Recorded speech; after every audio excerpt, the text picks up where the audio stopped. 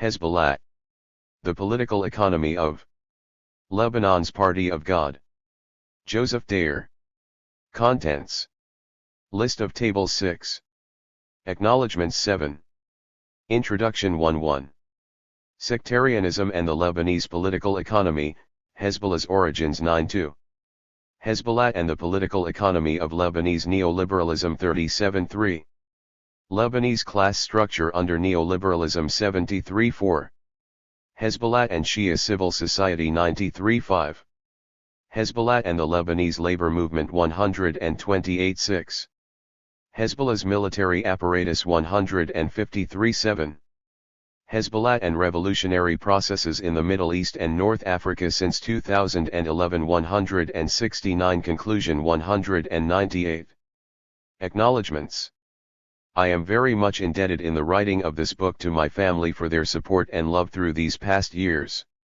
I would like to thank especially my mother Juliet and my wife Paula, who supported and encouraged me constantly in my work. I would also like to thank my daughters, Yara and Tamara, who without knowing it calmed me in times of stress by their presence and lovely smiles. I owe a debt of gratitude to the two direct supervisors of my doctoral dissertation, Dr. Adam Hani and Professor Gilbert Ichkar, for their assistance, comments, and time. Their precious advice and support have truly touched me and have guided this work. I would like to thank my friends of the Socialist Forum for the help they gave during my year in Lebanon and afterwards in my research, especially Walid Dou, Camille Dagger, Ghassan Makaram, Farah Kobaisi, and the late Bassem Chiat. I would like to pay tribute through this book to Bassem, who passed away in October 2014. His activism and writings were inspirational. I also thank David Schulman, editor at Pluto Press, for his help in publishing this book and all the team that contributed to this process. Finally, I would like to dedicate this book to my father Nicholas, who passed away in September 2014, with all my love and gratitude. He always has been a true inspiration for me and continues to be in my daily life. His great humanism, large heart, generosity, courage, honesty, humor, and knowledge have very much influenced me in my various activities and works. By dedicating this book to him, I cannot but also dedicate this book to the people of Syria, from where our family originally comes. They have suffered enormously since the beginning of the revolutionary process in March 2011, from massive destruction and displacements and grave human rights violations. My deep thoughts are with them. Introduction. Hezbollah was formed in 1985 during a period of intense political crisis characterized by the Lebanese Civil War and the invasion of Lebanon by Israel in 1982. It was established as an Islamic political group, based in Shia-populated areas in Lebanon, with an emphasis on armed resistance against Israel.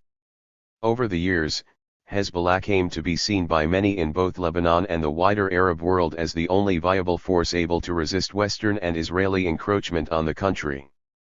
Following the various wars of aggression on Lebanon by Israel, most notably the 2006 invasion, Hezbollah was celebrated for its apparently well-disciplined military and propaganda capabilities, and its ability to effectively resist the Israeli state. Portraits of Hassan Nasrallah, the movement's general secretary, could be seen in demonstrations in the major capitals of the Arab world.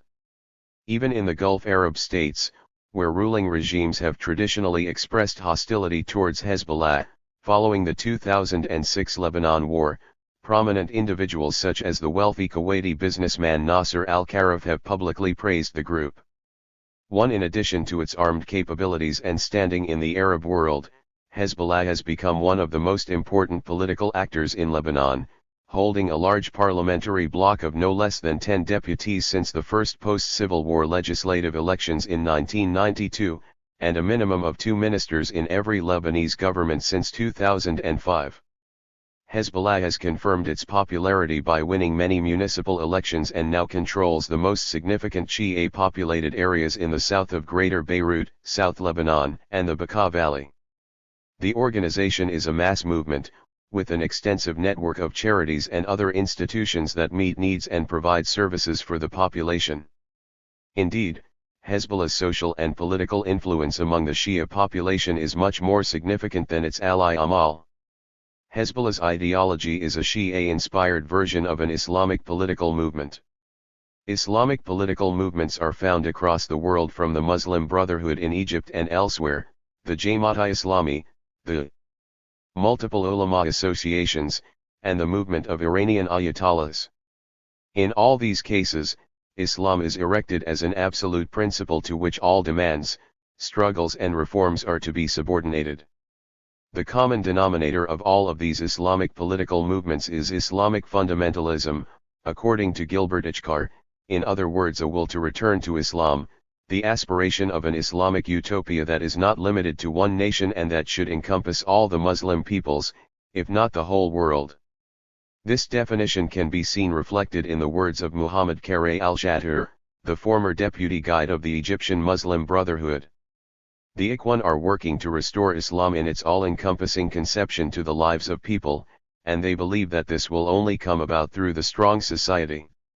Thus the mission is clear: restoring Islam in its all-encompassing conception, subjugating people to God, instituting the religion of God, the Islamization of life, empowering of God's religion, establishing the nada of the Ummah on the basis of Islam. Thus we've learned building the Muslim individual, the Muslim family, the Muslim society, the Islamic government, the global Islamic state. Religious fundamentalism is not limited to the Islamic religion, and we can see common elements among various religious fundamentalist movements throughout the world. It is important to note, however, that despite the call to return to an earlier age, fundamentalisms should not be seen as fossilized elements from the past. While they may employ symbols and narratives from earlier periods, fundamentalisms are alive, dynamic, and representative of major contemporary trends, designed to satisfy cultural needs. Their emergence must thus be fully situated in the political, economic, and social context of the contemporary period. In the Middle East, the rise of both Shia and Sunni Islamic political movements took place in a period through the 1980s and 1990s in which the left and nationalist forces were considerably weakened for various reasons: setbacks for Arab nationalism, U.S. support to the Saudi kingdom, which, in turn, helped foster various Sunni Islamic fundamentalist movements, most particularly the Muslim Brotherhood, as a counterweight against Arab nationalism. Regional events starting with the 1973 oil boom that allowed Gulf monarchies to increase their regional funding, weakening of the progressive forces in the early 1970s, with the intense repression by Arab regimes such as Egypt, Syria, and Iraq that abandoned their previous radical social policies and increasingly adopted a rapprochement with the Western countries and the monarchies of the Gulf, weakening of Palestinian and Arab national progressive forces. By the multiple attacks against the Palestinian national movement by both the Arab states and Israel, and the establishment of the Islamic Republic of Iran in 1979. This was the regional context in which Hezbollah was formed. Hezbollah's popular social base among the Lebanese Shia population, which was first concentrated among the relatively poor Shia and some petit bourgeois components, was then extended to encompass all social classes. Today, the party has significant political and social support among a growing Shia bourgeoisie, located both inside the country and in the diaspora.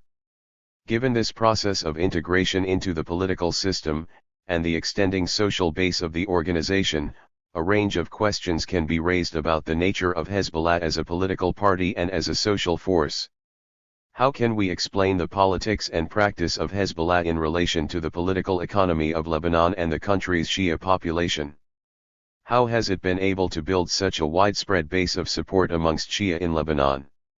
What is the nature of the relationship between Hezbollah and the Islamic Republic of Iran? What role do Hezbollah's military capacities play in its hegemony over Lebanese Shia populations? How can we explain the political and social evolution of Hezbollah? The answers to these questions are significant both in terms of the insights they offer into political Islam as an ideology, as well as their implications for understanding the broader political economy of Lebanon and the Middle East. The objective of this work is to understand Hezbollah through a historical and materialist understanding of political Islam, tracking the evolution of the organization's structures and relationship within the wider political system, and locating this evolution within the changing class and state formation in Lebanon. In this manner, this book moves the debate beyond the typical focus on ideology as a means of identifying and understanding the policies of Islamic political movements. The book argues that while the Islamic way of life may be the professed goal of Hezbollah, its actual practices can best be understood as harmonious with and reflective of the nature of the capitalist environment in which it operates. In addition to helping conceive the evolution of Hezbollah and its place within the contemporary politics of the region, we seek to counteract a prevailing Orientalism within much of the study of the Arab world. This Orientalism tends to hold up the region as being beyond the grasp of social scientific frameworks typically employed to understand processes of political change elsewhere in the world.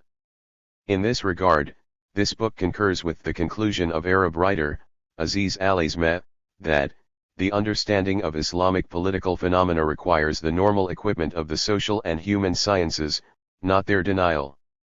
Structure of the book. This book is organized into 7 main chapters.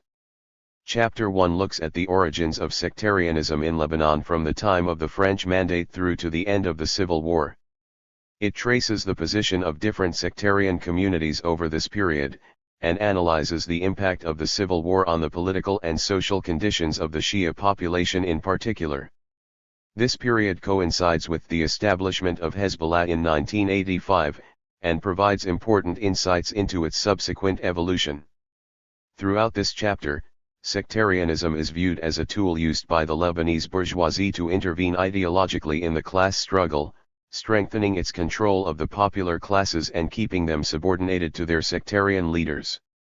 Sectarianism needs to be seen as constitutive, and reinforcing, of current forms of state and class power. Along these lines, we consider sectarianism as a product of modern times and not a tradition from time immemorial. As the Lebanese, Palestinian scholar Usama Makdisi has noted, sectarianism is a modern story, and for those intimately involved in its unfolding, it is the modern story, a story that has and that continues to define and dominate their lives. Chapter 2 studies the evolution of the Lebanese political economy from 1990 to 2016, the period covering the end of the Civil War until today. It focuses in particular on the Shia population, whose political and socio-economic status was significantly lower than other Lebanese religious sects at the end of the Lebanese Civil War and has since changed considerably. We will see the changes in the position and stratification of the Shia population as a result of neoliberal policies, and the connection of these changes to the development of Hezbollah as a political organization. These neoliberal policies led to the deepening of the historically constituted characteristics of the Lebanese economy, a finance and service-oriented development model in which social inequalities and regional disparities were very pronounced. The chapter discusses the consequences of these characteristics as they developed through the neoliberal period, and the subsequent political orientation of the Hezbollah towards both economic policy and the sectarian political system. It concludes with a survey of 3 specific case studies in areas where the Hezbollah has significant influence and control: the management of urban policy in the municipal neighborhood of Gobiri, attitudes towards rent control laws in Beirut, and agricultural policy in the Bekaa Valley. Having established these developmental trends over the neoliberal period, Chapter 3 examines their implications for Lebanon's class structure, in particular amongst the Shia population. The chapter demonstrates that the neoliberal period saw the emergence of a new Shia bourgeoisie within various sectors of the economy, and the resulting rebalancing of sectarian power across the country. This process, however, was not evenly distributed, and many Shia remain marginalized throughout significant urban and rural areas. The chapter then turns to a concrete mapping of the new Shia bourgeoisie through an analysis of the largest Shia business groups and their relationship to the Hezbollah itself. These factors are then brought together in an analysis of the changing social base of the party. Chapter 4 traces the growth of the party as a mass movement and attempts to understand how the party has managed to achieve a position of hegemony in Shia areas, despite the tensions arising from the nature of its social base. This chapter examines in detail the internal organization of the party and its large network of institutions. The latter has played an important role in diffusing the ideas of the party through the Shia community and extending its hegemony through the provision of much-needed services.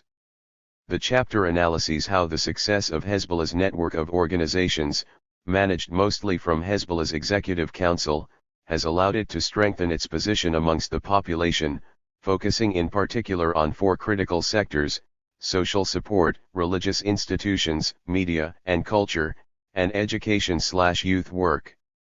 The chapter explores the ideological content of Hezbollah's work in these sectors, emphasizing the role that two concepts Hala Islamiyya and Iltizam have played in building allegiance to the party. It also analyzes the distinctively gendered characteristic of these ideological underpinnings of the party's work. Chapter 5 turns to Hezbollah's orientation towards the Lebanese labor movement. Beginning with the history of the trade union movement through the Civil War period, the chapter examines the various social and worker protests that continued through the 1990s and into the contemporary period. It shows how the General Confederation of Lebanese Workers, the main trade union confederation, was progressively weakened by the main bourgeois and sectarian political forces and subordinated to their interests, because they feared the CGTL's capacity for mobilization. In this regard, Hezbollah's behavior towards various economic demands, strikes, and the organization of labor is analyzed. The chapter thus provides a link between the political economy analyses provided in chapters 2 and 3, and the socio-political analysis of chapter 4. In this manner, it offers an important illustration of the tensions that have arisen in the organization as a result of its claim to represent the struggles and needs of the poorer ranks of the Shia population, concomitant with its changing social base. Chapter 6 analyzes a crucial aspect of Hezbollah's organization, its military activities and armed apparatus.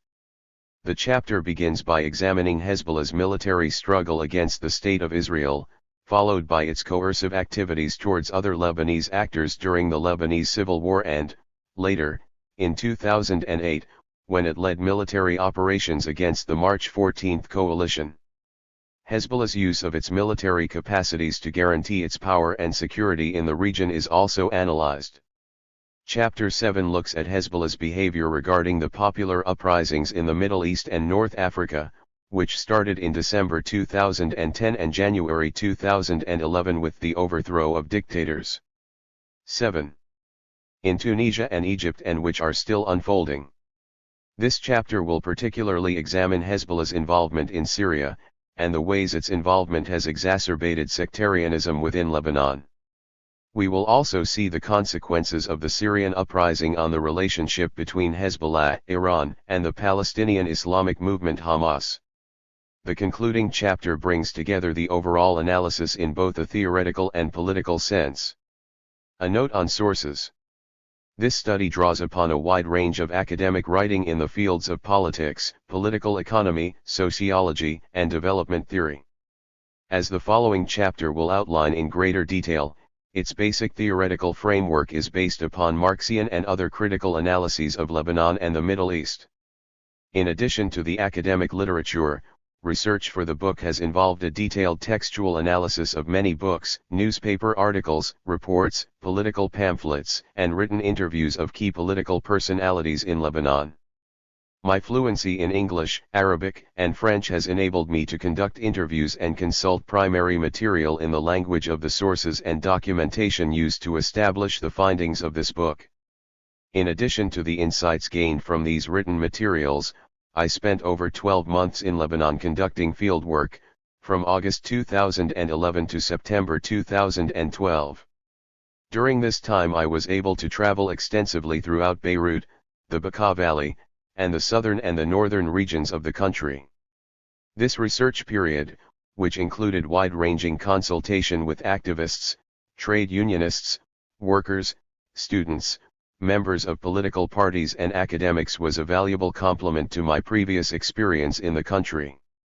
More than 40 people were interviewed in Lebanon, and I also learned from countless off-the-record discussions with individuals and groups involved in Lebanon's political scene.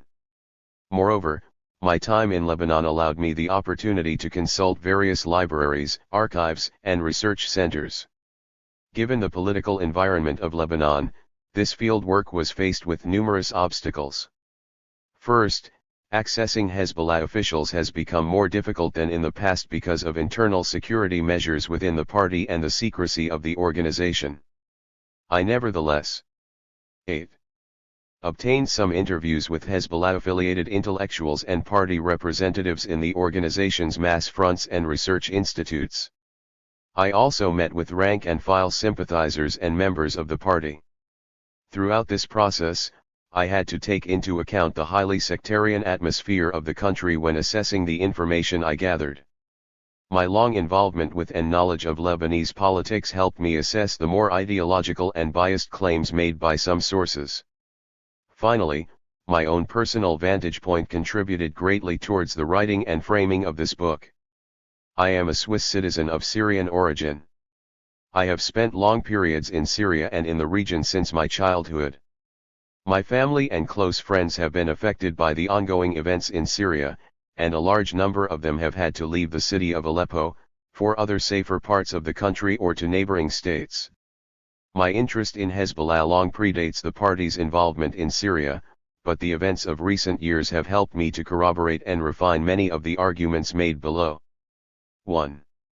Sectarianism and the Lebanese political economy. Hezbollah's origins.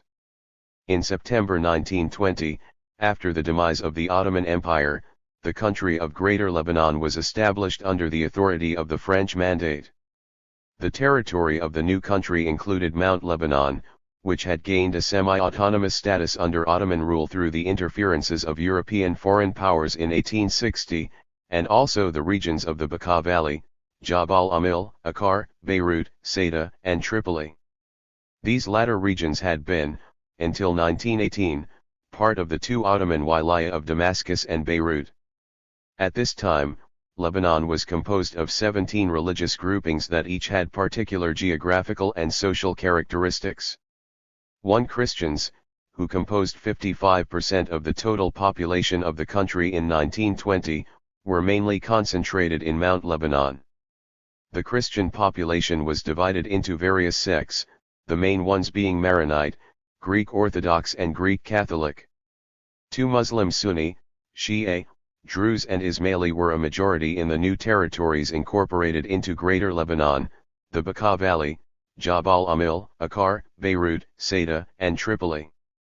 In these regions, Muslims formed a majority of 200,814 against 117,332 Christians.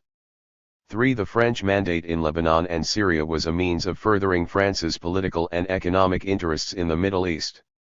Lebanon and Syria were controlled by two sets of French companies called Intérêts communs and Sociétés concessionnaires. These two companies had a monopoly over public services and controlled the main sectors of the economy. Lebanon's role as an economic intermediary towards Syria was also confirmed during French occupation, with Beirut continuing to act as the main 10.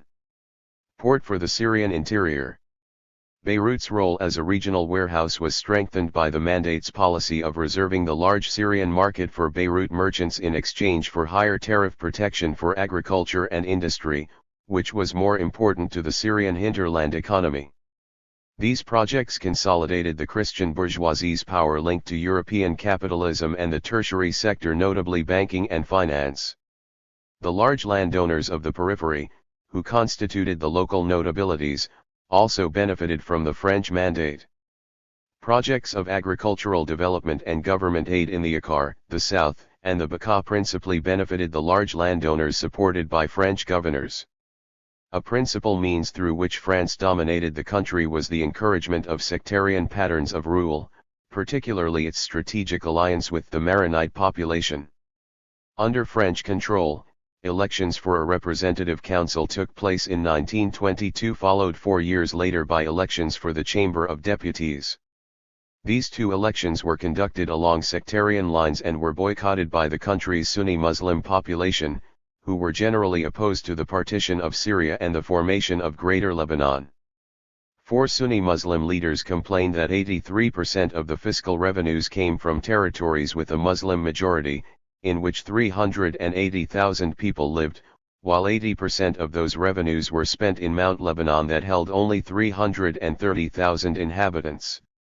Furthermore, in the new Greater Lebanon under French rule, Maronite Christians from Mount Lebanon constituted a majority of state politicians and civil servants, as opposed to the previous Wilaya of Beirut, which were mainly Sunni Muslims and Greek Orthodox.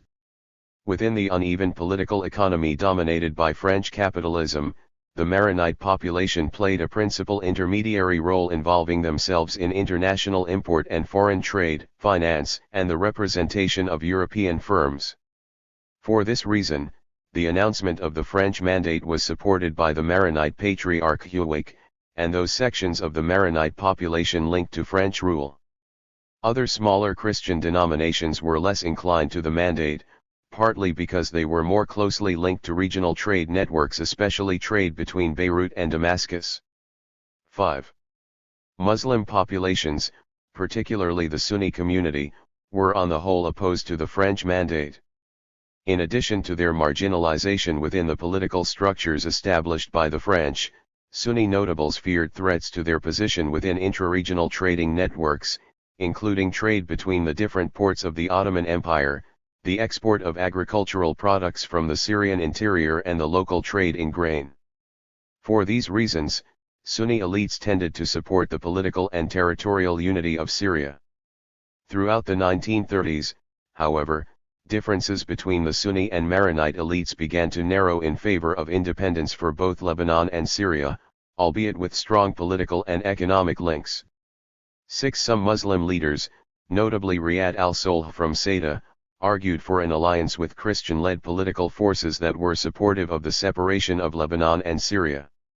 7. Initially this position was not widely supported within the Sunni population and led to a distancing between Solh and the dominant Muslim pro-Union factions. Nevertheless, this opposition did not last, especially following the signing of the Franco-Syrian Treaty of Independence in 1936, in which the Syrian representatives of the National Bloc dropped their annexionist demands concerning Lebanon in return for France's integration of the Druze and Alawite autonomous zones into the Syrian Republic. In addition to this, opposition to the French mandate and harsh social and economic conditions spread throughout Lebanon. The bourgeoisie from across sectarian tendencies increasingly favored the independence option and supported the various workers' and popular strikes and protests challenging the rule of the French mandate. The opposition of the bourgeoisie targeted the economic privileges of the mandate, as demonstrated by the monopolies exercised on behalf of the French concessionary companies, their fiscal exemptions, and the export of their profit to France. Even the Maronite Church, a traditional ally and supporter of the French in the country, joined the opposition to the French mandate for reasons very close to those of the bourgeoisie. Lebanese independence was achieved in 1943. The National Pact, an unwritten understanding between Maronite and Sunni notables, and the new Constitution of 1943, would establish the founding principles of the newly sovereign Lebanon. Both documents confirmed political representation along sectarian lines and entrenched the domination of the Maronite community within the top echelons of the state. The president, according to constitution, was required to be Maronite, and had extensive powers, while Christian deputies also had a majority in the parliament in a 6:5 ratio to Muslims.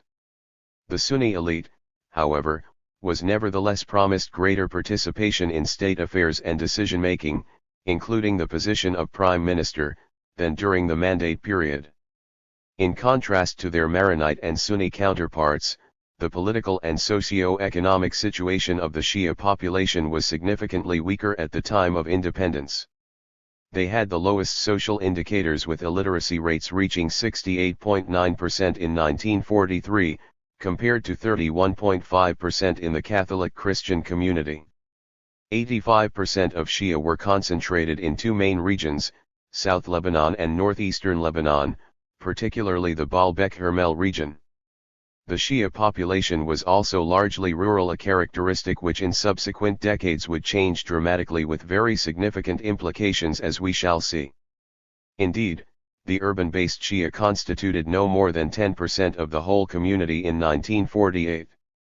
The reason for the condition of great sections of the Shia population was that they were located as much as 85% of them in the periphery of Lebanon. At the time of independence, Lebanon's periphery was characterized by large private properties owned by wealthy landowners. These properties accounted for 3/4 of the best land in the Shia countryside, and enabled the quasi-feudal exploitation of private sharecroppers. The Shia population had not yet experienced the social disruption, peasant revolts or rapid expansion of export farming that had already transformed the Maronite majority area of Mount Lebanon as it was integrated into the world capitalist economy. The Shia were also largely marginalized within the political system, despite the agreement that they would hold the position of Speaker in the National Assembly. They had the lowest level of political representation of all communities, with very few Shia holding a position of state official before 1974. Empirical studies indicate that in 1946 only 3.2% of the highest civil service posts were held by Shia, increasing to just 3.6% by 1955, although Shia were then 18% of the Lebanese population. In 1962, only 3% of Class I posts in the state administration were held by Shia, who constituted 19.2% of the population at that time. In addition, similar figures were revealed for Class II and III governmental posts in the late 1960s. Notabilities of important Shia families typically governed the Shia population during this period, with political power monopolized by 6 notable families, the Azad, Zion, and Osiran in southern Lebanon, and the Hamadeh, Haidar, and Husseini families in Baalbek and Byblos. These Zoama, as they were called, were generally large landowners who acted as intermediaries to access services for the vast majority of poor Shia. This relationship meant that the Shia population was heavily characterized by clientelism and patronage. Harold Chorev describes these characteristics as follows: control of landed families over their sharecroppers, capital of merchant families, control over the allocation of national resources, and ability to mediate between the public and the authorities. All of these made it possible for a Zaim to provide his clients with protection and employment, and help them in their contacts with the authorities. This patronage-based socio-political structure was presented as being all-encompassing, characterizing not only the relationships between the Zaim and the public, but also between senior Zoama and Zoama of lower standing. This Zoama system was not limited to the Shia population, and was also present among Christian and Sunni populations. 1945 to 1975, from independence to civil war. Following Lebanon's independence in 1943, control of the state and the country's economy continued to be concentrated in the hands of a narrow oligarchy. Between 1920 and 1972, deputies in the parliament represented some 245 of Lebanon's most prominent families. By 1972, and after nearly 50 years of parliamentary life, 359 MPs had been elected, of whom slightly more than 300 had inherited their seat because of family ties. State policies reflected the interests of these political and economic elites, who aimed to maintain and strengthen Lebanon's position as a key financial intermediary between the Arab world and Europe. Due to this intermediary position between the West and the Arab world, the Lebanese economy in the first 2 decades after independence was largely dominated by the service sector, which in 1976 constituted 72% of the Lebanese economy. Within this sector, banking was dominant. Alongside the predominant weight of finance and services, industrial production was limited, growing only minimally from 14.52% of GDP in 1950 to 16.7 to 18% in 1974. Lebanese industry followed a typical path of a dominated economy of the Third World, with most production concentrated in low-wage light industry. The dominant position of the commercial and financial bourgeoisie, linked closely to Western capital, also imposed itself on the structure of the agricultural sector. In addition, government policies supported the interests of large landowners, who received the large majority of the Ministry of Agriculture's assistance, while small farmers were neglected. This situation had important consequences for the structure of social relations in rural areas.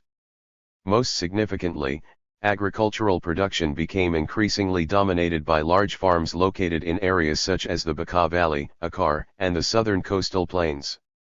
These farms were frequently owned by urban elites, who forced traditional sharecroppers to leave the land. The proportion of sharecroppers in the active population fell from 25% in the 1950s to 5% in the 1970s. After being displaced from their traditional livelihoods, former sharecroppers were forced to either move to Beirut, migrate abroad, or to become agricultural wage laborers.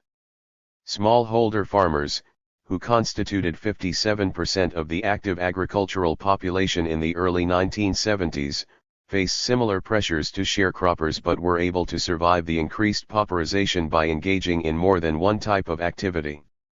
More than half of all farmers at the end of the 1960s worked in a secondary, usually non-agricultural. 15. Job. The relative share of agriculture in the national economy declined from 20% of the GDP in 1948 to less than 9% in 1974, while the share of the active population working in the sector decreased from 48.9% in 1959 to 18.9% in 1970. The agrarian sector lost more than 100,000 active members in less than 2 decades. In this context, Lebanon experienced large-scale rural-to-urban migration during the 2 decades following independence, with the urban population rising sharply from 25% of the overall population in 1950 to 65% in 1975. Most of these internal migrants came predominantly from Shia rural areas. By 1973, 63% of Shia were living in cities, including 45% in Greater Beirut. These newcomers found jobs in the service sector, where they were subjected to severe exploitation in terms of wages and working conditions. These trends were reinforced by the lack of work opportunities in services and public administration for new graduates. The level of unemployment grew from 70,000 people in 1969, about 10 to 13% of the workforce, to 120,000 people in 1974, representing 15 to 20% of the workforce. Great disparities remained between the center and the periphery. The annual per capita income in Beirut was estimated at $803 in the early 1970s, while in South Lebanon it did not exceed $151. Rapid urbanization meant that Beirut was surrounded by a massive poverty belt in which 400,000 people out of a total population of 1 million lived on the eve of the civil war in 1975. Class and sectarian divisions. By the early 1970s, Lebanese society was characterized by pronounced social, regional, and sectarian inequalities. It was estimated in 1959 to 1960 by the French Mission of Inquiry IFRED that 4% of the very rich were taking 33% of the national income, while the poorest 50% of the population received only 18%. A study conducted by Bishop Gregoire Haddad stated that 79% of the Lebanese population received less than the monthly 16. Minimum income, which was $135 in 1975. Another indicator of these inequalities was that 84% of the total savings were undertaken by 3 to 4% of households until the mid-1960s. Overlaying these inequalities were clear sectarian and regional distinctions.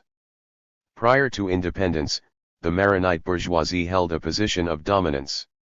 In 1973, the Christian fraction of the bourgeoisie owned 75.5% of total commercial companies, 67.5% of total industrial companies and 71% of the total of Lebanese-owned banks. At the same time, the Shia popular classes were relatively deprived. In terms of secondary education, 15% of Sunni and 17% of Christians had finished their secondary education, while the percentage of Shia did not exceed 6.6%.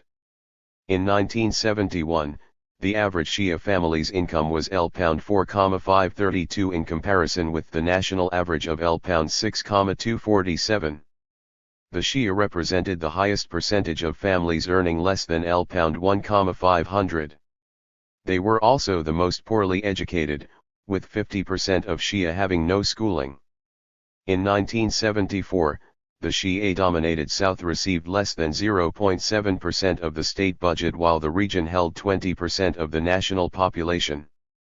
Despite these differences, it is important to note that the gap between the Christian and Muslim populations had nonetheless narrowed, and it would be wrong to ascribe class position solely on the basis of affiliation to sect. According to NASR, the upper class was divided between 65% Christians and 35% Muslims in 1975. The percentage of professionals in banking who were Muslim jumped from 0 in 1950 to 35% in 1982 to 1983, while during the same period the percentage of Muslim professionals in industry increased from 33% to 44%. Similar trends could be seen within the poorer classes. One 1974 survey of 7,070 workers in 26 of the largest industrial factories in an eastern suburb of Beirut found that the breakdown of the workforce was almost evenly divided between Muslims and Christians. The sample interviewed in this survey represented nearly 10% of total employment in factories where more than 5 workers were employed, and around 40% of workers in large industry. The results indicate that, at that 17 time, a substantial number of Christian workers were found within the Lebanese labor force. Despite its generalized impoverishment, the Shia population had undergone significant changes in the period following independence, particularly under the presidency of Fuad Shihab. Shihab had attempted to integrate parts of the Shia population into the political administration of the country, and moderated regional inequalities through the development of economic, transport, electricity and water infrastructure. His government imposed stricter quotas on the recruitment of civil servants and military personnel, which benefited Shia who were hitherto largely underrepresented. Indeed, by the early 1970s, Shia represented 22% of Class I civil service posts, up from just over 3% in the 1960s. Increased state intervention in education also benefited the Shia, who did not have a large network of private schools like the Maronite population. Thus in South Lebanon and the Bekaa, the number of pupils in primary and secondary schools increased from 62,000 in 1959 to 225,000 in 1973.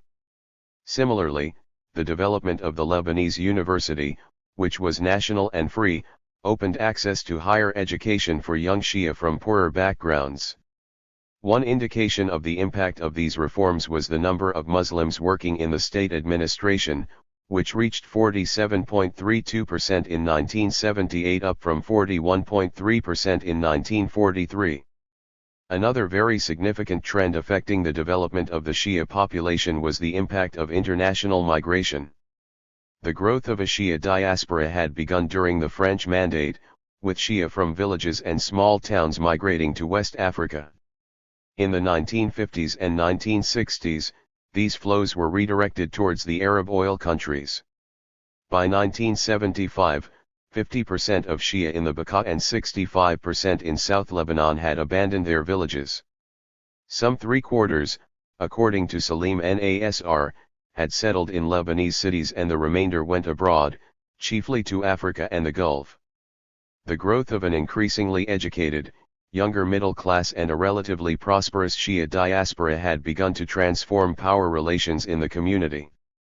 Older established leaders of that Hezbollah 18 community, the ZOAMA, and the clerical leaders associated with them, were increasingly marginalized by migrants who used their remittances to purchase land and orchards, establish channels of commerce and carve out spheres of socio-political influence. This new layer of the Shia population initially directed its economic activities towards relatively minor sectors such as small-scale real estate, citrus cultivation, leisure businesses, and trade with Africa. By the early 1970s, however, it had expanded into banks, industries, and large commercial enterprises. This new elite, formed through the pathway of migration, could be seen in clerical institutions, the political sphere, and financial activities. It was in this context that a key Shia-based party emerged in 1974, known as the Movement of the Maruman, around the leadership of the cleric Moussa al-Sadr. Sadr was born in Iran and arrived in Lebanon in the early 1960s with significant funds to launch social projects for the Shia population. He sought to capitalize on the institutionalized discrimination of the Shia and to build a movement that would rival the left, which was influential amongst the Shia at the time. In order to achieve this goal, Sadr built alliances with important families such as the Baidun, Bazai, Osiran, and Zion, while opposing specific traditional Zoama8 families such as the Azad. It was under Sadr's initiative that the Shia were organized into a more coherent voice, codified in the creation of the Higher Islamic Shia Council in 1967 that had the goals of defending the rights of the community and improving its social and economic conditions, including the distribution of relief funds to the Shia. Not long after HISC's establishment, the Lebanese government disbursed $10 million in aid to it. In May 1969, Sadr was appointed to chair the Higher Islamic Shia Council. This council was primarily conceived as a forum for the rising and increasingly influential Shia middle class and bourgeoisie and newly influential political Shia personalities, who in the past were blocked from political power and social influence by traditional Shia Zoama. 19. Sadr was able to mobilize a great majority of the Shia population behind his movement. The movement drew their strength from peasants, workers, and the urban middle classes who directly experienced the frustration caused by the underrepresentation of the Shia in a political system dominated by the Maronite and Sunni bourgeoisie. Wealthy overseas Shia also supported him as they sought a place in the system, as well as a social status that corresponded to their newly acquired wealth. Sadr wanted the state to act as a guarantor of the interests of the new and emerging Shia bourgeoisie and to enable it to achieve a higher status in the administration and ministries. Although Sadr did not challenge the sectarian basis of Lebanon's political arrangement, he was critical of Maronite domination and accused the various governments of neglecting the South and the Bekaa, rendering the Shia a disinherited population in Lebanon. This nevertheless did not prevent Maronite bourgeois leaders in search of a Muslim ally to seek relations with Moussa Sadr as a counterbalance against the majority of Sunni leaders allied to Nasserism and Palestinian national organizations. This was all the more significant given the substantial demographic changes in Lebanon at the time, with the Muslim population estimated at 55 to 60% of the Lebanese population by the early 1970s. Moreover, the Shia constituted the largest single confessional group in Lebanon on the eve of the civil war, with an approximate population of 30%. The Lebanese Civil War 1975 to 1990. The Lebanese Civil War began in 1975, and had profound consequences for these trends and for the character of the sectarian system in the country. A full discussion of the causes of the Civil War is beyond the scope of this book, but it is important to highlight some of the political and social changes that were occurring in the country at the time as part of situating the roots of Hezbollah's formation and the character of its relationship to the Shia population. Foremost amongst these changes was the increasingly fractious debate opened up by the growing presence of the Palestinian resistance in Beirut and southern Lebanon. In addition to the 100,000 Palestinian refugees already located in Lebanon from the time of the 1948 Nakba, South Lebanon had become the main geographical base of Palestinian armed groups following the events of Black September in 1970 in Jordan and the repression of Palestinian organizations by the Hashemite Kingdom. At the onset of the Civil War, the number of Palestinians living in Lebanon had reached around 260,000, of which more than half resided in refugee camps. Palestinians living in the camps were largely excluded by Lebanese law from full integration into Lebanese society, while those who lived outside of the camps generally had higher socio-economic standing. Many Palestinians in the camps were incorporated into Palestinian armed political organizations, mostly as military recruits. It should be noted as well that a great number of the Lebanese Shia joined Palestinian armed organizations during this period. Political forces in Lebanon were increasingly divided over support to the Palestinian resistance, and the large Palestinian presence in the country questions that intersected with the future of the sectarian system described above. The Phalange Party and its allies, organized in the Lebanese front and led by Maronite notables, criticized the resistance and sought to maintain the domination of the Maronite community in Lebanon's political and economic life. In opposition to the Lebanese front, the Lebanese national movement led by the Druze leader Kamal Jumblat of the Progressive Socialist Party in alliance with other leftist and nationalist movements supported the Palestinian resistance and called for an end to the sectarian political system. Within this constellation of forces, Lebanon's Shia saw increasing divisions between the poorer populations in Beirut and southern Lebanon and the community's leadership represented by Sadrs al-Marouman. In the early stages of the civil war, Shia areas had been the targets of attacks by Falangist forces, including the infamous massacre of Black Saturday on December 6, 1975, in which numerous Shia were killed.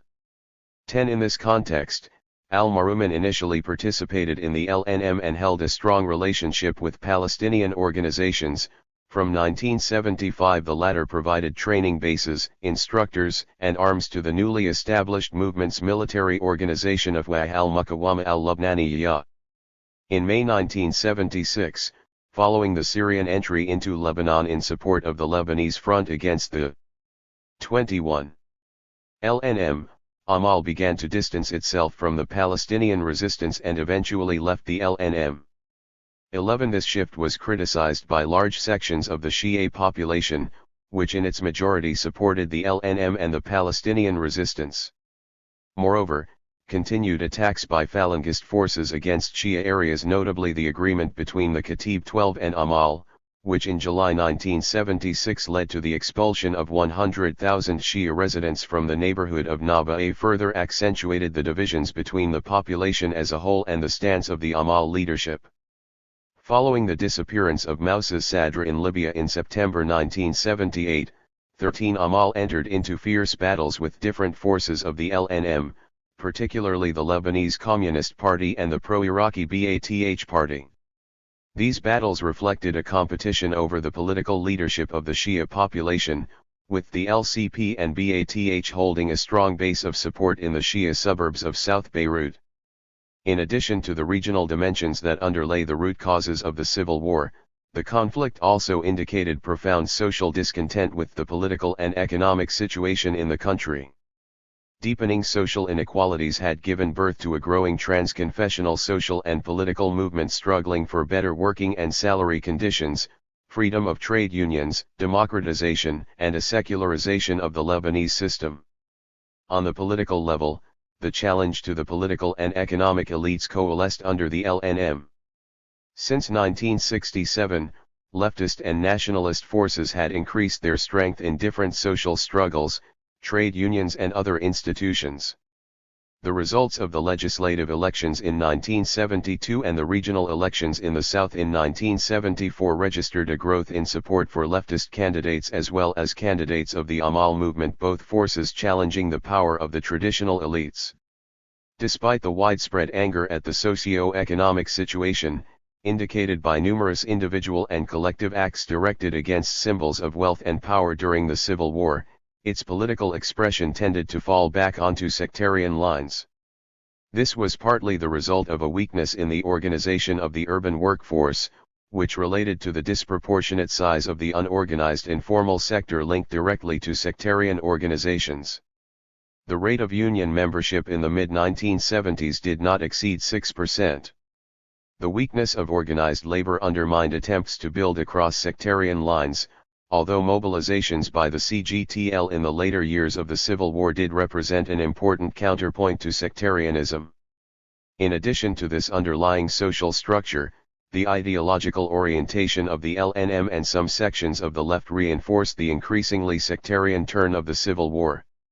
It was at this period indeed that the concept of community class, which was developed by two prominent intellectuals associated with the Organization of Communist Action in Lebanon, Mohsen Ibrahim and Fayez Trabulsi, expanded from its origins among a small circle of left intellectuals to become one that was widely held among key left organizations in Lebanon, notably the LCP and the Progressive Front, the LNM.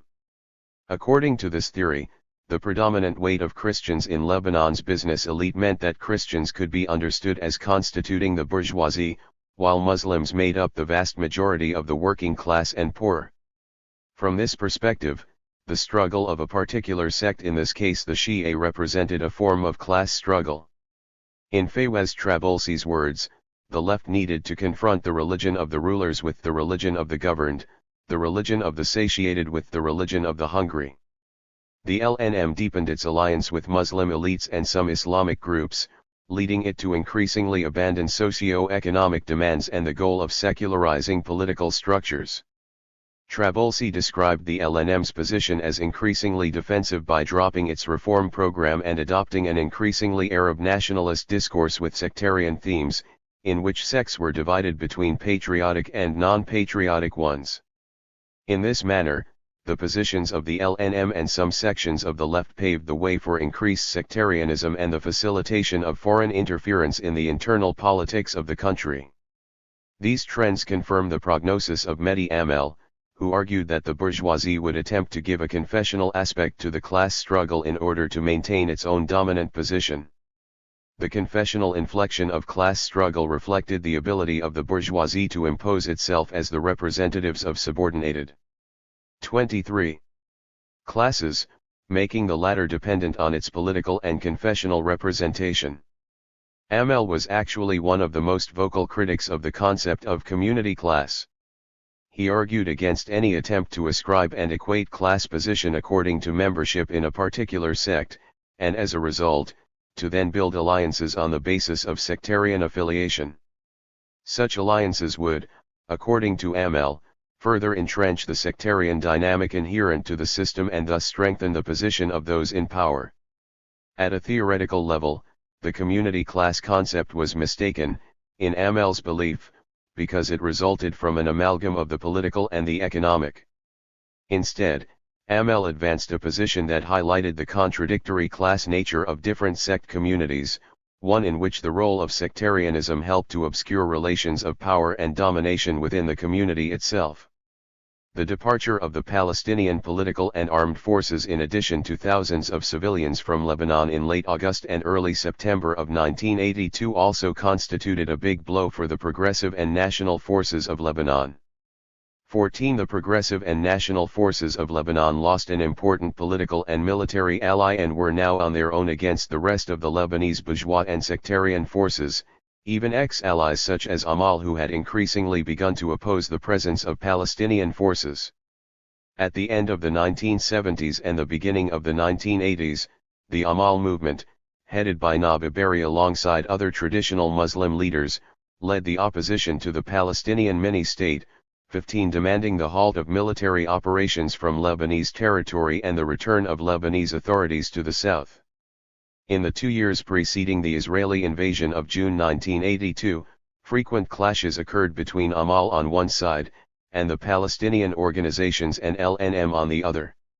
The LNM, which had lost many political forces since its establishment in 1969, such as the pro-Syria Ba'ath branch, the Amal movement and an important Syrian Social National Party faction which left the movement or halted their participation as its relations deteriorated with Damascus, was dissolved following the 1982 Israeli invasion, increasing the process of sectarianization in the Lebanese political scene.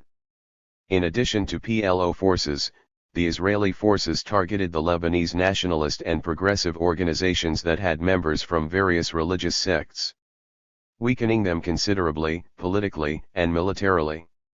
All this while the Lebanese sectarian political forces, among them Druze, Christian, and Shia, were not the object of Israeli attacks, or only marginally so. The Lebanese National Resistance Front, commonly known by its Arab acronym as Jamal, was established in 1982 by the LCP, the OCAL, the Arab Socialist Action Party Lebanon and the Syrian Social National Party. This new coalition had the objective of replacing the LNM, but above all to resist the Israeli occupation. By the spring of 1985, the LNRF had succeeded in driving the Israelis out of the western Bekaa, Rashaya and other large areas in the south. The leadership of the front then decided to bring the fight to the Israelis by attacking targets inside the security belt, the highly militarized strip of territory along Lebanon's southern border that the Israelis used as a buffer zone. Nevertheless, this period was the beginning of the end of the LNRF, which was the target not only of Israel, but also of the Syrian regime following the refusal of the LNRF's leadership to submit to the demands of coordination with Syria. In addition, from 1984, economic assistance to the LNRF from the USSR and Arab countries was ceased.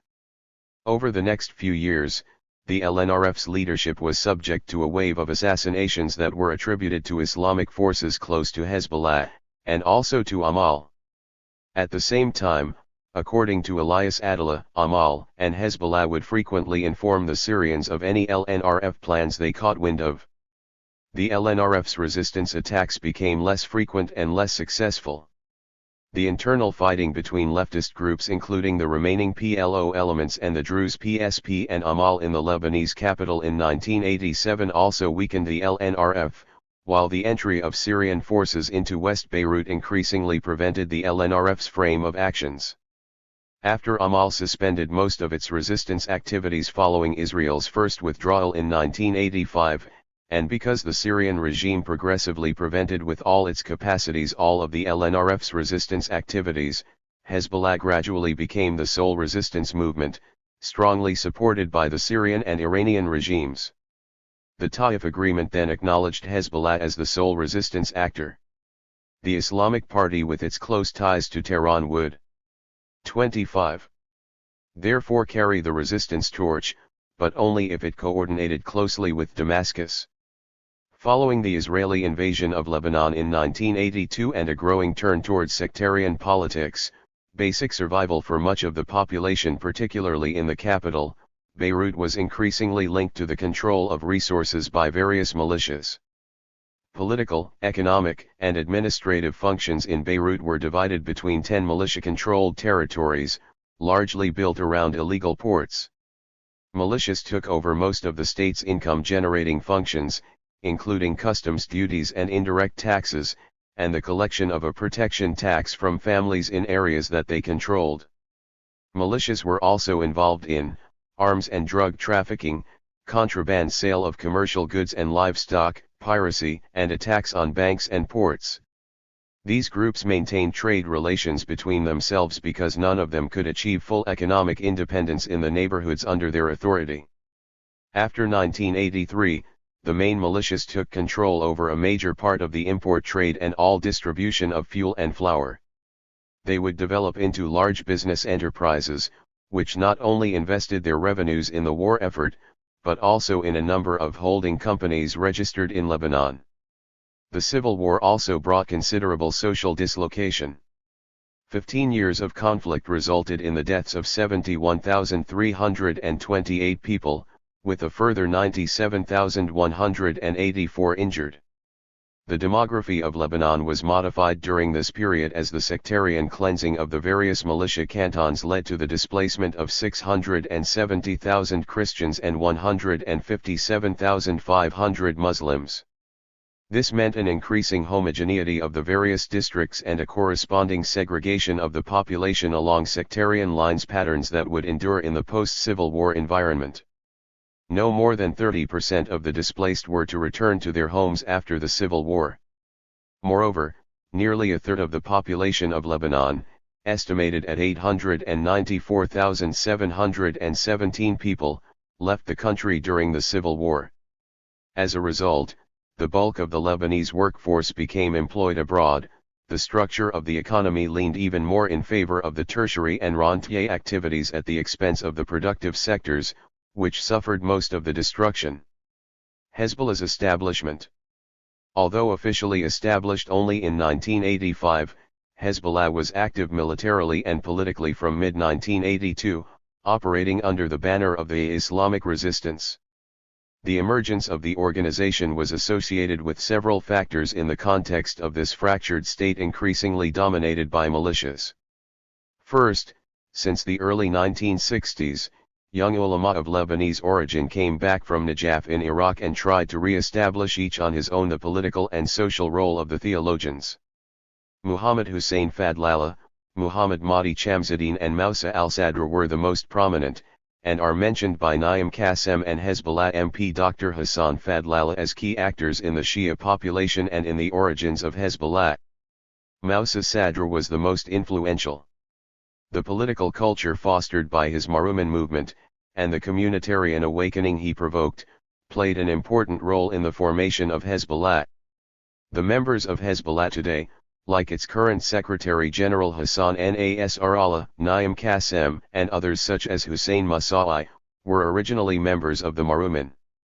Although he was never a member of the party, Muhammad Hussein Fadlallah also played a major part in the origins of the Islamic movement, and he is often portrayed as the spiritual father of the Hezbollah.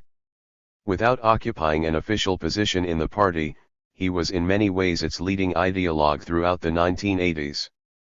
His speeches were published in Hezbollah's newspapers, and he encouraged the members of the Al-Dawa 16 Lebanese branches to merge with Hezbollah. Fadlallah first engaged politically on the side of Muhammad Bakir al-Sadr, who was the main spiritual guide of Al-Dawa party in Iraq, where he was born and raised. In 1966, he went back to the popular neighborhood of Naba'a in Lebanon, which was inhabited in the majority by Palestinians and Lebanese Shia. He opened a Husseiniyyah, a dispensary called the Usra al-Taqi and a Hawza, 17 the Islamic Legal Institute, which was a unique institution in Lebanon for advanced religious studies modeled on the seminaries of Najaf. In 1966, Al-Ittihad al-Lubnani lil-Talaba al-Muslimin, which was the first Shia Islamic student organization in Lebanon, was established under Fadlallah's influence and patronage. The organization's students used to follow the religious courses of Fadlallah in the Islamic Legal Institute in Naba'a. Many young people were attracted to Fadlallah and some gravitated around him, distinguishing themselves later on in Hezbollah, such as Ali Fayyad and Muhammad Said al-Khansa. Fadlallah was first supportive of the Islamic Republic of Iran and of the concept of Wilaya al-Faqiyatin. In the middle and late 1980s, he became more critical of the Islamic movement in Iran and of the Iranian state, and in the early 1990s his relation with Iran and Hezbollah became more distant. 2003-13, as we will see in Chapter 5. The establishment and development of the Hezbollah must also be understood in the framework of the political dynamics and developments of the IRI. As we will see, the Hezbollah has been politically, socially, and financially supported by Iran since its official establishment in 1985 and even earlier in the case of the activities of groups linked to it. In the 10 years following the overthrow of the Shah and the establishment of the IRI, the regime's foreign policy was dominated by the two main ideological foreign policy principles of the revolution, neither East nor West and the export of the revolution. The policy of exporting the revolution was particularly promoted during the first years of the revolution by the conservative factions of the new state. In the summer of 1982, the IRI sent 1,500 soldiers from the Iranian Revolutionary Guard Corps, known as Pasdaran, 19 to training camps set up in the Syrian city of Zabadani and in the western Bekaa district. 20 According to Norton, the contingent quickly became the nodal point for the Iranian training, supply and support of Hezbollah under the watchful eye of Ali Akbar Mohtashemi, then Iran's ambassador to Damascus. 21 At the same time as establishing these training camps, Iran sponsored the establishment of Ashura Lubnan, the Council of Lebanon, in which two representatives, Ali Akbar Mohtashemi and Ahmed Ghanani, out of the 5 were Iranians. The council had as a role to organize and oversee the activities and programs of Hezbollah within Lebanon and to operate as a nodal connection between Iran and Lebanon. According to the Hezbollah MP Dr. Hassan Fadlallah, the Shura held its first meeting on January 23, 1983, in which was drafted the outline of its overall policies, and it was decided that the Shura would be the main point of reference for decisions made by the leadership of the Islamic movement in Lebanon. 3 days later, the Shura held its second meeting and they determined their overall principles, including the reliance on mass Islamic work and far from the spirit of narrow partisan work, the necessity of a political movement that expresses a political position and has the legitimacy required, the organization of work through the establishment of committees according to necessity in various areas, the separation of the Security Committee and the military apparatus from the rest of the committees, and the establishment of a direct relationship between these committees and the Shura. Following this second meeting, the organizational structure of the party was constructed according to these principles with establishment of the Committee of Jihad, the Committee of Ulama, and the Central Committee. The attempt by the new Iranian leadership to export the Islamic Revolution was further accompanied by the imposition of religious practices and discourses following Khomeini's ideology in the regions where the IRGC and Hezbollah were present. Upon their arrival, IRGC soldiers spread Khomeini's theories on Islam in Baalbek and the surrounding villages, while pictures of Khomeini and Iranian flags became much more prevalent in the region. In addition, the main square in Baalbek was renamed after Khomeini, more women were wearing full-length black chador and alcohol was removed from many shops and hotels. Between 1984 and 1986, Hezbollah and groups linked to it attempted to impose Sharia rule and conservative social codes in the areas it controlled, notably in some areas of West Beirut and in villages of the Bekaa, such as Maqgara. Owners of grocery stores were forbidden to sell alcohol, while others were deliberately attacked. Shops and restaurants had to close on religious days. In some cases. 29. They also forbade Christians in the RAS Beirut neighborhood, close to the American University of Beirut and Hamra, to perform their own religious celebrations. Hezbollah was also accused of plastering posters of Khomeini on walls in Beirut, harassing women who were said to be immodestly dressed and bombing shops selling alcoholic beverages. As Hezbollah became ever more entrenched in the south following Israel's withdrawal to the Israeli-Lebanese border and the establishment of the security zone in June 1985, it banned the sale of alcohol, parties, dancing and mixed swimming on the long beaches of Tyre, and closed down cafes. In some villages in the Bekaa Valley, Christians were reported to have left their villages because of the atmosphere of fear and threat imposed by Hezbollah.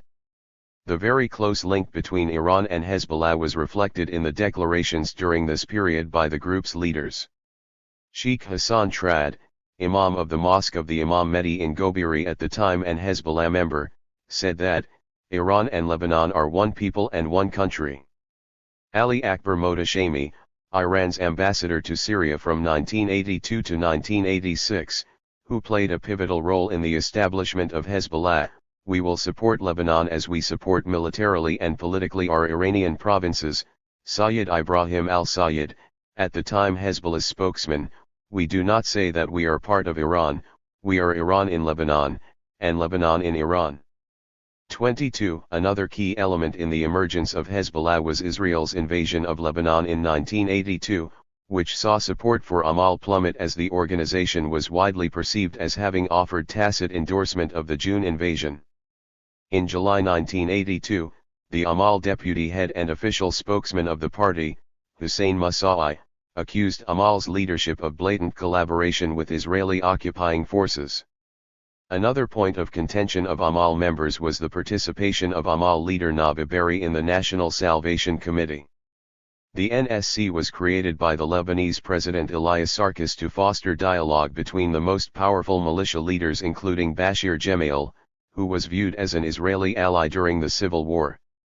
Therefore, the NSC was described by many of Amal's youth as an American-Israeli bridge. Indeed, according to Norton, Amal leaders, notably Nabi Berri and Daoud Suleiman Daoud, were seeking a modus vivendi with Israel and the United States. They assumed that the latter was now the major power in Lebanon. Norton argues, there is no doubt that Berri's willingness to contemplate a deal that would privilege Syria's enemies provoked Damascus to lend support to Hezbollah as a counterweight to Amal and led to the Syrian regime accepting the establishment and development of Hezbollah during this period in the regions of Lebanon under the authority of Damascus. The initiative to establish Hezbollah had come mostly from Amal members at odds with the leadership of Nabi Berri, who had become Amal's leader following Sadra's death.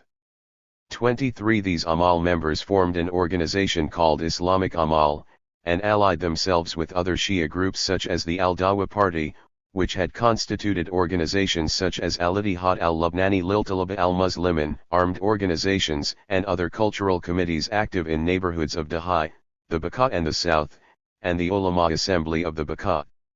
These organizations represented a geographical base of the Shia Islamic leadership from Beirut to the Bekaa Valley.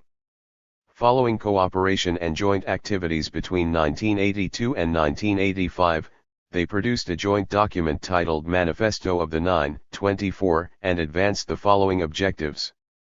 Islam is the comprehensive, complete and appropriate program for a better life. It is the intellectual, religious, ideological, and practical foundation for the proposed organization.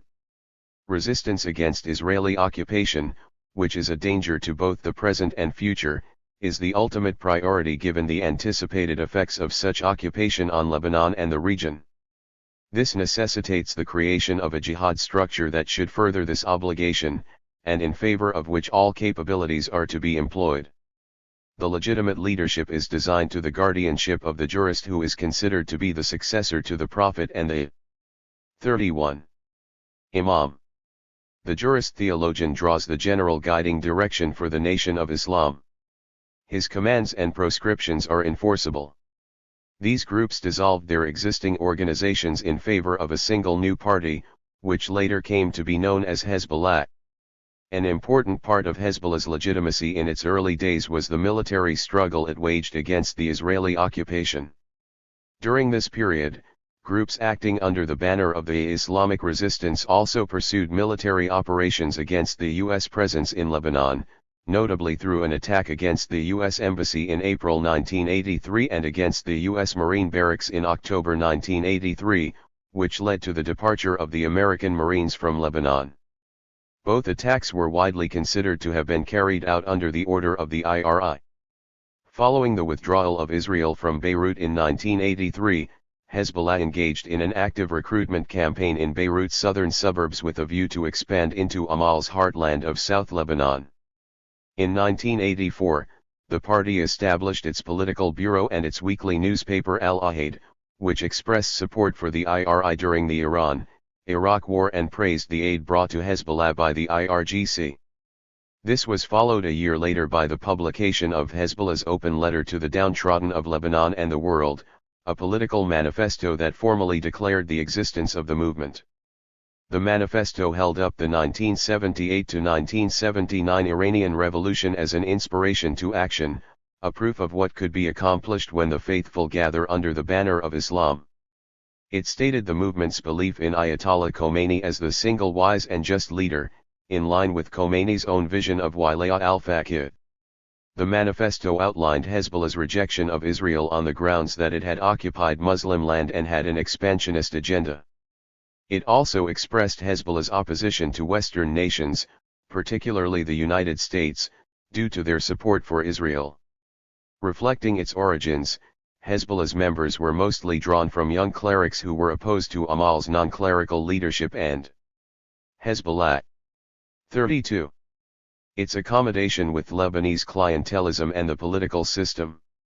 The party's unequivocal opposition to both the Israeli invasion and the Lebanese political system thus drew supporters away from Amal and into its own sphere of influence. Significant levels of financial support from Iran was another factor that allowed the party to grow to the detriment of Amal, with Hezbollah able to offer not only the virtue of ideological simplicity and authenticity, but the rewards of hard cash as well. Hezbollah fighters were well paid and guaranteed to receive a regular monthly salary from Iran, while Amal's members were dependent on the Shia of Lebanon for their funds. Hezbollah could afford full-time gunmen and possessed an extensive system for the payment of pensions to the families of martyrs, while many Amal cadres were part-time and volunteers. By the middle of the 1980s, members of Hezbollah received $300 per month, compared to $100 to $150 in other militias including the Israel-sponsored South Lebanon Army. The rivalry between the two organizations was most sharply expressed in the southern suburbs of Beirut, where the two groups fought each other over leadership of the Shia population. Hezbollah and Amal waged a struggle against leftist parties and intellectuals in these areas and the south of Lebanon, most significantly against the LNRF. The suburbs are strategically localized at the entry of the capital Beirut on the road that leads to the south. In this area, Hezbollah's political activities were mostly concentrated in Dahi, particularly the neighborhood of Gobiri, where they launched what was described as Islamic work through committees operating in mosques and Husseiniyyat. 25 Dahi was home to 500,000 Shia, many of whom had been displaced there following the Israeli occupation of southern Lebanon or attacks by Christian militias on eastern Beirut suburbs such as Nabaa and Sin el-Fil. The concentration of the Shia population in this area means that it came to provide an important power base at the national level. Finally, the southern suburbs lacked basic and necessary services for a population in need, and thus presented great potential for investments in institutions and services by the political actor controlling this space or its supporters. 33. Hezbollah's growth in these areas was further facilitated by the expansion of its charitable, medical, and educational activities funded principally by Iran. 26. As Picard notes, in deprived areas such as the Bekaa and Beirut southern suburbs, Hezbollah strengthened its popular base by establishing local branches of numerous Iranian foundations created during the Iran-Iraq War to provide aid to various groups of the injured and for reconstruction, or for the support of social services. In practice, the organization set up its own social services independently from the state, structured around a set of autonomous organizations operating in networks and providing a complete range of assistance to Shia. During the civil war, Hezbollah guaranteed the distribution of electricity to the population of Dahi during power outages through its own generators, and took care of garbage collection and repair of the water and sewage pipes. They also provided jobs to youth who were by and large unemployed during the civil war, and for whom the only alternative was to become member of a militia. Those employed in Hezbollah institutions were not required to join the party, but had to respect its Islamic ideology, including Islamic dress codes. This large social support network, and the ongoing growth of the Shia population in the southern suburbs of Beirut, South Lebanon, and the Bekaa, massively expanded the constituency of the party. It enabled Hezbollah to position itself as a massive welfare provider with the support of Iran, transmitting the political and ideological beliefs of the Iranian Islamic Revolution to the poor Shia families and larger sectors of the Shia population. Hezbollah appeared and presented itself increasingly to the Shia popular masses as the party that continued the struggle for the Shia cause, which had been betrayed by Amal, and as the savior of the violated rights of the Shia in the continuity of Imam Sadr. Hezbollah was also able to recruit members and supporters from wealthier layers of the Shia population, many of whom had lost confidence in Amal. The Lebanese civil war finally ended in 1989 to 1990, following the signing of the Taif Agreement in Saudi Arabia. The agreement reconfigured the sectarian system in the country and, as will be discussed in later chapters, codified Hezbollah's new ascendant position within. Hezbollah. 34. The political system by allowing Hezbollah to maintain its armed wing.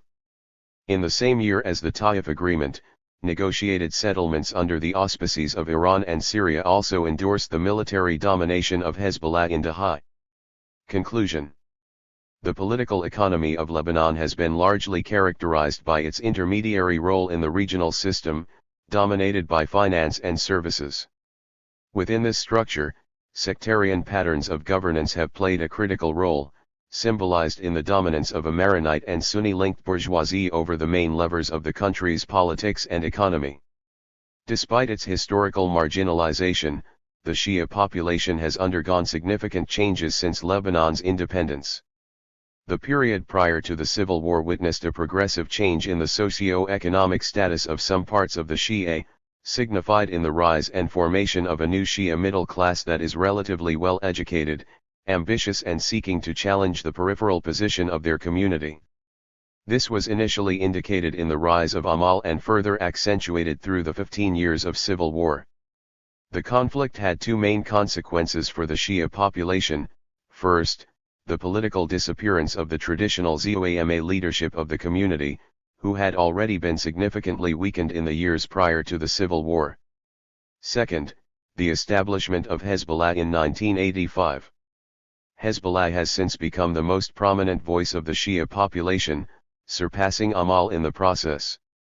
This position of prominence was reached through Hezbollah's position as a welfare and services provider to the Shia population, and as the main actor in the military resistance against Israel.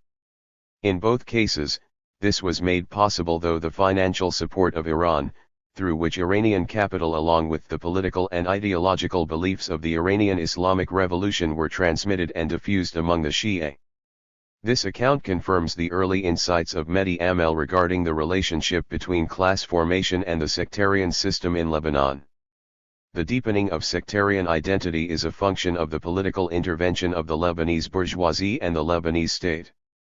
As Amel has observed, the latter is particularly 35. Important. Communities are not communities unless through and by the state, and the Lebanese state guarantees the sustainability of the dynamics that reproduce communities as political structure, which only by the state becomes institutions. For this reason, laws such as the electoral and personal status laws, which are regulated along religious and sectarian lines, are critical to the maintenance of sectarian identity. As Makdisi has pointed out, to be Lebanese meant to be defined according to religious affiliation.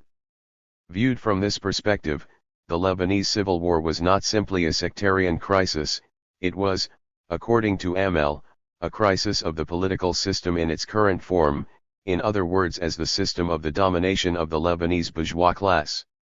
In the case of the Shia population, the crisis of the traditional ZOAMA leadership began before the civil war and became accentuated during and after the civil war. This crisis has resulted in the re-articulation of sectarian patterns of rule, first through the rise of Amal, and subsequent to that of the Hezbollah.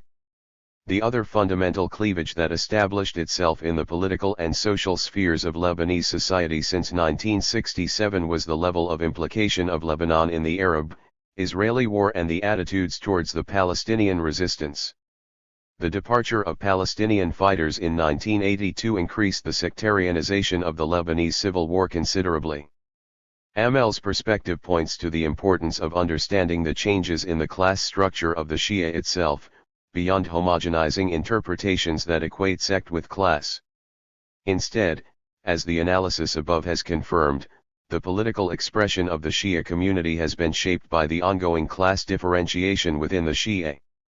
This can be seen first in the rise of Amal, and later with the formation of the Hezbollah. In both cases, these Islamic movements have rested upon a contradictory class base that reflects both the growth of poorer layers of Shia as well as their linkages to the relatively prosperous layers that emerged through the civil war and in the Shia diaspora. The Hezbollah has attempted to resolve the tensions arising from this contradictory class base through its emphasis upon a sectarian and religiously structured identity rather than any kind of consistent representation of the poorer layers of Shia society. This religious identity has become one of the means through which the organization Hezbollah 36 has managed to deepen its hegemony within the Shia population, as Chapter 5 will show in further detail. The tensions arising from within the social base of the Hezbollah have been further accentuated in the neoliberal period that followed the end of the civil war.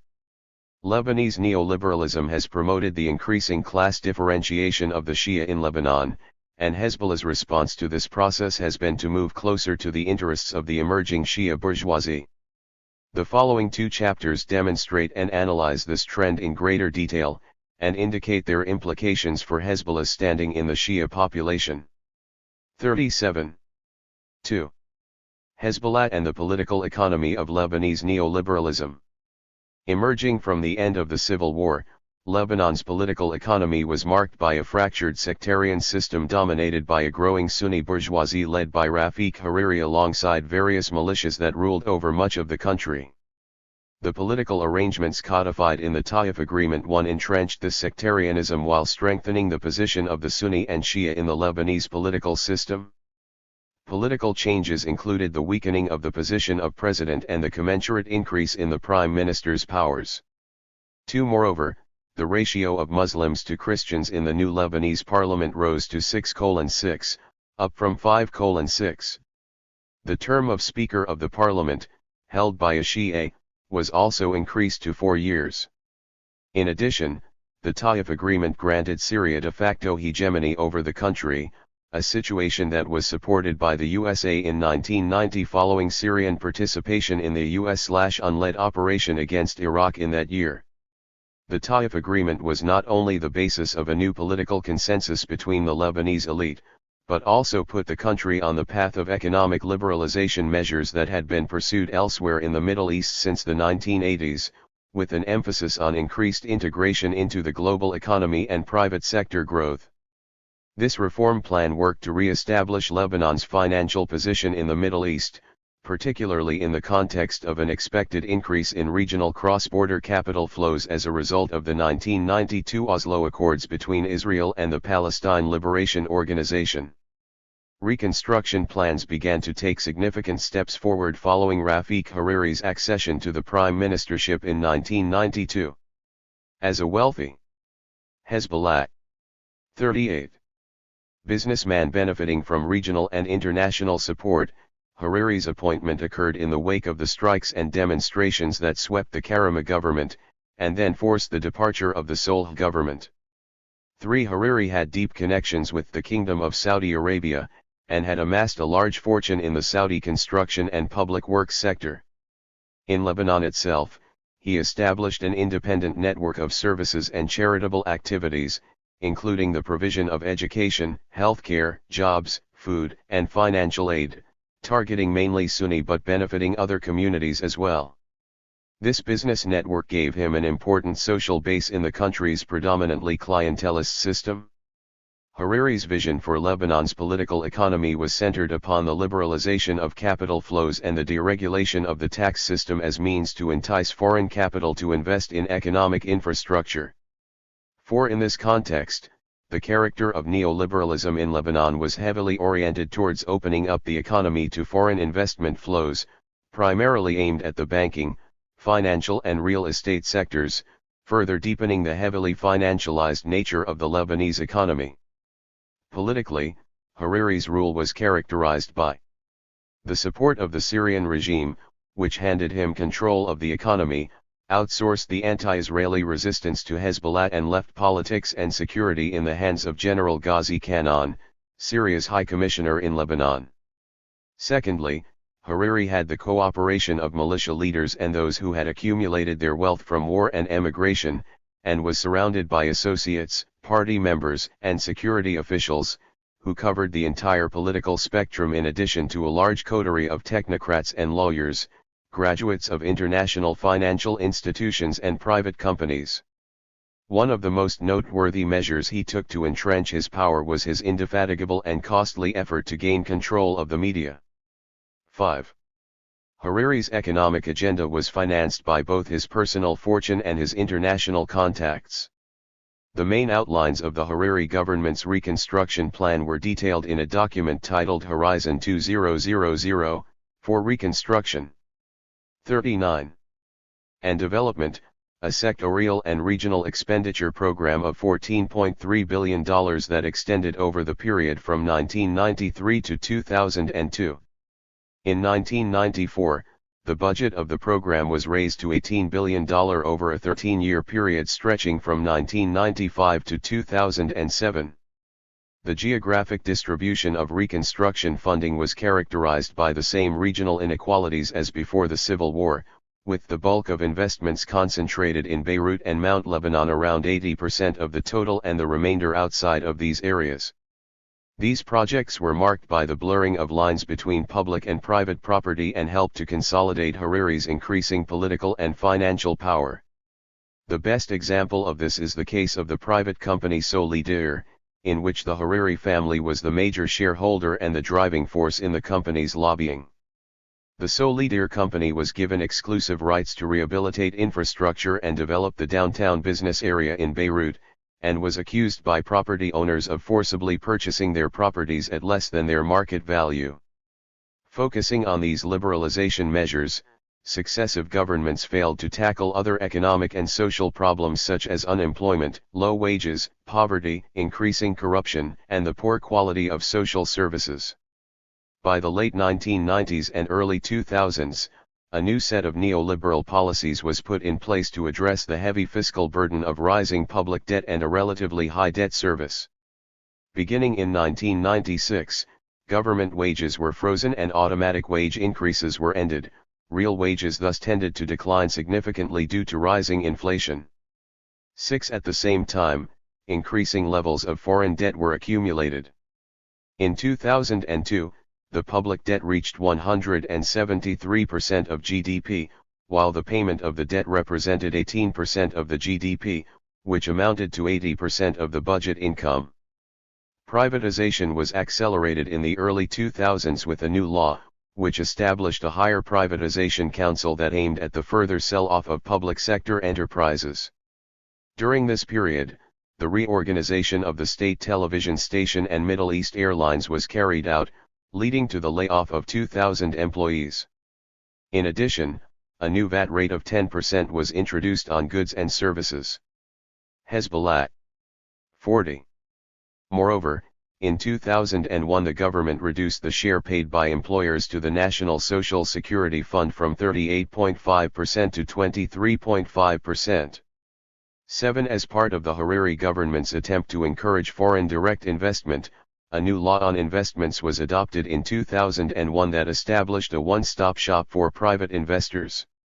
Another law was aimed at attracting bien fonds, or property funds, by lifting restrictions on property ownership and setting taxes for foreign investors at the same level as Lebanese citizens.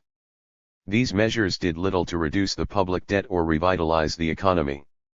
The need for further external support led to the Paris I Conference on February 23, 2001, which was organized with the support of international institutions such as the World Bank, European Investment Bank and the European Commission. At this meeting, €500 million were provided to Lebanon in accordance with pledges by the Lebanese government to stimulate the economy by liberalizing and facilitating trade, containing public expenditure, privatizations, attracting FDI, and modernizing the tax system. A further meeting was called in Paris by the then French President Jacques Chirac in November 2002. In preparation for this conference, the Lebanese government put forward a budget for 2003 that incorporated further expenditure cuts and revenue-enhancing measures, including new taxes and fees. The measures envisioned in the document submitted to the Paris II conference plan to fully privatize the cellular phone system and energy sectors, and to transform the fixed phone system and power sectors into commercial entities. At this conference, donor countries and institutions finally provided a total package of financial and developmental assistance of $4.4 billion. The IMF was also given an important role in supervising financial assistance and the implementation of neoliberal measures in the country. In 2004 and 2005, the privatization of the water sector, ports and airports through concession arrangements was agreed. These plans were disrupted following the assassination of Rafik Hariri on February 14, 2005, which was followed by the Israeli war on Lebanon in summer 2006. The Israeli attack resulted in the death of more than 1,100 people, the displacement of over a quarter of the population, and an estimated $2.8 billion in direct costs, with more than 60% of the damage affecting the housing sector. This crisis was further reinforced by 41. Political instability that followed the resignation of Hezbollah ministers and their allies from the government in November 2006. 8. At the Paris III Conference on Assistance to Lebanon on January 25, 2007, the international community pledged $7.6 billion in financial assistance in the form of loans and grants to the Lebanese government. The bulk of these loans, especially those provided by international institutions such as the World Bank and the IMF, were accompanied by strict conditions and were based on the implementation of the neoliberal reforms announced by the Prime Minister Sinaira at the beginning of the month. Nevertheless, because of internal political conflict, a number of privatization processes were delayed. Social outcomes of neoliberalism in Lebanon. By the end of the first decade of the 2000s, the political economy of Lebanon was marked by the highly polarized outcomes of neoliberal reform. In 2008, it was estimated that 28% of the population was categorized as poor and living on $4 per day or less, while 8% were extremely poor, living on $2.40 per day or less. Unemployment levels were also significant, with only an estimated one-third of the working-age population actually in employment. Between 40 to 50% of Lebanese residents did not have access to the NSSF or any other public social security. Temporary foreign workers, whose numbers are estimated to reach more than 1 million, lacked all social protection. 9. Alongside this widespread poverty, inequality levels remained extremely high. The richest 20% of the population received 43.55% of the national income between 2004 and 2005, while the poorest 20% received 7.07%. It has been estimated that only 800 bank accounts, belonging to less than 200 families, contained approximately 20% of total deposits worth nearly $14 billion in 2007. Credit Suisse's Global Wealth Databook 2013 notes that at least 48% of Lebanon's privately held wealth is held by some 8,900 citizens, just 0.3% of the adult population. In this context, ownership and control of capital is highly concentrated, with half of Lebanon's domestic markets considered oligopolistic to monopolistic and a third dominated. Hezbollah. 42. By a single firm with a market share above 40%. The banking sector, which had a size equivalent to 350% of GDP in 2009, is particularly marked by a concentration of ownership. 5 banks controlled about half the volume of total deposits in 2002. These pronounced levels of inequality are closely related to the rentier and financialized nature of the economy, which has been reinforced by the neoliberal measures outlined above. Wages and social contributions, for example, accounted for only 23% of GDP in 2009, while the share of interest payments accounted for 10% of GDP or a third of government expenditures in 2011. As the purchasing power of Lebanese citizens decreased due to rising inflation, the importance of rent derived from interest was accentuated through policies that encouraged banks and high-income earners to purchase Lebanese treasury bills with high interest rates. In 2002, when the general debt reached $30 billion, $22 billion went to the banks in the form of interest on treasury bonds. The banking sector benefited particularly from these policies, increasing its capital from $103 billion to $966 billion between 1990 and 2007, with deposits growing from $6.6 billion in 1992 to $58 billion in 2005. By the end of 2013, the gross public debt had reached $63.46 billion, representing 140% of the GDP, while the payment of the interests of the debt represented 40% of the total revenues and 28% of the total expenditures. Between 1993 and 2008, Lebanon paid $38 billion on debt, or an average of $9,500 per person over this period. The rentier features of the economy are also indicated by the weight of the service sector, which made up 79 to 81% of GDP in 2010, while agriculture and industry constituted 5.1% and 13 to 15.9% respectively. Services hold around 60% of the total labor force, while the industrial sector accounted for 15%, construction 8.6%, and agriculture 7.6% in 2007. This weakness in the production sectors is reflected in the dependence on foreign capital inflows and remittances from the Lebanese diaspora. 43. The share of FDI in GDP reached 15% in 2009, and was mostly concentrated in real estate and tourism-related investment. 2011, 14. Another significant source of foreign capital came from Lebanese expatriates, with remittances constituting 22% of GDP in 2011. The implications of these processes for the relative balance of different regions and in a closely related sense the economic weight of Lebanon's sectarian communities, will be explored in Chapter 3. We will see that one important outcome was the promotion of a number of newly emergent groups in Lebanon that came to rival the commercial and financial bourgeoisie, who had left during the course of the civil war. As a result, a new bourgeoisie formed through the fusion of different sections of capital, wealthy Gulf entrepreneurs who amassed large fortunes in the Gulf, rich émigrés returning to the country, and some war profiteers and new wealthy layers who were associated with the militias. At this stage, however, it is necessary to turn to Hezbollah's response to these policies at both the political and economic level. Hezbollah's changing attitude towards the sectarian state. One of the striking features of Hezbollah's evolution through the neoliberal period is its changing attitude towards sectarianism and its growing integration into the structures of the state. In its early days, the party was highly critical of the existing political system and the entrenched privileges of both Maronite and Sunni political classes. The 1985 founding manifesto of the party named the existing political system and its sectarian privileges as the root cause of Lebanon's problems. As an alternative, Hezbollah advocated an Islamic form of government in the framework of Ayatollah Khomeini's vision of Wilayah al-Faqih, stating the movement's belief in Khomeini as the single wise and just leader.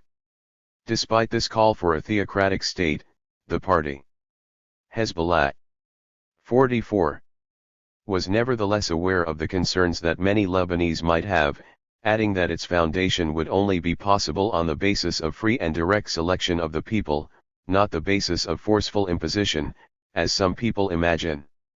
This initial position against the sectarian status quo began to change following Hezbollah's acceptance of the 1989 Taif agreement. While Hezbollah would note that Taif failed to eliminate the shortcomings of the old system, stating that it maintains the Maronite system and reinforces the Israeli occupation, it began to emphasize the importance of civil peace and state and institutional reconstruction rather than any fundamental change in the system. This acceptance was partly due to the organization's greater weight in the political process codified in the Taif Agreement as well as its official recognition as a resistance movement that allowed it to remain armed while other militias were disarmed. The party was also affected by the changes in the IRI, its main political, military, and economic ally. It signed the Taif Agreement only after it had received permission from the Iranian government. The end of the Iran-Iraq War and the death of Ayatollah Khomeini in 1989 led to a more pragmatic foreign policy in the IRI. The Iranian leadership, led by its new president Rafsanjani and the new supreme leader Khomeini, was more preoccupied by socio-economic problems in Iran, and the rise of the USA as a single great power following the demise of the USSR. The Iranian leadership was therefore trying to adjust its policies in accordance with the new unipolar balance of power. Since this period, the IRI witnessed improvements in diplomatic relations with the monarchies of the Gulf, the European Union, China, India, Central Eurasia, Russia, and the United States, while the main currents arguing for the export of the revolution lost influence in the highest echelon of the state. This was reflected in 1989, first, by the fall from favor of Ayatollah Hussein Ali Montazeri, after he protested against the liquidation of 30,000 members of the People's Mujahideen, and second by Ali Akbar Mohtashami's removal as Minister of Interior. The revolutionary tendency was sidelined. 45. At the same time, this evolution in the Iranian political sphere was accompanied by a policy of socio-economic liberalization, which included invitations to Iranian investors and managers who had left during the Iran-Iraq War to return to their country. The pragmatic turn of the Iranian leadership, and the end of the willingness to export the revolution at the end of the 1980s and early 1990s, pushed Hezbollah to attenuate and even cease its rejection of the Lebanese political system and seek increasing integration.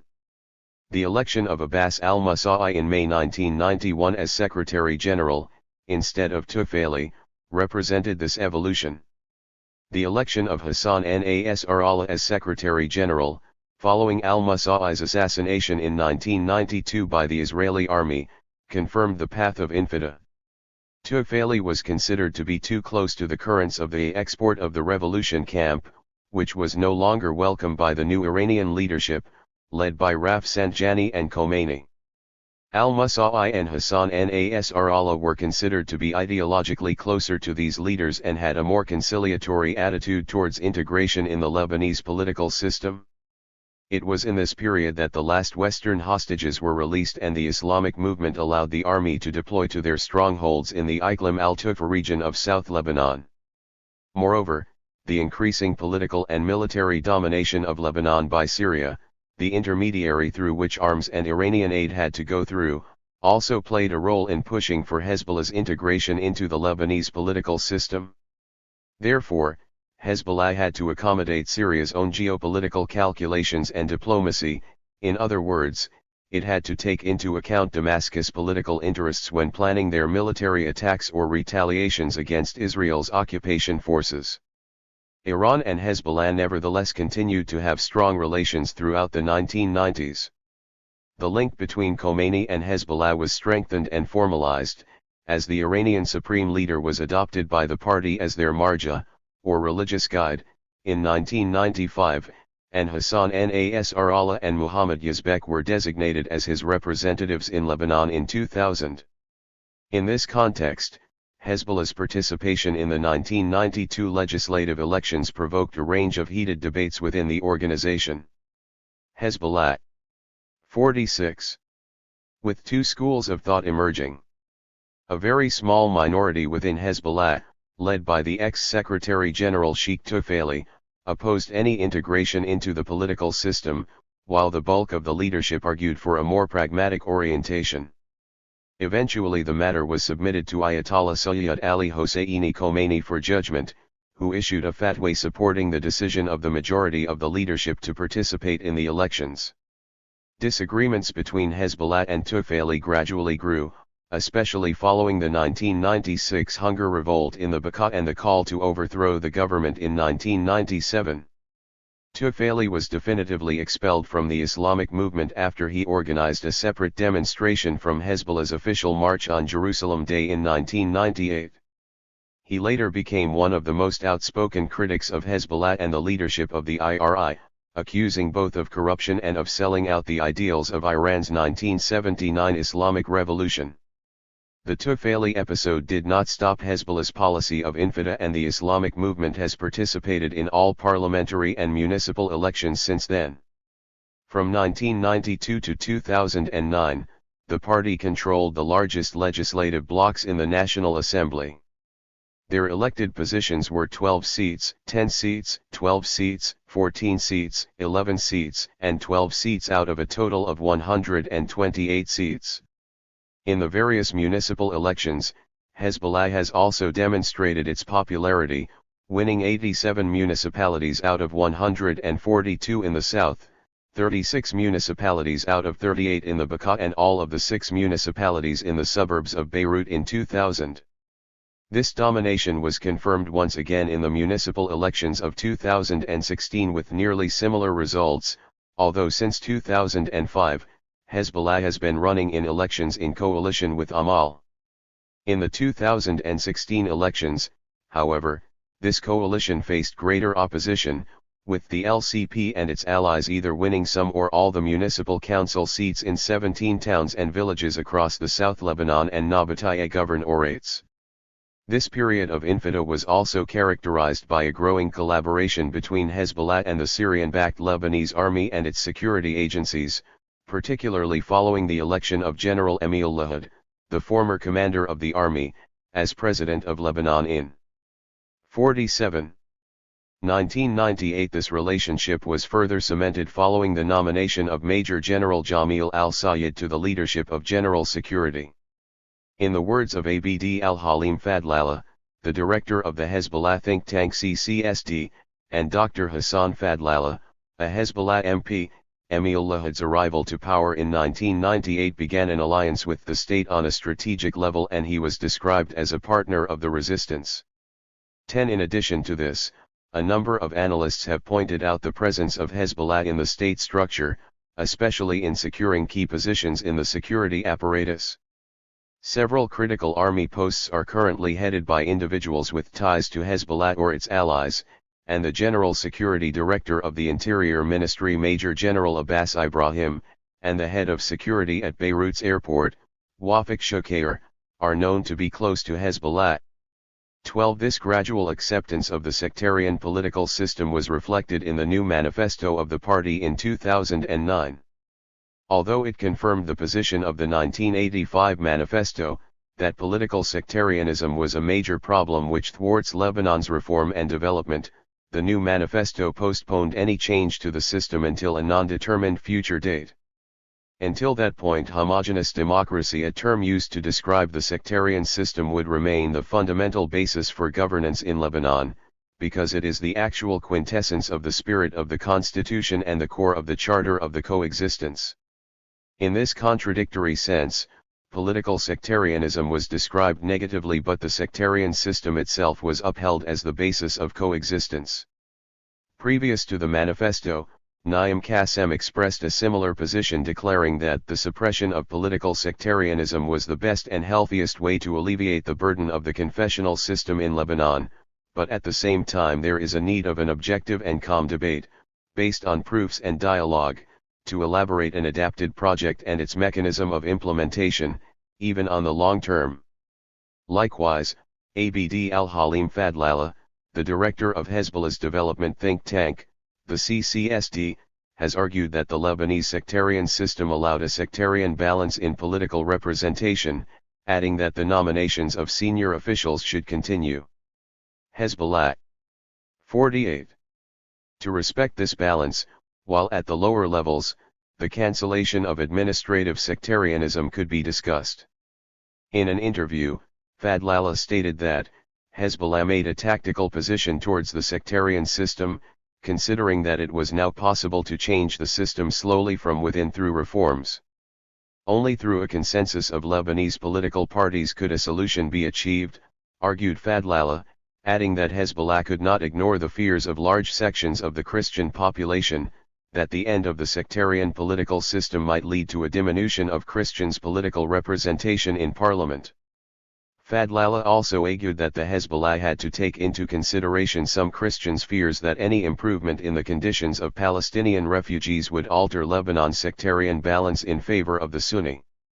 The Hezbollah's timidity, even in action, in advancing the issue of Palestinian refugees' civic rights in Lebanon can be better understood in this context, along with the opposition of some sections of the Shia population to the nationalization of Palestinian refugees. The Lebanese Shia Islamic movement has not commented or replied to the repetitive racist statements of its close ally, the Free Patriotic Movement against Syrian and Palestinian refugees. 13. Nor has it done anything in government or elsewhere at the level of institutions against the repeated and multiple abuses faced by Syrian refugees in Lebanon. Similarly, this rather unclear position towards the sectarian political system was reflected in the debate around the proposal by Nabi Berri for the formation of a national committee to discuss the elimination of sectarianism. Berri, head of the Amal movement and chair of the Lebanese parliament since 1992, in which Nasrallah, who supported this initiative, argued that this committee or body may continue its dialogue for 5, 10, 20, or even 30 years. The Hezbollah viewed with suspicion the attempts to challenge the sectarian system from outside the parliament. The Hezbollah did not participate or mobilize its members to take part in the demonstrations at the beginning of 2011, calling for an end of the sectarian regime, which started in February and at first numbered more than 3,000 people. The mobilization then grew to 10,000 and 25,000 people on March 6 and 20 demonstrations respectively. On the contrary, Hezbollah, as well as other political forces, warned their members not to 49. Participate. The Islamic movement also did not participate in the protest by around 300 people outside the parliament to protest against the Orthodox law on February 19, 2013. The Electoral Orthodox Gathering Law, which was promoted by Hezbollah ally, the FPM, and endorsed by all of Lebanon's Maronite leaders, entrenched Lebanon even further into sectarianism by allowing people exclusively to vote for candidates that were from their confession. At that time, Hezbollah, although supporting officially and rhetorically an electoral law based on a single constituency and proportional representation that maintains the same sectarian representation, supported and voted in favor of the electoral orthodox gathering law in joint parliamentary committees. The law was nevertheless finally abandoned. The party would adopt a similar approach to the popular mobilizations that began at the end of the summer 2015 around the campaign You Stink, which originally was triggered after a waste management crisis and then increasingly radicalized itself to challenge the whole sectarian and bourgeois Lebanese political system. In addition, the Hezbollah, although it rhetorically supported the protests, initially accused protesters of being controlled by foreign actors and said that the struggle against THIRD-WORLDISM and the Zionist state are the most important issues. Hassan Nasrallah argued that the party had adopted a neutral position towards the movement because we don't know its leadership, its project, and objectives. The Lebanese Islamic movement supported the dialogue called by the chair of parliament Nabi Berri as a way of solving the crisis, as well as the election of Michel Aoun, head of the FPM, as President of the Republic, propositions that completely maintain the existing framework of the sectarian and bourgeois system of the country. Hezbollah went from being a radical, anti-systemic party in the 1980s to a party participating at all levels of the Lebanese political system. This is not in contradiction with the fact that Hezbollah never stopped declaring that an Islamic state was its preferred option. Hassan Nasrallah declared in 1994. The solution, in our opinion, is the establishment of an Islamic state in Lebanon and beyond, but I do not wish by Hezbollah 50. Force or violence, rather we prefer to wait for the day that we succeed in convincing our countrymen by means of dialogue and in an open atmosphere that the only alternative is the founding of an Islamic state. In 2004, Hezbollah's declaration identity and goals stated that one of its ideals is the establishment of a pure Islamic state. The party's deputy secretary, Naim Qassem, has also written that the preferred option for Hezbollah is an Islamic state, as stated in the manifesto of 1985, but this should not be imposed against the will of the population and therefore is not an option today in Lebanon as a majority would refuse it. He reiterated this position in an interview in 2016, while the Hezbollah minister Dr. Hassan Fadlallah expressed a similar opinion, saying that the Lebanese Shia Islamic Party believes in an Islamic state as a preferred option, but its implementation in the current circumstances of Lebanon today does not allow it because of political and sectarian diversity. Hezbollah's leadership has indeed been keen to stress that this objective was not a practical option in the near future given Lebanon's confessional and sectarian makeup. In addition, no mention of establishing an Islamic state has been made in the municipal and parliamentary elections programs since 1992. Despite the absence of the establishment of an Islamic state in the manifesto of 2009, this remains a fundamental and founding principle of Hezbollah. Nasrallah admitted during the presentation of the new manifesto that it was essentially a political document, which did not touch on matters of creed, ideology, or thought. He said, for example, that the Islamic movement's view on the Wilayah al-Faqih is not a political stand that can be subjected to revision.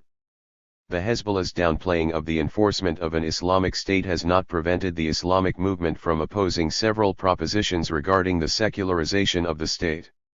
The Hezbollah has indeed declared its opposition to any kind of possible personal status civil law alongside Islamic status law, and declared such propositions as being anti-Islamic, while 51. The MP Ibrahim Amin al-Sayyid associated the promulgation of civil marriage with an implementation of atheism. This evolution of the Hezbollah's position towards the political system has important implications for the party's relationship to Lebanese neoliberalism. Most particularly, its increasing participation at all levels of the political system since 1992, including in national and municipal administrative bodies, has meant that the party has become directly responsible for implementing many of the reforms advocated by the Lebanese elite and international institutions. Even whilst in opposition, the party has increasingly subordinated opposition to these reforms to its growing interests within the political system. The tensions this has generated within the organization can be seen through a closer examination of the Hezbollah's economic program, as we will see. In addition to the formal role that the Hezbollah plays in Lebanon's political economy, its integration into the system has also encouraged forms of clientelism and corruption. Even close allies of the Hezbollah have raised this issue. Ziad Abbas, 15 for example, a member of the FPM and one of the main actors behind the Memorandum of Understanding between Hezbollah and the FPM, has criticized the fact that it is in Hezbollah-controlled regions, such as the southern suburbs, that we saw the development of mafias of motors, of forgery networks, kidnapping for ransom and taxes collected illegally on certain businesses. In 2010, the Hezbollah faced a corruption scandal following the collapse of a pyramid scheme allegedly led by one of the richest men in South Lebanon, Salah Ezzedine. Ezzedine had close ties to the party and its leadership. He owned the Dar al-Hadi publishing house, which handles many of the Hezbollah's publications and is named after Nasrallah's son who was killed in 1997 in battle against Israel. Ezzedine's fall resulted in the loss of $300 million to $1 billion for some 10,000 Lebanese Shia. After the collapse, Ezzedine was dubbed the Lebanese Bernie Madoff by Lebanese newspapers, while bankers declared that it was the biggest fraud of its kind the country had ever seen. Hezbollah has also been accused of importing hundreds of untested medications into the country. Those involved include Abdul Latif Fniash, the brother of the Hezbollah minister Muhammad Fniash, and 4 companies linked to the organization. Hezbollah. 52. The journalist Nicholas Blanford, reporting at the beginning of 2015, noted the increasing allegations of corruption within Hezbollah following the decline of financial assistance from the IRI due to falling oil revenues and the consequences of international sanctions against Iran. He wrote that the Hezbollah-run Rasoul al-Azam hospital in Beirut's southern suburbs, which has treated hundreds of casualties evacuated from the Syrian battlefields, had started to pay its suppliers every 6 months, instead of every 3 months, and with an Iranian official flying in specially to handle the transfers so as to prevent pilfering of funds. Hezbollah has also been accused of being involved in illegal transnational activities as a source of funding for the Islamic movement, such as bank frauds, currency counterfeiting, drug trafficking, 16 the manufacture and sale of fake goods, intellectual property piracy and the trade in African blood diamonds. In the municipal elections of 2016 in the south, growing grievances against the Amal, Hezbollah coalition were expressed by voters. These emphasized the favoritism towards incompetent entrepreneurs and the theft of land with the blessing of the municipalities. For a growing number of voters, to contest Hezbollah's local policies did not equate with the betrayal of the resistance. Hezbollah's response to neoliberal reform. Throughout 3 decades of neoliberal reform, Hezbollah continued to portray itself as the party of the oppressed, which opposes deprivation and champions the rights of farmers, the poor, workers and the homeless. From its manifesto of 2009. Savage capitalist forces, led by the USA and Western countries and embodied mainly in international monopoly networks of companies that cross nations and continents, networks of various international establishments especially the financial ones backed by superior military force have led to more contradictions and conflicts of which not less important are the conflicts of identities, cultures, civilizations, in addition to the conflicts of poverty and wealth. 53. Despite this militant tone, the Hezbollah's theoretical conception and policy orientation have not presented any systematic alternative to neoliberalism in Lebanon. Instead, the organization's overall attitude has been an attempt to balance its professed social justice goals with consistent support for neoliberal measures such as liberalization, privatization, and fostering the growth of the private sector. We can find this contradiction in the political thought of previous important figures of Shia Islamic fundamentalism such as Muhammad Baqir al-Sadr and especially Ayatollah Khomeini.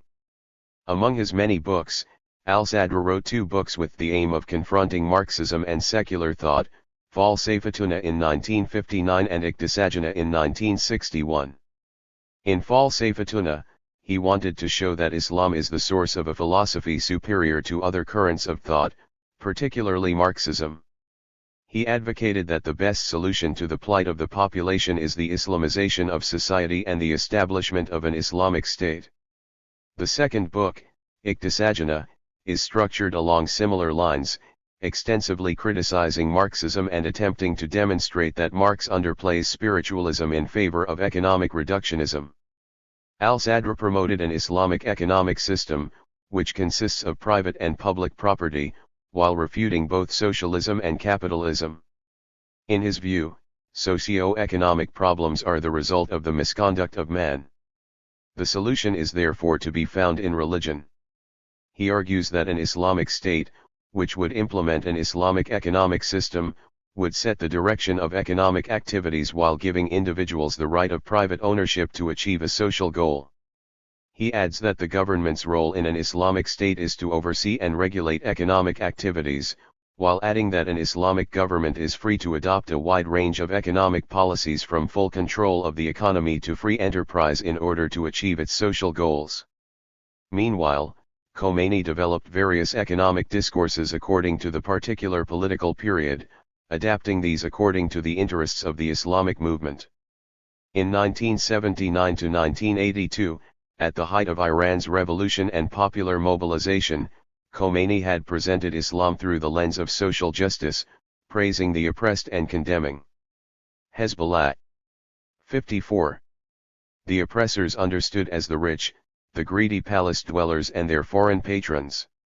This radical rhetoric was instrumental in mobilizing the urban populace against the Pahlavi monarchy. But after 1982, during the consolidation of the new Islamic regime of Khomeini and the associated repression of the opposition, he increasingly equated Islam with respect for private property and depicted the bazaar as an essential pillar of society. He now progressively delineated three main classes: an upper class constituted of the remnants of the old wealthy families, a middle class formed by clerics, intellectuals, civil servants, merchants, shopkeepers, and tradesmen, and a lower class composed of laborers, peasants, and slum dwellers. The oppressed ceased to be an economic category describing the deprived masses, becoming instead a political label for the new regime's supporters and including wealthy bazaar merchants. The class struggle rhetoric was significantly diminished, with Khomeini arguing that Islam sought harmonious relationships between factory owners and workers, and between landlords and peasants, while warning that, if these class antagonisms are not alleviated, their inevitable explosion would destroy the whole Islamic Republic. Other Islamic political movements have also tended to profess a rhetorical concern for social justice aspirations, whilst on the other hand, defending market-led principles and economic liberalization. As the Tunisian Islamic leader Rachid Ghannouchi noted in 1992, "We are the guarantor of a particular social order and of a liberal economic regime." Ghannouchi has also declared that, foreign investment is welcome in Tunisia, companies must make profits, and unions have sometimes been excessive in their demands, including the General Union of Tunisian Workers. Indeed, Ghannouchi has accused the UGTT of being a heritage of the French colonial period and of not being a natural institution of Muslim society. 17. The scholar Patrick Henny has written that Islamic political movements have witnessed an increasing embourgeoisement. 55. In the process of Islamization of society in different countries, especially among its leadership and cadres. He speaks of an Islam démarche that is sympathetic to neoliberal policies while combining it with moral conservatism. He writes that this Islam démarche was promoted by the rising and newly pious bourgeoisie from the beginning of the 1980s. Throughout the world, conservative religious movements have actually supported neoliberal policies while advocating increased charitable work, leading some scholars to talk of a smooth alliance between neoliberals and religious fundamentalists, which could be characterized as religious neoliberalism. Confirming this trend, various religious conservative movements support the idea that faith-based organizations could replace the state's public services because they are more efficient. The American religious leader Marvin Olasky, for example, argues that government-based welfare is an abject failure because it is wasteful and does not emphasize personal responsibility. Therefore, he argues, welfare states should be dismantled and replaced with locally based religious systems that are funded by biblical tithes. He adds, such programs would not burden the federal government and would be able to sort the deserving from the undeserving poor. Olasky's political views have had a strong influence on the U.S. Republican Party. He was a close advisor to former President George W. Bush in the 1990s. Based on this idea of less state and more independent FBOs, Olasky promoted the idea of compassionate conservatism. In the Middle East context, Islamic fundamentalist movements have also adopted this form of compassionate conservatism, combining neoliberal policies and conservative moralism. The Egyptian Muslim Brotherhood, for example, has supported increased religious compliance and the work of charity organizations, while also advocating neoliberal policies in which the private sector would play a leading role in the economy. Hassan Malek, a businessman and ranking Muslim Brotherhood figure, actually went so far as to say in 2012 that the principles guiding economic policies followed under Mubarak were sound and on the right track, but corruption and nepotism marred their implementation. Hezbollah. 56. In much the same way as al-Sadr and Khomeini, Hezbollah's economic thought has consistently upheld the market and the defense of private property as a key tenet, despite also professing allegiance to social justice goals. 18 Throughout the neoliberal period in Lebanon, this theoretical orientation has meant that Hezbollah's support for measures such as privatization, liberalization, and opening up to foreign capital inflows, has not been viewed by the organization as contradicting its commitment to addressing poverty and inequality. Understood within a calculus of strengthening the party's political position and clientelist networks, Hezbollah may have expressed a limited rhetorical opposition to specific policies and their outcomes, but it has not presented any consistent or principled opposition to the overall trajectory of neoliberal reform in Lebanon. These characteristics are most clearly articulated in the work of Hezbollah's development think tank, the CCSD, which has organized several large conferences on economic and social issues, including a 1999 conference titled The Economic and Social Crisis in Lebanon and Alternatives, and a 2012 meeting around the theme of reform of social policies in Lebanon, from selective subsidy towards welfare state.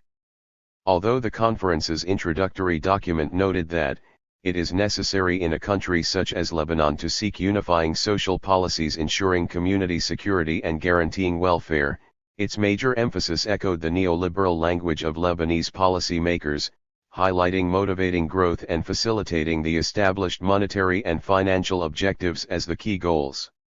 Muhammad Rad, head of the Hezbollah's deputy bloc in parliament, summed up this orientation in his introductory speech, declaring that the objective of social policies are to guarantee social peace, achieve well-being and stimulate development in Lebanon. The mission of this conference is to find a formula that conciliates between achieving this objective and preserving the competitiveness of the economic sectors. This balance between ameliorating the impact of neoliberal reform while promoting growth and private sector development is also found in 57. The writings of two prominent Hezbollah thinkers, Ali Fayyad and Abd al-Halim Fadlallah, alongside the collective works undertaken by the CCSD under their leaderships. Both authors are critical of some aspects of globalization and the implementation of various economic agreements, including those with the IMF and the Euro-Mediterranean Partnership. The CCSD, in a collective work, and Fadlallah, also condemned the liberalization of trade in 2001 because it hurt small enterprises which were not strong enough to compete with foreign products.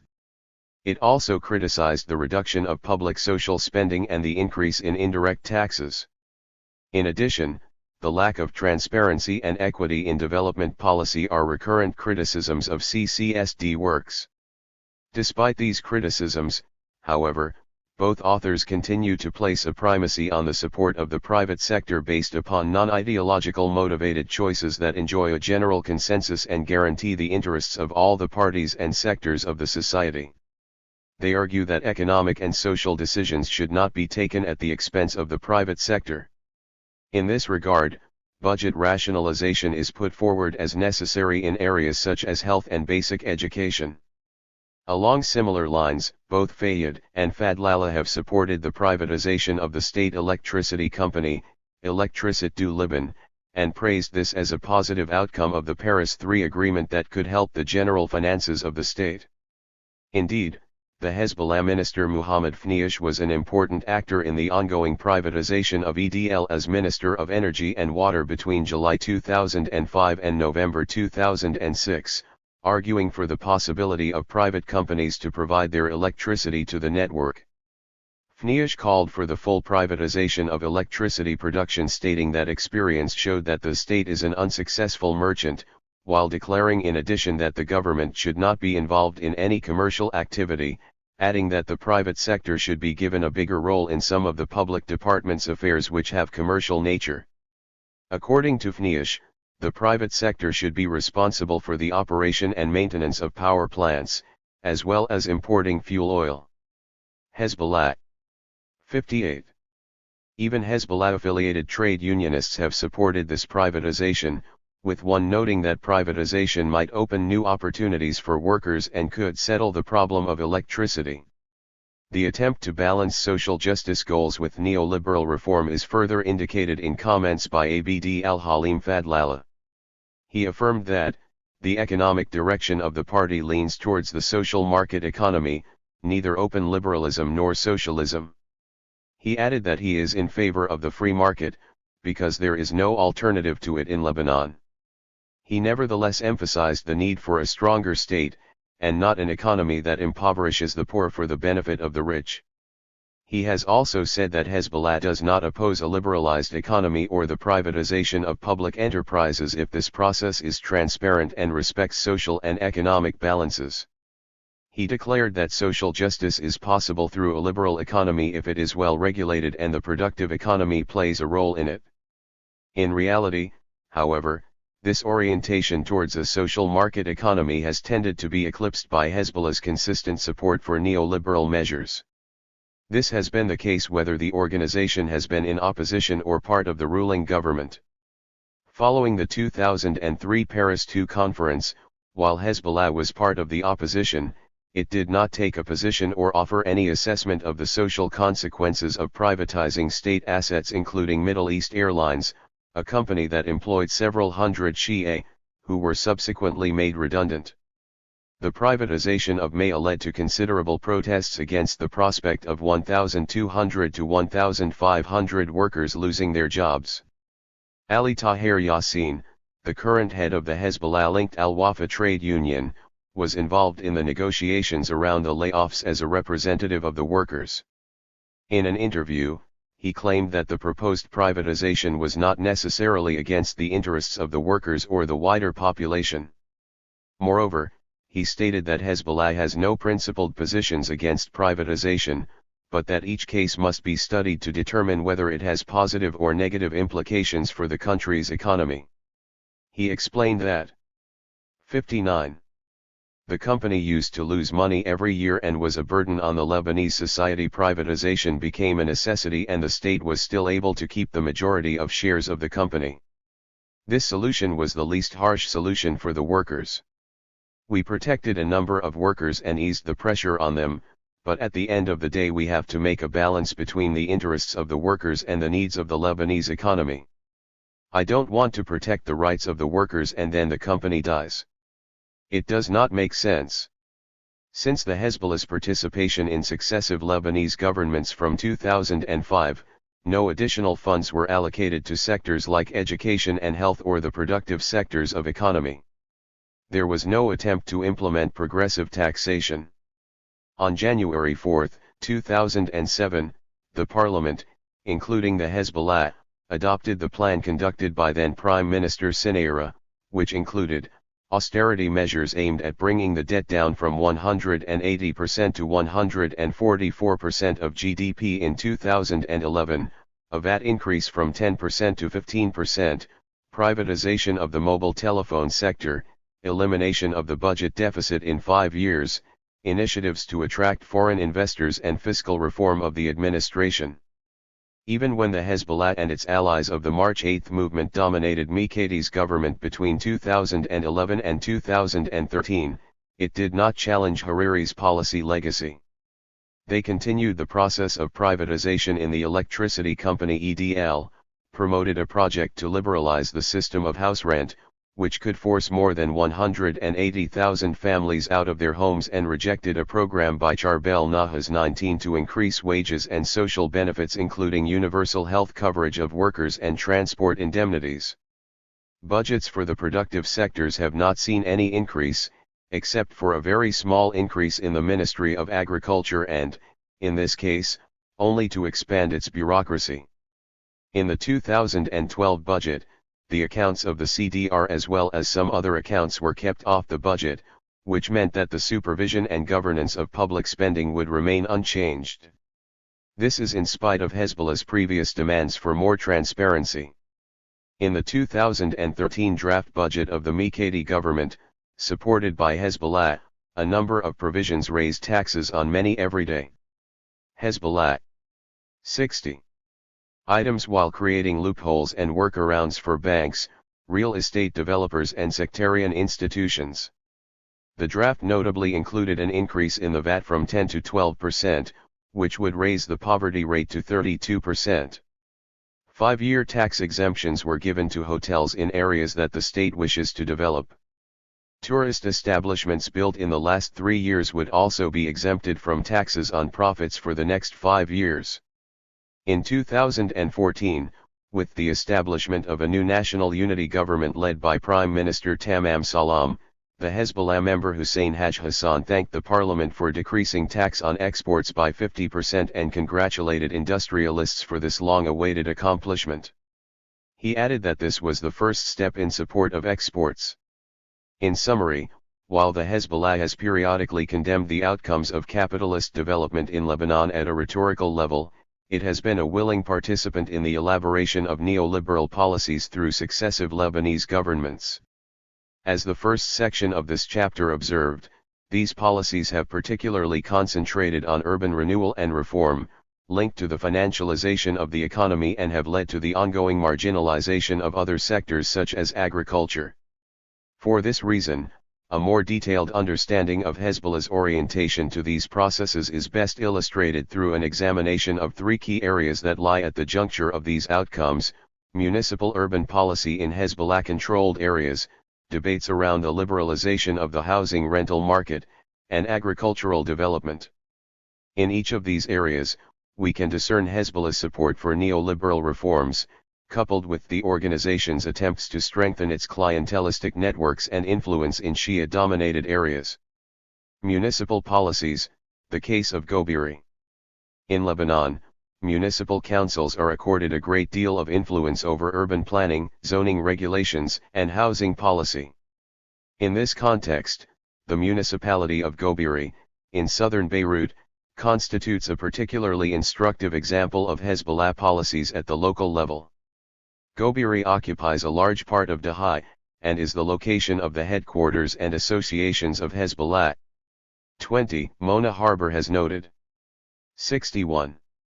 That, in Gobiri, the largest municipal committees are in the hands of Hezbollah executives or individuals who worked with the party through its social associations, and, for this reason, it provides a microcosm of the operation of Hezbollah on the field. In Gobiri, and Dahai more widely, Hezbollah's urban restructuring policy has closely followed the main precepts of neoliberal reform: the prioritization of private, individual ownership of real estate and the marginalization of existing residents. It is a policy that, according to Mona Fawaz, has acted to consolidate spatial segregation, the privatization of public spaces, the gentrification of its areas of intervention, and further delegation of communal or public services to private channels of provision. One of the consequences of this policy has been the increasing polarization of wealth in the municipality. On the one hand, the area is home to a number of expensive hotels and developments for tourists, including BHV Monoprix, Marriott, Summerland and the Coral Beach. At the same time, large numbers of poor residents live in dilapidated and informal housing arrangements. This includes the Palestinian refugee camp of Shatila, the site of an infamous massacre by Falangist forces in 1982. Muhammad Said Al-Khansa, who is a founding member of the Hezbollah and who has been active in the various party social organizations, has been the mayor of the municipality of Gobiri since 1998. He comes from a large and respected clan that dominates the busy trade in automobile parts, according to Norton. He adds that the Al-Khansa are represented across a rich variety of business. With increased powers as a result of the 1997 law, Al-Khansa, the mayor of Dahai, has followed a municipal development policy that is in close synergy with the urban renewal schemes launched under Hariri. Most saliently, this policy has focused on attracting private capital flows and speculative investment into real estate property, while marginalizing and dispossessing poor communities who have long been resident in the area.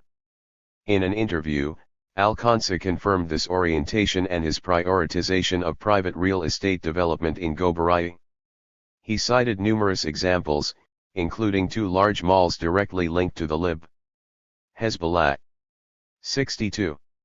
Aerialization of financial and real estate markets through the 2000s. The Beirut Mall, 21, funded by Saudi investors and BHV, a large French multinational company. In addition, Al-Khansa has overseen the development of commercial tourist resorts, luxury hotels and the site sportive. The mayor explains his support for these developments through the taxes they pay to the municipality, and characterizes them as an example of progress that responds to the consumer demands of the residents of Dahai. They were provided with numerous incentives, including fast-track permits, construction subsidies, and the development of associated infrastructure. In an interview, Al-Khansa commented that, the region of Dahai has witnessed an urban renaissance over the past years, and it is not surprising that there are luxury apartments in the area of Gobirai ranging between $800,000 to $1 million. While expressing pride in this ongoing construction boom and real estate investments from wealthy Shia businessmen of the diaspora and from Arabs in the Gulf, Al-Khansa has another project planned called New Dahai. This new neighborhood aims to attract diplomatic buildings, large malls, retailers, businessmen, and investments from the Shia diaspora. Al-Khansa explained that this project is aimed at keeping the most prosperous Shia classes in Dahai, who might otherwise depart for other areas of Beirut. While these developments are planned, the Shatila refugee camp and informal neighborhoods in Gobirai, including Sabra, Horch al-Qadil, and Jaina, are provided with only minimal and ineffective urban services. The mayor commented in his interview that he would like to see the residents of these informal neighborhoods sell their lands and leave the area in order to build new buildings for middle-class families, a goal first suggested by Rafiq Hariri in his incomplete 1996 Elisir project, which aimed at restructuring the residential profile of Beirut through an expansion of highways and the removal of poorer residents. More precisely, the project cited the western coastal sections of Dahai that are an area of informal settlements with myriad unsettled property rights issues. Indeed, Al-Khansa has expressed his support for the Elisir project, claiming that it was a 63. Strategic choice that would enable increased tax collection from residents in the area. In 1996, at the beginning of the Elisir project, the Hezbollah actually convinced, as explained by Lara Deeb and Mona Harb, residents to accept Elisir's financial compensation and leave their homes in order to facilitate the highways needed to complete Hariri's reconstruction of downtown Beirut. They add that this clearly showed the Hezbollah's prioritization of national political maneuverings and alliances over its constituents' rights. Mona Harb, however, has countered that Hezbollah is interested in the Elisir model as a way to ensure that the seashore is liberated for lucrative real estate development, which will benefit the class of bourgeois developers in its constituency. Al-Khansa's goal of spatially transforming Gobirai through the removal of informal communities is further indicated on the municipality's website, which records destruction of illegal settlements and lauds the joint efforts of the municipality, the police, and the army to demolish poorer, unregistered housing in order to preserve the interests of all. The Union of Municipalities of the Suburbs has echoed this orientation in declarations against informal dwellings, condemning them as violations of private property rights and calling on the municipality and security agencies to remove all such housing from the area. In implementing these policies, Hezbollah has adopted a discourse that sees public space as a potential site of disorder. In addition to the privatization of these areas, they have been earmarked for trash disposal sites. These kinds of representations echo contemporary neoliberal language that justifies intensified securitization and control over public access and use of municipal space. Lebanon's housing rental policy.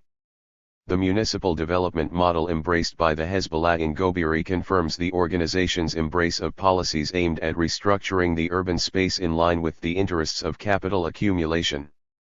This same orientation can be seen in Hezbollah's attitude towards a new liberalization law for residential rents that was eventually passed by the Lebanese parliament in May 2014.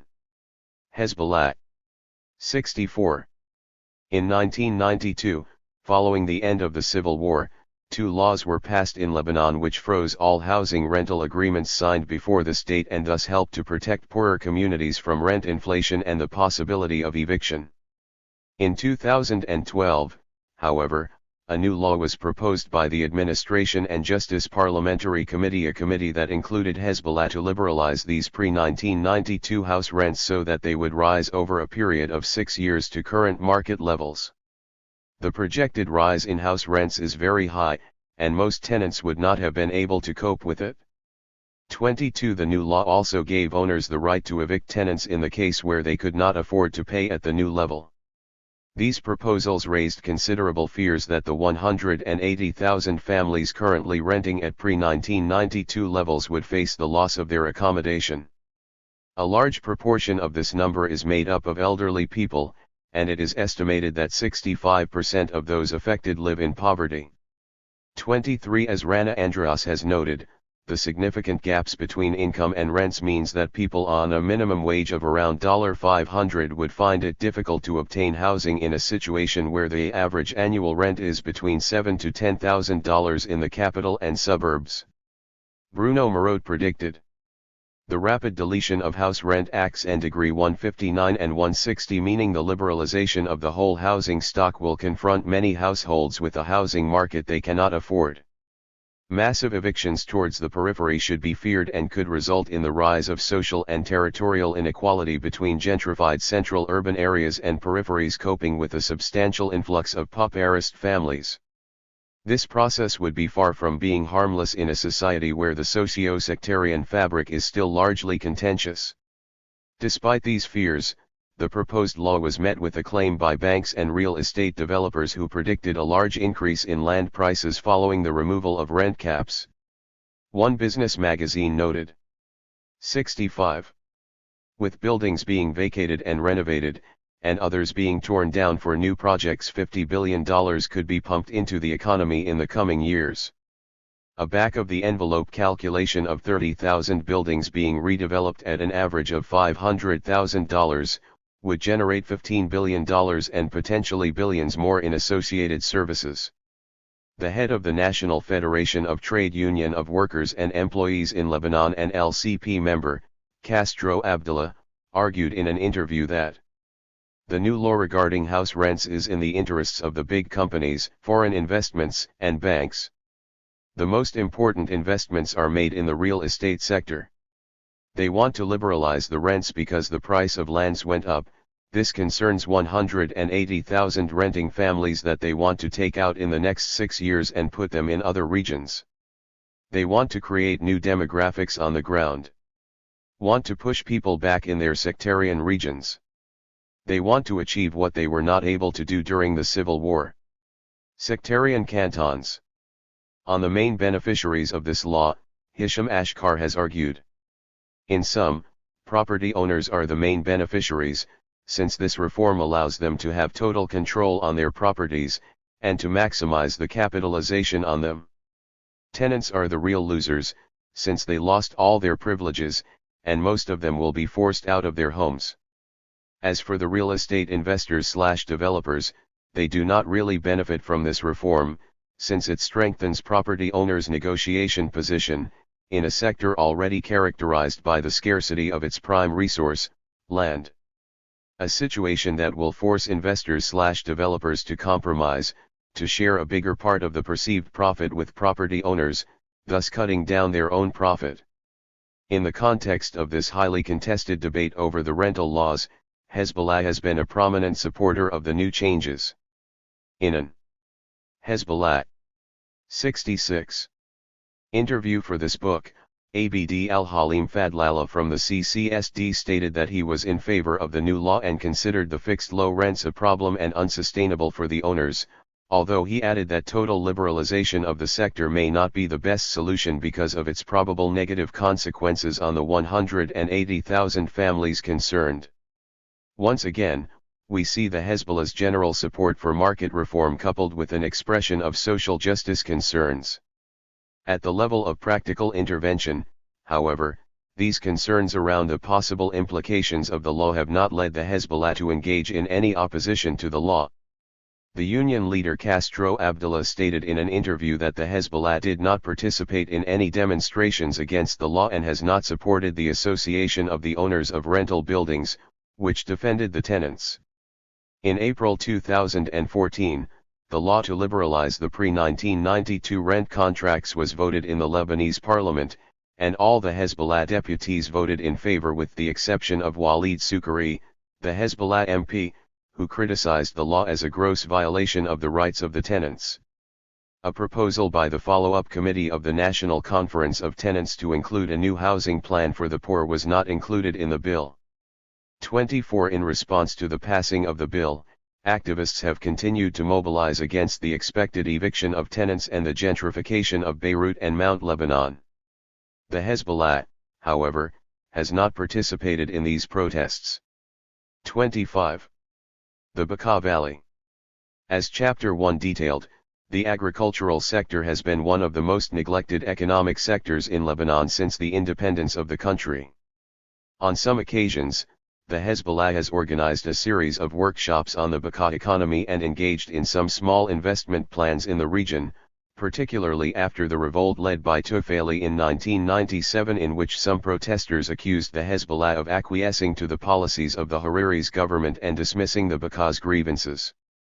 The Islamic movement has also claimed to support more investment for poorer and marginalized farmers, but its presence in government since 2005 has not seen this take place, despite the fact that the party was in charge of the Ministry of Agriculture between 2009 and 2014. Instead, the Hezbollah has 67. Continued to advance the interests of large landowners from which it draws political and clientelistic support. The Hezbollah's governance has come under attack, for example, by farmers of the Bekaa region for its reliance on large landowners and powerful clans. Indeed, cannabis farmers have criticized the Hezbollah for conspiring to keep people dependent on them by refusing to support low-cost irrigation or the building of dams and instead supporting the interests of large landowners.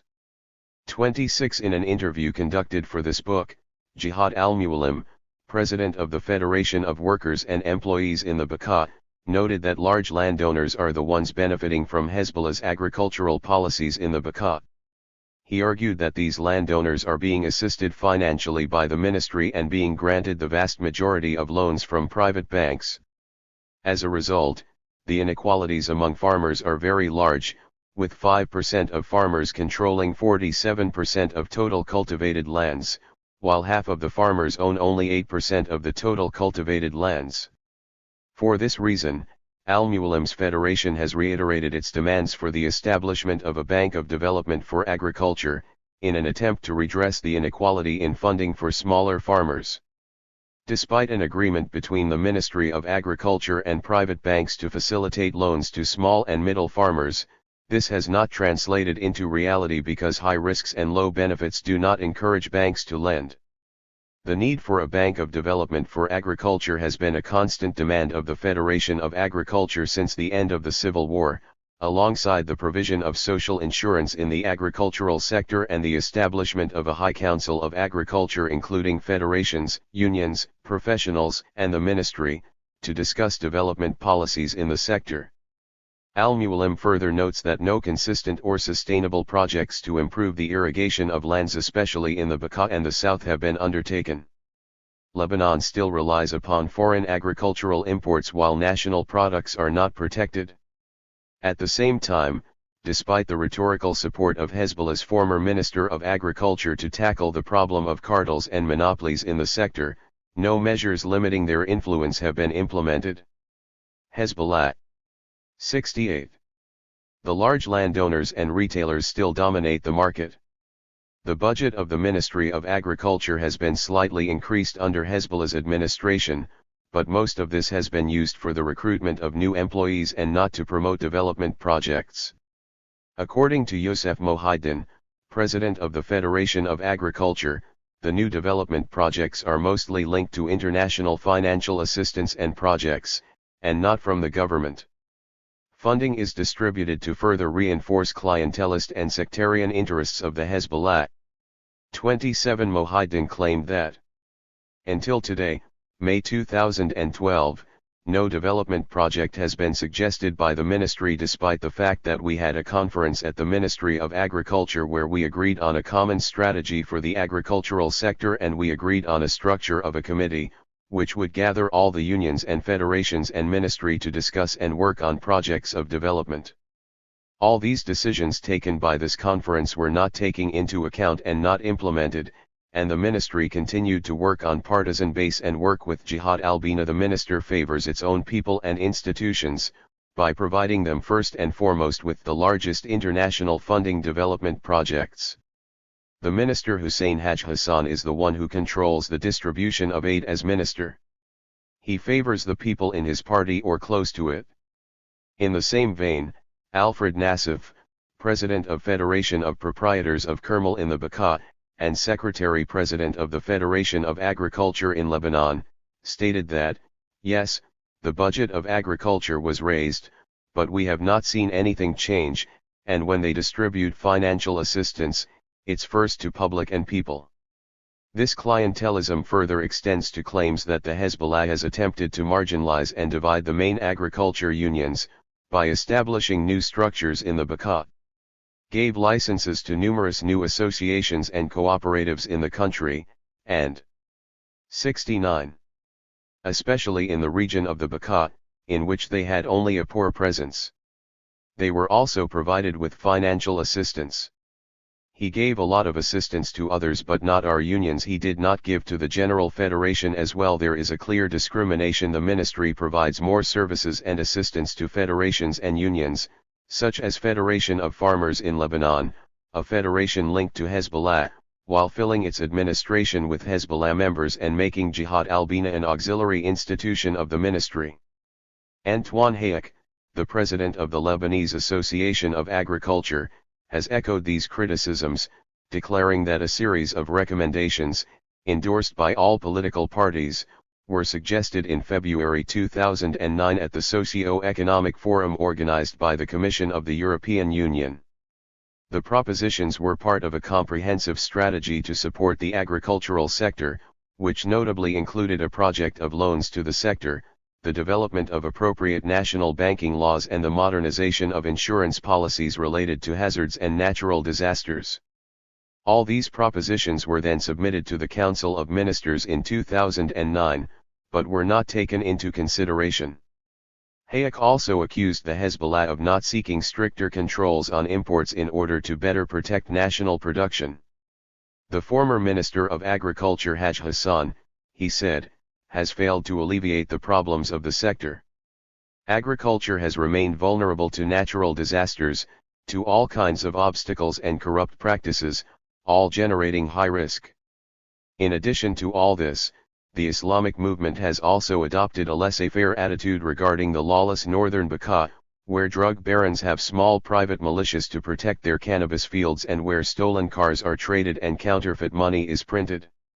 The Hezbollah especially turns a blind eye to the cultivation of plants for hashish and marijuana because it is unwilling to antagonize the powerful clans and tribes who take part in this illicit business and to maintain their influence in the region.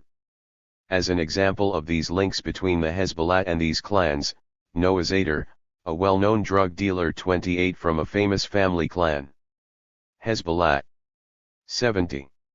Of the Bekaa and who has been subjected to several arrest warrants, was seen on pictures published on social media visiting Hezbollah fighters in the Syrian region of Kalamoun in mid-September 2015.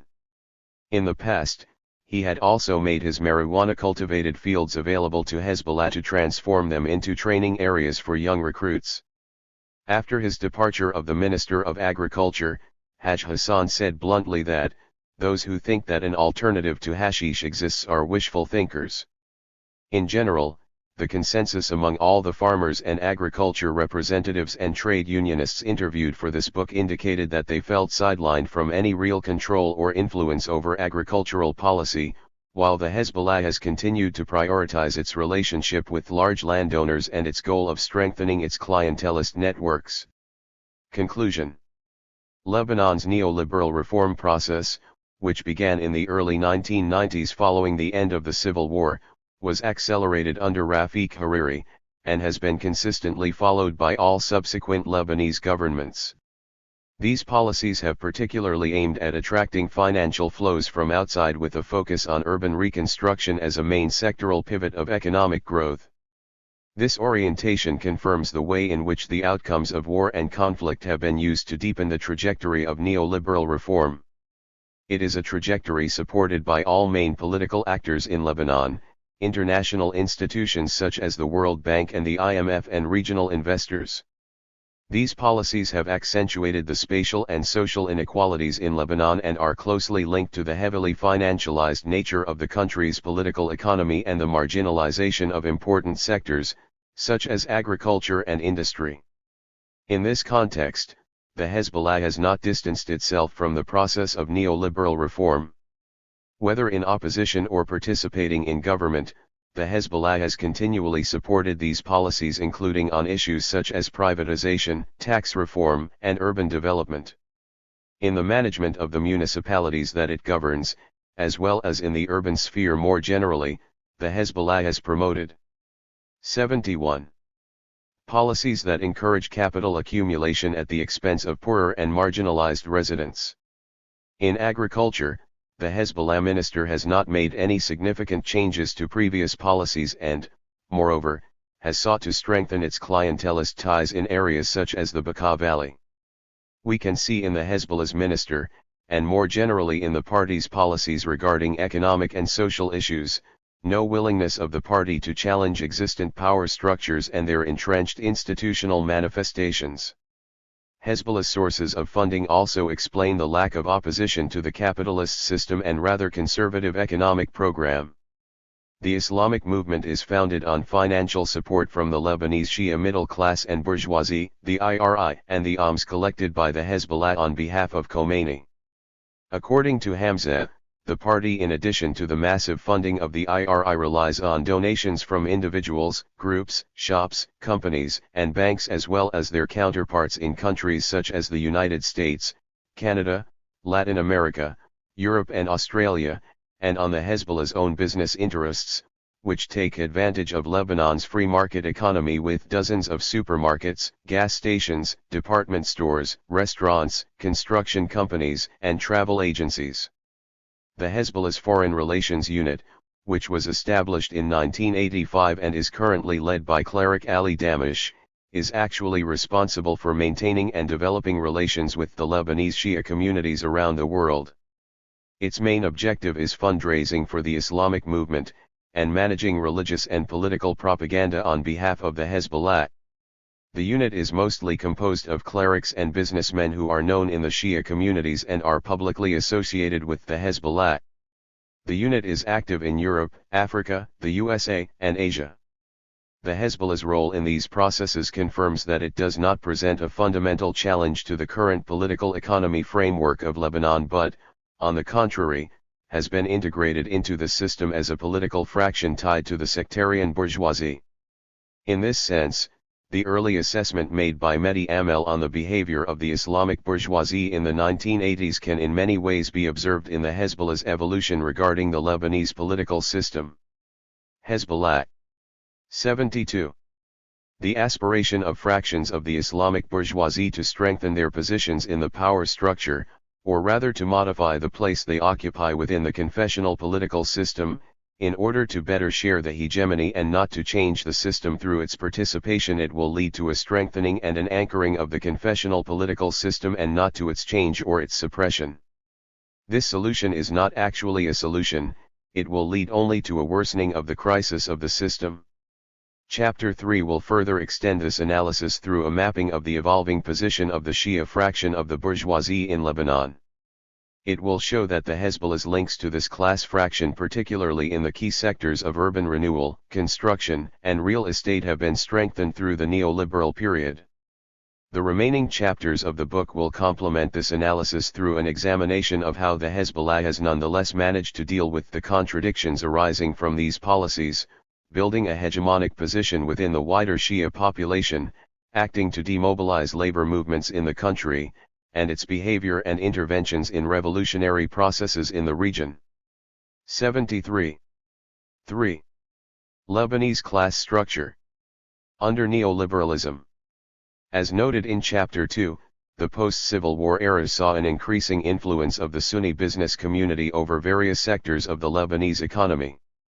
1. The Christian fraction of the bourgeoisie lost much of its power to a Muslim Sunni capitalist section, which benefited from foreign ties and lucrative connections to diaspora communities, particularly in the Gulf. Today, the two richest families in Lebanon are from the Sunni community, the Hariri family and the Mikadi family. 2. Together their estimated wealth is $14 billion, some 15% of all private wealth in the country. The banking sector, for example, is made up of more than 70 banks, predominantly managed by founding families. The sector is largely dominated by the country's 12 alpha banks, 3 banks with deposits over $2 billion. At the end of 2008, alpha banks held $95 billion in consolidated assets, or 88.3% of all banks' consolidated assets, and $77.3 billion in customer deposits. The Christian fraction of the bourgeoisie dominates the leadership of many of these alpha banks, without necessarily holding the majority of shares. These are often in the hands of foreign actors. This includes the largest bank in Lebanon, the Audi Saradar Bank, which is chaired by Raymond Audi, and the third largest bank, Byblos Bank, established by the Basil family. The Christian and Sunni fractions of the bourgeoisie are also involved in other sectors such as trade for and real estate development/construction through large family-owned conglomerates. This sectoral distribution of economic interests is linked to the form of Hezbollah. 74. Neoliberalism discussed in Chapter 2. It has also been marked by a strong interpenetration of both the political and economic spheres, with these large families straddling high-ranking positions in both commerce and government. In construction, for example, H. Ashkar has pointed out that in post-war Beirut, amid the reconstruction process, the presence of economic elite, emerging from the real estate development sector, in the political arena intensified. The main business associations, the Beirut Traders Association, the Association of Banks in Lebanon, the Association of Lebanese Industrialists and the Chamber of Commerce and Industry of Beirut are also dominated by these conglomerates. 5. Importantly, and again linked to the particular form of neoliberalism in Lebanon, foreign capital inflows have helped to strengthen the position of both these Sunni and Christian conglomerates. Most significant in this respect has been foreign investment from the GCC countries. Further confirming the link between the Lebanese government and the Gulf region, around 60% of FDI from 2002 to 2007 originated from the GCC. More than half of this Gulf FDI was in real estate, and the remainder in services and the banking sector. As a consequence of these FDI flows, Gulf Capital has become a major shareholder in key Lebanese banks including Audi Bank, 6 Blom Bank 7 and Credit Libanese. 8. In real estate, the Blom Investment Bank has documented that land held by GCC investors rose to 2 million square meters in 2005, up from 0.5 million SQM in 2002 and increasing steadily since then. 9. Alongside these capital flows from the Gulf, political relationships between the GCC and the Sunni bourgeoisie have also strengthened. Perhaps the clearest example of this is the Hariri family, which, as Adam Hani has noted, could be considered a subcomponent of Khaliji capital. Its accumulation is centered in its ownership of the Saudi-based construction company Saudi Ogre, and the family holds Saudi citizenship. In this sense, the neoliberal trajectory of the Lebanese government and the country's economic penetration by Khaliji capital are directly linked to the GCC's political influence. 10. 75. Poverty and Lebanon sectarian mix. The political and economic dominance of Sunni and Christian elites, however, has not been extended to all layers of both communities.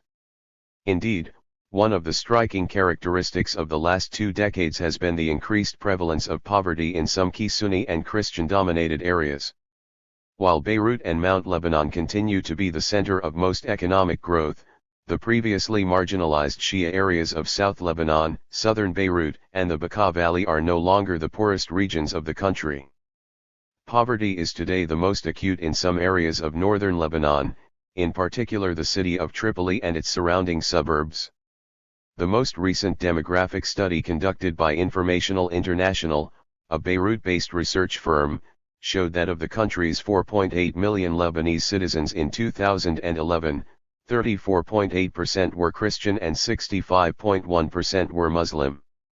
The Shia population is concentrated in the northern half of the Bekaa, Baalbek, and Hermel, which have a population of more than 75% Shia, in southern Beirut and southern towns such as Bent Jabal and Nabatayat.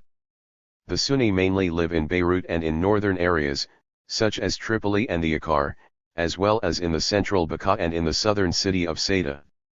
Various Christian communities are located in Beirut, Mount Lebanon, Zail, and Jezin, with smaller numbers living in the Bekaa, the south, and the north. Regarding the socio-economic situation of each region, from 1997 to 2005, the two governorates of Mount Lebanon and the north saw a relative decline in their mean per capita expenditure. The decline was nevertheless far more significant for the mostly Sunni-populated north, which witnessed a major deterioration in its mean per capita ranking from the third highest in the country to the lowest in 2004 to 2005. In this same period, Beirut saw the highest growth rate in per capita consumption, 5% annually, as a result of investments and widespread job creation witnessed in the city after 1997. Growth rates in consumption expenditures were around 4% higher than the national average in Shia-populated areas such as Nabatayat, the Bekaa, and the south. Mount Lebanon and the north had a growth below the national average, with the northern governorate. Hezbollah. 76. Observing an insignificant annual growth of 0.14%. The Shia-dominated Nabatayat governorate witnessed the country's highest level of growth in per capita private consumption between 1997 and 2004 with a figure of 5.82%. This growth was most likely the effect of worker remittances from abroad, and a strong network of non-governmental organized support around reconstruction. In 2005, the mean per capita consumption was highest in Beirut, and lowest in the Sunni-dominated north. These figures were reflected in the North's increased poverty levels. The North makes up 20.7% of Lebanon's population, but 46% of the extremely poor population and 38% of the entire poor population, which is the aggregate of the extremely and moderately poor population. At the same time, the extremely poor population represented in Beirut is 0.87%, Mount Lebanon 18.94%, the Bekaa 17.16%, the South 15.38% and Nabatayat 1.62%. Households in the north are 4 times more likely to be poor in comparison with those that reside in Beirut. There are, moreover, substantial differences in poverty within the North Governorate. Tripoli city and the Akkar region, mostly populated by Lebanese Sunni, have the highest percentage of overall poverty rates, with extreme poverty reaching 20.61% in Akkar and 23.17% in Tripoli, and overall poverty rates of 62.98% and 56.72% respectively. The economic and employment conditions of Akkar were particularly hard hit by the 2006 Israeli war on Lebanon, and later as a result of the destruction of the Palestinian refugee camp of Nahr al-Bared camp in the summer of 2007. 11. In contrast, the Kura, Zgarda, Batroun, and Bchar regions, mostly populated by Lebanese Christians, have relatively low poverty levels with 24.7% of overall poverty and 4.5% extreme poverty. In terms of infrastructure and economic activities, the differences are also significant. According to the Central Administration for Statistics, there are only 17,000 establishments in the North Lebanon Governorate, compared to 73,000 in Mount Lebanon and 72,000 in Beirut. Beirut and Mount Lebanon are also the main centers of tourism and hold 75% of the country's hotels. Moreover, Beirut and its suburbs, which include nearly 38% of the total population of Lebanon, had at the end of 2004 nearly 70% of all commercial bank deposits and were receiving more than 80% of total bank loans. In contrast, the northern city of Tripoli's share of bank loans to the private sector did not exceed 2 to 3%. These figures show that the most impoverished regions are now concentrated in Sunni-majority areas of the North 12 rather than the previously excluded Shia areas of the southern suburbs of Beirut and South Lebanon. Over the past 2 decades, the regions with a majority Shia population have actually moved from a position of marginalization and poverty to one of increased economic and political weight, while the northern areas mostly constituted of the Sunni population, have seen their position worsen.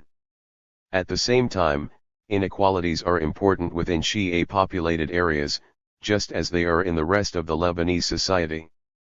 This can be seen in the very high intra-regional poverty rates for those areas where the Shia form a high majority. In the Baalbek Hermel region, comprising more than 70% Shia, the percentages of the lower and upper poverty lines represented respectively 13.4% and 32.54% in 2005. In Tyr, they were 8.96% and 36.41% respectively. In Nabataya, they were 1.05% and 11.37% respectively. In Bent Jabal, they were 3.09% and 25.51%, respectively.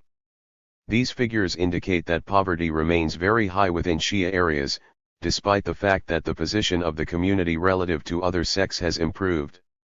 In other words, there has been a widening gap and differentiation within the Shia population itself. The polarization of wealth inside the Shia population is perhaps best observed in Dahai, a stronghold of the Hezbollah and populated in the majority by Shia. The journalist, Muhammad Wehbi, has described the increasing social inequalities of Dahai as follows.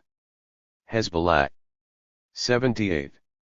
Overpopulation has put pressure on public services and infrastructures, resulting in the strengthening of illegal individual initiatives, such as electricity generators and water tanks. The poor live side by side with the middle and high class in the same geographic location populated by one same sect. There is little development taking place in the suburbs, and the crime rate is increasing. The children of parents, who had come to Dahai in search of security and an income, are now leaving Lebanon in search of a decent job. The scene shows the numerous class contradictions within the walls of each religious sect. In the Hay al-Selam neighborhood of Dahai, expensive SUVs share the road with small cars, taxicabs, and motorbikes. In Harad-Harik and Hay al-American also in Dahai, it is not odd to find shops renting for as high as $3,000 a month, in contrast to other places in the southern suburbs like Souk al-Jamal in Shia and Souk al-Burj, where rents do not exceed, at most, $600. The difference in the price of a square meter of a built-up area between Hay al-Selam and Harad-Harik can reach up to 30%. Similarly, an apartment in Hay al-American can cost more than $500,000, compared to a maximum of $170,000 for an apartment in Hay al-Selam. The head of the CCSD, Abd al-Halim Fadlallah, classified the residents of Dahai as lower middle class or upper lower class, while others have spoken of the rise of a Shia middle class after the Taif agreement which spread over wider areas of Dahai. This rising middle class has been experiencing, according to journalist Ahmed Mohsen, an upward movement not only physically, with a construction boom, but also economically and socially. This encouraged investors to set up amenities to suit this new class, which grew on the margins of the changes taking place during the Hariri era. In addition to this, in the wake of the liberation of the South in 2000 from Israeli occupation, private investments and real estate development schemes privileging middle and high-end consumers have multiplied. 79. In Dahai. The area is, in other words, not simply a zone of poor slums as it is often presented, but rather a zone giving an indication of the increasingly significant class changes and differentiation within the Shia population itself. According to one estimate, Dahai holds more than 30% of Lebanon's total domestic purchasing power. The area's business activities have increased following the 2006 Lebanon War. A study carried out by Lara Deeb and Mona Harb published in 2009 to 2010, under the title Cultural Activities of Arab Youth, showed that 64% of Da'iya's cafes and restaurants appeared between 2006 to 2008, and the number of bank branches in the area increased from 64 in 2009 to more than 100 in 2013, according to some bankers. In summary, the last 2 decades have seen the emergence of a layer of the Shia population that has risen to an important position within Lebanon's class structure. Taken as a whole, the Shia are marked by an increased polarization of wealth between this layer which profited from neoliberal reform and the recalibration of the sectarian system following the Taif Agreement, and poorer layers of the population which populate Shia suburbs in Beirut, the Bekaa, and the south. The following section explores in greater detail the composition of this emerging Shia fraction of the bourgeoisie and its connection to Hezbollah. Mapping the Shia fraction of the bourgeoisie. As Chapter 2 outlined, one of the distinctive features of neoliberal reform in Lebanon has been the emphasis on the liberalization of capital inflows, particularly aimed at the reconfiguration of urban space through new housing and tourist developments and other construction projects. Much of this has targeted Shia majority areas in Greater Beirut and the south of Lebanon under Hezbollah control. These construction activities have been supported through parallel state funding, which has leveraged a growing volume of investments from the Lebanese Shia diaspora living in Africa and North and South America. The emerging Shia fraction of the bourgeoisie has converged around these capital flows, utilizing them as a means of deepening their accumulation opportunities. Hezbollah. 80.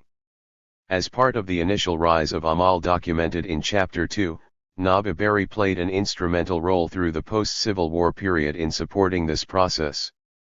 Fawaz Trabulsi describes his role succinctly.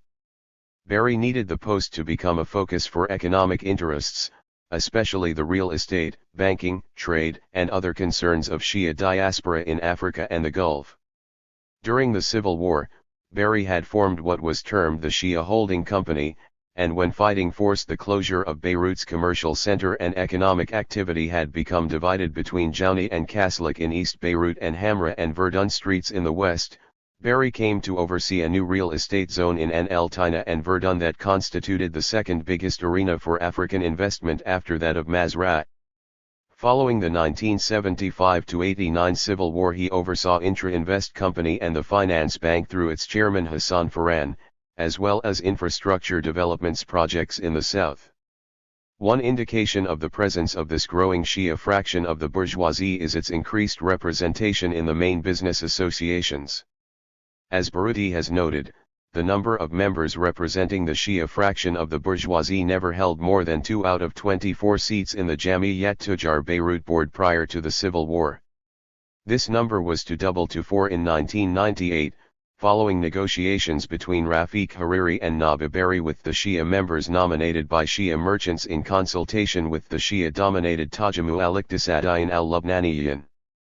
The number of members of the Shia fraction of the bourgeoisie on the BTA has remained at this level until today. In the Chamber of Commerce, Industry, and Agriculture of Beirut and Mount Lebanon, the representation of the Shia fraction of the bourgeoisie on the board of directors increased from 11% before the Civil War, to 21% after the Civil War. Muslim members of the board were now equally divided between Sunni and Shia.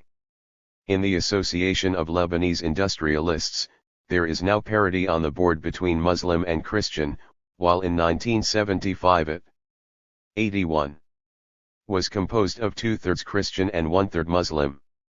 13. The representation of the Shia fraction of the bourgeoisie has now reached 5 members, up from 2 in 1988 and none before 1975.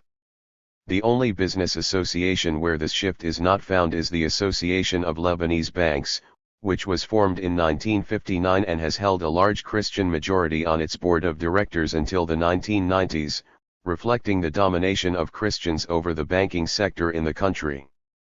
After the Taif Agreement, representation on the board was distributed equally between Christians and Muslims.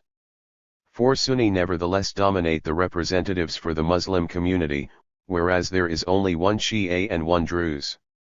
In 2014, the only Shia representative was Tanal Sabah, president of the Lebanese Swiss Bank. The weakness of Shia representation indicates the particular character of class formation in the Shia community, specifically their absence in commercial banking. Only 4 banks are controlled by Shia: the Lebanese Swiss Bank, owned by Tanal Sabah; Middle East and African Bank, owned by the Hejj family; the Phoenicia Bank, owned by the Achour Group; and the Jamal Trust Bank owned by Anwar Ali Jamal. A more micro-level analysis confirms these trends.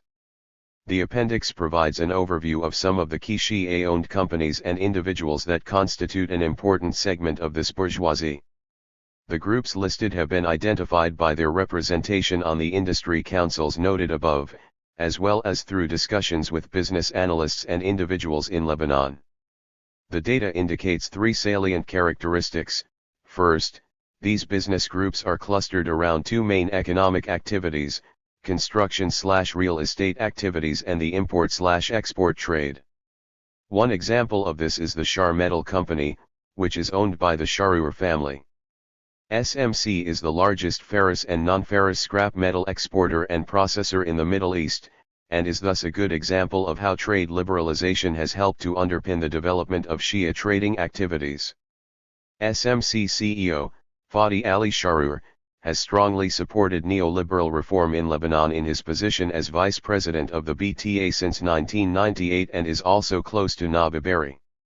14. The Sharour family has important investments in multiple sectors of the Lebanese economy including trade, industry, Hezbollah, 82, and real estate.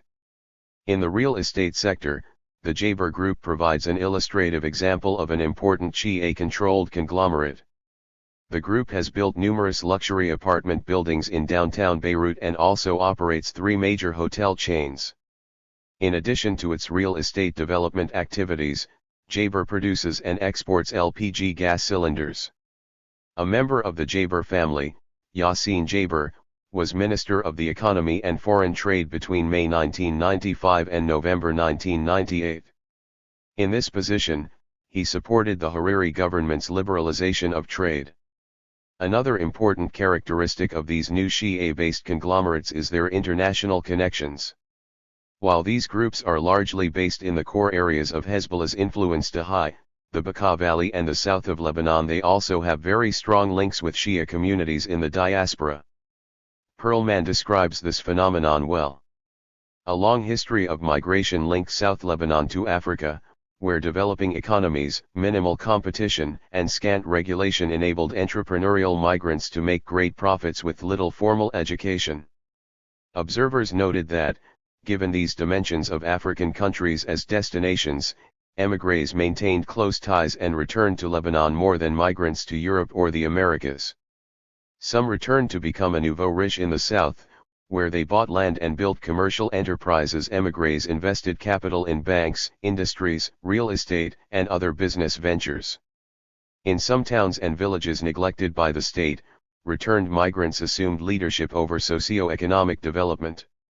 These links with the Shia diaspora have provided important opportunities for the community's emerging bourgeoisie. Indeed, the exceptions just noted for Shia involvement in the financial sector arose largely as a result of these diaspora links. Both the JTB and the MEAB were initially based in Africa, where prosperous Shia business people opened banks to provide services to expatriate communities, and also financed trade to Lebanon itself. 83. The former owner of the MEAB Bank, Qasim Hejj, was the target of U.S. Department of the Treasury sanctions under the allegations of supporting Hezbollah's financial operations and terrorist activities in June 2015. Hejj was accused of maintaining direct ties to Hezbollah organizational elements. In addition to his support to Adam Tabaja and his affiliated companies in Iraq, Hejj has helped open bank accounts for Hezbollah in Lebanon and provided credit to Hezbollah procurement companies. Hejj has also invested in infrastructure that Hezbollah uses in both Lebanon and Iraq. Hejj was sanctioned as an individual, but the bank was not mentioned. He nevertheless resigned from his position, despite denying the accusations, and his son Ali Hejj has become the new chairman of the bank since then. These three characteristics of the emerging Shia fraction of the bourgeoisie: an emphasis on real estate and trade, a relative weakness in the financial sector, and linkages with Shia diaspora populations have been further accentuated by economic policies supported by the Hezbollah in its areas of influence. The majority of the companies listed in the appendix, for example, have their headquarters in the Hezbollah-controlled municipalities such as Gobiri. In these areas, they have benefited from the types of neoliberal urban redevelopment models discussed in Chapter 2. Moreover, the Hezbollah's ministerial representatives have promoted economic policies, particularly concerning trade, that have facilitated the activities of Shia-controlled conglomerates, most recently in 2014 when the Hezbollah minister Hussein Haj Hassan was the main actor pushing for an eventually successful 50% decrease in export tax. Through policies such as these, Hezbollah has facilitated the accumulation of opportunities for the Shia conglomerates discussed here. Moreover, the Hezbollah has increasingly emphasized the strengthening of links with the Shia diaspora, especially in Africa, where it now provides loans for young entrepreneurs to establish businesses. While the main levers of Lebanon's economy remain under the control of conglomerates of the Sunni and Christian fractions of the bourgeoisie. Hezbollah. 84. The emerging Shia economic fraction is a striking development that has paralleled the rise of the Hezbollah as a political force. Hezbollah's own economic development. In addition to these privately owned Shia conglomerates, another significant feature of business activity in Lebanon is the increasing prominence of companies under Hezbollah's direct influence. Already in the beginning of the 1990s, Mona Harb el-Kak had noticed that the associations and organizations linked to the Hezbollah often dealt with private architectural offices and companies whose officials were sympathizers of the Islamic movement. The Lebanese scholar, Fawaz Trabolsi, argued that a major base of the party's social support rests upon Shia businesspeople who profited from the civil war or commercial activities in the diaspora, as well as the upper middle classes linked to new education and migration opportunities. As with the conglomerates listed in the appendix, these companies have tended to focus upon construction and real estate, as well as tourism and recreational activities aimed at a growing Shia fraction of the middle class.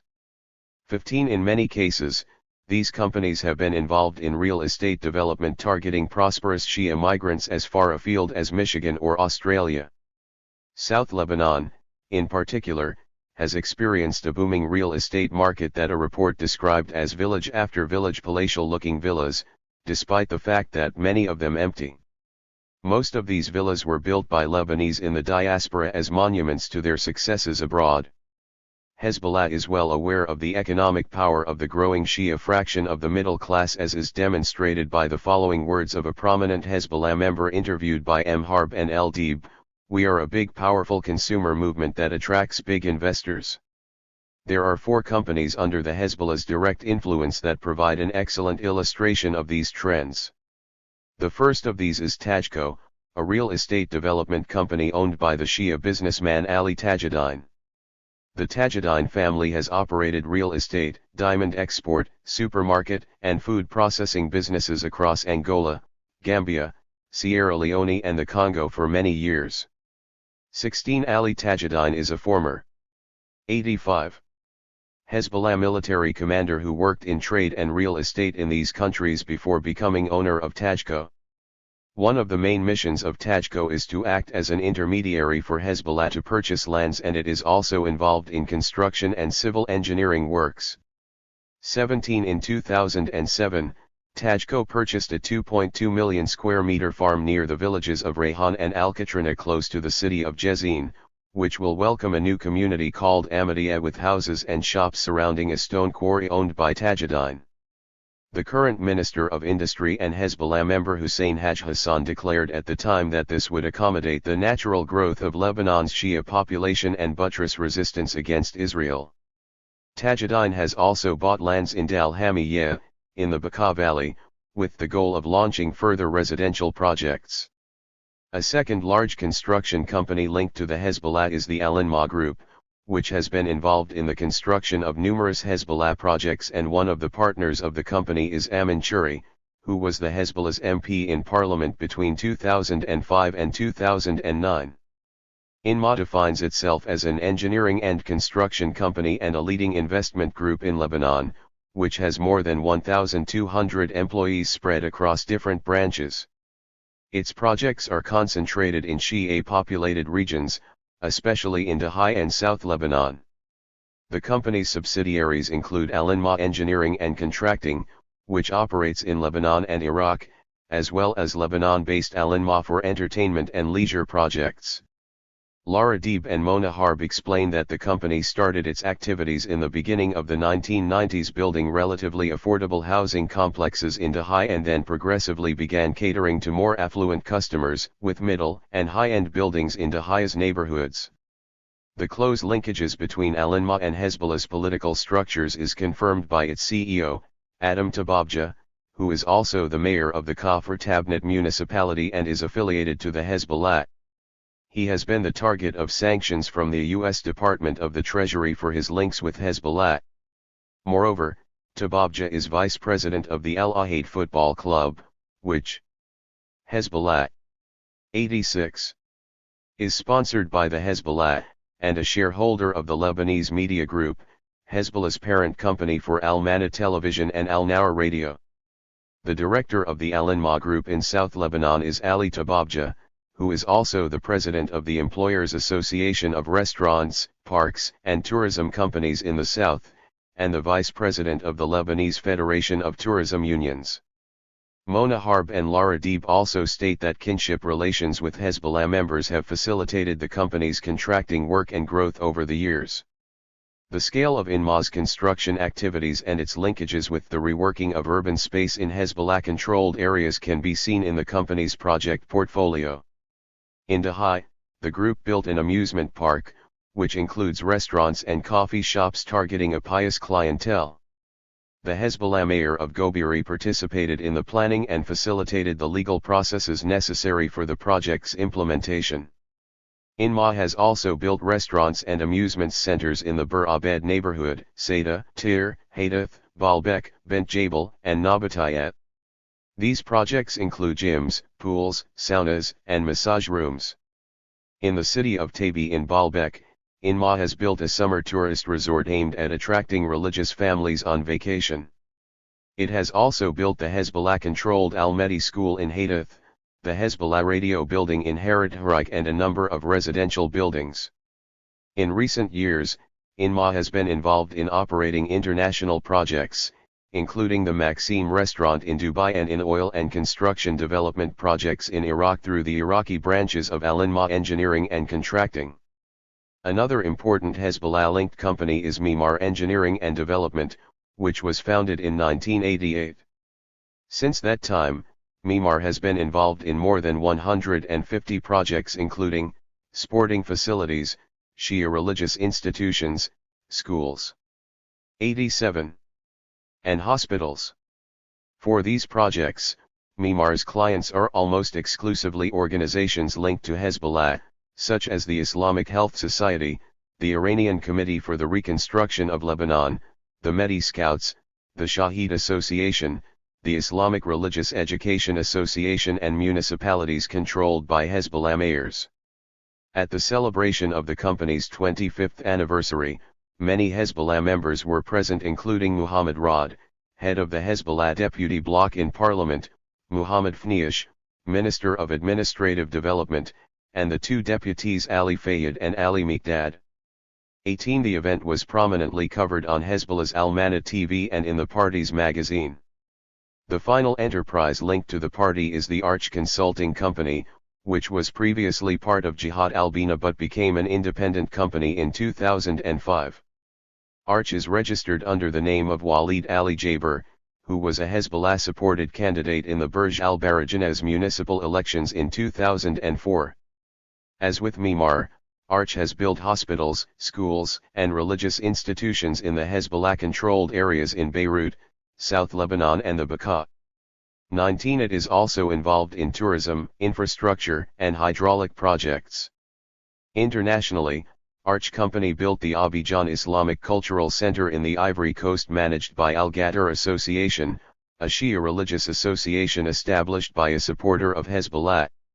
These companies offer important insights into the nature of the Hezbollah's economic activities. Each of them is privately owned and operated, and thus help to enrich a narrow layer of the Shia community who control them. At the same time, they are very closely linked to the party itself. All four companies are headed by Hezbollah members and supporters, including electoral candidates for the party.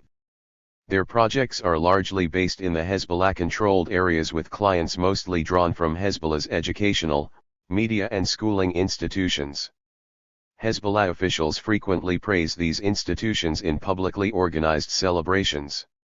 20. Indeed, the close links between the Hezbollah and these companies have led to public concerns being expressed around clientelism and patronage stemming from the party's position in the state apparatus. 21. The explicit and open nature of their relationship. Hezbollah. 88. With the party is one further indication of the network of private sector institutions that have arisen around construction and real estate activities in Shia-populated areas, and points to the emergence of a bourgeoisie linked to the Hezbollah. The investments in the construction and real estate sectors of Hezbollah-affiliated companies or under its influence in Lebanon corresponds and reflects the nature of an adventurous, speculative, and commercial capitalism that dominates the region, which is characterized by short-term profit-seeking as explained by Gilbert Ichkar. The construction and real estate sector, which is a successful economic branch in the region, is at the crossroads of land speculation, driven by the search for shelter investments in real estate, and an economy of commercial and touristic services funded greatly by the regional oil revenues, both by the capital and consumers alike from rentier states. The changing character of Hezbollah's social base. The preceding discussion provides confirmation of the expanding social base of the Hezbollah. From its roots in the poor Shia populations of Lebanon, the Hezbollah has become a party whose membership and cadres increasingly reflect the growing Shia fraction of the middle class and bourgeoisie, especially in Beirut. 22. In the southern suburbs of Beirut, many members of wealthier families and most of the merchants have been integrated into Hezbollah, while the party's activities and institutions cater to middle-class Shia. This transformation is reflected in the profile of party cadres, who are no longer composed of clerics from a lower middle-class background as at the time of the party's foundation in 1985, but are now largely drawn from a professional class, who hold secular higher education degrees. One illustration of this is the party's increasing weight in professional associations. The Order of Engineers and Architects, for example, has been dominated by the Hezbollah since 2008 when the party won the most votes in the association's elections. The Hezbollah estimated that at least 1,300 engineers were members of the party in 2006. The high numbers of engineers in the Hezbollah is linked to the reconstruction of the South and High following the various wars, especially after the end of the 89 Civil War and the 2006 Lebanon War and the development of the real estate projects in these regions. In the Medical Doctors Association, the Hezbollah was represented on the winning list in the 2013 elections. Likewise, in the Lebanese Dentist Association, the vice president, Muhammad Kadia, is supported by the Hezbollah. In the Lebanese Pharmacist Order, which has 7,000 registered members, a Hezbollah representative narrowly missed out from winning leadership of the union in the 2012 elections, losing by only 131 votes to a future movement-backed candidate. The only exception to this trend is the Lawyers Association, where despite expanding numbers and an increasing challenge to the Amal lawyers, Hezbollah has not managed to become dominant over these latters. 23. Similarly, Hezbollah's political leaders are typically drawn from well-educated and wealthy layers of the Shia community. In the national elections of 2009, for example, 5 of the 10 elected Hezbollah deputies held doctoral degrees and at least 4 others were involved in prominent Lebanese businesses. 24. The longest-serving Hezbollah deputy, Ali Amr, comes from one of the wealthiest families in Burj al-Barajanet. 25. At the municipal level, these patterns are repeated, with the Hezbollah electoral candidates selected from powerful Shia families such as Al-Qansa, Kazma, Kenjay, Qumati, Farhat, Rahul, and Slim. Even at the supporter and sympathizer levels these same trends can be noted. Today, heterogeneous layers of society perceive the Hezbollah in different ways. Judith Palmer Herrick, a professor at the American University of Beirut, has examined the social diversity of Hezbollah support. She found that beginning in the mid-1990s, supporters of the party could be found throughout all social classes, and were no longer largely restricted to the poorer, pious layers of the Shia population. This trajectory continued through the 2000s, as indicated by the party's very high results in the 2009 legislative elections from areas that were not traditionally poorer Shia communities, such as Nabataya and Jabal. 26. In an interview for this book, Abd al-Halim Fadlallah also confirmed that a large number of youth from the middle and higher classes of the Shia population now support Hezbollah. 90. The party including tribal elites in the Bekaa Valley who were traditionally opposed to Hezbollah. In its educational network, the changing characteristics of Hezbollah's social base is indicated by the very high tuition fees required to attend its Al-Mustafa schools under the control of the Hezbollah leader Naim Qassem. According to Catherine L. E. Thomas, these schools are aimed at the children of the party's leadership, as well as upper and middle class fraction of the Shia population. The Al-Bathul School, a girls' school that forms part of the Al-Mustafa network, has annual fees of around $1,600, an amount that is unaffordable for the majority of Lebanese. L. E. Thomas concludes that the Al-Mustafa network of schools, which can be considered as being part of the upper middle class category of Hezbollah schools, provide a service to the wealthy Shia class and spread the political ideology of the party under Naim Qassem's supervision. In addition to this, other Hezbollah institutions are oriented towards wealthier layers of the Shia population. One example is the Hospital Rasul al-Azam, which provides VIP and super suites rooms for patients. Another element pointing to the growing integration and linkage between Hezbollah and Lebanese Shia capitalists is the number of businessmen being the targets of sanctions by the U.S. Department of the Treasury for their links with the party. Qassem Hejaj, former CEO of MEAB, Ali Tajuddin, CEO of Tajco Company, Adam Tabaja, CEO of Inma Group, Hussein Ali Fayour, one of the owners of Car Care Center based in Duhai, Ali Youssef Carrera, Chairman and General Manager Spectrum Investment Group. Holding Sal, 27 Mustafa Fawaz and Fuzza Fawaz based in Nigeria, 28 majority shareholders of Amigo Supermarket Limited, and owners of Wonderland Amusement Park and Resort Ltd, 29 and of Holding Kafak Enterprises Limited, Abd al-Nur Shailan, 30 Lebanese businessman, Kamal Mohammed Mhaz and Isam Mohammed Mhaz, owners of Stars Group Holding, 31 etc. 32. 91. These characteristics of Hezbollah's political representation and social base indicate that while the organization continues to draw support from people from all levels of society, its priorities are increasingly oriented to the highest strata.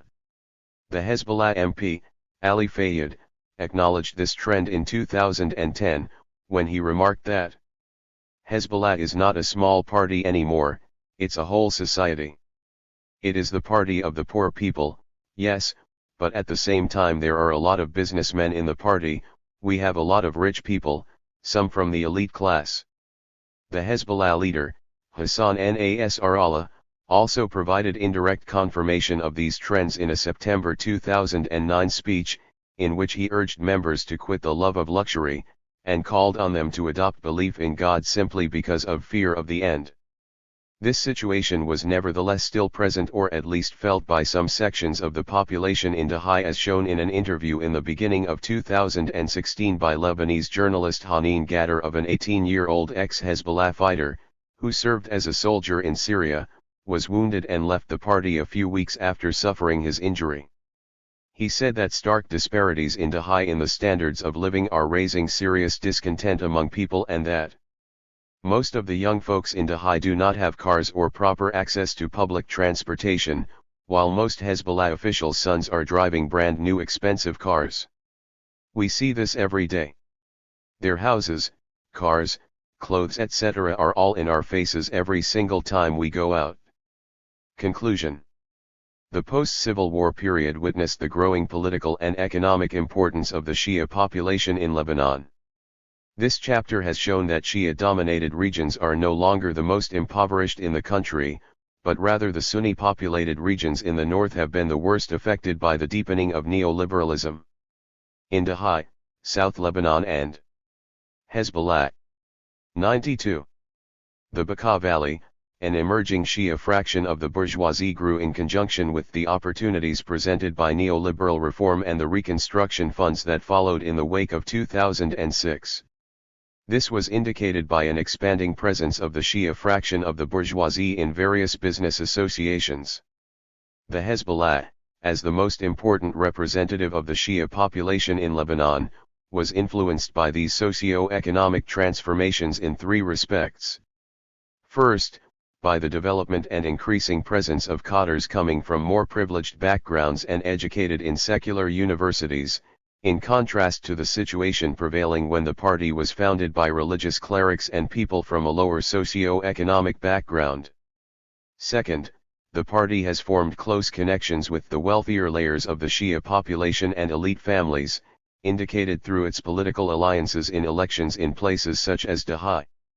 Third, the Hezbollah has itself become an important economic actor in Lebanon, with multiple business interests that provided employment to thousands of people in addition to its network of organizations. The analysis of the context and the changes in the Lebanese economic and social structures are key elements to an understanding of the Hezbollah's behavior and policies. They indicate that the party itself has undergone a profound transformation from an organization firmly rooted in poorer Shia areas to one that increasingly represents the interests of a wealthier Shia constituency and that competes with Amal to best serve the interests of the Shia fraction of the bourgeoisie. There is indeed an increased competition between Amal and the Hezbollah to attract the wealthiest sectors of the Shia fraction of the bourgeoisie and best represent its interests in Lebanon. 93. 4.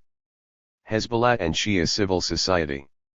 Hezbollah has managed to achieve a position of hegemony among Lebanon's Shia population through a balanced combination of consent and coercion, based on the one hand through its provision of much-needed services to large sections of the Shia popular sector, and, on the other, through repressive measures directed against those who step outside the norms established by the party. These intertwined factors of consent and coercion are facilitated through Hezbollah's wide-ranging network of organizations, which has helped it to disseminate its ideas and to deepen its support base within the Shia population. The Hezbollah's parliamentary deputy, Dr. Ali Fayyad, has claimed that the organizations of Hezbollah were established to build a solid relation between the party and its public. They are one of the essential elements in its strategy of mobilization. Hezbollah's organizations can be seen as part of what Gramsci described as the multi-layered associations and voluntary groups that constitute civil society, associations, educational and religious institutions, the media, and so forth. These institutions constitute a hegemonic apparatus, a complex set of institutions, ideologies, practices, and agents, through which the Hezbollah has engaged its opponents in the struggle for political power by intervening in civil society. As Peter Thomas has noted, the struggle for political power depends not simply on the ability of a class's initiative in political society, but is also related to whether it can relate adequately to its social basis in civil society. Political power is immanent to the hegemonic projects by means of which classes constitutes themselves as classes. Hezbollah. 94. Capable of exercising political power. The Hezbollah's institutional network also deserves a Gramscian description of hegemonic apparatus because it operates to a very pronounced degree as a coherent interlocked whole. There is significant rotation of leadership among the institutions, which also provide employment to the cadres and popular base of the party.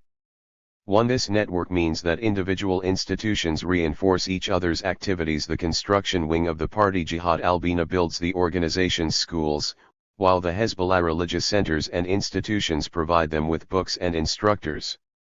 The party's media wing publicizes the organization's reconstruction activities and religious message. Its research unit helps to plan social interventions and provides employment for graduates from its educational institutions. In this manner, the Hezbollah's institutions represent a unified and coherent intervention into Lebanese civil society. One striking aspect of this coherence is the ideological framework propagated through the organization's network of civil society institutions. The principal element of this framework is the ongoing and deepening Islamization of the Shia population, which has been vital to strengthening the Hezbollah's hegemony. The Hezbollah's socialization structures have been primarily aimed at strengthening the religiosity of its social environment, thereby fostering an adherence of the community to the organization as the embodiment of Islamic values. Islamization has been both promoted by Hezbollah organizations, while simultaneously employed as a means of disciplining elements of the Shia population that have resisted this process. It is through these twin elements of consent and coercion, mediated through the vehicle of Islamization, that the Hezbollah has developed its hegemonic position amongst Lebanese Shia. Hezbollah's structure and relationship to civil society. An important facet to understanding Hezbollah's intervention in civil society, and the Shia population more generally, is the organization's 95. Internal structure. This structure is defined by an extreme centralization and concern with hierarchy and discipline, features that enable the ideological and political orientation of the party to be consciously and systematically transmitted to its wider social environment. This structure is also marked by the predominance of religious clerics in its upper leadership, further confirmation of the significance that specific religio-ideological conceptions have on the organization's political practice. The highest decision-making body of the party is the Decision-Making Consultative Council known as the Shura, which is composed of 7 members, the Secretary General Hassan Nasrallah, the Vice Secretary Naim Qassem, and 5 other cadres. In the Shura, decisions are usually reached by consensus and only occasionally through a formal vote. Resulting directives are binding on the movement's constituent bodies. The Shura is elected every 3 years, not by the party rank-and-file members, but by the General Convention, which gathers according to different sources between 200 to 250 high cadres, and includes heads of various sections, geographical regions, and units of work. The last General Convention was held in 2008 to 2009, with the 2012 meeting postponed due to the conflict in Syria. In addition to electing the Shura, the General Convention discusses general policies of the party regarding the party's daily operations in Lebanon, and its relations with Shia constituencies and other Lebanese political forces. The Shura forms the main core of the party's strategic intervention in civil society and its wider political orientation. This role is carried out through 5 councils, each headed by one of the Shura members, who are joined by other key cadres. Dayer describes these councils as follows. The Executive Council, composed of 12 members. The EC defines the public action of the party together with its foreign policy. The members of the EC are generally regional party leaders and/or members in charge of specific sectoral policies. The Political Council, which is in charge of communication and coordination with the other Lebanese political and Hezbollah. 96. Social actors. The PC analyzes the general political situation and provides analysis and recommendations to the Shura. In addition to conjunctural political debates, the PC administers permanent files on subjects such as relationships with Christian and Islamic parties, Palestinian factions, and Arab countries. The Jihad Council, which runs the military resistance and the security apparatus of the party. The JC is responsible for the security of the members of the resistance and its arms, notably through the surveillance of alleged collaborators. The Judicial Council, which brings together different clerics from the various regions of Lebanon and passes rulings on aspects of religious law. The Parliamentary Work Council, which gathers Hezbollah members of parliament to coordinate their political interventions and the communication of decisions. A sub-council was added to this in 2005, the Government Work Council, which includes consultants specialized in certain sectors. In turn, these councils oversee a further tier of committees that involve other party cadres tasked with implementing selected policies. In addition to these councils and committees, two new organizations were established in 2004, the CCSD, the Hezbollah-affiliated think tank based in Beirut, responsible for social, development and economic research and programs, and the Federation of Hezbollah Municipalities, an organization that links together the Hezbollah municipalities in order to strengthen coordination between them. These nationwide structures are complemented at the regional level by district councils, called the Regional Shura Councils, which are supervised by members of the Shura. Their main responsibility is to follow up on the daily activities and needs of the district. In each district, Hezbollah members are organized in groups of between 30 to 35 people, based in individual neighborhoods. These groups coordinate through factions, networks of 4 to 5 groups that represent a small city or set of villages and report to the Regional Shura Council. 97. At the same time, the ideology of the Wilayah al-Faqih plays an important role in the internal coherence and discipline of the party.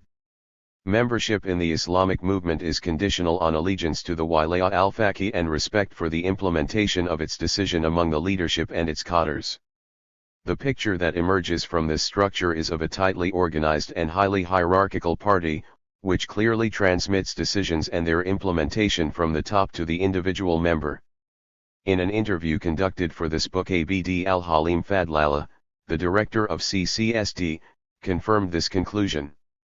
He described the party as a pyramidal organization in which debate is limited to the highest ranks of the party. Decisions are communicated to members through the official structures described above, and cadres are also responsible for meeting with sympathizers in order to explain the official positions of the party.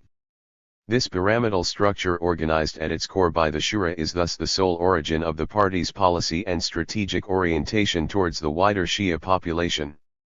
This orientation, however, is mediated through a range of civil society activities that enable the party to interface with supporters and non-members.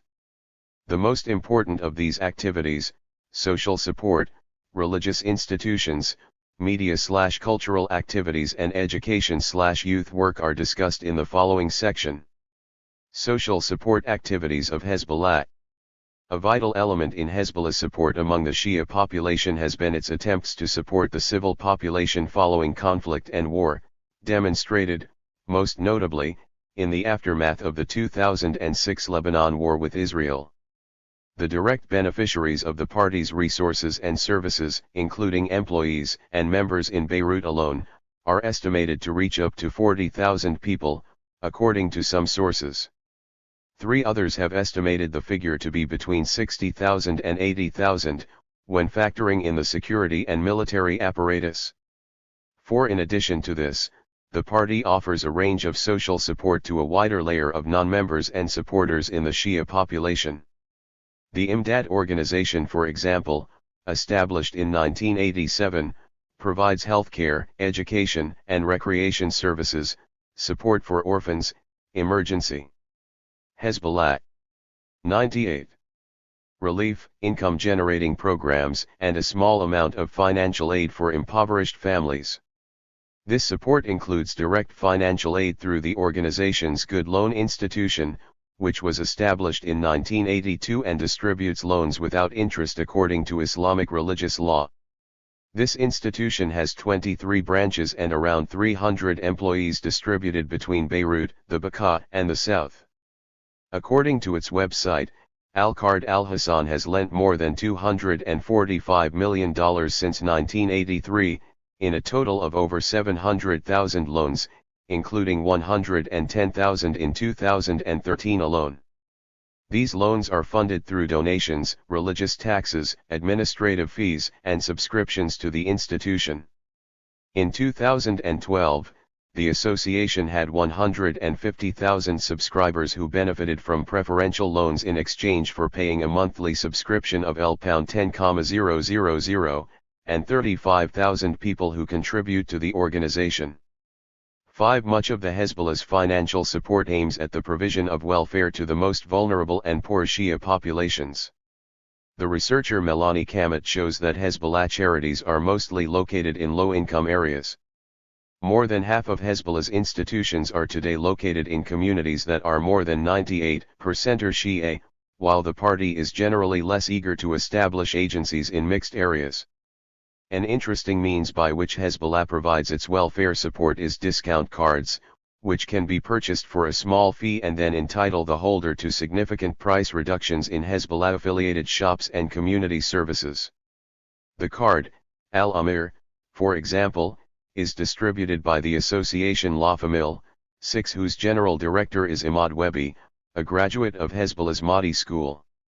7. The card costs $1, and provides discounts of up to 50% in a wide range of institutions such as cooperatives, clothing shops, libraries, medical centers, sports centers, furniture house, electronic and electricity shops, and recreational centers. In this manner, the Hezbollah not only reduces daily living costs for Shia families, but also provides support to local businesses. 8. The card was first launched in Duhai in 2004 to 2005, and has now expanded to the south and the 99. Bekaa, with around 75,000 people using the card by 2014. Moreover, Hezbollah also distributes these cards as gifts to Shia families who regularly attend the organization's cultural events, as well as military training. A 2014 ceremony for the card was held under the auspices of the Hezbollah Minister of Industry Hussein Haj Hassan.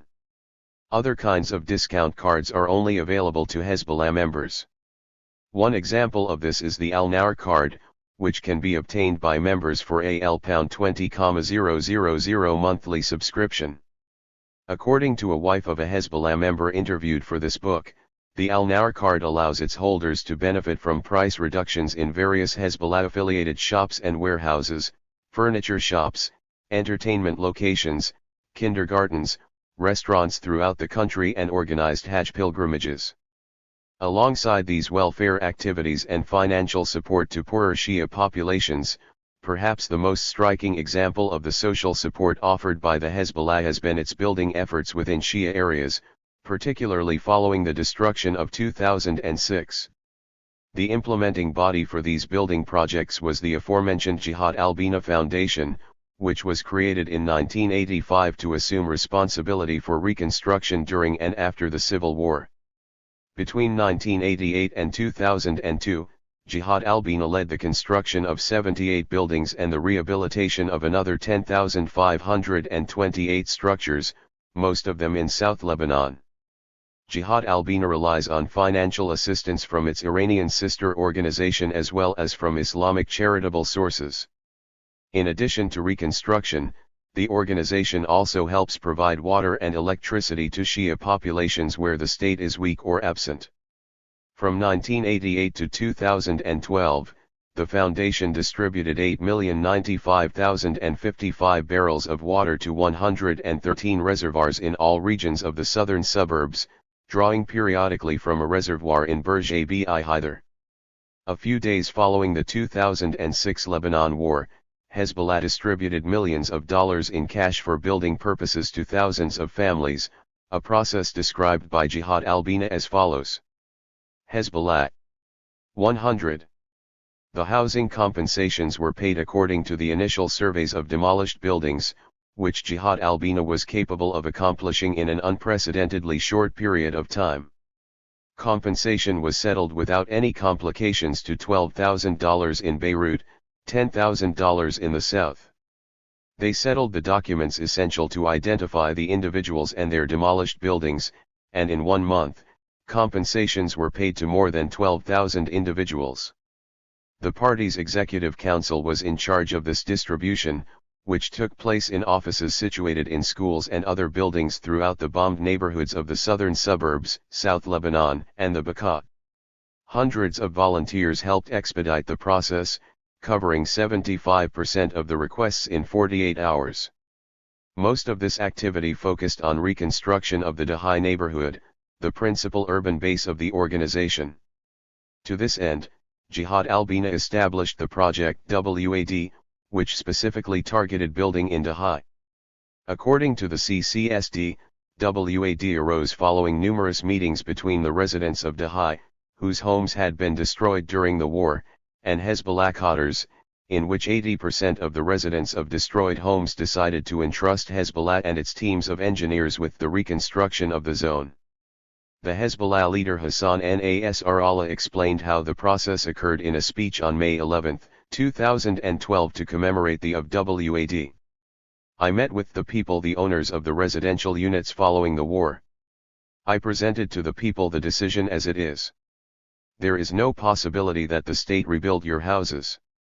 It will pay the compensations for the residential units and you have two choices. The first choice is that residents of every building form a committee and agree among themselves to build the building and we are at your service. We will also help with financing and paying the differences and also improving the building because the money which will be paid by the state is not enough even to reconstruct the building as it was. 101. And as well from building it better than it was. Of course we are at your service and we will not withdraw. The other choice, we have a project and the institution will be charged on your behalf, by consulting you and cooperating with you, to reconstruct these buildings. So we were before a democratic project, which is based on dialogue. No one has obliged anyone to do anything. No one imposed anything on anyone. Nasrallah's account, however, is challenged by Mona Harb, who was a member at the time of the reconstruction unit at the AUB. The members of this group tried to initiate a public debate on the reconstruction options in the neighborhood of THIRD-WORLDISM, but their propositions were rejected by the WAD team. Harb and another Beirut-based scholar, Mona Fawaz, have argued that Hezbollah controlled the reconstruction process completely. They involved only selected actors from its own apparatus. They claim that Hezbollah operated outside public institutions and even isolated the THIRD-WORLDISM elected local government from its decision-making structures. In this manner, the Hezbollah took responsibility for the reconstruction of Dahai and at the same time asserted its domination over this section of the city. The WAD project had the advantage of maintaining, and legitimizing, the geographical integrity of the Hezbollah's power base, while reinforcing the party's prestige because it was implemented by the party's development wing. Fawaz and Harb note.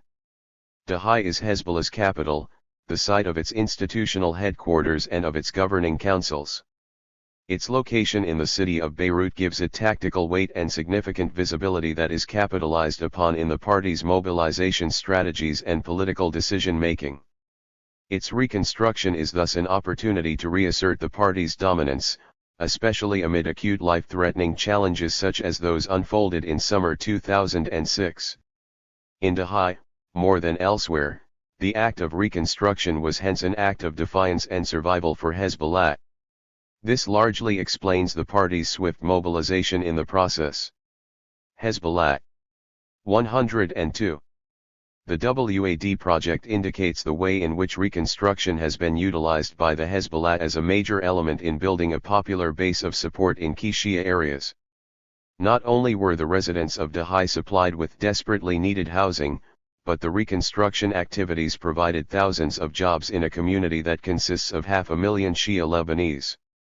According to Mar Al-Hajj and Hassan Said Jashi, respectively spokesperson and director of the WAD project, more than 400 engineers and around 15,000 to 20,000 workers as a whole were employed in the WAD project, while 23 contractors and 50 engineering companies were involved in the project, in addition to 7 companies supervising the implementation. Moreover, the organization's high-profile activities in the area provided it with an enormous propaganda victory in the wake of the war. In this manner, Reconstruction represented a potent symbol of the party's claims that it was the principal defender of the rights of the Shia community in Lebanon. Nonetheless, despite the important social role that WAD has played in Shia areas, it is important to note that the model envisaged by Hezbollah continued to emphasize market-driven and private property-based conceptions of urban space. Mona Fawaz has highlighted this feature of WAD in THIRD-WORLDISM, pointing to the fact that the project was centered upon the assumption that the beneficiaries would be property owners in the area, those who can produce a substantiated claim for property ownership. She notes that to view THIRD-WORLDISM as only the sum of 200 private individual apartments is nonetheless quite problematic. The neighborhood was also, for example, the center of economic and educational activities. Many other dwellers and visitors should be entitled to bring claims and participate in articulating a communal vision for what the neighborhood was and the potential it has.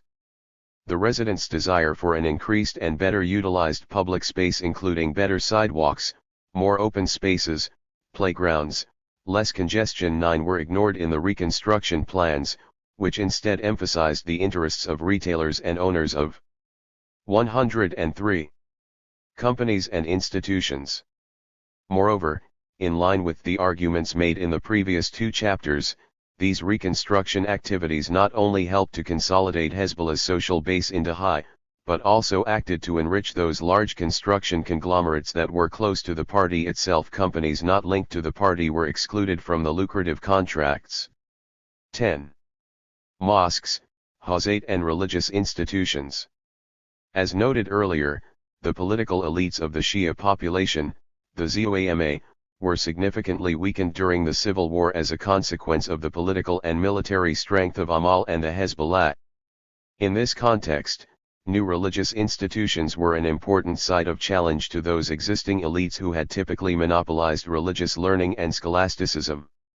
These new institutions included Hezbollah-affiliated mosques and Hawzat, which provided space for previously marginalized youth to enter religious vocations while simultaneously helping to disseminate Hezbollah's particular worldview and ideology.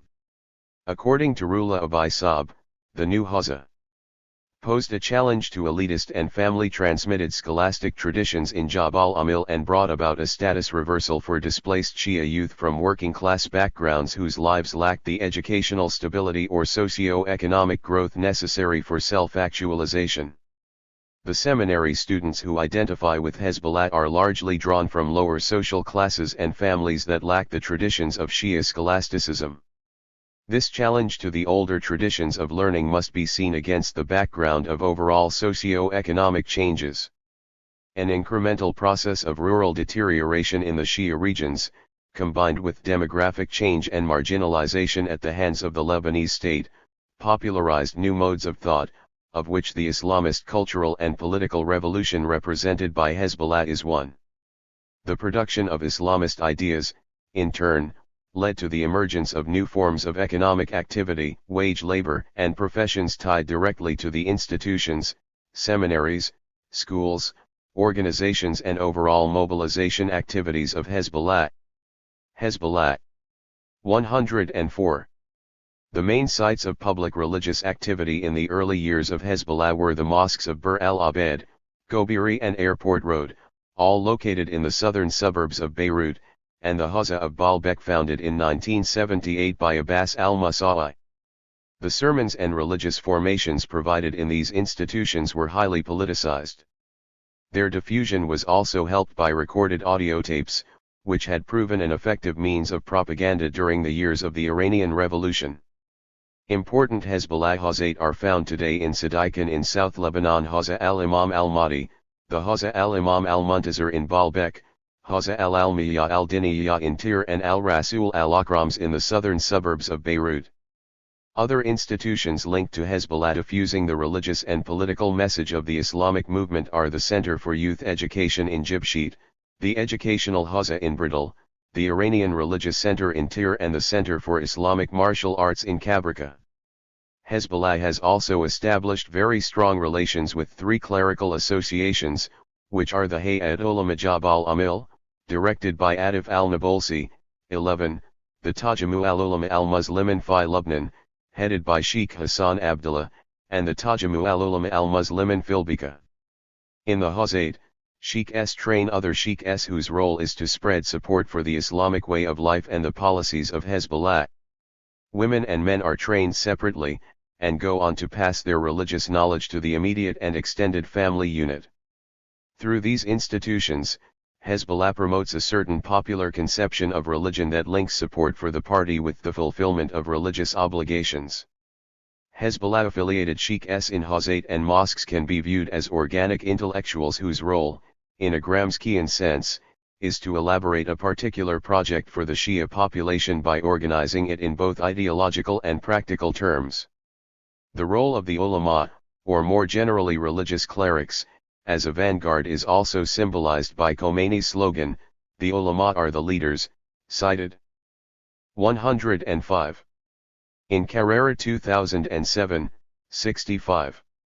An important aspect to this religious work is the institutionalization of religious celebrations and ceremonies, which are used to bind Hezbollah's members and supporters around a common ideology and conception of collective action.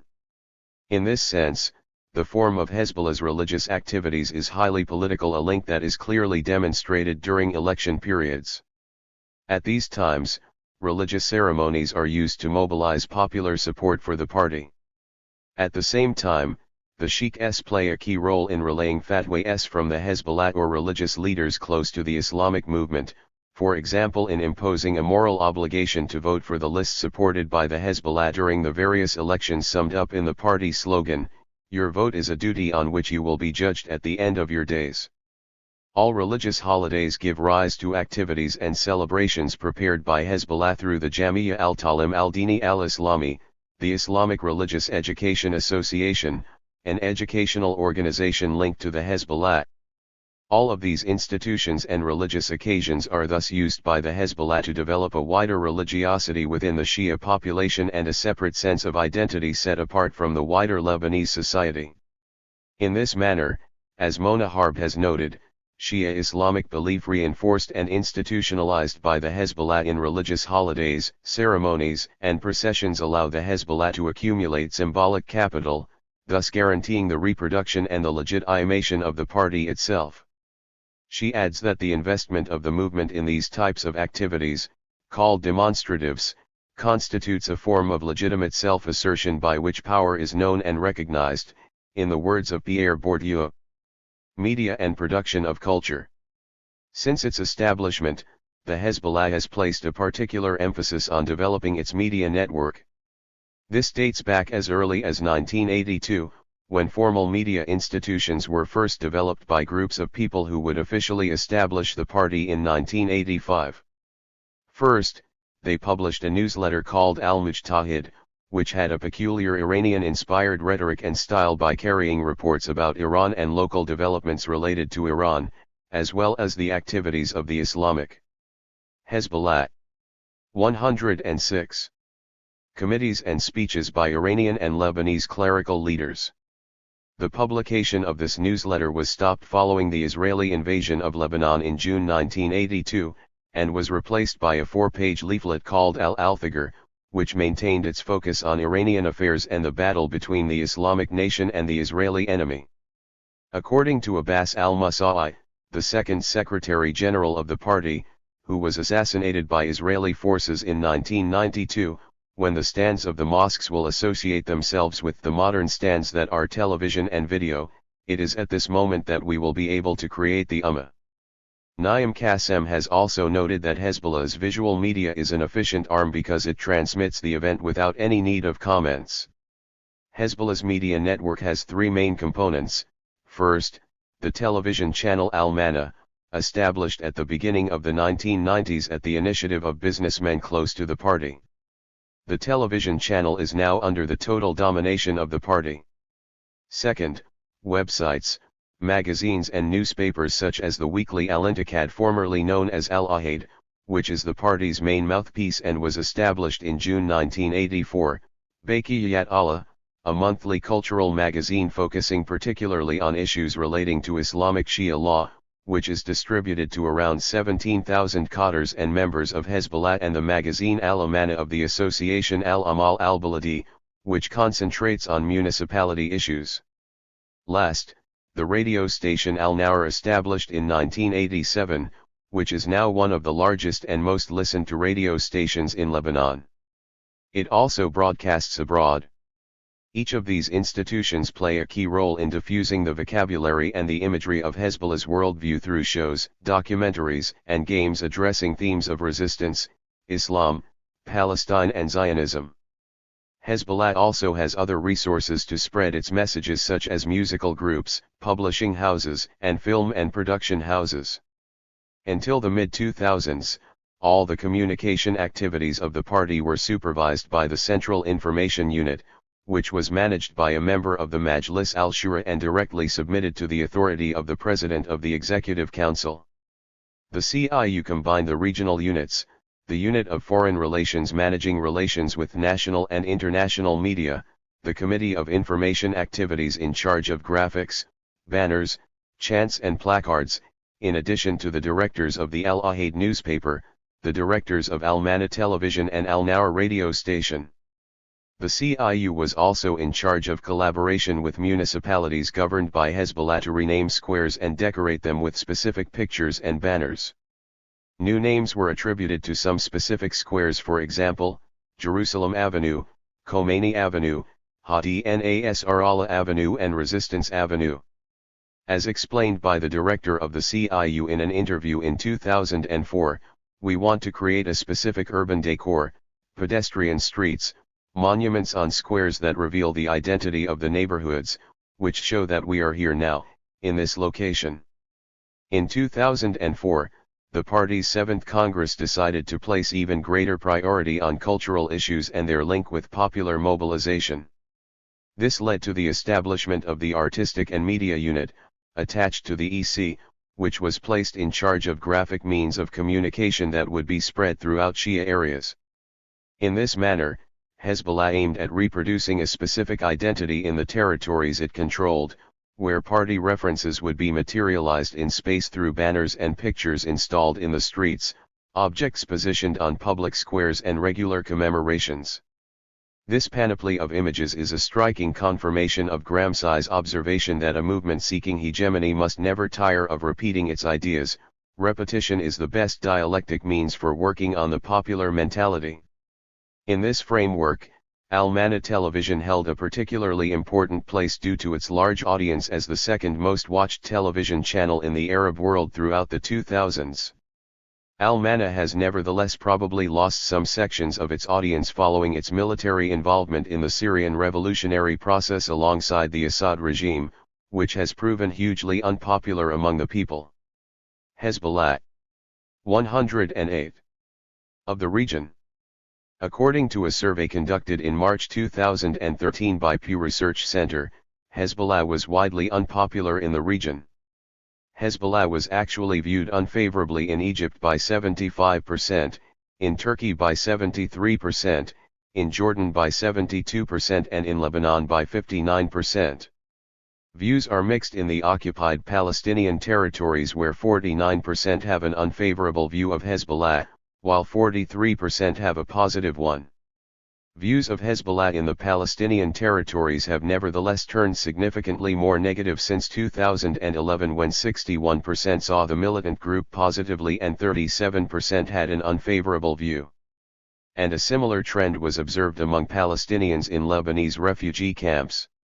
There, increasingly negative views of the Hezbollah were on display, for example in May 2013 when Palestinians in the Ain al-Hilwa refugee camp burned humanitarian aid donated by the party, citing its role alongside the regime in Syria's civil war, with one banner saying, "We don't want assistance soaked in the blood of the Syrian people."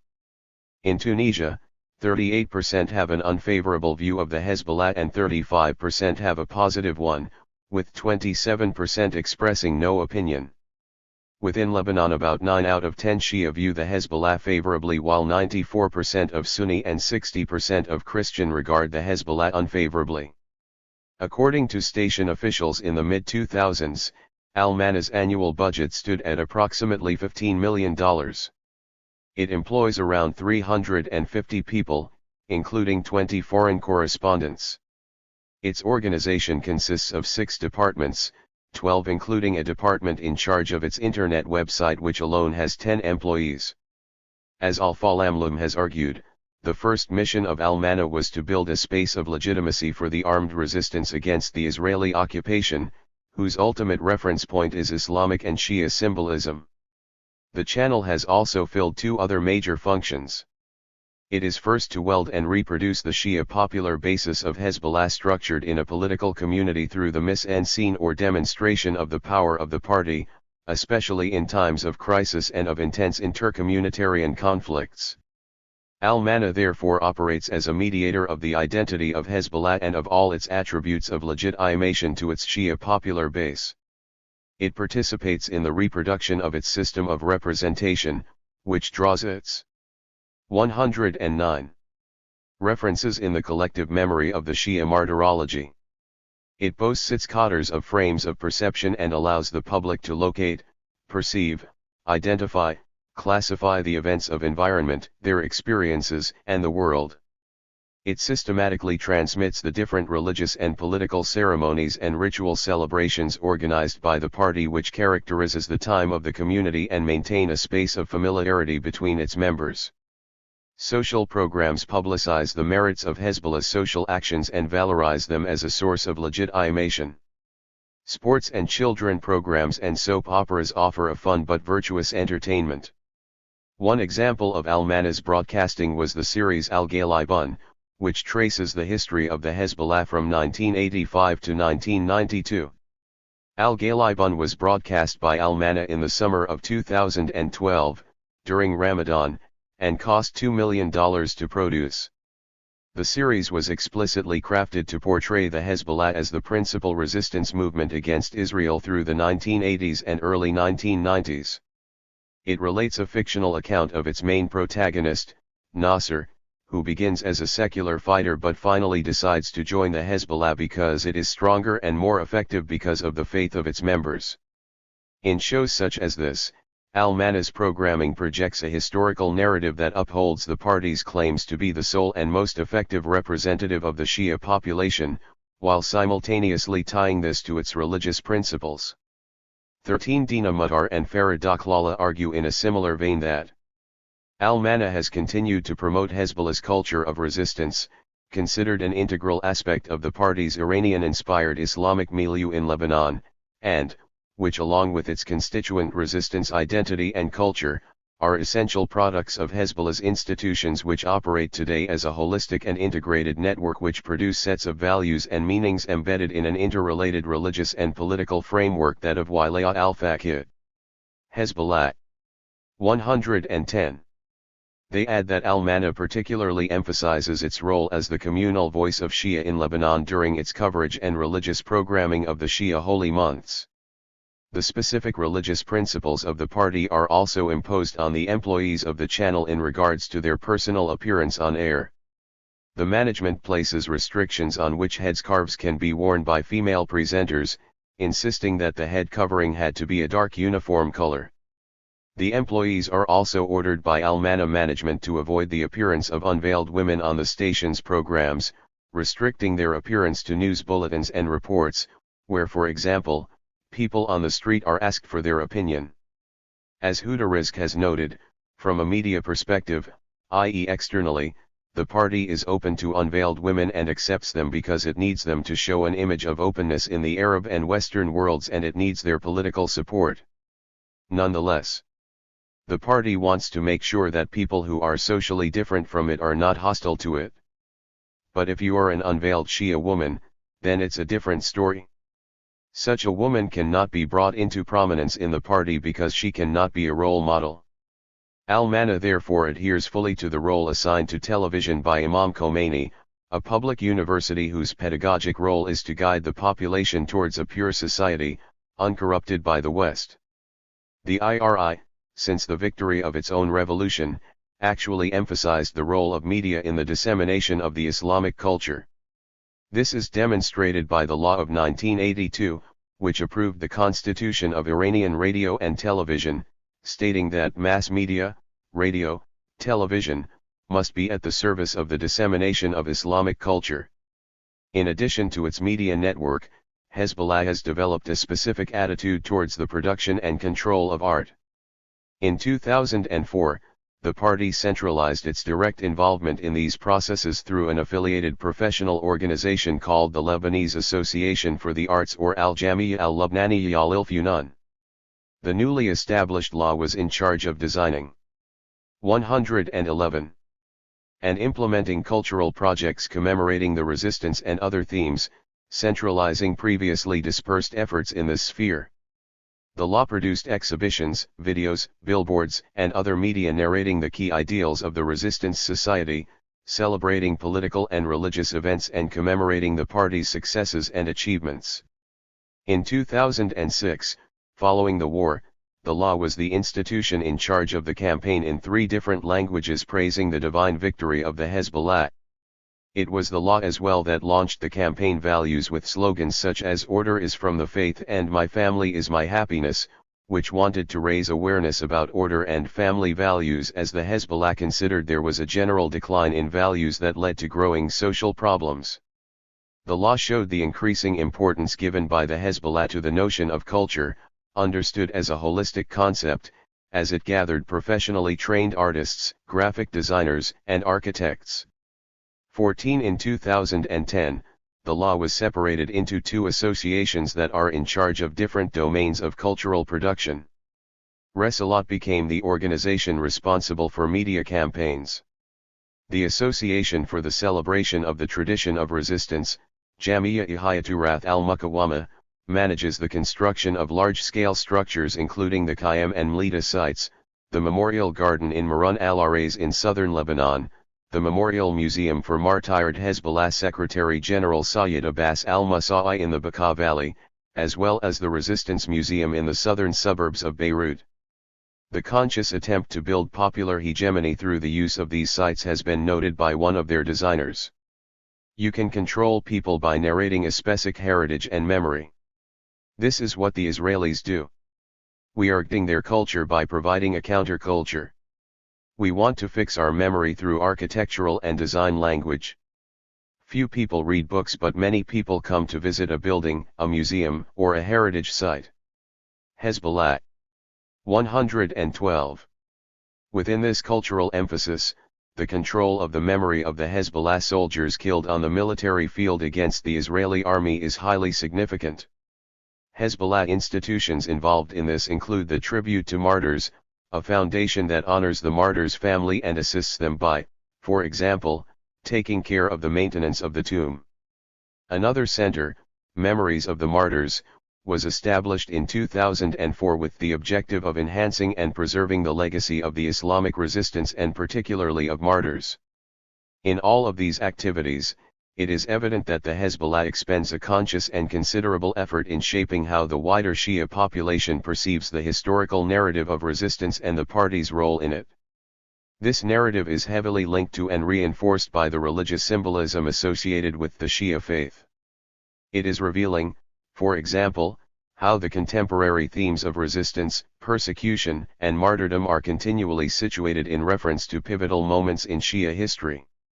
The construction of this narrative through the Hezbollah's intervention in the media and cultural field thus helps to legitimize the Hezbollah as the authentic expression of Shia identity today. It also acts to strengthen the norms associated with Hezbollah's religious message, an important aspect of the consensual and coercive features of Hezbollah's hegemony explored further below. Education and youth. A fourth major priority of the Hezbollah's intervention in civil society is the education and youth sector. The Educational Institute of the Hezbollah is the institution that supervises the educational sector and is aimed at recomposing Shia society by producing a new mentality for a society participating actively in its own reconstruction, in resistance, and in economic rebirth. An important feature of this rebirth is the inculcation of the values of iltizam, a notion that is discussed in greater detail below. 113. To this end, the party has established and directly operates a network of private schools including Al-Mahdi, Al-Mustafa and Imdad.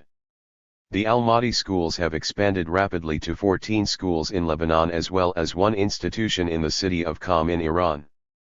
The total number of students in the Hezbollah's network of schools reached nearly 30,000 in the mid-2000s. According to one researcher, between 70% and 80% of students in Almaty schools had a family member affiliated to the Hezbollah. The Hezbollah also runs technical institutes established by independent foundations linked to the party, such as the Al-Shahid Technical Institution linked to the Al-Shahid Hospital. In the mid-2000s, around 23,000 children were beneficiaries of the financial support system for education established by the Islamic movement, according to Lebanese researcher Nizar Hamzat. There are two main institutional links between the party and this network of schools. First, the organization has a student mobilization unit, which is in charge of student-related issues. Catherine L. E. Thomas notes that the unit is the interface between the party and its institutional environment, and through this unit the party seeks to promote Hezbollah's interests in the sector, by pursuing as far as it can a cultural, social, and political action on the public and private education establishments located in the Shia-majority populated regions. To this end, the student unit organizes students affiliated to the movement through student committees. The movement also provides scholarships for students to complete their university studies. The second key institutional link to the education sector is the IREA mentioned above. IREA provides Islamic religious teaching, which is the main objective of the association and is widely known to be linked to the Hezbollah. Naim Qassem was a founding member and the organization's president from 1974, the year of its establishment, to 1988. The association has 1,300 employees and manages the Al-Mustafa schools. Through the 2000s, about 60% of the public schools in the Shia-dominated regions were using IREA services, particularly in Beirut and the Bekaa. The association provided Hezbollah 114. Its services to about 135,000 students in 507 schools, both private and public, in 2002 to 2003. It was around 141,260 students in 2012. The Hezbollah's influence is therefore not limited to its own schools but to other public schools as well. The iconography deployed in the schools reinforces the religious and political content of images visible in the streets of Dahi, with a prevalence of Shia religious images and portraits of Khomeini and Khomeini. The Hezbollah's information unit, which is in charge of displaying this iconography, aims to propagate a message conveying the religiosity of the school environment that is seamlessly connected to the surrounding streets. Teachers are selected on the basis of their religious commitment, and are expected to take mandatory religious lessons of 30 hours per year, with an exam at the end of the year. Catherine L. E. Thomas argues that schools are an essential tool in the societal perspective of Hezbollah, because they represent a matrix to consolidate and expand the popular basis of the party and to form a new generation of youth all-rounded Shia holders of its project of society. In addition to formal schooling, Hezbollah also seeks to mobilize youth through extracurricular activities. One of the most important institutional examples of this is the Almaty Scouts, which help to socialize youth aged from 6 to 18 years old into Hezbollah's belief system. In 2015, more than 76,000 youth were members of the organization, which also had close to 4,000 scout leaders, according to the General Commissioner of the association Nada Fayyad, who has been at the head of the Almaty Scouts since its establishment in 1998. The Almaty Scouts are not limited to the Hezbollah's network of schools, but also include Islamic establishments and villages in Shia-dominated regions. Numerically, they are the most important scout group in Lebanon. The Almaty Scouts organize a number of activities, but with a specific emphasis on religion, notably by teaching to follow the Wilayah al-Faqih and the culture of religious commitment. The General Commissioner of 115. The association Nada Fayyad explains that the Scouts are educated in the Islamic method and that the objective of the association is first to teach individuals to be self-reliant, second, to serve the people and the society, third, to defend the motherland, and finally to promote education and ijtihad. Scout activities are spread throughout the year and link up with activities of other Hezbollah organizations. Sporting events are an important focus of Scout involvement, and the Hezbollah owns 7 sport fields in Dahi, as well as a sports club of around 120 teams. The driving principle of these activities is clearly expressed by the head of the Youth and Sport Division in the Hezbollah. From 1982, the party wanted to diffuse a sport culture and a work among the youth to mobilize them. The sport work unifies the opinions and allows the control of moral corruption. This latter has increased. We must teach people religion, and try to reform the individual religiously. Sport educates the mind. Hala Islamiyya, consent and coercion. This survey of the Hezbollah's network of social, cultural, religious, and educational institutions confirms the importance attached by the organization to building a base of support in the Shia areas of Lebanon and the ways in which hegemony has been constructed through the party's intervention in the various spheres of civil society. A common theme that runs through all of these spheres is a pronounced emphasis on a particular religious conception of the world. As noted earlier, this conception is consciously articulated from the top of the organization's hierarchy and runs through all subsequent institutional tiers.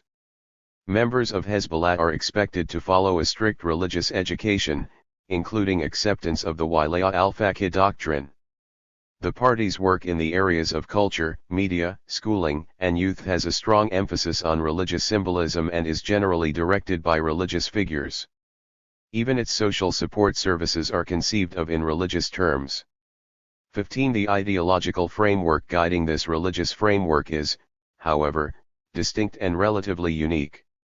16. It is encapsulated in 2 important notions, the Hala Islamiyya and Iltizam. Hezbollah 116. Which have as their aims an increase in the level and the atmosphere of religiosity among both society and individuals. The Hala Islamiyya expresses a totalizing, collective identity that embodies a vision of Islam as an ideology and system, as an idea and government. The adhesion to the Hala Islamiyya produces a collective identity generating a strong sense of belonging, which gives meaning to the individual. Lara Deeb, for example, explains that for the Hala Islamiyya to be fully accomplished, each person is responsible for carrying out informed choices based on religious knowledge. The Hala Islamiyya is therefore conceived as a collective product, with solidarity and a sense of voluntarism as essential keys to its development. Harb and Linders emphasize that Hezbollah's institutions make sure to promote the significance of solidarity and community work through a variety of religious narratives and symbolic references. Within this collective identity, Iltizam refers to individual norms and practices. Lara Deeb describes Iltizam as obligations. For example, the hijab is part of the Iltizam for women, drinking alcohol is forbidden for the committed. Iltizam ranges from the contractual to those obligations that are linked to a personal sense of duty. There are many ways to express Iltizam, as Deeb explains. A socially inclined person might distribute food to the poor, a politically inclined person might collect donations for Hezbollah resistance fighters, and a religiously inclined person might pray and fast regularly. A key characteristic of these notions is the role of the Hezbollah authority figures in circumscribing the norms of social behavior.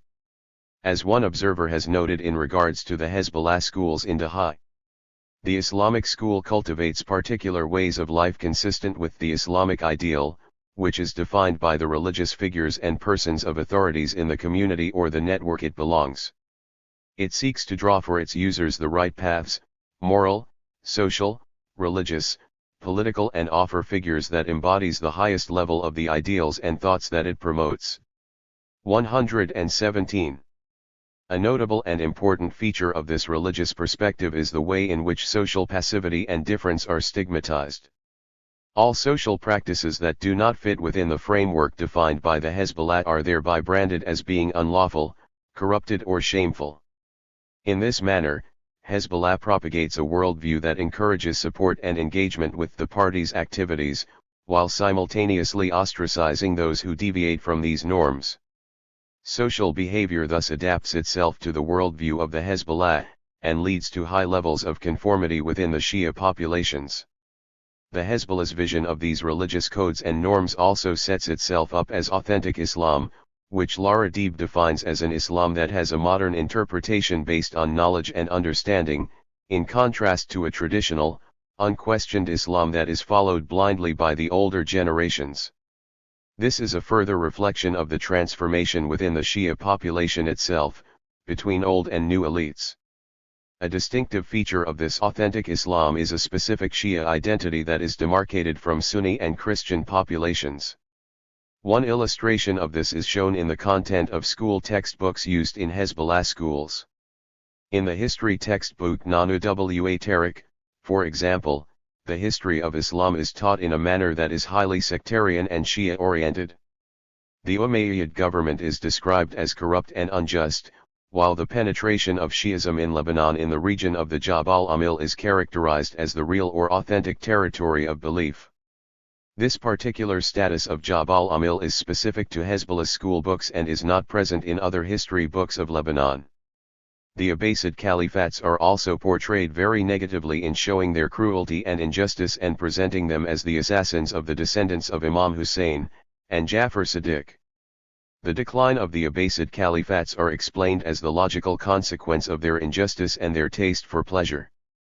Catherine L. E. Thomas argues that, although the story always condemns personalities and dynasties, and not a religion or a particular sect, this nevertheless contributes to underline the boundaries and limits between Shia and Sunni and to trace the founding moments establishing this boundary. 17. Hezbollah. 118. This particular variant of Shia Islam articulated through the notions of Hala Islamiyya and Iltizam is consistently promoted by the Hezbollah through the institutional networks described in this chapter. Ideologically, it is a key element to Hezbollah's construction of consent and coercion within Lebanese Shia areas. The consensual aspects of this have been discussed here and include the various social services provided by the Hezbollah and the socialization of youth into the Hala Islamiyya through the organization's network of kindergartens, schools, scouts, leisure parks, summer camps, organized trips, television programs and so forth. All these institutions and experiences contribute from a young age to the learning and acquiring of religious, social, and political values linked to the Hala Islamiyya. Media and cultural networks of the party further strengthen the acquisition and internalization of these values. It is critical, however, not to ignore the coercive aspects of this particular ideological framework. Precisely due to the high levels of social conformity and the strict policing of any deviation from the dominant norms, any behavior that steps outside these norms is likely to be very costly to the individual on both a social and material level. This prospective threat is utilized as a form of coercion. One example of this is Hezbollah's network of neighborhood committees for enjoining virtue and forbidding vice, which are active in party-dominated areas, particularly Dahi. The activities of these committees include decorating city blocks during Ramadan and informing the party about improper activities occurring in their neighborhoods. The party is able to exercise social and economic pressure in order to forbid activities that fall outside its understanding of appropriate moral behavior. If a business does not reform, Hezbollah will initiate a boycott and put the cafe or restaurant out of business by ruining its reputation. In one example, in the town of Hula in 2012, members of Hezbollah attempted to close a shop providing alcohol and wounded 2 members of the LCP who came to the help of the owner of the shop. In October 2009, a Brazilian samba show was banned and torpedoed in the southern city of Tyre after about 100 Shia clerics under the chairmanship of Sheikh Ali Yassin, a powerful 119 Hezbollah follower, met and issued a fatwa forbidding it and declaring it sinful. Hezbollah militants have also disrupted events such as ceremonies called Zijal in some areas of the south. In the August 2002 edition of Hezbollah's magazine Baqiyat Allah, Khomeini's fatwa on music was published, which characterized any music that takes a human being into a state of euphoria as haram, and dictated that one should only listen to cassette tapes registered and approved by the Islamic Council. According to Deeb and Harb, Hezbollah follows this understanding by deeming as haram any music conducive to dancing or that excites the sexual instincts. Following the municipal elections in May 2016, municipalities in southern Lebanon, under the control of the Hezbollah, issued a series of decisions to prevent women from frequenting mixed swimming pools, mixed internet cafes and mixed sports activities. Mona Harb recounts another case of an ex-Hezbollah member who became a communist and was subsequently stigmatized by his neighbors in the Hay al-Selam neighborhood. His ostracism was articulated through the notions of Hala Islamiyya/Iltizam and their emphasis on conformity. Being a communist was characterized as heresy, and led to his social exclusion and eventual departure from the neighborhood. Even members close to the leadership can feel these disciplining elements. In 2003, the director of Al-Mana was fired for having published unconventional views on Ashura and for implicitly questioning the doctrine of the Wilayah al-Faqih. Hezbollah also uses forms of coercion and consent when individuals attempt to utilize certain ideological concepts outside of the party's tutelage. One example of this is the case of a Shia entrepreneur who launched a children's magazine independently from Hezbollah, in which he featured prominently the concepts of resistance and Wilayah al-Faqih. The individual was quickly approached by Hezbollah members, who informed him that he would either need to partner with Hezbollah and place the magazine under the supervision of the party, or cease publication. Hezbollah has also used its financial influence to pressure institutions to conform to the principles of the Hala Islamiyya. The Shkif Club, for example, which had previously played a prominent social and cultural Hezbollah 120 role all over the South and served alcoholic drinks and hosted dancing parties, was forced to ban alcoholic drinks and dancing after the club experienced a financial deficit and Hezbollah took over its cafeteria through one of the party's financiers. The same thing occurred with the Kasra al-Muluk, which was rescued by Hezbollah money and ceased serving alcohol. On a political level, any dissenting Shia voice or critic of Hezbollah faces the threat of violent intimidations from the party, its supporters, and even its allies. Sheikh Muhammad Hussein Fadlallah, for example, was the target of violent condemnations from the followers of the Wilayah al-Faqih and the Hezbollah after he proclaimed himself a Marjiyya in 1994, following the death of the Imam al-Khawi in Iraq, of whom he was the representative in Lebanon. Flyers and graffiti condemning him were placed the following evening on the walls surrounding his house and his mosque in Harad.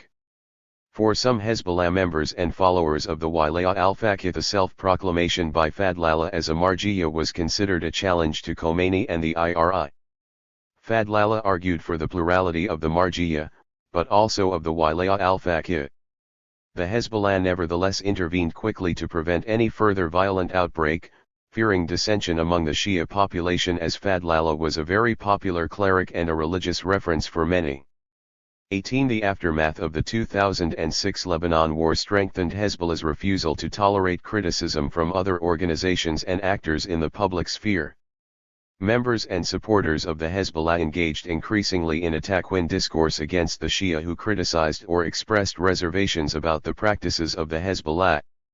Such individuals were denied certain social and economic services, with the community as a whole subject to greater pressure to conform to the expectations of Islamist clerics about religious observance, dress code, and social conduct.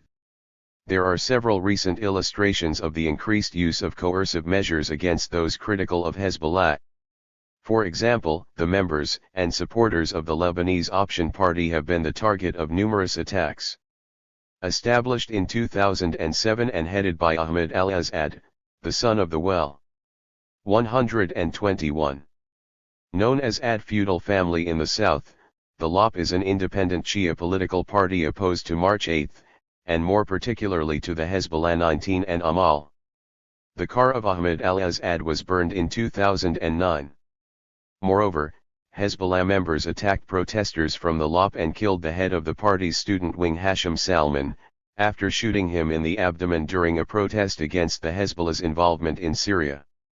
In interviews conducted by the International Crisis Group on the situation of the political opponents of the Hezbollah in Dahi, several individuals complained of political intimidation against them and spoke of an atmosphere hostile to all critics of the party. One journalist said that, "When you live in Dahi and are opposed to Hezbollah, you must accept to lead a difficult life. you will probably feel isolated. If you oppose, or simply don't follow Hezbollah, you can't run a business. Party members, partisans, supporters will just boycott your shop. In May 2014, the journalist Haneen Gatter faced a violent campaign from Hezbollah media and its allies after criticizing the Hezbollah's intervention in Syria to assist the Assad regime. In July 2014, in the city of Sayda, a member of the Lebanese resistance brigades, which are affiliated to the Hezbollah, attacked and threatened to kill the journalist Abdel Basit Tarjaman, who directs a website which is critical of the Hezbollah. Ali Al-Amin, a journalist and editor-in-chief of the Janubia website, which is critical of the Hezbollah, was also the target of various social media campaigns by Hezbollah supporters against him, notably accusing him of having directly corresponded via email with Israeli occupation forces spokesperson Afik Adri. Hassan Nasrallah attacked independent Shia figures who are opposed to the Hezbollah in a speech in May 2015, accusing them of being the Shia of the American embassy and traitors, agents, and morons. The Takwin discourse was once more used during the 2016 municipal elections, as well as other intimidation techniques. The Hezbollah 122. Hezbollah encouraged campaigns that accused some candidates who challenged the party's lists of not respecting the blood of the martyrs of the resistance, of opposing the resistance, and of siding with the Takfirist in the Baalbek and Hermel area and in Dahai, or, in the case of the election of the municipality of Baalbek, the Hezbollah member Mr. Ibrahim Amin Sayyad said that the party would not hand over the municipality of Baalbek to Daesh, as a way to scare the population of a possible victory of the rival list, which is not affiliated to Daesh, and to discredit its opponents in the elections. In the villages of Labway and Kasra in the Baalbek Hermel area, Hezbollah armed men intimidated voters and candidates from rival lists. Similar pressures were exerted on rival lists in Burj al-Barajana and Gobiri municipalities. A social media campaign was launched by members of the party which linked the May 2016 killing of a Hezbollah military commando in Mustafa Badr al-Din, Syria, to the municipal elections, by accusing opponents of Hezbollah's and Amal's lists of standing with the murderers, in other words the Sunni jihadists, while promising the expulsion and prosecution of each voter for the rival lists. Gendering hegemony, the role of women in Hezbollah's worldview. The intertwined features of coercion and consent, expressed through the Islamization of Shia populations, also have a specific gendered component. In many ways, Hezbollah's promotion of a particular role for women in society is a central aspect of the way that its hegemony is projected. Following the position of Khomeini, women are seen as the main transmission mechanism for the collective inculcation of religious norms embodied in the Hala Islamiyya and Iltizam. As mothers, according to Khomeini, women hold a sensitive role in the upbringing of their children and consequently in the rectification or degeneration of society. 20 Similarly, the Hezbollah Sheikh Naim Qassem has characterized the primary role of women as mother, sister, wife, and daughter. This perspective can be seen in Hezbollah's school textbook, Al-Islam Risalatuna, published by the IREA, which has a chapter titled The Position of Woman in Islam. This book is taught to children prior to high school level, and outlines the role of women according to the Hezbollah's 123. Interpretation of Islam. While upholding the right of women to work and to be educated, it emphasizes what it describes as female work, teaching, sewing, nursing and so forth. Most significantly, the manual notes that, Islam states that the work of a woman should not be done at the expense of the family, because to educate the future generations is the most important for Islam. In line with this emphasis on the transmission of values to future generations, women form a major strategic interface between the party and its surrounding social environment. They are typically organized in specific women's councils, distributed through mosques and neighborhoods, which help mobilize for social and cultural events called for by the party. Some women of the Hezbollah have run for office in Lebanese city councils, but none have in parliamentary elections. In most cases, the Hezbollah's institutions are led by a small number of male cadres, alongside a large number of women volunteers who interact with its wider constituency. The party's social affairs wing, for example, is organized through the structure of Al-Akhawat al-Mutatawiyat sisters volunteers who target beneficiaries of the Hezbollah's social work. 21 The network of social workers is composed of 5 to 6 men working full-time, and more than 100 female volunteers. Men hold fixed employment and work schedules, and their role is to process loans and allowances for beneficiaries. Women volunteers, on the other hand, have no fixed timetable, contract, or office space. The recruitment of these volunteers is based on 2 criteria: to live in the neighborhood where she works and to believe in the Hezbollah's ideology, including Islamic values and support for the resistance. As volunteers, they make a weekly visit to families in their neighborhoods of residence to check on those receiving benefits and who have other needs. One of their key tasks during these visits is to strengthen the party's links with families and to monitor the household's commitment to the Hezbollah's political perspective as well as conformity to the Hala Islamiyya and Iltizam.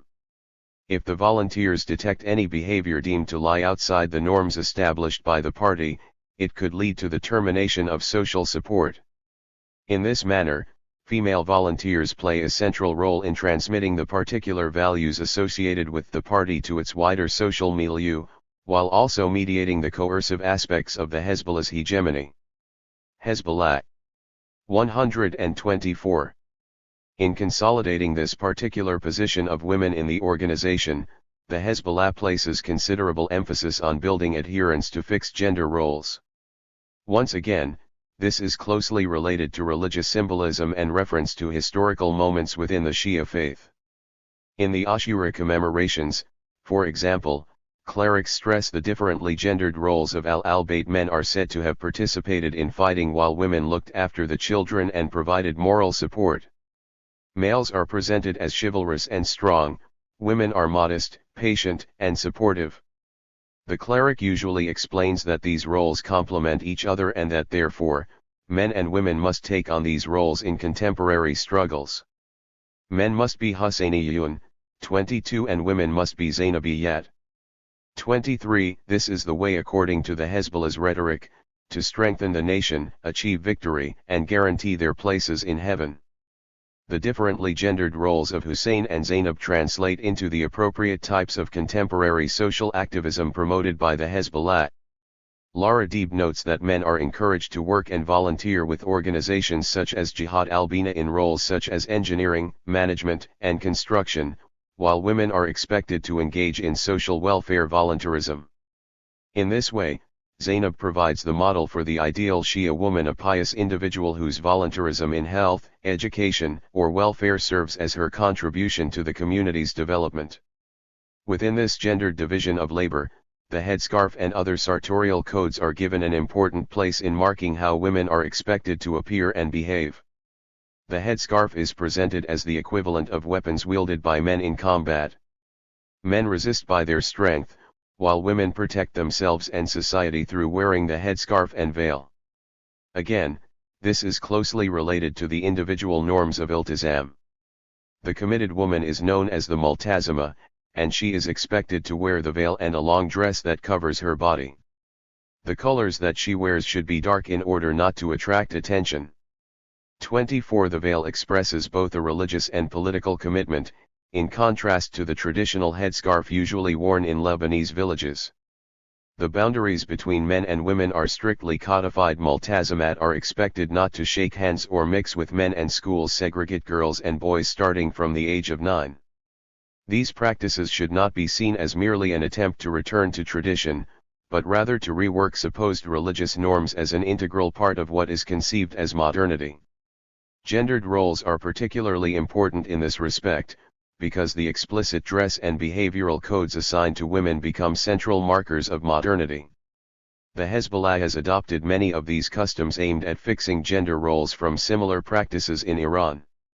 A significant example is the celebration of the Taklif, widespread in all schools in Iran and known as the Day of Prayer.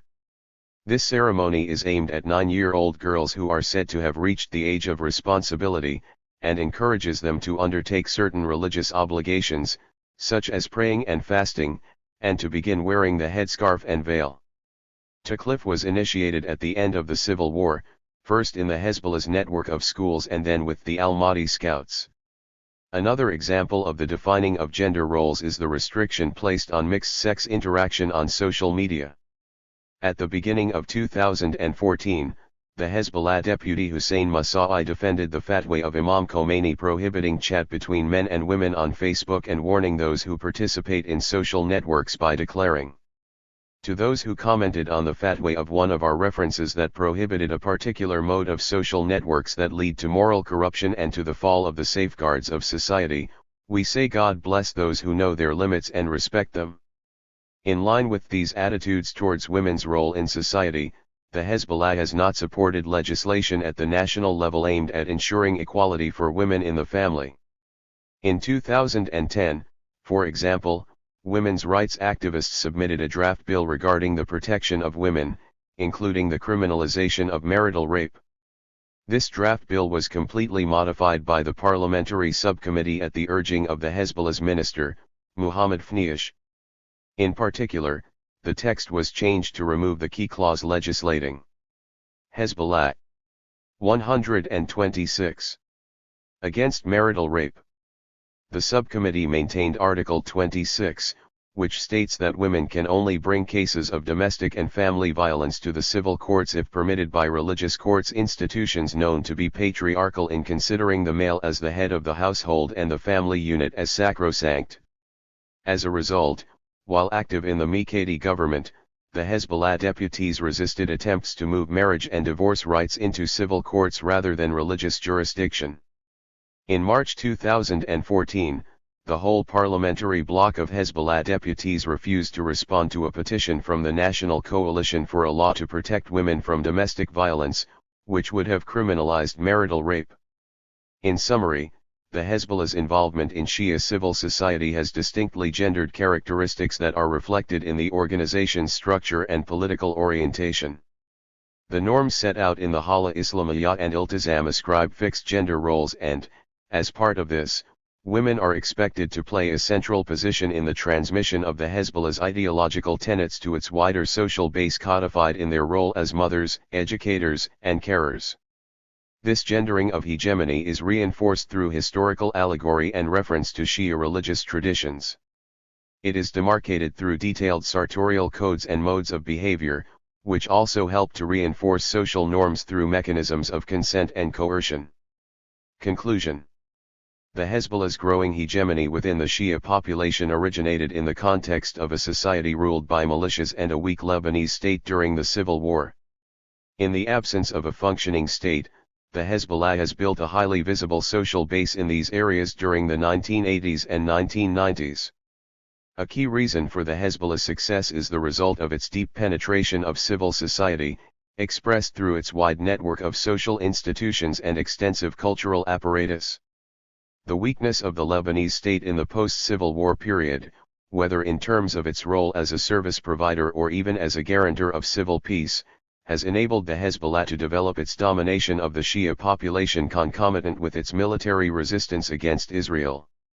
The party has utilized the reconstruction projects associated with the 127 aftermath of the Civil War and the Israeli invasion to provide the much-needed social services to the Shia populations. Much of this activity has focused on key power centers of the Hezbollah's rule, notably Dahi. All of these activities have displayed aspects of both consent and coercion, understood in a Gramscian sense. Underpinning this consent and coercion has been a specific religiously inspired conception of the world, captured in the notions of Hala Islamiyya and Iltizam. An important place has thus been accorded to religious, media, cultural and educational institutions, which form an overarching hegemonic apparatus that operates as a key site of cultural acquisition for the Shia population. In this regard, party cadres and activists in the institutions of this apparatus can be seen as Hezbollah organic intellectuals. Through all these mechanisms, the Hezbollah's civil society organizations help to promote a coherent worldview that is able to incorporate a variety of individual and collective interests within the Shia population. 25. The construction of a Shia identity is not static and fixed but is an ongoing process that is mediated through the Hezbollah's institutional networks. Through the conscious application of the notions of Hala Islamiyah and Iltizam, this process of identity formation delineates the borders of the Shia's belonging, in both its coercive and consensual aspects. It is also distinctively gendered, promoting a particular role for women in Hezbollah organizations as the key mediating link in the transmission of the party's ideology. The diffusion of the Hezbollah's ideology via its network of organizations facilitates the continuation and the reproduction of its power over all sectors of the Shia population. Nonetheless, while the Hezbollah has utilized these institutions as a means of building popular consent and support, their vision should not be understood as a complete, anti-systemic vision of society as a whole. 26. The Hezbollah's process of engagement with civil society has not challenged contemporary hierarchies within Shia society, nor has it encouraged any form of independent self-mobilization from below. Instead, popular activities have been utilized to further inculcate the religious values associated with the Hala Islamiyah, and are typically carried out in a top-down fashion from the executive levels to the social base. The next chapter explores this tension within the Hezbollah's practice of social engagement through the lens of the labor movement. 128. 5. Hezbollah and the Lebanese labor movement. During the Lebanese Civil War, trade unions played an important role in organizing various demonstrations and civil resistance against the continuation of the conflict, the sectarian division of the country, the power of militias and the Israeli occupation during the 1980s. In the interviews conducted for this book, labor leaders and activists spoke proudly of this record.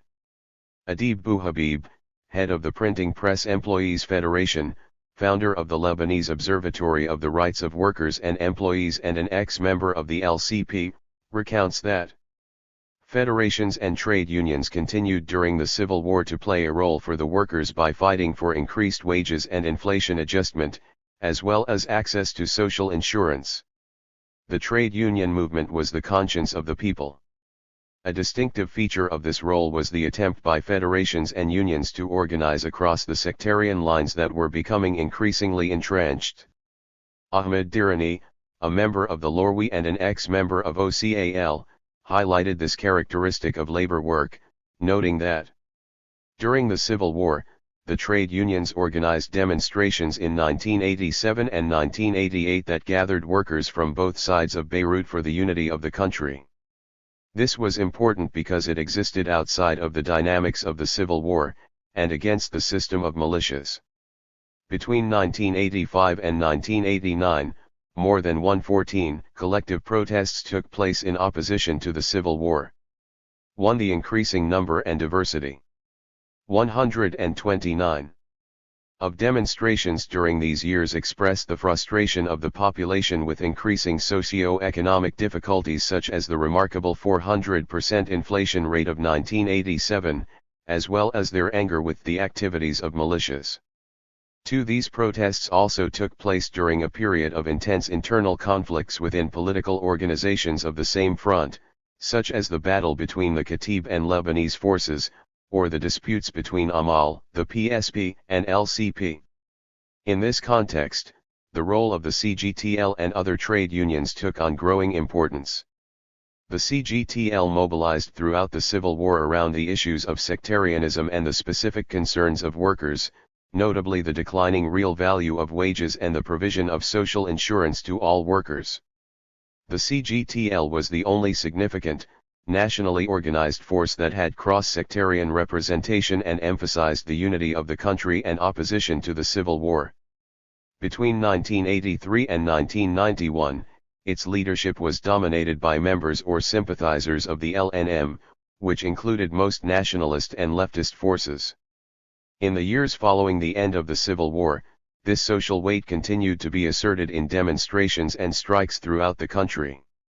In 1992, for example, the CGTL organized strikes and demonstrations in protest against inflation, the high cost of living and the management of the economic crisis.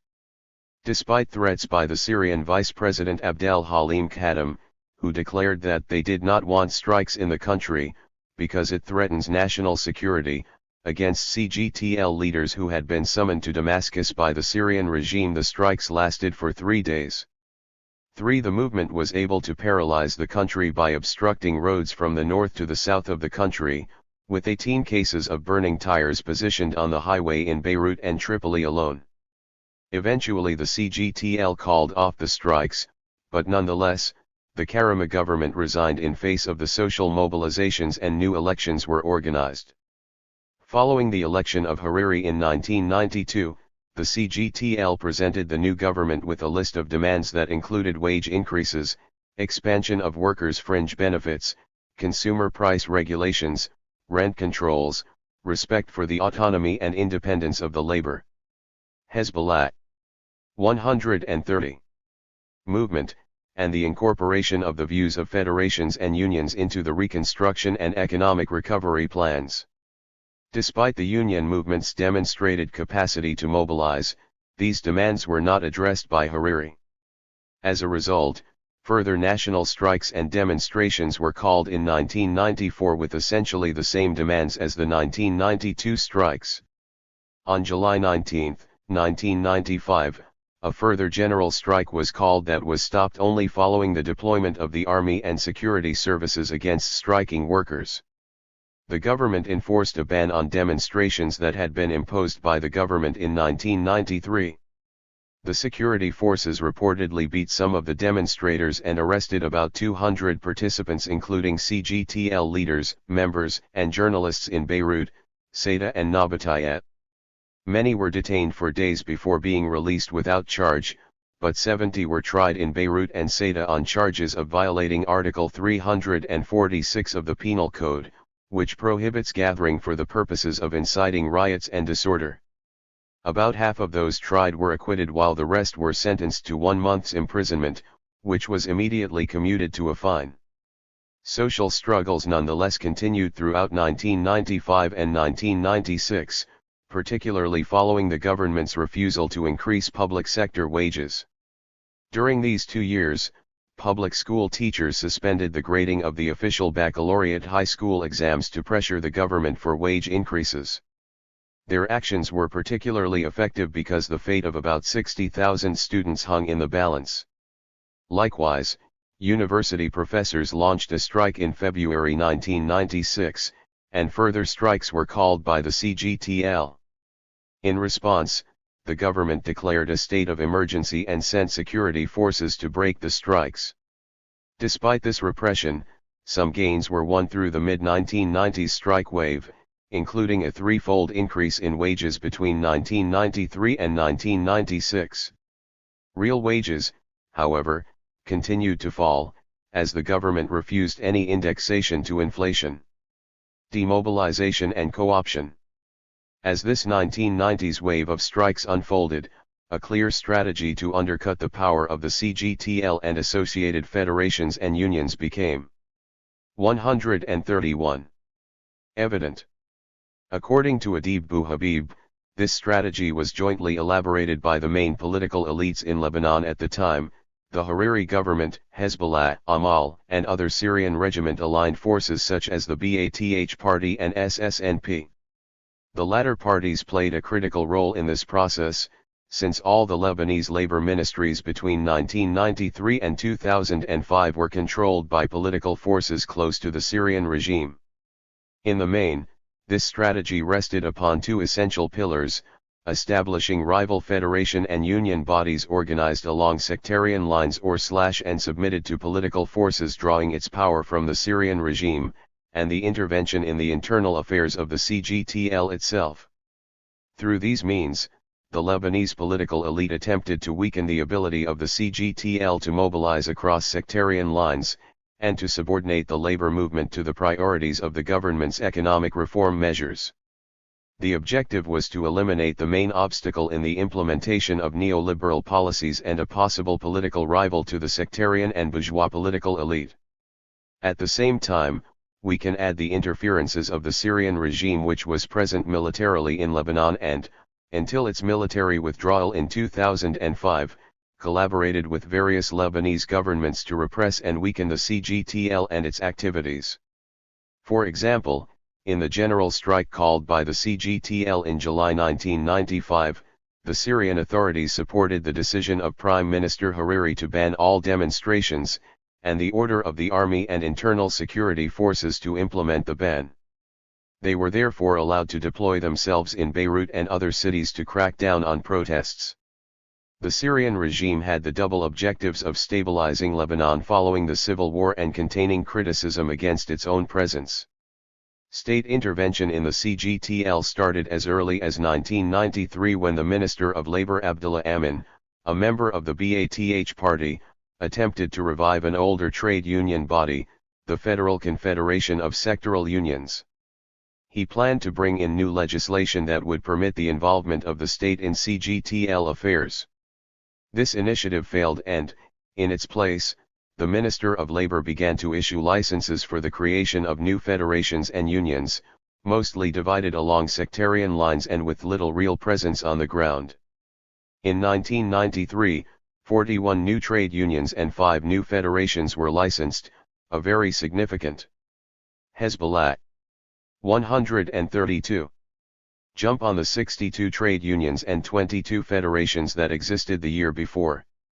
These new labor bodies, as Ghassan Slabe noted in an interview for this book, were designed to compete with existing trade unions and to limit the autonomy of the union movement. Most importantly, they also impacted on the nature of decision-making in the CGTL because representation in the Executive Council of the CGTL was not based on a union's membership size. Rather, each union was automatically granted 2 seats. Moreover, the Executive Council elected the CGTL's political bureau, composed of 12 members. In this manner, the newly licensed unions linked to political parties close to the Syrian regime invariably gained increasing weight in the CGTL.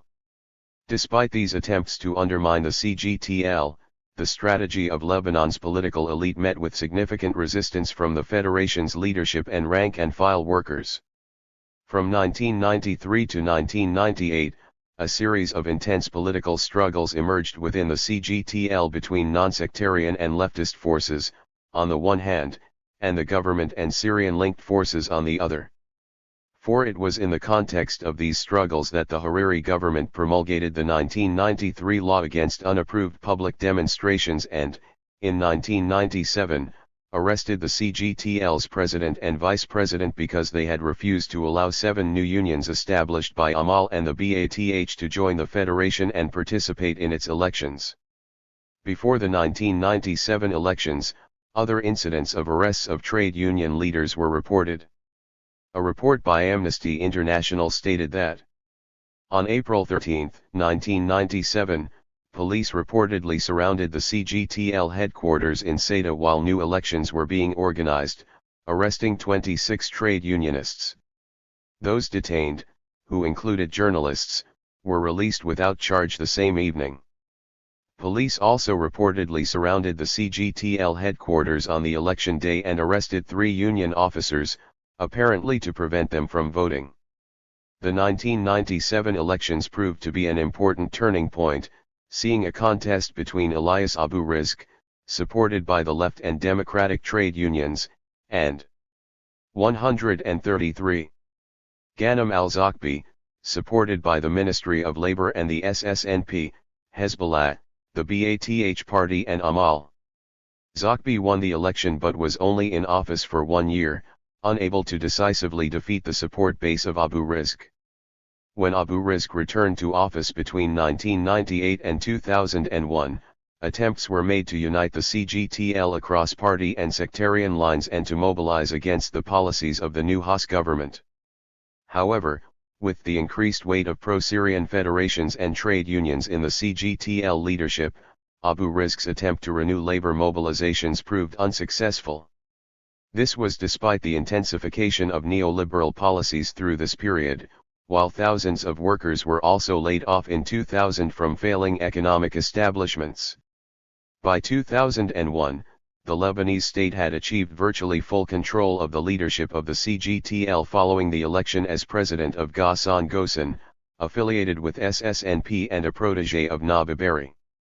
Ghosn's candidacy was supported by the government and political forces close to the Syrian regime, including the Hezbollah, Amal, SSNP, and the Ba'ath.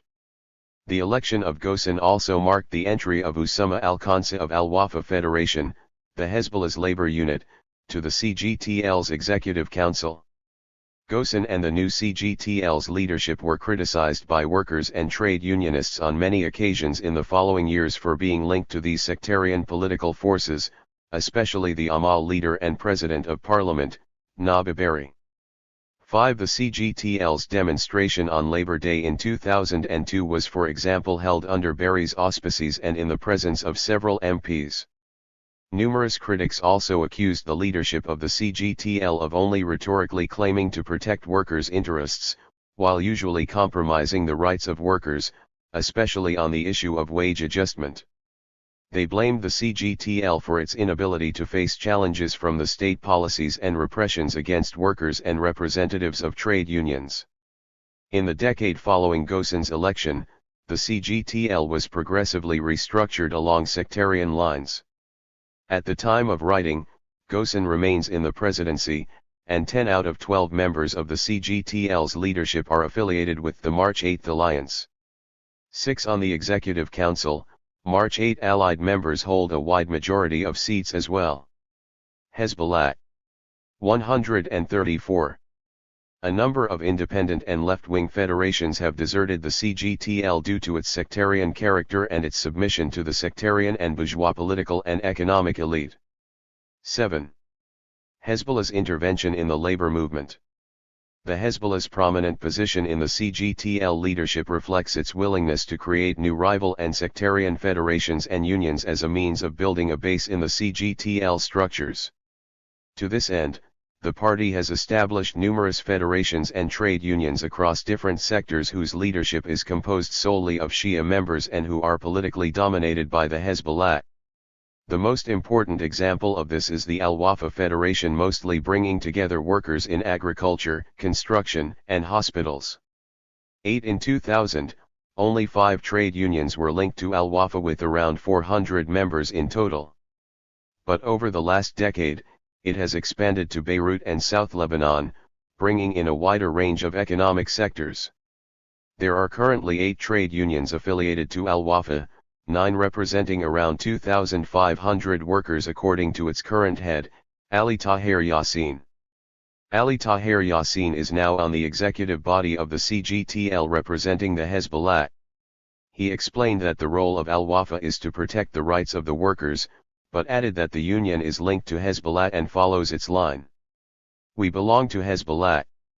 The main reason that Hezbollah first established new trade unions in the Bekaa, according to Yassin, was that trade unions in the region were not linked to the party, despite the fact that the region was dominated by the Hezbollah and was a majority Shia area. Most of the heads of federations and trade unions linked to the Hezbollah are members of the party, and are required to follow the party ideologically, religiously, and politically. The Executive Council of Al-Wafa is composed of Shia members only. In addition to Al-Wafa, the Hezbollah has also established rival federations in the agricultural sector, 10 the health sector, 11 and the transport sector. 12. 135. In this latter sector, the first Taxi Drivers Federation was set up in 1969 by a group of leftist taxi drivers with the support of Kamal Jumblat, Minister of the Interior and leader of the Progressive Socialist Party. It succeeded in negotiating the affiliation of taxi drivers to the National Social Security Fund in 1982. However, the federation was weakened during the Hariri government when the minister Abdullah Al-Amin granted Amal a license to create a new federation in the sector. The appointment of the Hezbollah ally Trad Hamadeh as Minister of Labor in 2005 then led to the granting of another license to a third transport sector federation, 13 the Loyalty Federation, which is affiliated to Hezbollah according to its head Abdullah Hamadeh. The Al-Wala Federation brings together 4 unions, the General Trade Union for the drivers of public minibuses in Lebanon, the Trade Union of Transport Drivers and Workers in Lebanon, the Trade Union of Van Drivers of Schools and Universities in the Bekaa and the Union of Drivers for Student Transport in the South. The Executive Council of Al-Wala is solely composed of Shia members and is politically dominated by the Hezbollah. The party organizes its work in these affiliated federations and unions through its trade union and workers unit headed by Hashim Salhab. The orientation of the TUWU closely echoes the social market approach explained in Chapter 3. While claiming to prioritize the defense of workers, its public statements and annual reports tend to call for harmonious economic development and a dialogue that unites business owners and employees towards the greater national interest of Lebanon. The TUWU displays no principled opposition towards neoliberal measures such as privatization as evidenced in the significant case of the Maya sell-off, calling rather for the balancing of interests and the judgment on a case-by-case basis of instances of privatization. 14. At the same time, while employing this cross-class discourse, the TUWU also specifically emphasizes Shia religious reference points, including the commemoration of historic Shia martyrs as well as that of Hezbollah political and military figures.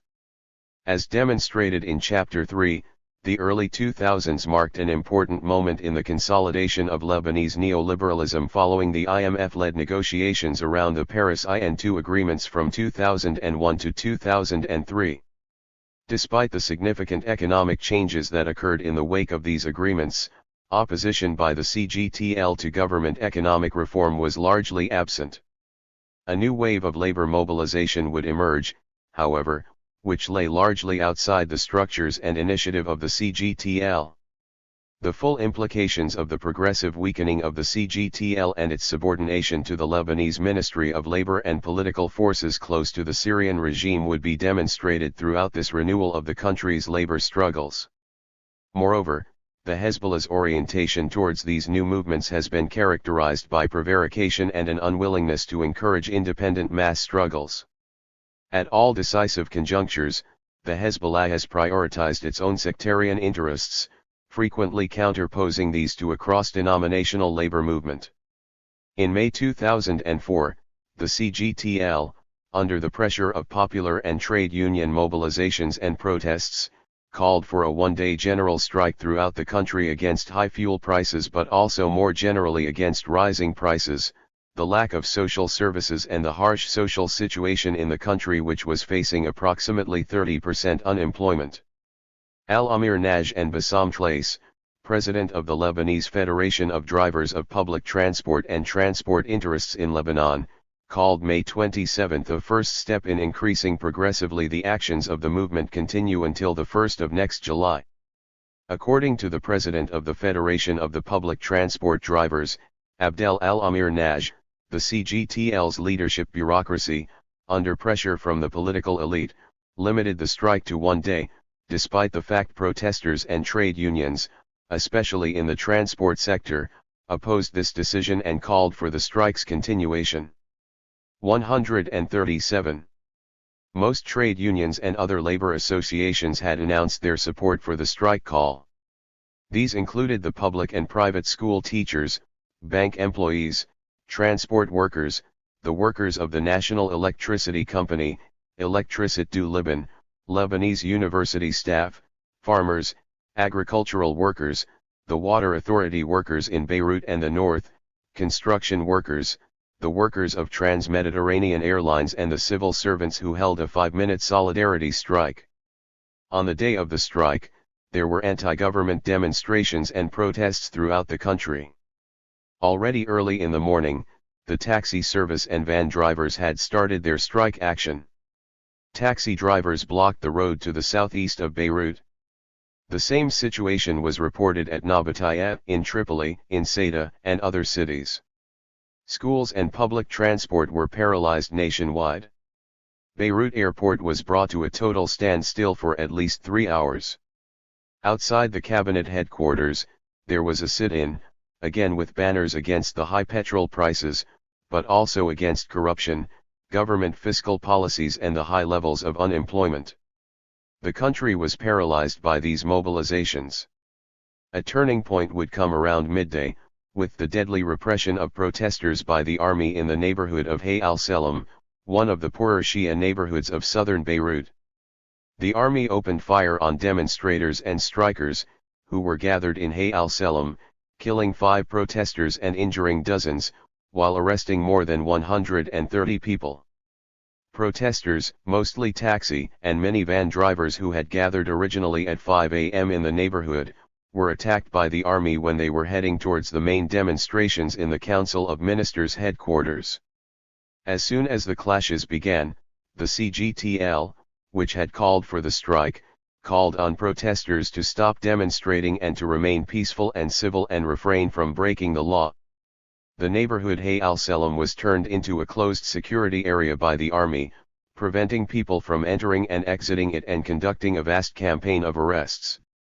Following the killing of protesters in Hay al-Salam, protests spread to several areas of the southern suburbs in the neighborhoods of Burj Hezbollah 138, Al-Barajaneh, Al-Mrij, Al-Uzat, Al-Kafat, on the highway Hadi Nasrallah, Shia and Shatila roundabout.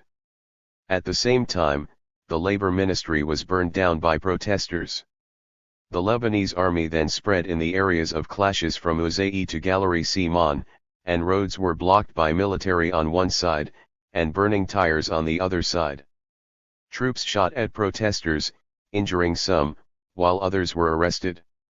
The main Lebanese sectarian political parties supported the army, saying, "The army is the red line," while most of the media portrayed the strike as a barbaric attempt to attack the army.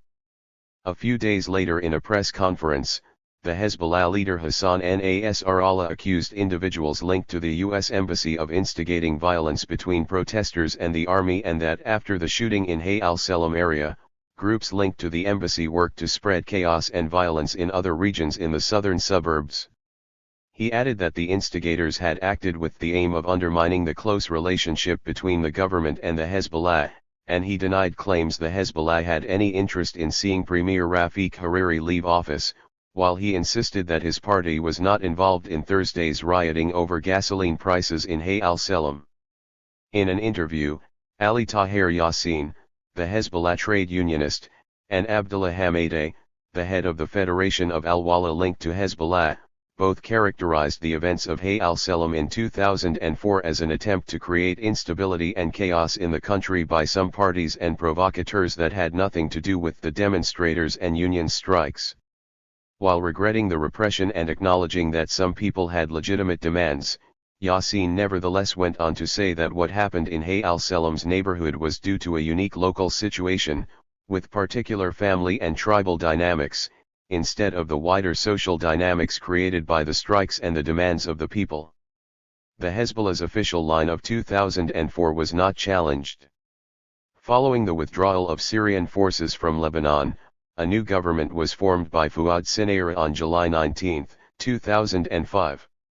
This government included Hezbollah representatives for the first time in Lebanese history, including Trad Hamadeh as the Minister of Labor. The Lebanese government had to face a major mobilization for the defense. 139.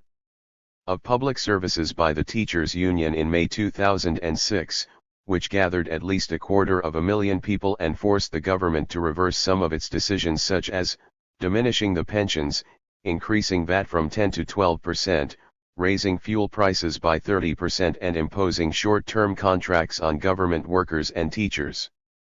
The Hezbollah participated in these protests, alongside the FPM and the LCP. The ruling parties of March 14 attacked the movement, saying it was mostly Shia-orchestrated and was infiltrated by Syrian workers. The Sinayra government claimed that the demonstrations were not workers' demonstrations but an attempted coup planned by the Shia to take power. This was despite the fact that the demonstration brought together workers from all denominations, according to one participant interviewed for this book. The CGTL was again not a leading force in the mobilization. In January 2007, a demonstration called by the CGTL against the Paris 3 agenda gathered only 2,000 people. One of the reasons for this small size was the fact that the March 8 forces, including the Hezbollah who were in the opposition at the time, did not mobilize for the protest. While critical of some aspects of the Paris conference, the Hezbollah explained that they did not want to jeopardize its outcomes. Indeed, the Hezbollah parliamentary deputies, despite their resignation from the government in December 2006, supported the reform program presented by Prime Minister Sinayra to the conference itself. Nonetheless, following this small demonstration in January and the increasing tensions between the opposition and the government, the March 8 coalition including Amal, Hezbollah and FPM, called for a general strike on January 23, 2007. Although this began as a largely bureaucratic initiative, it turned rapidly into a popular uprising with the main roads of transit in the country blocked. This situation overwhelmed the strike's initiators and they decided to end the strike, declaring that it might create confessional tensions. The Hezbollah agreed to this termination of the strike, refusing suggestions by General Aoun to launch a rally in front of the government headquarters. According to radical left activist, Bassem Chiad, the March 8 coalition feared that this popular movement was moving towards taking up socio-economic issues across sectarian Hezbollah 140 lines, and the Hezbollah preferred to emphasize only the interests of the Shia. One of the characteristics of Hezbollah's orientation towards these social and labor struggles, particularly those that were to emerge through 2008, was its unwillingness to support large-scale, independent mass mobilizations of workers, preferring to rely instead upon small-scale, armed actions against its political opponents. In this sense, the Hezbollah has reinforced a sectarian dynamic within these struggles, undercutting any cross-sectarian impulse that they may have potentially channeled. A good example of this is found in an aborted general strike of May 2008, which was called for by federations and trade unions of taxi drivers, teachers, and farmers, demanding an increase in the minimum wage, higher public wages, and measures against the country's runaway inflation. The strike, initially called for May 7, did not take place following the outbreak of street fighting between opposing political forces. The March 14 political forces, which at the time held governmental power, raised the threat of shutting down the Hezbollah's telecommunications network. In response, the Hezbollah declined to mobilize for the general strike and instead launched armed attacks on neighborhoods in Beirut that were known to be support bases of March 14. These fights broke popular mobilization in the streets and any possibility of joint worker struggles across sectarian lines. As explained by the trade unionist Ahmed Dirani, the Hezbollah's military intervention was aimed against the possibility of a large trade union and workers' mobilization taking the lead against the government in a democratic way. Hezbollah did not favor this option. Dirani argued that such a mobilization would not only have achieved social gains around economic issues but could also have addressed the threat to the Hezbollah's telecommunications system. In June 2011, a new government led by the March 8 forces and headed by Najib Mikati as prime minister was formed.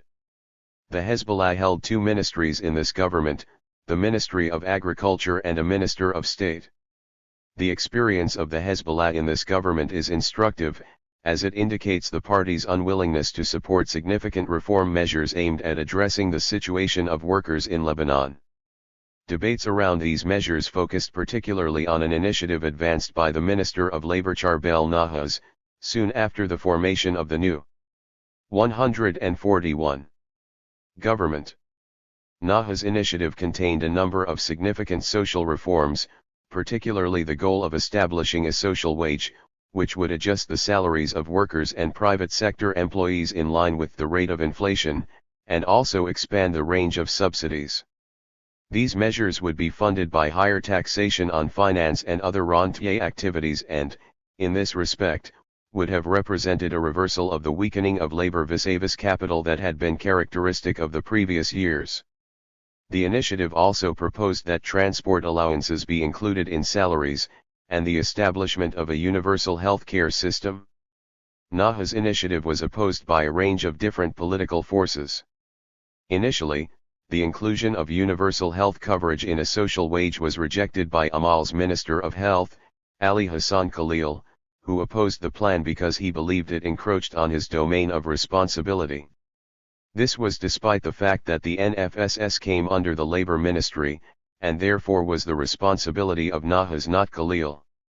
The Lebanese journalist Muhammad Zibib and the trade unionist Adib Bouhabib both argued that Khalil's opposition was due to the fact that the Ministry of Health and Social Security are part of Amal and Barry's share in the pie, and they wanted to use the universal health coverage for their own political and clientelist interests.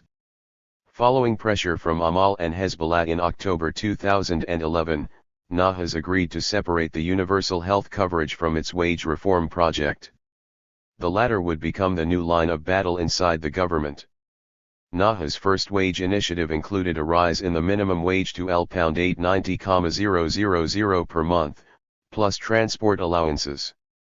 This proposition, however, was firmly rejected by private sector employers, who instead reached an agreement called the Consensual Agreement on Wage Reform with the leadership of the CGTL and the Prime Minister Najib Mikati. This agreement was less advantageous to workers as it did not include transport allowances and would only raise the minimum wage to £675,000. The private sector argued that adding transportation allowances to the basic salary would increase costs to an unsustainable level and damage the private sector in particular. Hezbollah. 142. The consensual agreement was adopted by the government in December 2011, with the two Hezbollah ministers, Muhammad Fniash and Hussein Haj Hassan, voting to support it rather than the Nahas initiative. In reference to the role of the CGTL, Fniash argued, workers and employees reject the wage adjustment plan proposed by the Minister of Labor Charbel Nahas.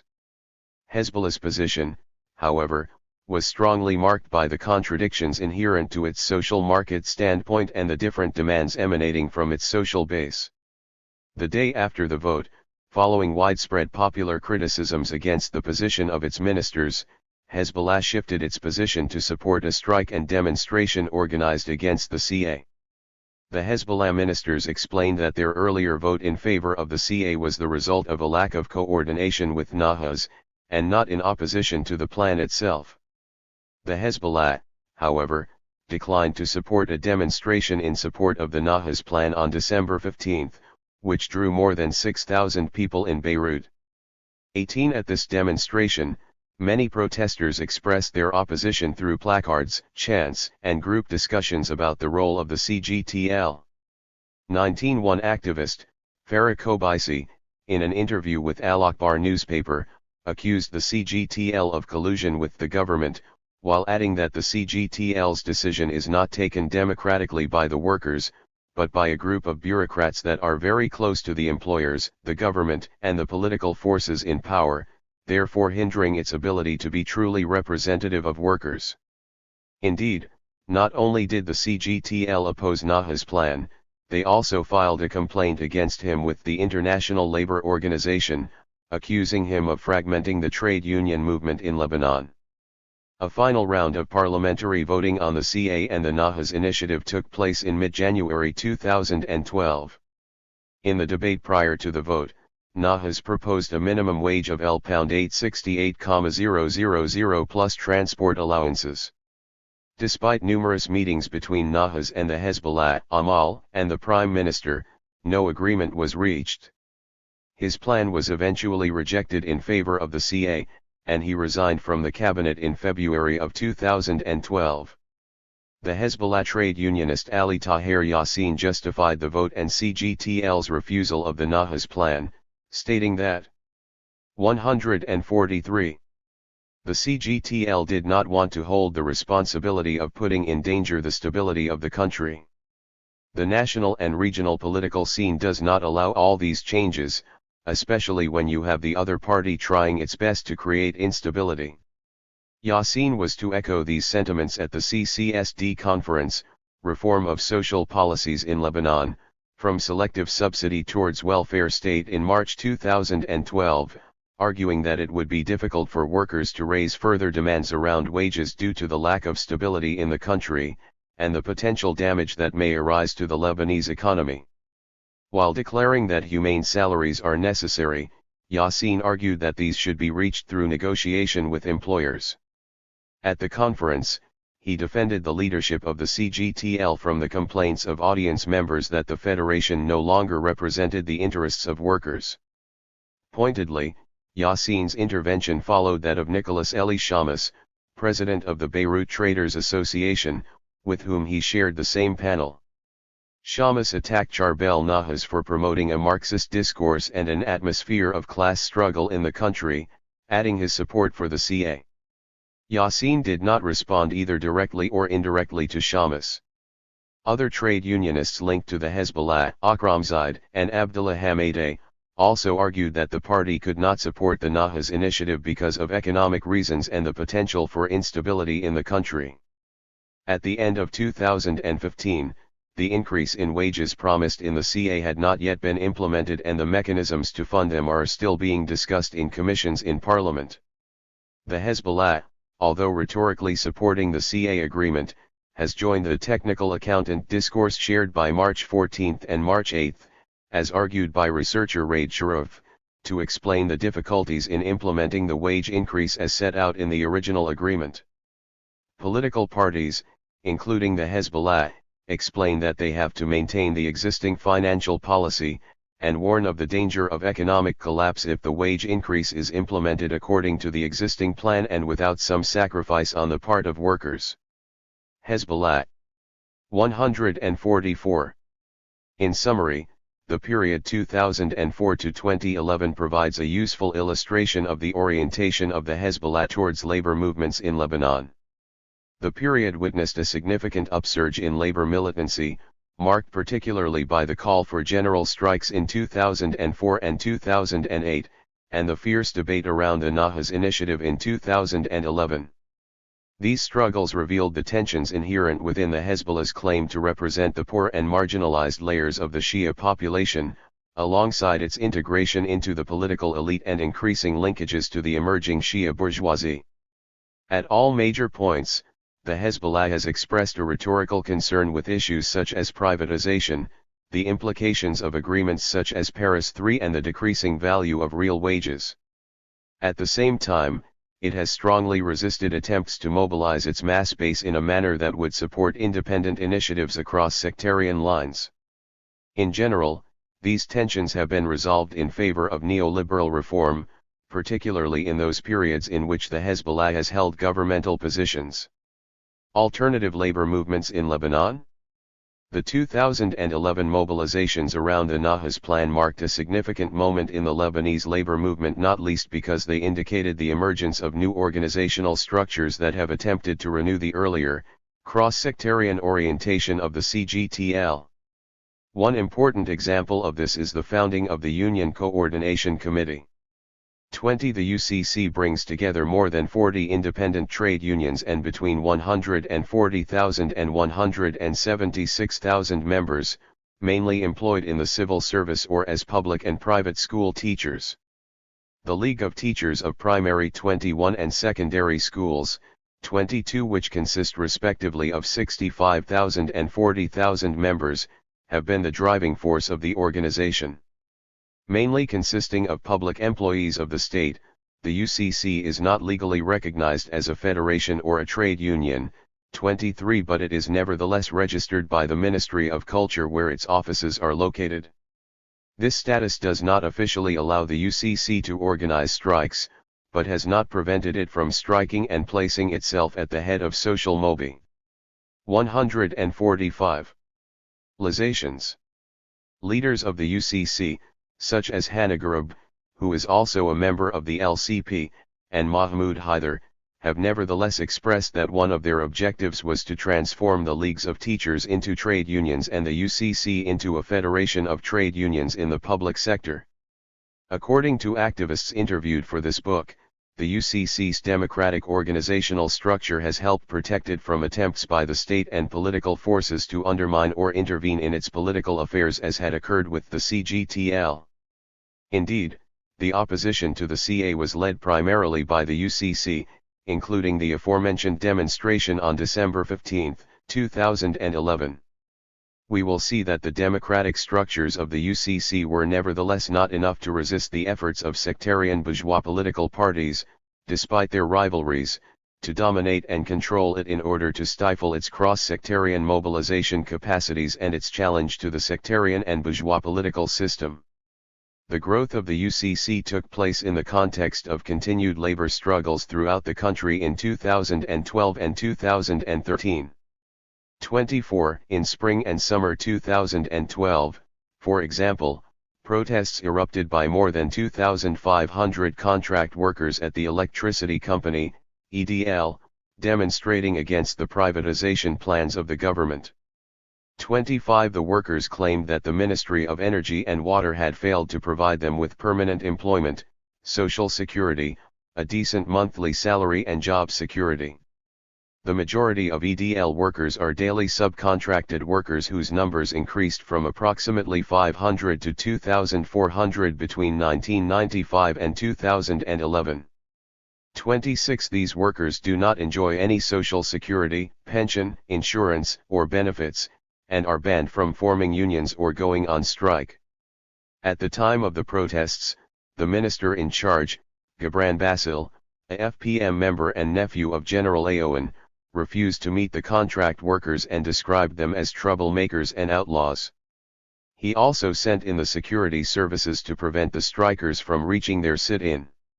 His restructuring plan envisioned that 1,800 of these workers would be made redundant.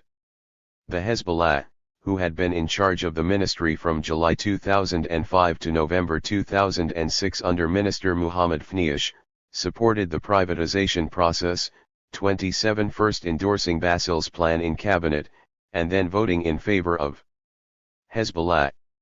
146. A draft law allowing contract workers at Lebanon's state-run electricity company to become full-time employees. During this period, the Hezbollah did not criticize Basil's vocal and sectarian attacks on the workers' mobilization, despite the fact that the vast majority of affected workers were Shia. 28. The CGTL was also absent from supporting the workers, only intervening on the 93rd day of the strike, in which they took the side of EDL administration and pressured strikers to end their action. 29. In the end, the EDL workers were able to obtain temporary contract employment for all daily workers in the 3 new subsidiary companies, and the promise by the Ministry of Energy and Water of a full employment schedule after the contracts end in 2016. In February and March 2013, massive demonstrations and open-ended strikes were called by UCC-led teachers demanding the implementation of a decision to increase salaries that was passed by the Minister of Education in 2012. Tens of thousands of teachers demonstrated throughout the country, and the strikes lasted for more than 3 weeks. Public schools and some private schools participated in the strikes, except the Catholic schools and those schools in Beirut's southern suburbs affiliated with Amal and the Hezbollah. The UCC was a major force behind these mobilizations, which have continued throughout 2014 due to the continued failure to implement the wage increase. The UCC has resisted calls by the government to fund the salary increase by shifting the burden onto the poorer layers of society, including via suggested measures such as new indirect taxes, a reduction of benefits for teachers, cuts to retirees' pay, and an increase in contractual employment. 30. In the summer of 2015, the UCC was still pressuring the government for the implementation of the policy that had been agreed more than 2 years prior. 31. After summer 2015, the UCC nevertheless witnessed a lower level of protests and opposition against the Lebanese government following the victory in January 2015 in the elections for the Association of Public Secondary Education Teachers Administrative Committee, which has played a leading role within the UCC, of the list headed by Abdo Qadir. Qadir is a member of the FPM, who was supported by all the sectarian political parties of both March 8 and 14, and he won against the list headed by Hannah Garib, who was only supported by independents. 147. And the LCP. 32. The list supported by March 8 and 14 forces swept up 16 of the Administrative Committee's 18 seats. This occurred despite promises of the new head of the League of Teachers, Mr. Qadir, not to give up the fight started by Hannah Garib for the implementation of the salary increase. The coalition between March 8 and 14 forces, whose common list was called the Union's Consensus, against the list of Garib, gathered under the name of the Independent Unions Movement, also won the February 2015 elections for the Beirut, Mount Lebanon, the South and North regional branches and all but 2 seats in the Bekaa branch. These elections were reminiscent of the earlier episodes when sectarian political forces acted to undermine the role of the CGTL. On his side, Hannah Garib, still a popular figure among a wide section of the labor movement, became the new Secretary General of the Lebanese Communist Party at the elections of the 11th National Congress in April 2016. Upon his election, he promised a rebirth of the party, calling on all communists outside of the party to return to its ranks. In mid-June, Hannah Garib launched a scathing attack against the country's ruling political class, saying that Lebanon's authoritarian leaders were ravaging its capabilities and its natural resources, using sectarianism to impose its authority and dictatorship, practices status quo and is united over the exploitation of workers, teachers, farmers, and the poor. Other struggles that emerged in 2013 should also be noted, such as attempts by the Federation of Unions of Banks employees to defend the last remaining collective agreement in Lebanon, protests by employees of the Spinneys supermarket chain to defend their right to organize, and mobilizations by contract workers and those without fixed contracts in the education sector who were seeking protection and continuity of employment. The UCC was again prominent in solidarity with these struggles, for example through its petition for a million-person rally, built by campaigning across the country and in meetings with local popular organizations. The EDL strike continued into 2014, including a strike on April 15. Workers at EDL have expressed their agreement with the UCC's attempts to increase the salary scale. At the end of summer 2014, a new massive strike began at the EDL headquarters, as workers called for full-time employment. EDL had announced that when its 3 private service providers' contracts expire, Hezbollah 148. In 2016, that EDL would continue to employ only 897 of the nearly 2,000 contract workers. Daily workers all throughout Lebanon joined the strike and blocked roads. In December 2014, the end of the 4-month strike at EDL headquarters was announced after the company's board and workers along with representatives of political parties reached a deal about the establishment of public limited competitions to enter a full-position employment in EDL. Strikes and sit-ins however continued after the announcement of the end of the protest by the EDL workers throughout 2015 and into beginning of 2016. By summer 2016, the EDL workers were still pressuring the authorities and employers to heed their long-standing demands through demonstrations, sit-ins, and strikes. The teachers' struggles through 2013 and 2014 indicated several salient and interrelated features of the Lebanese labor movement. First, they demonstrated the unwillingness of Hezbollah to support any independent mobilizations of workers, particularly given its participation in government. During these strikes, Hezbollah refused to take a stance within government in support of the salary increases and did not mobilize its membership in the UCC-led actions. On several occasions, Hezbollah representatives actively opposed these strikes. In November 2013, during a meeting of the southern branch of the Public Secondary Schools Teachers League in Lebanon, Hezbollah representatives argued against a UCC strike planned for November 26, while a majority of the remaining participants voted in favor. Furthermore, Hezbollah teachers did not participate in open-ended strikes called by the UCC, and refused the calls of Hannah Garib for escalation of the protests. Likewise, during a marking boycott called by the UCC in summer 2014, Hezbollah representatives called for an end to the boycott and supported a parliamentary decision to automatically pass all students in an attempt to break the action and undermine the UCC in public opinion, as well as to divide the ranks of the UCC. Nonetheless, the UCC decided to continue the boycott and to join further strikes called by various sectors of the public administration to implement an increased salary scale. But this decision was reached after a long discussion in which public secondary school teachers except those affiliated with Amal and the Hezbollah and their colleagues in the technical school. 149.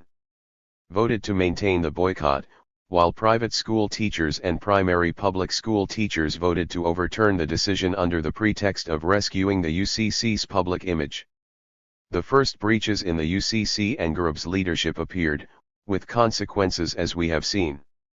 Despite its large base of teachers and network of schools, only a small number of Hezbollah teachers participate in the UCC, while many have let their membership in the organization lapse.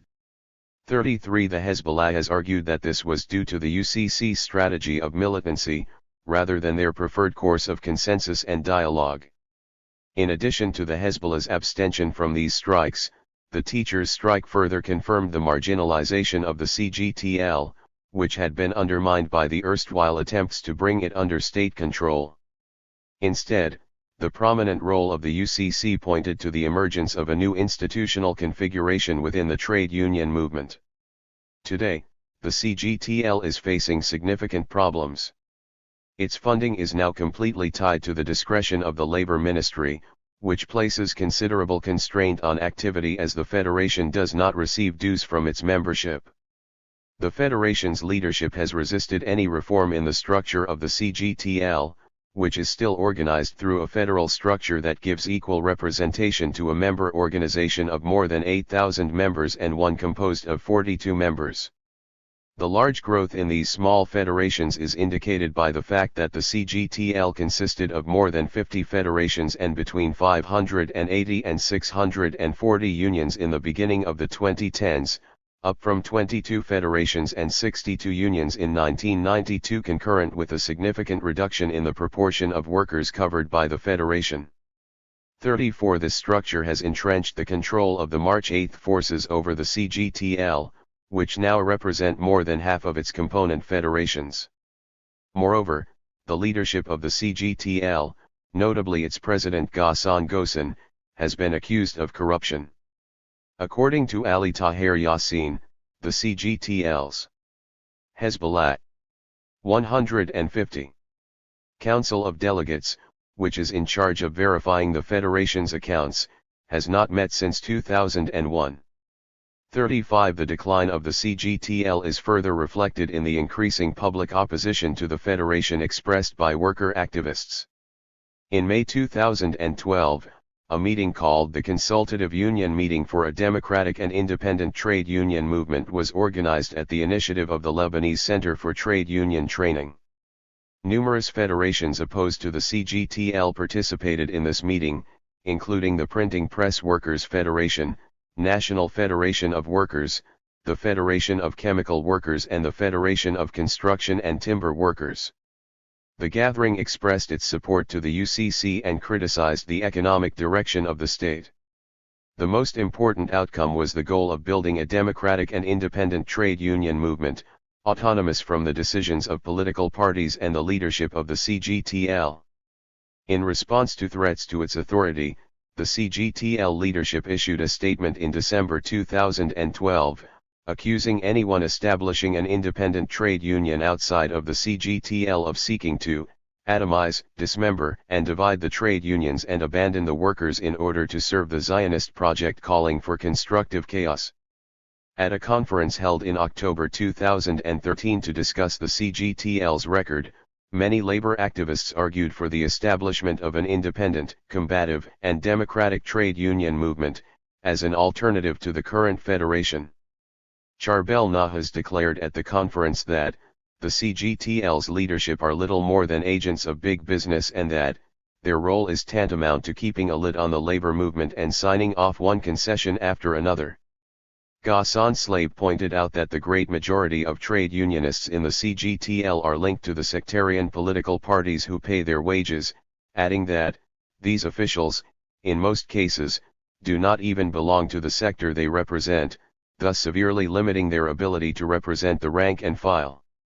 This growing opposition has also been manifested in demonstrations held on May Day in 2012 and 2013 in front of the CGTL's headquarters, in protest against the Federation's policies. The slogan "The people want to overthrow the Confederation" has been written several times on the walls of its headquarters, while graffiti campaigns by young activists on the streets of Beirut were organized for May Day in 2012 to express their rejection of the institution, which they 151 see as a traitor that does not represent the interests of workers, but those of the government. Conclusion.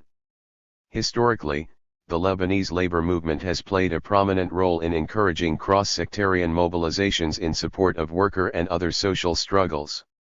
This record extends back to the period of the Civil War when the CGTL organized demonstrations and strikes across the various areas of Beirut and continued through the mobilizations against the neoliberal policies of Hariri and subsequent governments, whether led by March 8 or March 14 forces.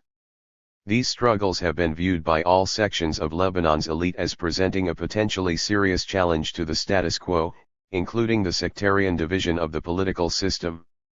In response to the challenge posed by the labor movement, Lebanese governments have attempted to undermine the CGTL through establishing rival, sectarian-linked federations and trade unions as well as direct intervention in the affairs of the CGTL itself.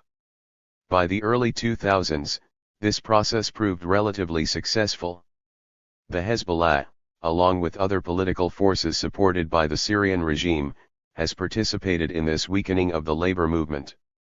The party has formed separate, Shia-based federations and trade unions in agriculture, transport, construction, printing, press, the health sector, cooperatives, and electricity. This proliferation of federations and trade unions has enabled it to win significant power in the CGTL, in which the majority of leadership seats are controlled by Amal and the Hezbollah. Today, the CGTL is unable and unwilling to mobilize workers, despite the intensification of neoliberal policies over the recent period. As many of the interviews conducted for this book indicated, the CGTL has instead become a vehicle for the political agenda of the Hezbollah, Amal, and the other smaller Syrian allied parties. This shift in the composition of the CGTL leadership has created a transformation in the discourse of the Lebanese labor movement away from an orientation based on cross-sectarian mobilization, towards one that identifies sectarian goals as paramount and projects a unanimity of interests of different class fractions within sectarian communities. In this sense, the Hezbollah influence in the official Hezbollah 152 structures of the labor movement corresponds to the changing class composition of the Shia community as a whole, and in alignment with the elites of the Shia community. This record, in regards to social and workers' struggles, appears to confirm that the party's interests are more aligned with those of the elites of the Shia community than with those of workers or poorer populations. It is apparent that the Hezbollah, much like the other political parties in Lebanon, acts in practice to prevent the emergence of a cross-sectarian popular movement in Lebanon, which would be able to confront deeper social and economic issues. The potential emergence of such a class dynamic could challenge the sectarian system and the position of the dominant political parties, including that of the Hezbollah. 153. 6. Hezbollah's military apparatus. The Hezbollah's military apparatus is governed by the Jihad Council, which, according to various sources, is presided over by Hassan Nasrallah. The Jihad Council is under the authority of the Majlis Shura al-Qarar, which as Chapter 5 noted, wields all decision-making power and directs several subordinate functional councils. The Majlis Shura al-Qarar views all elements of the group's activities, including its political and military wings, as part of one holistic entity. According to the Hezbollah's top officials, this unity of purpose among the group's diverse activities is essential to its success. Qassem told a Lebanese newspaper in 2000 that if the military wing were separated from the political wing, this would have repercussions, and it would reflect on the political scene, adding that Hezbollah's Secretary General is the head of the Shura Council and also the head of the Jihad Council, and this means that we have one leadership, with one administration. The Jihad Council nevertheless enjoys a strategic ambiguity according to the American researcher Matthew Levitt. Levitt argues that neither the majority of Hezbollah officials nor the party's elected parliamentarians are aware of the details of their party's covert military activities, which are decided on by the most senior leadership of the party and of the Jihad Council. The Jihad Council runs 3 different units called the Islamic Resistance, the Security Organ and the External Security Apparatus. Islamic Resistance. The Islamic Resistance's historic role since its establishment has been military confrontation with Israel.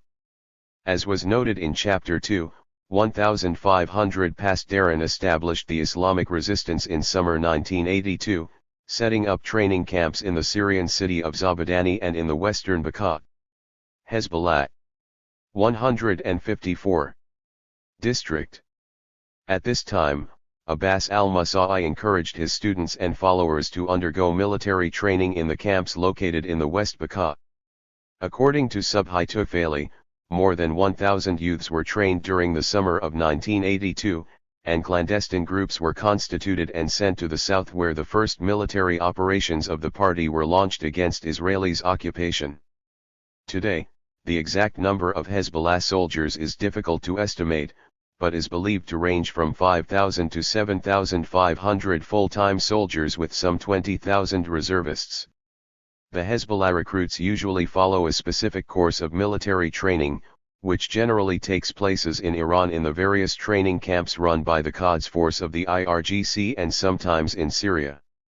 Recruits into the Hezbollah's Special Forces Unit, the most elite element in the military organization of the party, go through an intensive 3-month course divided into 2 45-day programs with a 5-day break in between. The Special Forces cadres are full-time soldiers who train continuously, while most of the Hezbollah combatants are part-timers with day jobs or college students. While receiving formal orders from the leadership, the military apparatus of the Islamic movement is very autonomous in their implementation. To this end, the Hezbollah has purposely reduced intermediaries between the top military leadership and local commanders on the ground. Naim Qassem has stated that once the green light for a military operation is given, the small command involved in its planning, execution, and tactics handles all the decision-making. In this manner, Hezbollah's command structure is less pyramid-like and more horizontal in nature. Timur Göksel, the former spokesman of the United Nations Monitoring Force in South Lebanon, has confirmed this, noting that Hezbollah fighters don't work in military hierarchies or military command levels. There is one leader in Beirut and all the other units in the field are autonomous, they know what they are doing. Security Organ Unit. The Security Organ Unit is responsible for the security of the members of the Hezbollah and its arms in Lebanon, notably through the surveillance. 155. Of alleged collaborators. It is in charge of the Hezbollah's 4 territorial commands covering the south, Dahi, the Bekaa Valley and the Mediterranean coastline. In these regions, the security organ monitors the entry and activities of visitors, including journalists and photographers. The security organ unit has been quite effective in the protection of Hezbollah members since the establishment of the Islamic movement. This was particularly visible during the 2006 Lebanon War. Not a single high-ranking cadre of the Hezbollah was killed during the 33 days of war despite numerous attempts by the Israeli army, including the dropping of 22 tons of bombs on a bunker in Beirut allegedly used by senior members of the Hezbollah, or the failure to kidnap twice the Sheikh Mohammed Yazbek in the city of Baalbek and its surroundings. The security organ unit, with the cooperation of the ICRG, was responsible for the discovery of the most significant security breach in the party's history, a Mossad agent located in the leadership of Hezbollah Unit 910. This double agent, Muhammad Shoraba, worked with 4 other members of a Mossad team. The Hezbollah security apparatus has detained and interrogated Muhammad Shoraba and his 4 colleagues since November 2014, after placing them under surveillance for 6 or 7 months. Shoraba was tried for treason after he tipped off Israel about 5 operations to avenge the killing of the Hezbollah's top military commander Imad Mughniyeh, leading to their failure. He allegedly also passed to Israeli secret services information that led to the 2008 assassination of the high-ranking Hezbollah official Imad Mughniyeh and the 2013 killing of Hassan al-Lakhti. This was not the first time that spies had penetrated the ranks of the party. In 2011, the Hezbollah leader Sayyid Hassan Nasrallah acknowledged that at least 2 Hezbollah members had confessed to working for the U.S. Central Intelligence Agency. The security organ unit, despite its efficiency, has nevertheless not prevented the assassination of 7 Hezbollah commanders by Israeli armed forces. The first was Sheikh Ragab Harb, one of the founding fathers of the Hezbollah, who was gunned down in the Nabateah town of Jibjat in southern Lebanon in 1984. The last. Hezbollah. 156. One was in December 2013, Haj Hassan al-Laqtas, who was, according to Lebanese journalist Radwan Murtada, the head of Hezbollah's Air Defense Division, and one of the resistance's most important electronic minds, and was killed outside his home in the southern suburbs of Beirut. In addition to these functions directed against external threats, the security organ unit is an important part of the repressive apparatus of the Hezbollah within Lebanon itself, and has frequently been compared to a quasi-state apparatus in the regions under the Hezbollah's domination. This has been illustrated on numerous occasions where the security organ unit has overruled the authority of Lebanese government institutions.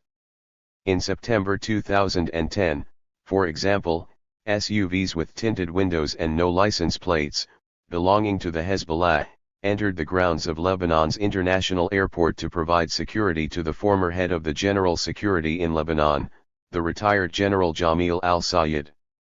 He was greeted by the Hezbollah MPs and allies in the VIP lounge of the airport, in an attempt to prevent his arrest by the security services.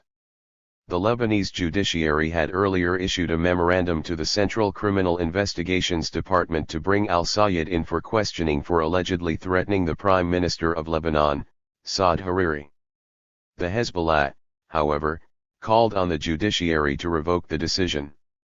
Against the accusations of violation of a public facility and undermining the authority of the state following the airport incident, the Hezbollah MP, Nawaf al-Masa'i, responded that the authority of the state is already violated, and added that, what happened, will happen every time we want it to happen. The Hezbollah has further demonstrated its quasi-state capacities through displaying its own security forces in Dahieh and some other Shia-populated regions in spring 2013, after they were the target of several planned explosions and attacks from jihadist groups. These groups justified their attacks as an act of retaliation for the Hezbollah's involvement in Syria. In response, Hezbollah soldiers implemented tight security measures and put up multiple checkpoints throughout Shia-populated areas.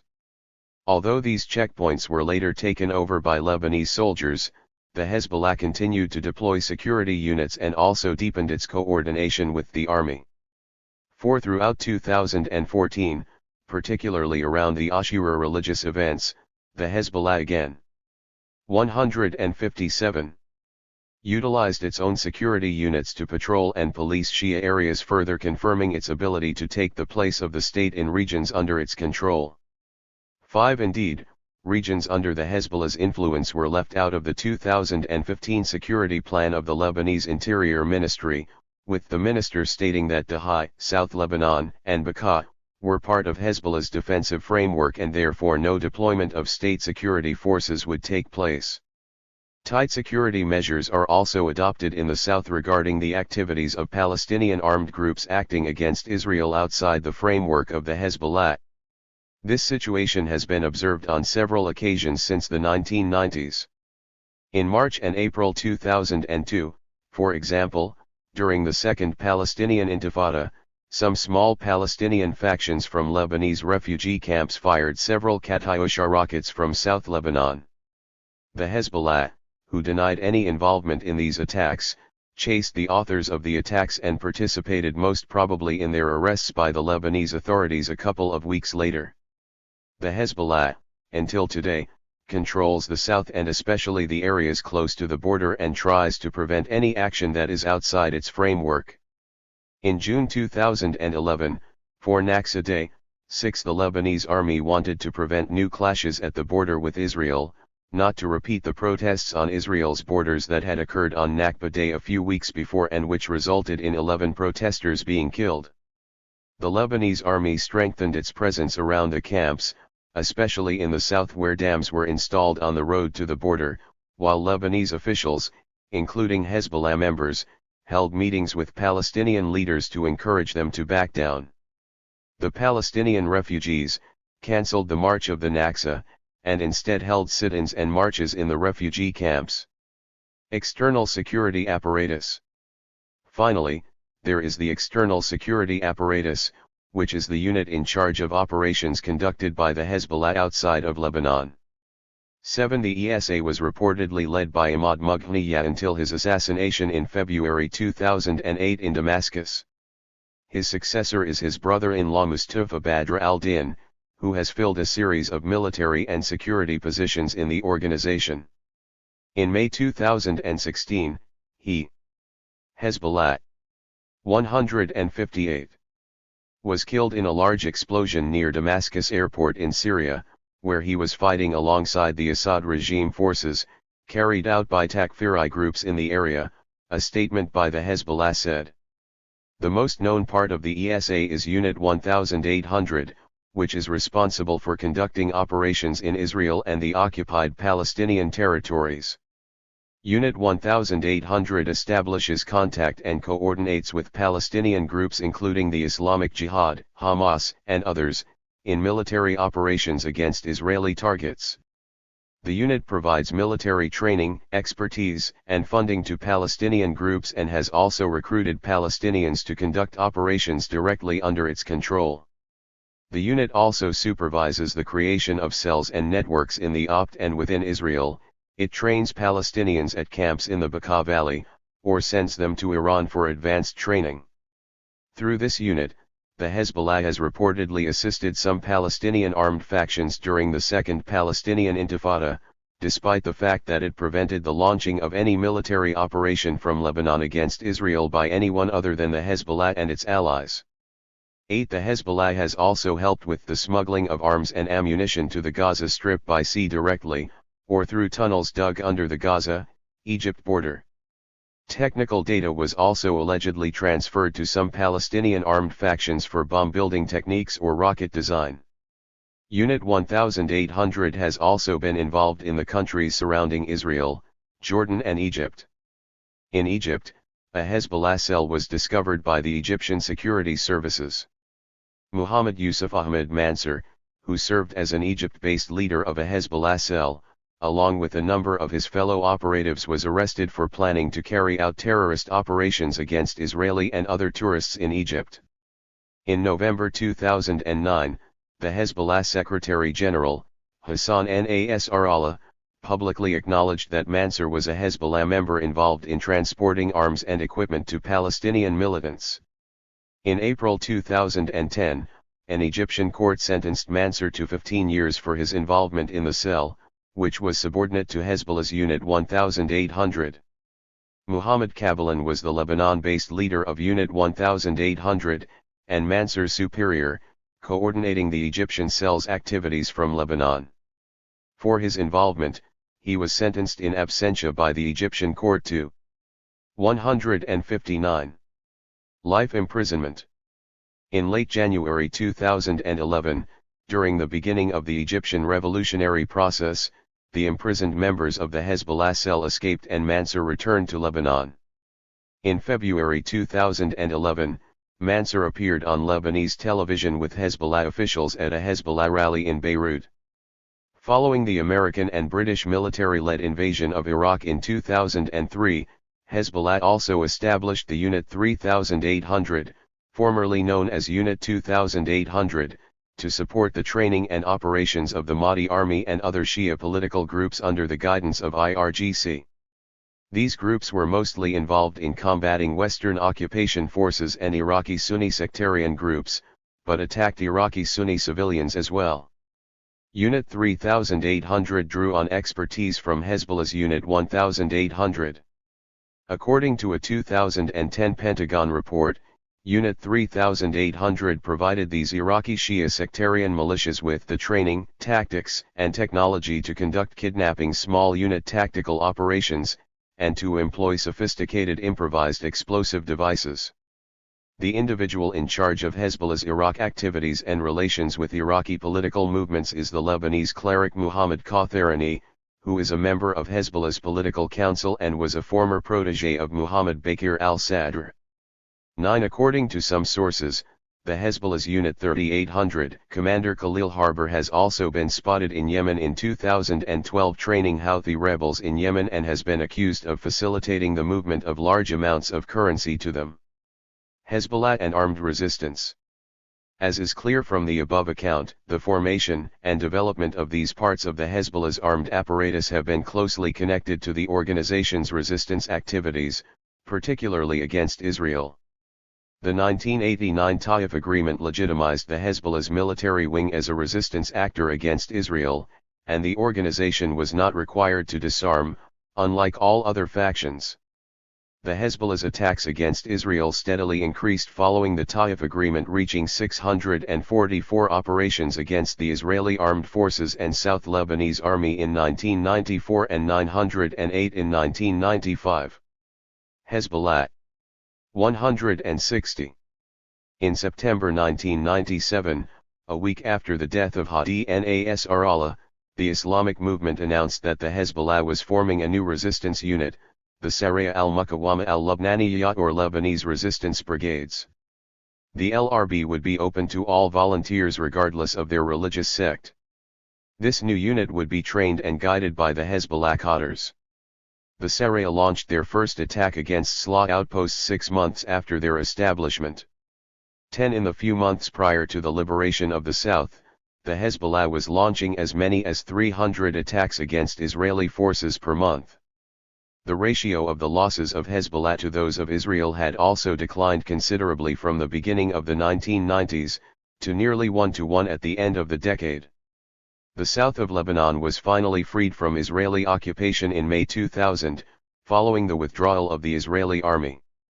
The number of Lebanese civilians dead in the numerous attacks by the Israeli forces and the SLA between the years 1982 and 2000 was around 23,500, in addition to 46,880 injured.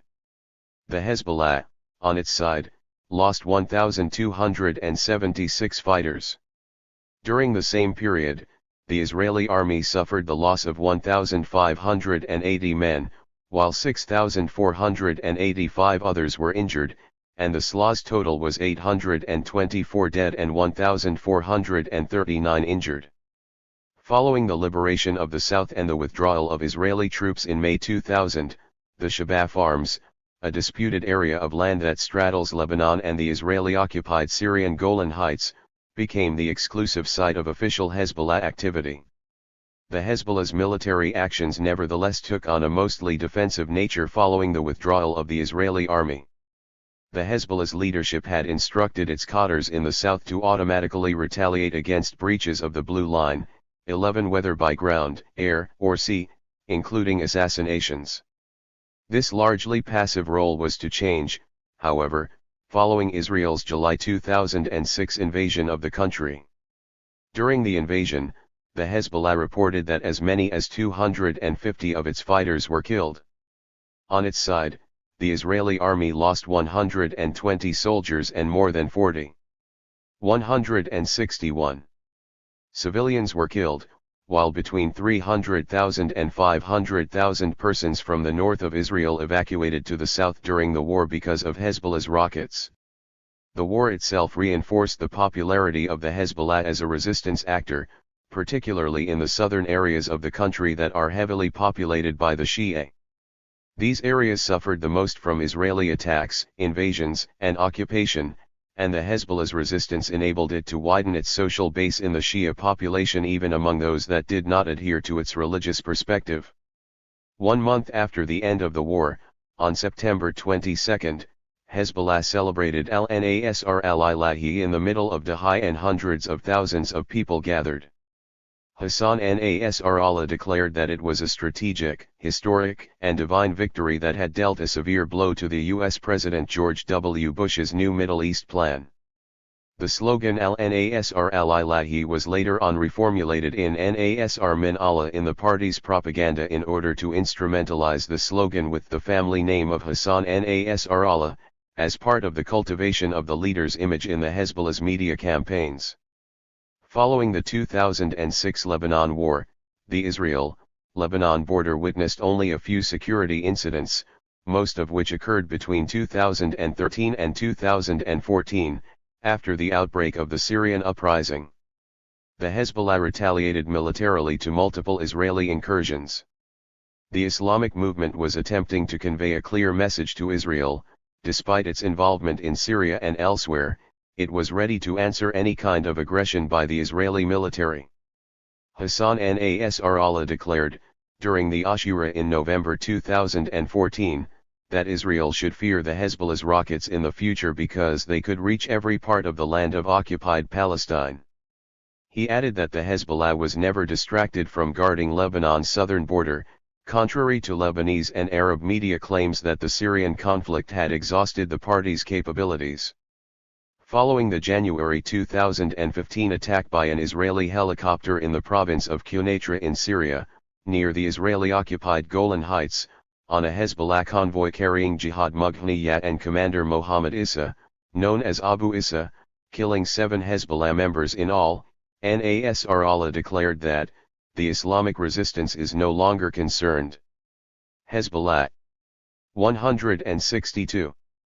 At any such thing as the rules of engagement, we don't recognize them, they have come to an end. He added that it was the Hezbollah's right to answer, whenever, wherever, and in whatever form it finds fit.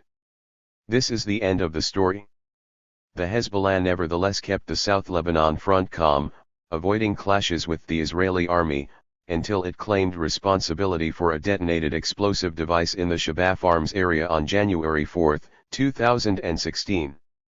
A group named after Samir Kantar, a Hezbollah commander killed in December in an airstrike in Syria by Israel, carried out the operation. The Hezbollah leader, Sayyid Hassan Nasrallah, had declared a week before that retaliation would be inevitable. The Israeli state responded by shelling the town of Al-Wazani and other areas, with reports of material damage but no serious injuries. No escalation nevertheless occurred after these events, while Hezbollah's leader Hassan Nasrallah continued to threaten consequences for Israel in the event that it would launch another war against Lebanon. He declared that no red line would restrain the Hezbollah, adding that the Lebanese party has prepared a target bank of sensitive locations in Israel, including nuclear facilities, biological research centers and petrochemical plants. Nasrallah insisted that Lebanon and the Hezbollah had the right to any defensive weapon to protect Lebanon's existence and sovereignty. The arms of the resistance against rival Lebanese actors. The successes of the Hezbollah on the military field against Israel should nevertheless not be interpreted as implying that its arms were directed solely towards the Zionist enemy. Despite the fact that Hezbollah's official historiography claims that the party adopted a defensive attitude towards other political movements during the Civil War, and its armed activities were solely concentrated on resistance to the Israeli occupation, the historical record indicates that the Hezbollah has been willing to use its weapons against political opponents, including those on the left and other secular forces. 12 In September 1982, the Lebanese National Resistance Front was the target of a wave of assassinations, particularly of its communist leaders in West Beirut. Despite the fact that the LNRF was formed to fight the Israeli occupation, the Hezbollah would criticize it. 163. For its secularism, which was called a product of Maronite pluralism, and because it did not call for an Islamic alternative to gain Lebanese independence from both the Western and Eastern spheres of influence. Those assassinated included Khalil Naya Suhail Ta'il, Hussein Roueh, Mehdi Amel Salim Yamaut, and Professor Hikmat Al-Amin and others in a car bomb against the headquarters of the Lebanese Communist Party in Rumaili. These assassinations helped create a climate of fear among the LCP members in regions populated mostly by the Shia, and to a lesser extent among the SSNP members. Moreover, in November 1983, the Hezbollah with active Iranian IRGC assistance on numerous occasions attacked the Lebanese state's remaining presence in the Bekaa Valley, taking control of the Sheikh Abdullah barracks, which were the largest and best equipped. It actually became the headquarters of the Pasdaran. The Sheikh Abdullah barracks were given back to the army in August 1992. The Hezbollah also had numerous violent military conflicts with Amal throughout the middle and end of the 1980s. The most serious battle was in 1988 when both groups sought to establish their dominance in the southern suburbs of Beirut and in South Lebanon. The struggle ended with two negotiated settlements under the auspices of Iran and Syria in February 1989, in which Amal was excluded from the Bekaa and the suburbs of Beirut and the south was divided. The military fights between Amal and the Hezbollah in 1988 and 1989 caused 3,000 deaths, both civilian and fighters. The reconciliation in 1990 allowed a refocus towards the Hezbollah's military resistance in the south, which was undermined considerably by the military confrontation with Amal. The May 2008 conflict. In May 2008, for the first time since the end of the Lebanese civil war, the Hezbollah used its weaponry against Lebanese national actors following threats by the March 14 alliance to politically attack key Hezbollah military interests. At that time, the Lebanese government, led by Sinayra, passed two decrees aimed at weakening the Hezbollah's Hezbollah 164 military apparatus. First, on May 6, 2008, the government reassigned the head of security at Beirut's airport, Wafik Shoukair, a general officer who was accused of being too close to the Hezbollah and of having shared intelligence information with them. 13nd, the Council of Ministers challenged the legality and constitutionality of the Hezbollah's independent telephone system, which the organization claimed ensured the secrecy of internal communications and the efficiency of its command and control. The telephone system was believed to have been a cornerstone of the Hezbollah's military performance during the July 2006 Lebanon war with Israel. 14. The Hezbollah's telecommunication network, which has existed since 1995, was never raised as an issue before this event. This last decision was taken despite the fact that the Hezbollah's Deputy Secretary Naim Qassem had warned on May 5 that the Hezbollah would deal with those who interfere with the network as if they were Israeli spies. Hassan Nasrallah promptly answered these decisions, describing them as a declaration of war against the resistance and its weapons for the benefit of America and Israel, and added that, "We will cut the hand that targets the weapons of the resistance and we will defend our weapons with our weapons." These decrees were taken in an atmosphere of heightened social tension, as was discussed earlier.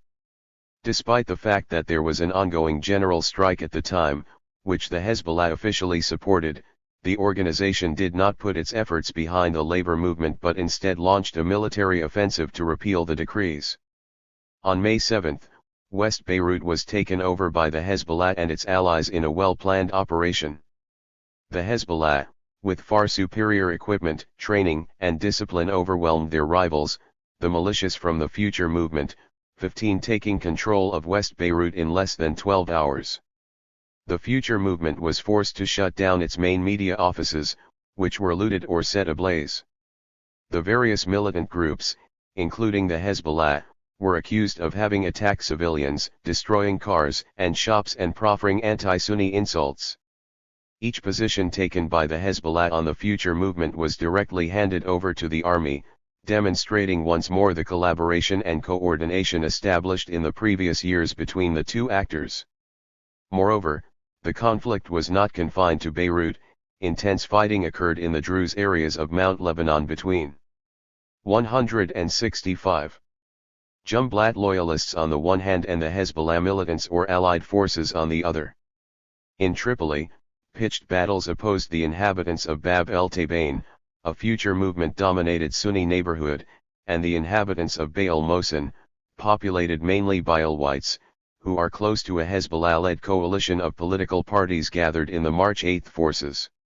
The violence ended a week later with over 80 deaths and 250 wounded. The Hezbollah had attained its objectives. The government cancelled its two decrees of May 6 and 7. Politically, the events led to the end of 2 years of paralysis on the Lebanese political scene with the Doha Agreement. This agreement between the various Lebanese political forces led to the election of new President General Michel Sleiman, the establishment of a national unity government, adopting the Qaza as an electoral constituency in conformity with the 1960 law, whereby the Qazas of Marja-un Hasbaya, Baalbek Hermel, and West Bakarachaya each remained as a single electoral constituency. The adoption of the electoral law based on the Qazas actually ensured better Christian representation and was one of the main demands of the Hezbollah's Christian ally, the Free Patriotic Movement. The Hezbollah's representatives continued to justify its military action in Beirut against the March 14th-led movement. Hussein al-Khalil, the political advisor of Hassan Nasrallah, declared in a press conference that the Hezbollah's intervention was made in order to defend itself from the decision of the government, which was an American plan to disarm the resistance and submit it to Israel's will. In addition to this, the Hezbollah member, Ghaleb Abu Zainab, added that the Hezbollah's military intervention did put an end to the Sunni, Shia fitna by avoiding any outburst. The Secretary-General Nasrallah reiterated a similar discourse a few months later in an iftar in Nabateeh and even in May 2012. But contrary to the Hezbollah's claims, these events clearly intensified Sunni, Shia tensions. The most prominent Sunni religious authority, the Mufti of the Lebanese Republic, went so far as to characterize the Hezbollah as an occupying force, a clear reference to Israel's earlier occupation. At the same time, 120 Sunni officers of the Lebanese army sent a collective letter of resignation protesting the humiliation felt from the military's conduct during the militia's invasion of Beirut. All of the Hezbollah 166 officers later nevertheless retracted and did not resign, except for Colonel Ahmed Hammoud, who became commander of the future movement's military wing. Following May 2008, the Hezbollah has continued to declare publicly that any actor threatening its armament and its soldiers would face its retaliation. In 2010, Hassan Nasrallah and other Hezbollah members declared that the Islamic movement would cut off the hand of anyone who tries to arrest any of its members charged in the assassination of former Prime Minister Rafiq Hariri by the Special Tribunal for Lebanon. On January 18, 2011, in another show of strength by the Islamic movement, Hezbollah deployed unarmed militants in Beirut streets as an attempt to warn the March 14 political forces against renominating Saad Hariri as prime minister. This was after the Hezbollah and its allies of the March 8 forces toppled him on January 12. This show of force, called in Lebanon the incident of the black shirts, because the Hezbollah members were dressed in black, led Walid Jumblat, leader of the PSP, to temporarily abandon his alliance with Hariri's future movement and join March 8 forces in electing Najib Mikati, who was the Hezbollah's candidate, as new prime minister. These and other examples confirm the Hezbollah's ongoing deployment of its weapons in internal Lebanese politics.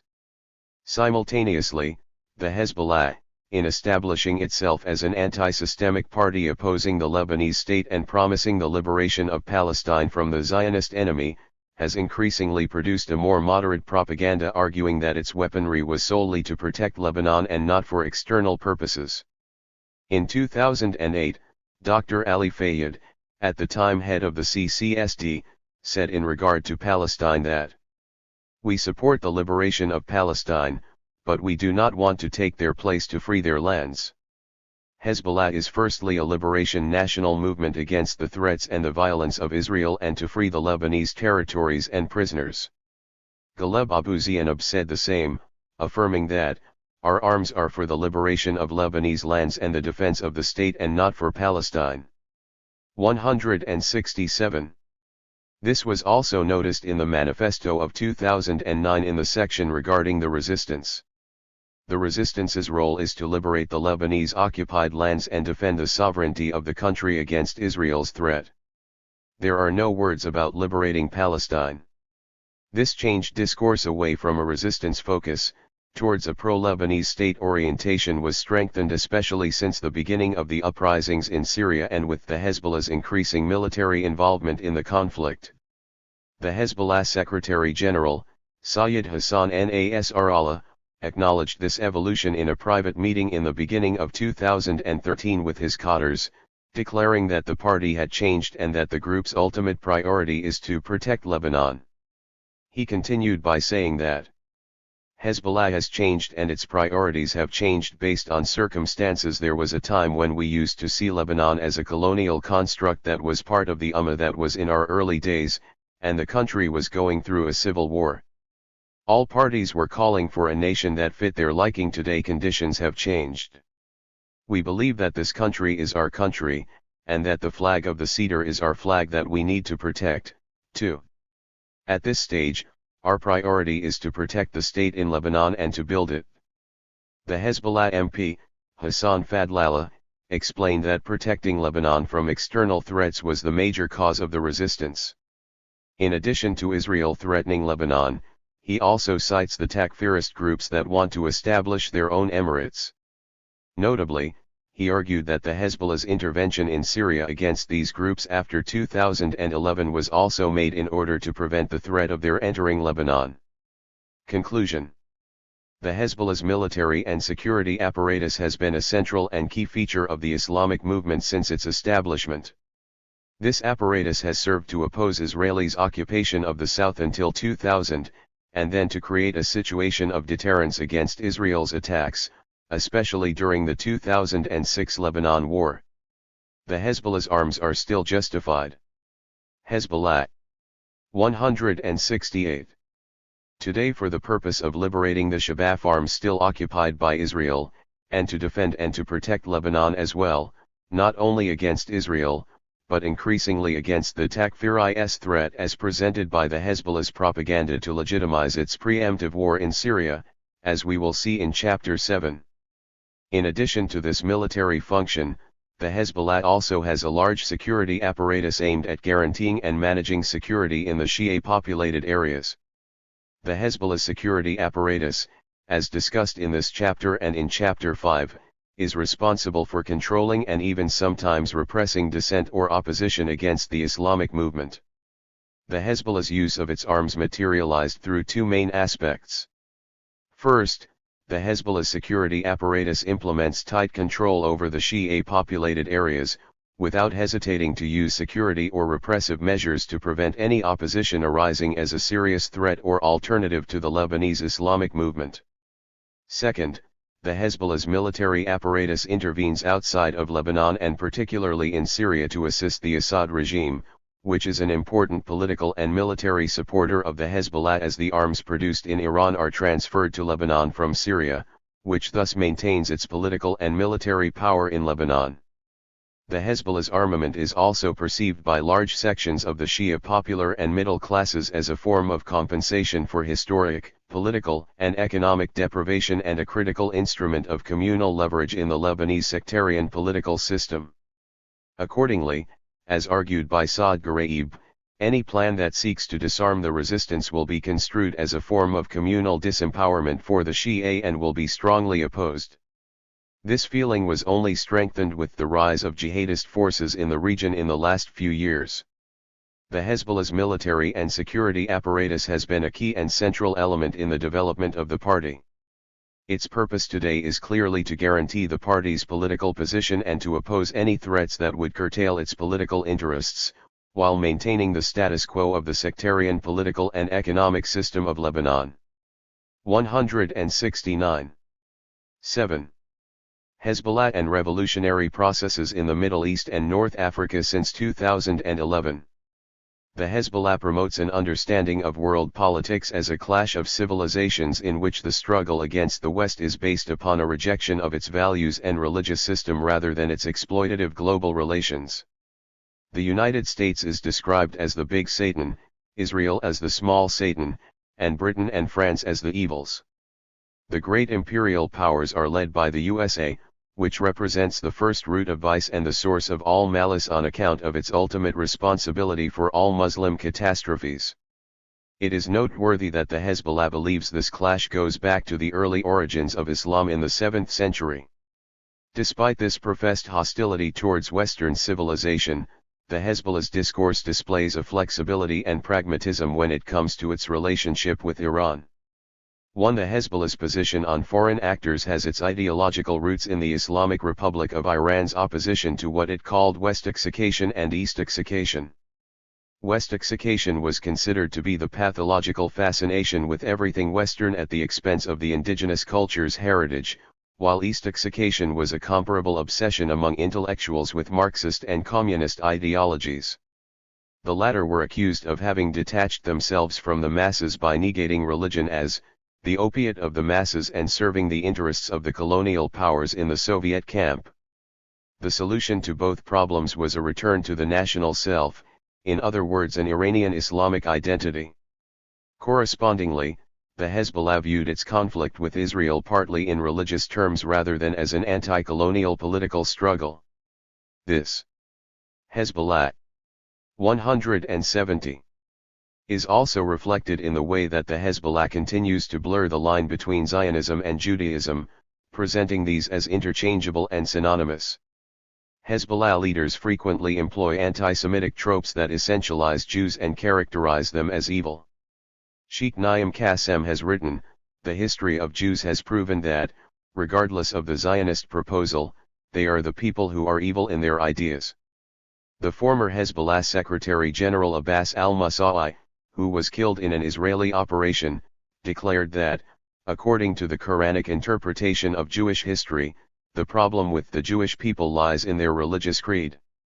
Hassan Nasrallah has also employed such a discourse on occasion, saying, "If we searched the entire world for a person more cowardly, despicable, weak, and feeble in psyche, mind, ideology and religion, we would not find anyone like the Jew."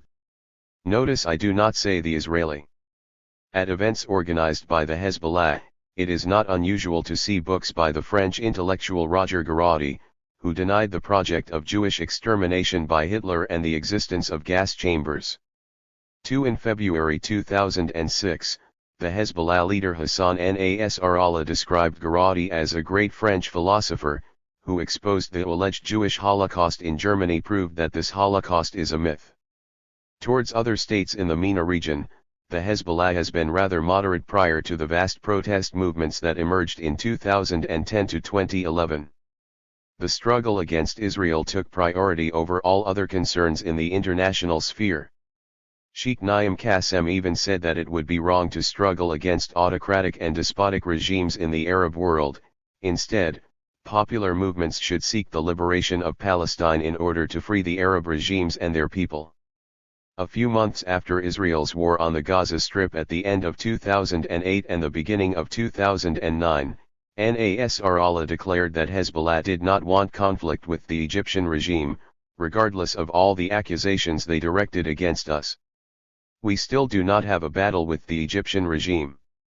3. He added that Hezbollah does not have a conflict or a problem with anyone, the Arab political system in this or that Arab country, whether democratic, dictatorial, royal, 171, or dynastic, religious, or secular, legal or illegal. Regardless of the description, we do not interfere in such matters. Moreover, Hezbollah does not want to engage in feuds with any regime. We do not want any bitterness with any Arab regime. We do not want any rivalry with any Arab regime. We clearly do not want to engage in any conflict with any Arab regime, not security-wise, politically or militarily, even in the media. Hezbollah and the popular uprisings in the Middle East and North Africa. At first, Hezbollah generally welcomed the revolutionary processes in 2010 to 2011, particularly in Egypt, Tunisia, Libya, Yemen, and Bahrain. In late February 2011, Hezbollah officials were claiming that the uprisings in the region were part of the resistance project. The Hezbollah deputy, Hassan Fadlallah, declared at a rally, "The uprisings of the Arab population are a real opportunity to regain freedom of decision and to return to the spirit of the Arab position that rejects foreign hegemony. All the current problems of the people of the region come from the United States and their political support to totalitarian regimes, which crushed and repressed the will of their peoples once freed from the yoke of dictators and free to decide their future. These people can only support the main cause in the region, that of Palestine." The current Minister of Industry and Hezbollah member Hussein Haj Hassan, the then Minister of Agriculture, said at another meeting that, The Arab revolts are part of the project of resistance and urged U.S. allies in the region to reassess their calculations because to depend on the U.S. administration can only lead to further disappointment. He also insisted that the failing regimes in the region were all Hezbollah. 172. Allies of the United States, which was a blow to the American system established in the region that had stifled the aspirations of the people. On March 19, 2011, a massive rally in support of the Arab uprisings was organized by Hezbollah in Dahi. Hassan Nasrallah made a speech in which he voiced his support for the Arab people and for their revolutions and sacrifices, especially in Tunisia, Egypt, Bahrain, Libya, and Yemen. He made assurances that Hezbollah would stand by those rising up and would be ready to help them. Nasrallah condemned the conspiracy theories that were circulating as explanations for the events in the region, and stressed the authenticity of these popular movements. We reiterate that these revolutions are the people's own wills. Any accusation that claims that America is behind these revolutions, has incited and stirred them, and is leading them represents a false, unjust accusation of these peoples. These are regimes that follow America and harmonize with it, that have offered and still offer services for the American plot, and that do not constitute any threat to the American policy, which is Israel in the Middle East. These are true, popular revolutions. Nasrallah condemned the manner in which the regimes of the region responded to the legitimate popular demands by resorting to repression, murder, and humiliation, rather than entering into dialogue with representatives of the revolutions and adopting reforms. He denounced the sectarianism of Bahrain's regime, and expressed gratitude to the Turkish Prime Minister, Recep Tayyip Erdogan, for his positive stance towards that country's popular movement. At the same time, he accused some in the Arab and Islamic world of remaining silent about the injustices and repression against the Bahraini people, suggesting that this was due to the fact that the majority of them are Shia. He condemned as well the League of Arab States and those governments that sent armies to Bahrain to defend the regime and to crush the popular movement. 173. He warned in his speech against allowing access to foreign intervention in Arab countries, which will take us back into the era of occupation, direct settlement, division, or else. The Hezbollah's official discourse nevertheless began to shift, particularly with the beginning of the uprising in Syria and its expansion, and to a lesser extent with the rise to power of the Muslim Brotherhood in Egypt and Tunisia and the growing Sunni and Shia sectarian tensions in the regions. This was first seen in the Hezbollah officials' warning of foreign plots to sabotage the paths of the region's revolutions. In September 2012, Nasrallah explained the different positions of the Hezbollah towards the ongoing events in the region, especially in Syria. He declared that the party's position is based on two decisive criteria: first, the regime's stance on the Palestinian-Israeli conflict, and second, the readiness of the regime to engage in reform. Regarding Syria, Nasrallah stressed that the Syrian regime is against the Israeli state and has always supported the Palestinian resistance, in addition to supporting the Iraqi resistance. He argued that Syria's stance against the Zionist enemy was the reason why the Western and Arab countries were engaged in toppling the country's government. He also noted that, while the Syrian regime insists on dialogue, the so-called opposition rejects it, and highlighted that, the opposition demanded the fall of the Syrian regime, but no regime in the world would accept that, especially if it has a vision. He further declared that, when the Syrian crisis started, the weapons flooded into the country, and we started having doubts about the uprising. This ignored the fact that no organized armed resistance occurred in the first months of the Syrian revolutionary process, and the popular resistance was at that time largely peaceful. He added that, they want to make Arabs and the Islamic world forget about the Palestinian cause. He explained that before the Syrian crisis, transformations were in favor of resistance movements, such as the revolutions in Tunisia, Libya, Egypt, and Bahrain, and we know the new movements and their stances on the resistance, Palestine, and Israel, which implied support for a settlement with Israel. Hezbollah's post-2011 role in Syria will be dealt with in more detail below. Hezbollah. 174.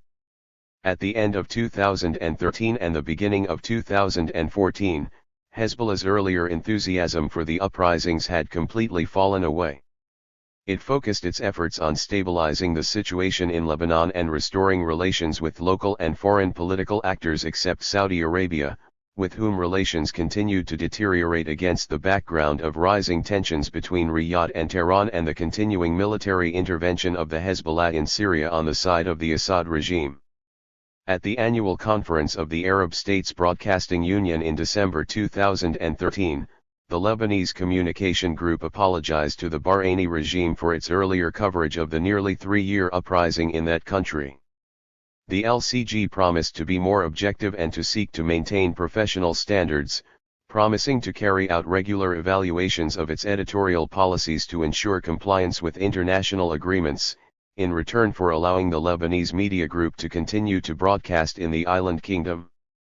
The Arabic-language news station Al Alam had also substantially reduced its previously intensive coverage of Bahrain.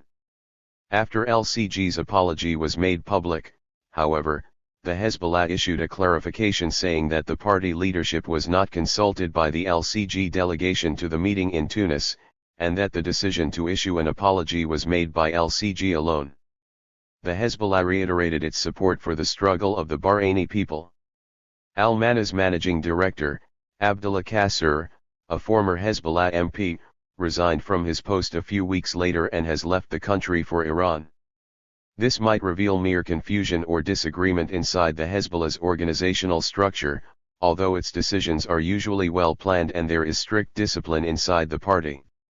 But this episode occurred during the same period as a rapprochement was taking shape between Qatar and the Hezbollah, as confirmed by Hassan Nasrallah in a televised speech of December 2013 in which he announced that he had met with the Qatar delegation.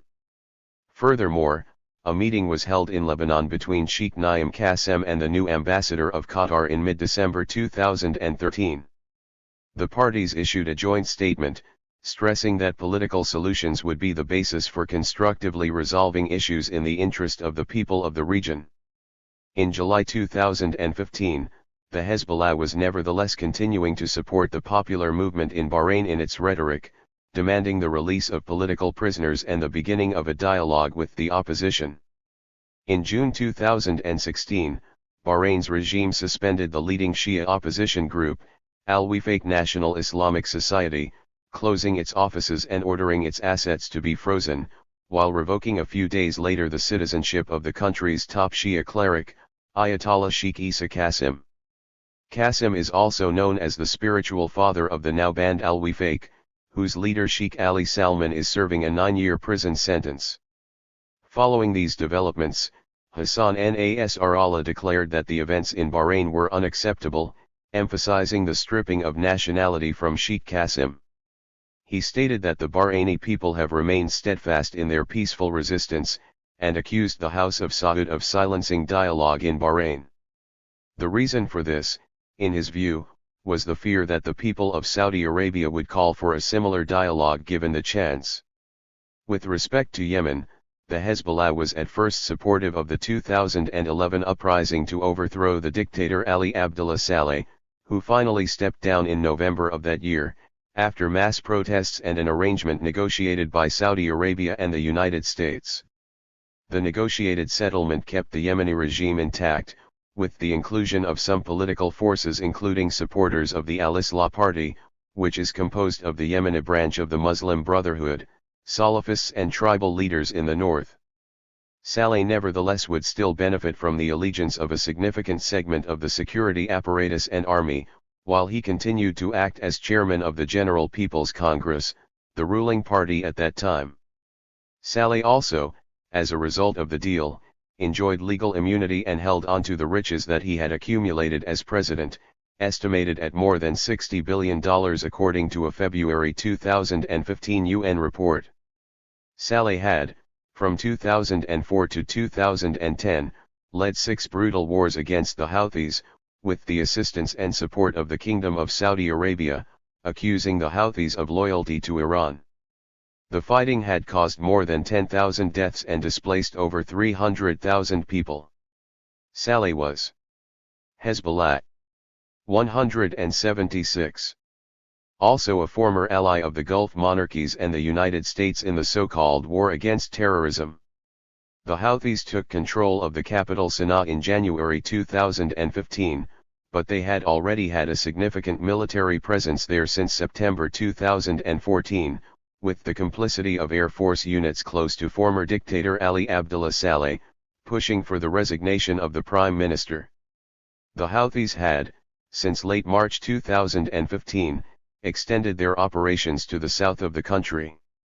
At the end of March 2015, a massive military intervention called Decisive Storm, led by Saudi Arabia with the participation of 9 Arab countries and the support of the United States and England, began under the pretext of opposing the Houthis, also known as Ansar Allah. Some 6,000 people, about half of them civilians, have been killed in Yemen between March 2015 and June 2016, according to the UN. The Hezbollah opposed the Saudi-led military intervention in Yemen and supported the Houthis, despite the Houthis' alliance with former dictator Saleh, who had declared in March 2011 that the Arab uprisings were a media creation of the United States, led from an office in Tel Aviv. The IRI has also condemned the military intervention in Yemen by Saudi Arabia, and the Iranian Supreme Leader Ali Hosseini Khomeini described it as genocide. Iran has called for a ceasefire and for the start of negotiations with the participation of all Yemeni political factions in order to reach an agreement on a national government. According to various sources, the Houthi forces have been supported, although in a limited way, by the IRI in the form of weapons, money, and military training, while a senior Iranian official declared in December 2014 that the Quds Force, the external arm of the Revolutionary Guard, had a few hundred military personnel in Yemen who train Houthi fighters. The Houthis have also received assistance from the Hezbollah, which provided logistical support to the military. The Hezbollah military unit 3800 commander, Khalil Harb, was spotted in Yemen training Houthi rebels in 2012. On February 24, 2016, the Saudi Arabia-owned Al Arabiya news network posted a video of what it claimed was a meeting in the summer 2015 between the Hezbollah commander Abu Saleh and the Houthi forces in Yemen. A Hezbollah commander in an interview with 177 Foreign Affairs confirmed that the Hezbollah had a presence in Yemen. In summer 2015, the Hezbollah continued to condemn Saudi Arabia's military intervention in Yemen, and Nasrallah called on Muslims, Arabs, and the Islamic world to say to the kingdom that enough is enough. A year later, the Hezbollah remained outspoken on this issue.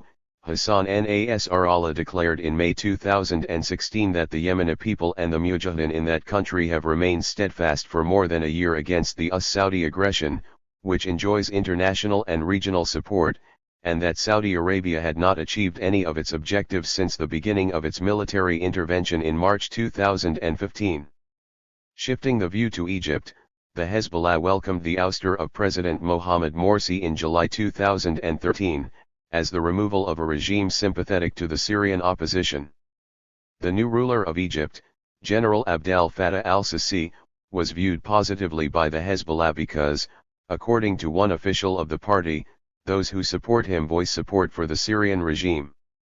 In early 2015, Nasrallah actually welcomed the return of Egypt's role in Arab and regional arenas under the presidency of al-Sisi, the former head of Egypt's armed forces, asserting Egypt's importance as a pillar of stability in the region. This is despite the authoritarianism of al-Sisi's regime, which represses opposition political movements from the Muslim Brotherhood to various democratic and progressive groups and individuals, and maintains a close relationship with Saudi Arabia while enforcing a harsh blockade on the Gaza Strip and criminalizing Hamas. The Hezbollah actually remained silent when Egypt classified Hamas as a terrorist movement in February 2015, and sent Hassan Ezzedine, in charge of Arab affairs, on an official visit to Cairo in late February 2016 to offer condolences to the family of Mohammed Hassanein Haikal, an Egyptian columnist close to the authorities. Turning to Iraq, following the seizure of the country's second-largest city, Mosul, by ISIS in June 2014, causing 500,000 people to flee. Nasrallah pledged that the Hezbollah was ready to sacrifice 5 times as many martyrs in Iraq as it had sacrificed in Syria in order to protect shrines, noting that Iraqi holy sites are much more important than the Shia shrines in Syria. From that point on, the Hezbollah increasingly maintained a presence in Iraq, contributing to Hezbollah 178. Command and coordination in the fight against ISIS. In July 2014, the Hezbollah announced the death of Ibrahim al-Hajj, a veteran of the 2006 Lebanon war against Israel, near Mosul while on a jihadi mission. In December 2014, the former Iraqi Prime Minister, Nouri al-Maliki, visited Lebanon and was welcomed by the Hezbollah members. Maliki had resigned in August 2014 after mounting criticism from across the Iraqi political scene including from Grand Ayatollah Ali al-Sistani and was appointed to the largely ceremonial position of vice president. Maliki met with Nasrallah in Beirut and they discussed regional developments in Syria and Iraq, including the threat posed by ISIS. Al-Mana reported that the Hezbollah leader and the Iraqi official had identical views regarding the major issues. Nasrallah publicly confirmed in February 2015 that the Hezbollah was in Iraq and that it was engaged in fighting ISIS. Nasrallah called on the countries of the Middle East to join the battle in Syria and Iraq against ISIS. We call on the people and governments of the region in order to work together to confront the Takfiri threat. We are all capable of defeating this threat and those who stand behind this threat, whether it be Mossad, the CIA, or the British intelligence. In March 2015, the Secretary General of the Iraqi Shia group Hezbollah al-Nujaba, Sheikh Akram al-Kabi, declared that advisors from the IRGC and Mujahideen of Lebanese group Hezbollah were participating in various operations to liberate cities under the occupation of the ISIS. The Hezbollah's official position on the regional popular uprisings had significantly changed since 2011. The early optimism had faded, giving way to hostility towards popular elements. Nasrallah's rhetoric of March 2011 was reversed completely, while Hezbollah's 2 criteria for support were no longer operative. A return to the pre-uprising status quo was increasingly the Hezbollah preferred outcome. 179. The key turning point in the Hezbollah's position towards the events of the region was clearly the beginning of the popular uprising in Syria. Hezbollah and Syria after 2011. The Hezbollah has long had a close relationship with the Syrian regime, which has only become stronger over the years to become a firm alliance with a deep collaboration between the two actors, especially following the death of Syrian ruler Hafez al-Assad in 2000 and his son Bashar's arrival to power. Hafez al-Assad treated the Hezbollah as a useful tool for strengthening Syria's relations with the IRI, while also exploiting the Hezbollah's attacks to pressure Israel during peace negotiations. This situation changed under Bashar al-Assad, especially following the withdrawal of the Syrian armed forces from Lebanon in 2005 and the 2006 Lebanon war between Israel and the Hezbollah. The Syrian regime increasingly viewed the relationship with the Hezbollah not as a tactical and temporary alliance, as it had been under Hafez al-Assad, but as a strong and strategic alliance. Bashar al-Assad deepened his collaboration with the group both politically and militarily. In this manner, the Hezbollah became an important proxy for the Syrian regime in Lebanon. Bashar al-Assad held multiple meetings with Nasrallah, in contrast to his father who saw the Hezbollah Secretary General only twice. Furthermore, while Hafez al-Assad had imposed controls on the quantity and variety of arms he allowed the IRI to transfer to the Hezbollah via Damascus airport, Bashar al-Assad opened the arms floodgate, sending greater quantities of weapons and more advanced systems to be dispatched across the border into the Islamic movement's depot. The Hezbollah supported the Syrian regime's hegemony in Lebanon until its departure in 2005, and even after Syria's departure, it maintained close alliances with it. In the Hezbollah's new manifesto of 2009, the Syrian regime was described as having recorded a distinctive attitude and supported the resistance movements in the region, and stood beside us in the most difficult circumstances, and sought to unify Arab efforts to secure the interests of the region and challenges. Hence, we emphasize the need to adhere to the distinguished relations between Lebanon and Syria as a common Hezbollah. 180. Political, security, and economic need, dictated by the interests of the two countries and two peoples, by the imperatives of geopolitics and the requirements for Lebanese stability and facing common challenges.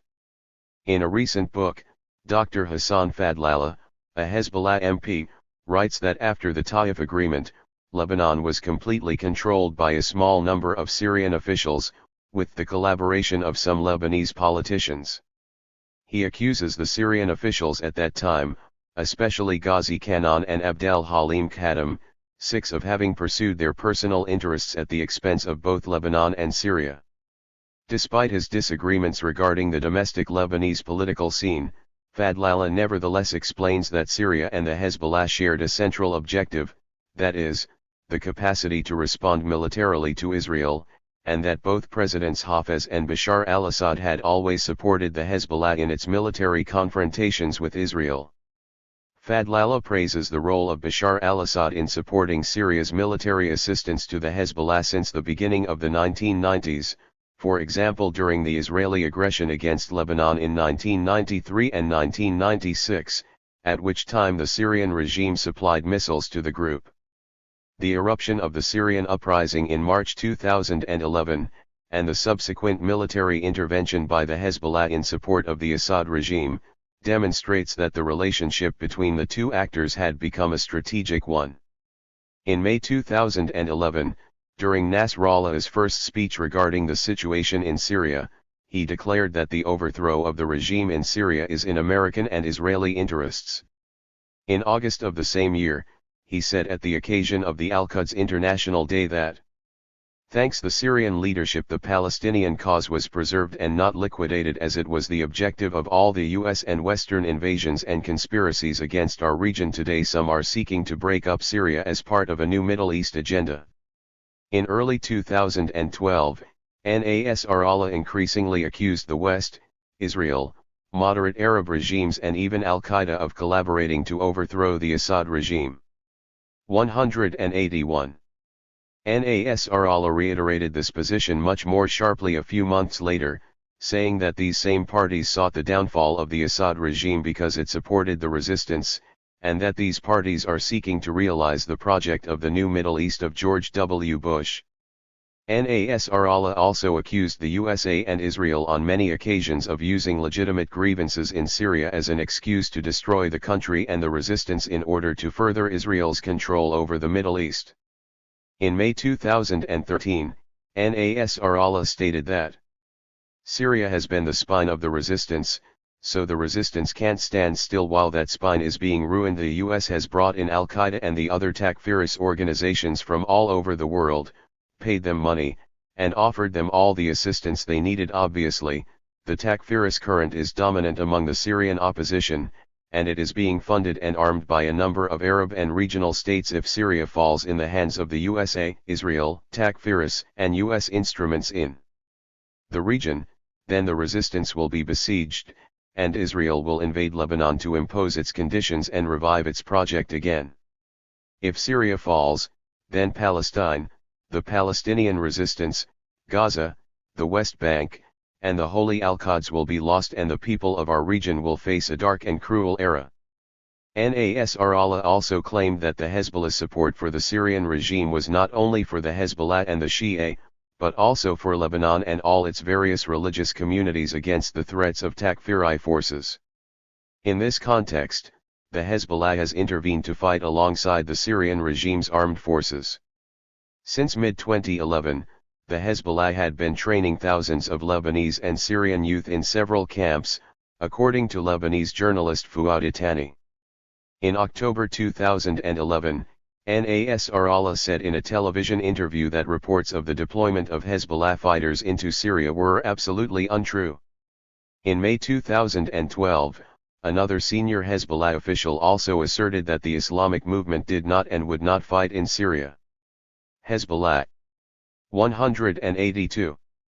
This was contradicted by some journalists, such as Nicholas Blandford, who wrote, by early 2012, it was becoming public knowledge within Lebanese Shia circles that some Hezbollah fighters were being sent into Syria. The Hezbollah's presence was confirmed with the acknowledgement of its first martyrs in Syria, as early as June 2012. The Hezbollah announced the death of its soldiers while performing their jihadist duties, a standard phrase used by the group when announcing deaths of fighters in circumstances other than direct combat with Israel. In the middle of 2012, the Hezbollah was increasingly reported to be providing technical and logistical support to Damascus, and helping some of Syria's Shia population to develop self-defense militias. The Hezbollah also opened training camps outside the city of Baalbek in the Bekaa Valley, close to the Syrian border, to train youth from various religious sects. While the highest percentage of the trainees in these camps are Shia, their purpose was to develop self-defense militias similar to those in Syria. As reports of the Hezbollah's casualties mounted, especially after the death of Ali Nassif, a senior Hezbollah veteran commander killed near Qusair in Syria in September 2012, it was becoming increasingly difficult to hide the Hezbollah's involvement in Syria. A few days after Nassif's death, Nasrallah claimed that several Hezbollah fighters who had died in Syria had been fighting as individuals to defend villages close to the border with Lebanon, rather than in the Hezbollah-sponsored operations. He added that he did not rule out the possibility that the Hezbollah would join the battle inside Syria. By December 2012, videos emerged that allegedly portrayed Hezbollah fighters in southern Damascus, home to a shrine revered by the Shia. The Hezbollah fighters were increasingly participating in fighting alongside the Syrian army. In spring 2013, the Hezbollah played a key role in a military offensive launched by the regime on Qusair, then controlled by the Syrian rebels. The city served as a logistical conduit for the anti-Assad revolt, facilitating the movement of weapons and militants between Lebanon and Homs. Roughly 1,200 to 1,700 fighters of the Islamic movement participated in the battle. 183. Most of them seasoned veterans drawn from the Hezbollah's special forces. The Hezbollah supporters and sympathizers in Dahi celebrated the subsequent victory of the Hezbollah and the Syrian regime forces against rebels. The Hezbollah members offered sweets to locals to mark the victory, and Dahi was adorned with Hezbollah flags and banners saying Qusair has fallen. In November 2013, Nasrallah publicly acknowledged the Hezbollah's official presence in Syria and added that, the presence of Hezbollah fighters on Syrian soil aims at defending Lebanon, the Palestinian cause, and Syria, which defends the resistance, and as long as there is a purpose for our presence there, we will remain there. In December 2013, he later claimed, "We are protecting Lebanon. If Hezbollah did not fight in Syria, there would have been a civil war in Lebanon and hundreds of car bombs. We did damage control and diminished the repercussions of the Syrian crisis on Lebanon." The Hezbollah's growing military role in Syria took various forms, ranging from veteran Hezbollah fighters commanding squads of Syrian soldiers, essentially acting as non-commissioned officers, to supporting the less experienced Syrian regular troops in street fighting in Homs. They also conducted the training of some pro-regime militias known as popular committees, and of some new recruits in the Syrian army. In February 2014, the Hezbollah sent a large number of its troops to the town of Yabraud, in the Kalamoun Mountains north of Damascus, while maintaining a presence in other regions of Syria such as the outskirts of Aleppo, Idlib, Deraa, Damascus and its suburbs. In 2014 and 2015, the Hezbollah established the Syrian Shia militia in Syria called Quwat al-Rida. The Lebanese Islamic movement was responsible for organizing, training and equipping the group's approximately 20,000 members, mostly Syrian Shia from the province of Homs. The Hezbollah's intervention in Syria was presented to its supporters and to the Lebanese Shia population more generally as an existential. Hezbollah 184. Battle against the Sunni extremists characterized as Takfir is. This perception among the Shia population was reinforced following multiple attacks by jihadist Group 7 who have been targeting Lebanese Shia-populated areas and particularly Dahi since 2013. Naim Qassem argued that the Hezbollah's intervention in Syria was necessary and fundamental, while the Hezbollah deputy Hussein Masa'i declared that, the presence of Hezbollah in Syria and Iraq is a duty recommended by God who asks us to support the victims of injustice facing the tyrants. This discourse was echoed by the Hezbollah soldiers in Syria, as with one 18-year-old fighter who said that he joined Hezbollah to wage jihad in Syria, because it was his religious duty and the duty of every Muslim to fight there. He described what is happening in Syria as a repetition of what happened over 1,000 years ago during the Battle of Karbala, adding that, the Takfiris in Syria were attacking our holy sites, our Muqaddasat, which are our most sacred places, such as the Sayyida Zainab pilgrimage site. We could not let that happen. At the same time, the Hezbollah continued to present its military intervention in Syria alongside the Assad regime as necessary for the protection of Palestine and the resistance against Israel. In May 2015, on the anniversary of the liberation of South Lebanon, Nasrallah again confirmed that Hezbollah was fighting alongside its Syrian brothers, along with the army and the people and the Syrian popular resistance, in Syria, in Damascus, or in Aleppo or in Homs or in Deir Zor or in Hasakeh or in Kalamoun or in Qusayr or in Idlib.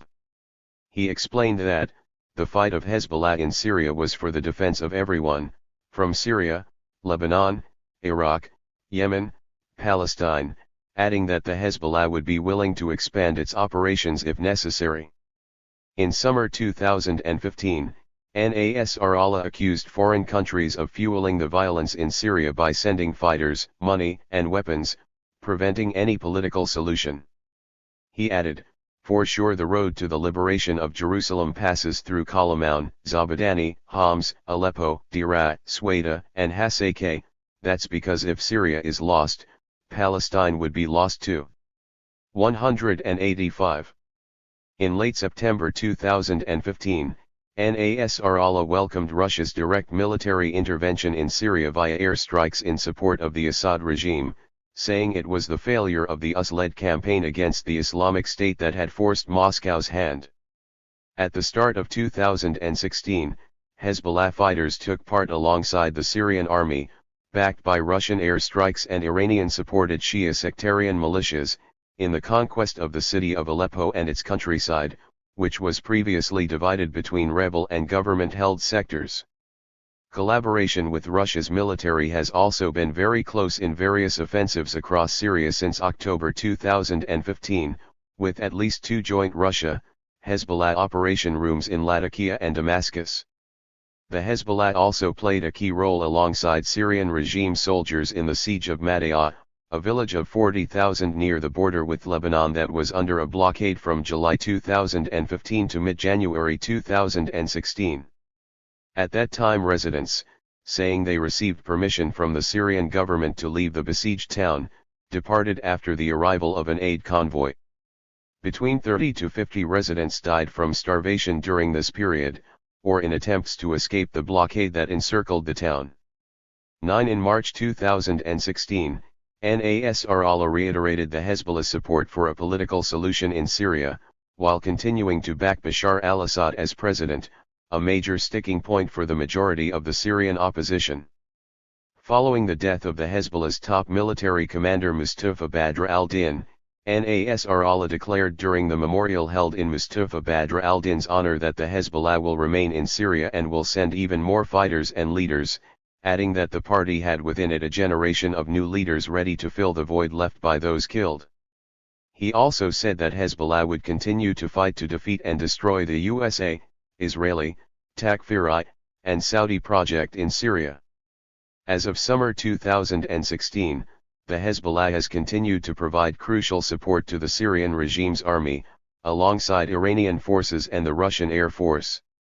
For example, it participated in the siege of Aleppo's opposition-controlled areas and in the conquest of the Aleppo countryside, and it also had a strong presence in the Damascus countryside, particularly in Kalamoun. On June 20, 2016, Nasrallah acknowledged that 26 of Hezbollah's fighters had been killed in the Aleppo region since the beginning of June, but affirmed that this Hezbollah 186 was minor compared to the numbers of terrorists killed, more than 600. He went on to say that the Hezbollah would send more fighters to take part in the battle for Aleppo. He concluded by emphasizing that the conquest of Aleppo was a fight to defend Lebanon, Syria, Iraq, and Jordan, which a few days earlier had suffered an attack on its border, against the American Takfiri project. Estimates of Hezbollah fighters in Syria since 2013 number between 7,000 and 9,000 at any time, including elite fighters, experts, and reservists. They are rotated on 30-day deployments.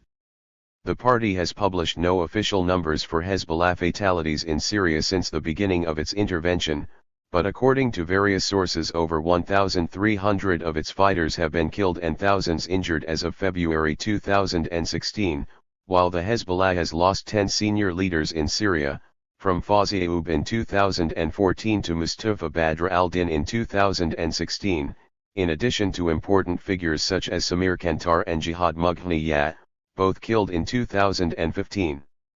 The families of the dead fighters in Syria are treated as martyr families, meaning that they gain privileges and receive the highest level of attention from the party, including guaranteed medical care, clothing, and schooling. In addition, each family receives substantial compensation for the loss of their son. The Hezbollah's silence regarding the exact numbers of its losses 10 and the growing death toll has resulted in a feeling of resentment among some families of soldiers killed, in that the status of their sons as martyrs is not acknowledged as similar to that of those who have fallen in the struggle against Israel. Meanwhile, at the beginning of 2016, the Hezbollah cut back on social services provided to its constituency and began recruiting teenagers for the fight in Syria. According to some Hezbollah soldiers, the war in Syria has nevertheless considerably strengthened the Islamic movement at the military level. One commander explained that it was now militarily stronger than ever before, and had become something resembling a conventional army. He added that the Hezbollah's military involvement in Syria has led to an uptick in recruiting, filling the group's ranks with a growing number of young fighters, and years of combat have created a new generation of battle-tested militants. The Hezbollah has also benefited from its collaboration with Russia's military in Syria. How a world-class army gathers intelligence, makes plans, and executes operations. Working side by side with Russian officers is sure to refine Hezbollah's modern military strategy, according to Alexander Korbeil, an analyst with the SEC Dev Group. And Brig. Gen. Muni Katz, from the Israeli occupation forces, and Nadav Pollock added that, working alongside Russian forces will likely enhance the group's ongoing shift toward a more offensive-minded strategy. Consequences of Hezbollah's intervention in Syria: rising insecurity, sectarianism, and regional political tensions. The increasing insecurity in Syria and the numerous attacks against the Shia-populated areas was accompanied by intense and growing sectarianism. Despite the denial by the Hezbollah's leadership, the involvement in Syria by the Islamic movement has increased the level of sectarianism and sectarian tensions between the Sunni and Shia communities in Lebanon. Several events in the last few years have radicalized the Sunni Lebanese population, strengthening especially the Salafists and Sunni jihadists groups. Frustration among Sunnis has stemmed from a number of factors: the assassination of Rafiq Hariri in 2005, which the Assad regime and the Hezbollah were accused of having a hand in, the events of May 2008 mentioned earlier when clashes broke out in Beirut and other parts of the country following the government's decision to shut down the Hezbollah's telecommunication network and remove Beirut airport security chief Wafik Shakir over alleged ties to the Hezbollah, the fall of the Lebanese National Unity Government, led by the Lebanese Sunni leader Saad Hariri, following the resignation of the Hezbollah and its political allies from the cabinet over arguments stemming from a UN investigation into the assassination of Rafiq Hariri, the assassination in 2012 of Brigadier General Wissam al-Hassan, chief of the Intelligence Bureau of the Lebanese Internal Security Forces, and finally, the involvement of foreign Shia fighters from the Hezbollah, Iraq, and Iran has exacerbated these Sunni grievances. At the same time, the Hezbollah uses a religious and sectarian Shia discourse among its members to legitimize and justify its military. Hezbollah 188. Intervention in Syria. Hassan Nasrallah, for example, said that Hezbollah needed to intervene in Syria not only to protect the resistance, but also to defend the Shia villages by sending Hezbollah soldiers to the border. He also stressed the Hezbollah's role in protecting Shia religious symbols like the mausoleum of the Prophet Muhammad's granddaughter, the shrine of Al-Sayyidah Zainab, in Damascus, stating that it has been already targeted many times by terrorist groups. Sayyid Nasrallah added that this is a very sensitive issue, given the fact that certain extremist groups have announced that if they reach the shrine, they will destroy it. And reports indicate that the Hezbollah soldiers wore headbands with O Hussein 11 written on them. There has also been an increase in the display of banners, photos, and songs glorifying the Shia religious symbols in Shia neighborhoods, which previously appeared almost exclusively during the Ashura. Social media outlets teemed with videos and pages calling for the defense of religious shrines in Syria and praising a young Shia who died in a jihad to protect them. In the Ashura celebrations of 2013, slogans such as Hal min Nazaranyan Shurana, Labaki ya Zainab, O Zainab, we are all your Abbas, and we swear by Hassan and Hussein, Zainab will not be captured twice, were raised to call for the defense of the Zainab shrine that is protected by the Hezbollah and other Shia sectarian groups from possible attacks of opposition armed groups in Damascus. The growing insecurity in the Shia-populated areas since the Hezbollah's military intervention in Syria and the worsening of sectarianism in Lebanon and the MENA region, in addition to the multiplication of Hezbollah deaths on the Syrian battlefield, have provoked a sense of dissatisfaction among sections of the Lebanese Shia and even in the Hezbollah's popular bases. Vocal criticisms have been limited, probably due to the Hezbollah's control over Shia-populated areas. There are, nonetheless, some indications of growing discontent. Following the death of a dozen Hezbollah fighters and the wounding of 20 more in an ambush in Sayyidah Zainab outside of Damascus in April 2013, the Hezbollah official Sheikh Muhammad Yazbek, who was offering condolences to a family of one of the deceased, was asked 189 by the mother of a dead fighter for the reason why the Hezbollah was sending their children to Syria when their battle was with Israel. In another case, a delegation from the Baalbek region representing the families of fallen Hezbollah fighters met with Yazbek in June 2013 and told him that they found the Hezbollah's defense of the Syrian regime flawed and intolerable, an act which, according to the delegation, did not fall within the group's raison d'etre resistance to Israel and one that would widen the Sunni, Shia rift in Lebanon. Others in the south of Lebanon, such as the journalist and Hezbollah critic, Ali Amin, echoed similar feelings. In autumn 2013, a rare disgruntlement was also increasing within the Hezbollah leadership itself, according to Hisham Jaber, a Shia and retired Lebanese army general. Jaber said that some southern Shia families were questioning the wisdom of the Hezbollah's fighting fellow Muslims, even if they are Sunni. In summer 2014, Nasrallah made a rare public appearance in the Bekaa Valley, to visit other Hezbollah soldiers. He also greeted the families of fallen fighters in an effort to assuage the frustration among the Shia families who have lost family members in the Hezbollah's military engagements. According to various sources, some of the Hezbollah's allies in Lebanon have also refused to fight in Syria, such as the Palestinian Ansar Allah group forcing its Secretary General to resign. And some members of the Lebanese resistance brigades were refusing to fight alongside Assad in Syria, prompting the Hezbollah leadership to launch an investigation of its members to determine the reasons behind their refusal. A majority of the Shia population was nevertheless still strongly supportive of, and reliant on, the Hezbollah, despite criticisms by some. No alternative to the Hezbollah has yet been presented by its critics, and many in the Shia population believe that in the current situation a weakened Hezbollah would weaken the Shia more generally. The Lebanese state and army were not viewed by the Lebanese Shia as a representative or as a guarantee of security against jihadist forces.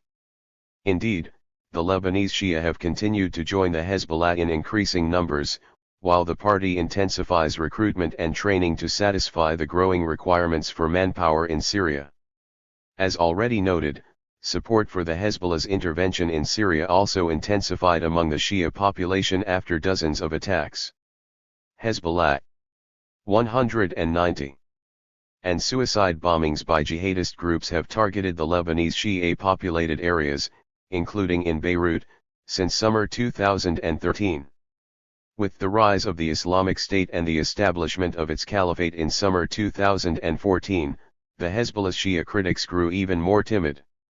The large majority of the Hezbollah's popular base is now convinced that the movement's survival depends on its ability to assist the Syrian regime to remain in power. This support goes beyond the Hezbollah members, as 78.7% of the Lebanese Shia approve of the intervention in Syria according to a 2015 survey by the association Hayabina, whose founder, Mr. Al-Muslim, is known for its critical stance towards the party.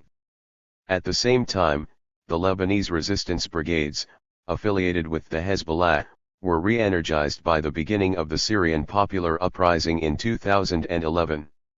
The LRB's new objective was mainly to act as a sort of adjunct civil guard to the Hezbollah's military force and help to secure its home front, and for a small number to fight in Syria rather than resisting Israel, as was its original official purpose. Some members were reportedly dispatched to party strongholds in northeastern Lebanon for neighborhood guard duties. Critics among the Hezbollah foes and supporters have accused the LRB of doing the party's dirty work.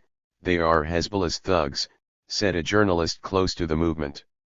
Some LRB members have been involved in arms trafficking 12 and in street corner clashes.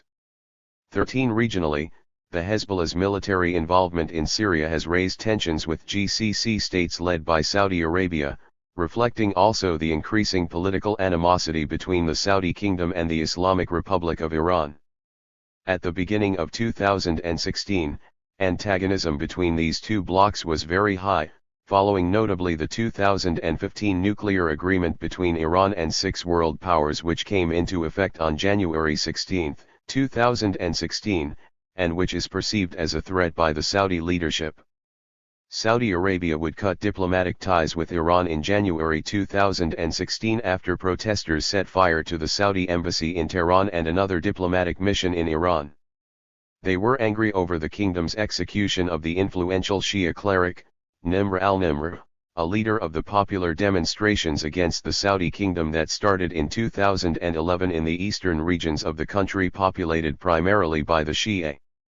Nasrallah condemned the execution of Sheikh Nimr and launched his sharpest attack yet on the Saudi ruling family, accusing them of seeking 191 to ignite a civil war between Sunni and Shia Muslims across the world. He added that the blood of Sheikh Nimr would plague the Al-Saud until the day of resurrection, prompting cries of death to the Al-Saud among his audience. Saudi Arabia cancelled $4 billion in military aid to the Lebanese army on February 19, 2016, followed by a warning to its citizens on February 25 not to travel to Lebanon, and in December 2015, the Hezbollah's Al-Mana television channel was removed from the Riyadh-based satellite network Arabsat. In March 2016, the Hezbollah was designated a terrorist organization by the GCC and the Arab League, at the initiative of Saudi Arabia. 14 several GCC states have also declared that they would punish anyone who belongs to the Hezbollah, sympathizes with it, supports it financially or harbors any of its members. Lebanese nationals and others have been deported from Gulf monarchies over suspected links to the group. Hours before the GCC decision on March 2, Nasrallah delivered a televised speech in which he harshly criticized Saudi Arabia for its punitive measures against Lebanon. He repeated his accusations that the kingdom was directly responsible for car bombings in Lebanon, Syria, and Iraq, and denounced Saudi massacres in Yemen. On March 22, Nasrallah claimed that the Hezbollah was on the terrorist list due to the wishes of the Saudi ruling family, working under Israel cover. 15 Tensions continued to increase between the Hezbollah and Saudi Arabia at the time of writing in early summer 2016. Relations between Hamas, the Hezbollah, and Iran. The Syrian uprising has been a thorn in the relations between the Palestinian Islamic Party Hamas and the Hezbollah. For more than a decade, Hamas Political Bureau was based in Syria. Hamas was interested in maintaining its relationship with the Syrian regime, which has supported and welcomed the group when most other Arab regimes closed their doors to them. Hamas also wishes to keep the support of Iran, its largest supporter and supplier of money, weapons, and training. The Hamas leader, Khalid Mish'al, met secretly with Bashar al-Assad 3 times between January 25 and February 12, 2011. Assad was looking for information about the events that were unfolding in Egypt. Hezbollah. 192. On February 12, 2011, following Mubarak's overthrow, Mish'al met again with Assad, who asked about rumors that the Egyptian Muslim Brotherhood had reached an agreement with the United States. Mish'al assured Assad that the uprising in Egypt was a popular revolt and not an American conspiracy, despite converging interests between the Muslim Brotherhood and the USA in the ousting of Mubarak. He told Assad, "Your foreign policy is excellent. You are loved by your people. But this is not enough, people want reform," and added that Syria will not be spared by the Arab Spring. Nothing will stop this vogue of protest in the Arab world. While some senior Hamas officials and cadres have loudly voiced their support for the Syrian revolution, including Ismail Haniyeh in a speech delivered at Cairo's Al-Azhar Mosque on February 24, 2012, Hamas officially maintained a neutral position for a long time. The movement has supported the rights of the Syrian people while neither condemning nor directly opposing the Syrian regime. The group has even attempted to mediate the crisis on several occasions, and has encouraged the Syrian President Bashar al-Assad to undertake immediate reforms. Mahmoud Zahar, acting Hamas foreign minister at the time, declared that Hamas' position on the revolutions in Libya, Tunisia, and Egypt was neutral, and that it has adopted the same policy towards Syria. He added that as Syria hosted Hamas for a long time, the movement had no other choice but neutrality, and affirmed that Hamas's confrontation is with Israel's occupation and not the Syrian regime. He concluded by saying that Hamas's interest lies in harmony between the regime and the people, and for more freedoms. This is what the Syrian government has undertaken. The reforms by Syrian President Bashar al-Assad are a practical response to this question. Popular support for the Syrian revolution among Palestinians in the Opt and the diaspora has nevertheless made it politically impossible for the Hamas leadership to voice clear support for a political solution to the conflict, as did the Hezbollah and as was requested by the Syrian regime. The ongoing conflict and increased tensions with the Syrian regime eventually prompted the Hamas leadership in Damascus to leave the country in February 2012, and it is now scattered between several locations, including Gaza, Lebanon, Jordan, Egypt, Turkey, and Qatar. Hamas relations with the Syrian regime worsened throughout 2012, especially following a speech in Turkey on September 30, 2012. 193. In which Khalid Mish'al voiced his support for the Syrian revolution. In November 2012, Syrian national television was accusing Mish'al of high treason. In addition to this, Hamas military brigades, Izz al-Din al-Qassam, participated in Syria in military confrontations alongside armed opposition forces against the Syrian regime, and shared some of its expertise with the Free Syrian Army brigades, notably in the construction of tunnels in the Battle of Qusayr in May 2013. Hamas support for the Syrian revolution, however, became less vocal and less clear after summer 2013.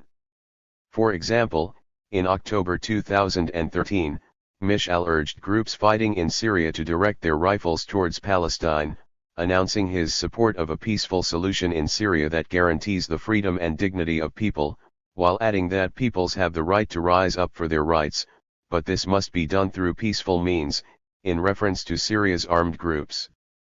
Moreover, following the entry of Jabhat al-Nusra, al-Qaeda's branch in Syria, and the Islamic State into the Al Yarmouk Palestinian refugee camp in Damascus in April 2015, the Hamas affiliate in the camp, Akhnaf Beit al-Maqdis, which had been actively fighting the regime since the start of the Syrian revolution, were compelled to collaborate with the Popular Front for the Liberation of Palestine General Command led by Ahmet Jibril, very well known to be an active supporter of the Syrian regime.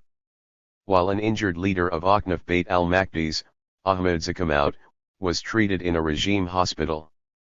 Relations between Iran and Hamas were also made more difficult because of their differences on Syria, prompting the IRI to diminish its support to Hamas and transfer some of its assistance to rival resistance factions in the Gaza Strip like Islamic Jihad, the PFLP, and an armed group affiliated with Fatah. But direct contacts and collaboration between Hamas and Iran continued on a political and military level. Relations were also maintained between the Hezbollah and Hamas maintained its offices in the Hezbollah stronghold in Dahieh, Beirut, which has been there for nearly 2 decades despite some tensions between the groups. Moreover, the Hezbollah has not ceased its provision of financial support to Hamas Al-Quds TV station, which is broadcast into Palestine from one of Dahieh's wealthier neighborhoods. Hezbollah 194. In February 2012, Hani traveled to Iran and shared the podium with the Iranian President Mahmoud Ahmadinejad to commemorate the anniversary of the 1979 Islamic Revolution. Following this visit, in March 2012, Mahmoud Zahar met in Iran with Iranian Foreign Minister Akbar Salehi. During this visit, Zahar thanked Iran for its limitless support. It was then the turn of the Hamas Foreign Minister, Muhammad Awad, to travel to Iran a few months later. In June and July 2013, 2 meetings were held. First, a delegation headed by Moussa Abu Marzouk came to Lebanon and held private meetings at the Iranian embassy and with Hezbollah officials, notably on the issue of military supply shortages of Hamas military wing Al-Qassam. Later, 2 prominent Hamas leaders also met with Iranian officials in Beirut in the presence of representatives from the Hezbollah, in which the strategic relations between the Palestinian movement and Iran were discussed. According to the Lebanese newspaper Al-Akhbar, a meeting in June 2013 between the leaders of Hamas and Iran was held in which a number of issues were settled. A resumption of Iranian financial aid to Hamas, though less than pre-crisis amounts, an opening of direct channels of communication between Hamas and Hezbollah, particularly over the issue of keeping the Palestinian refugee camps out of the mounting Sunni, Shia tension in Lebanon. Ali Baraka, the Hamas representative in Lebanon, declared that Hamas needed to work with Hezbollah to combat sectarian incitement and to keep Palestinians out of internal Lebanese disputes. Preparation for a leadership meeting between Hezbollah and Hamas, after the latter complained that Hezbollah Secretary General Hassan Nasrallah had not received a high-level Hamas delegation in quite some time. These meetings suggest that both Hamas and Iran have made efforts to overcome the differences they may have over Syria and to maintain strong relations. Indeed, there are common understandings and interests between the 2 parties that make possible the continuation of good. 195. Relations despite these and other differences. Today, the IRI is the only power, even more so after Hamas cut ties with the Syrian regime, that is ready and able to provide weapons to the Palestinian Islamic movement, while Hamas' new allies from the Gulf are not ready to provide as much as the IRI. On the other side, Hamas remains the main military and political power in the Gaza Strip, and Iran's only link to Palestine and to the Muslim Brotherhood, at a time of increasing sectarian discourse across the region against the Shia and Iran. However, some sources have claimed that in October 2013, the Hamas leader Khalid Mishal was not yet ready to make an appearance in Lebanon, where the axis of the Hezbollah, Syria, and Iran have a strong presence, because he did not want to upset his Gulf sponsors, Qatar and Saudi Arabia. In July 2014, during the Israeli war on the Gaza Strip, Hamas representative in Lebanon, Usama Hamdan, said that the Palestinian Islamic movement was coordinating on the ground with the Hezbollah. In January 2015, Senior commanders of Hamas sent their condolences to the Hezbollah Secretary General Nasrallah on the martyrdom of 6 Hezbollah fighters by an Israeli raid in Syria's Quneitra. In a letter sent to the Lebanese resistance leader, the commander-in-chief of Hamas military wing, Mohammed Daif, called on the unity of the resistance against the Zionist enemy. This rapprochement was threatened following a summer 2015 Hamas delegation to Saudi Arabia led by Mish'al to meet the newly crowned King Salman. Mish'al's visit was significant given that communications between Hamas and Saudi Arabia had completely ruptured in 2012. The meeting can be explained with reference to the nuclear deal between Iran and the USA, and Saudi Arabia's strategy in response to gather most of the Arab states and various Sunni movements against the IRI, fearing that Iran will emerge empowered by its agreement with Western powers. This meeting did not, however, completely halt the process of fragile reconciliation between Hamas and Iran. During an 8-day visit to Iran in February 2016, led by Hamas Political Bureau members Muhammad Nasr and Usama Hamdan, to take part in the 37th anniversary of the Islamic Revolution, they met several top Iranian officials including Parliament Speaker Ali Larijani and Secretary of the Supreme National Security Council Rear Adm. Ali Shamkhani. Following this, Hamas published a statement declaring that the visit would usher in a new page of cooperation between Hamas and Iran. A few months earlier, in November 2015, a meeting took place in Beirut between the Deputy Secretary General of Hezbollah, Sheikh Naim Qassem, and a delegation of Hamas leaders, including the senior Hamas Political Bureau member Moussa Abu Marzouk.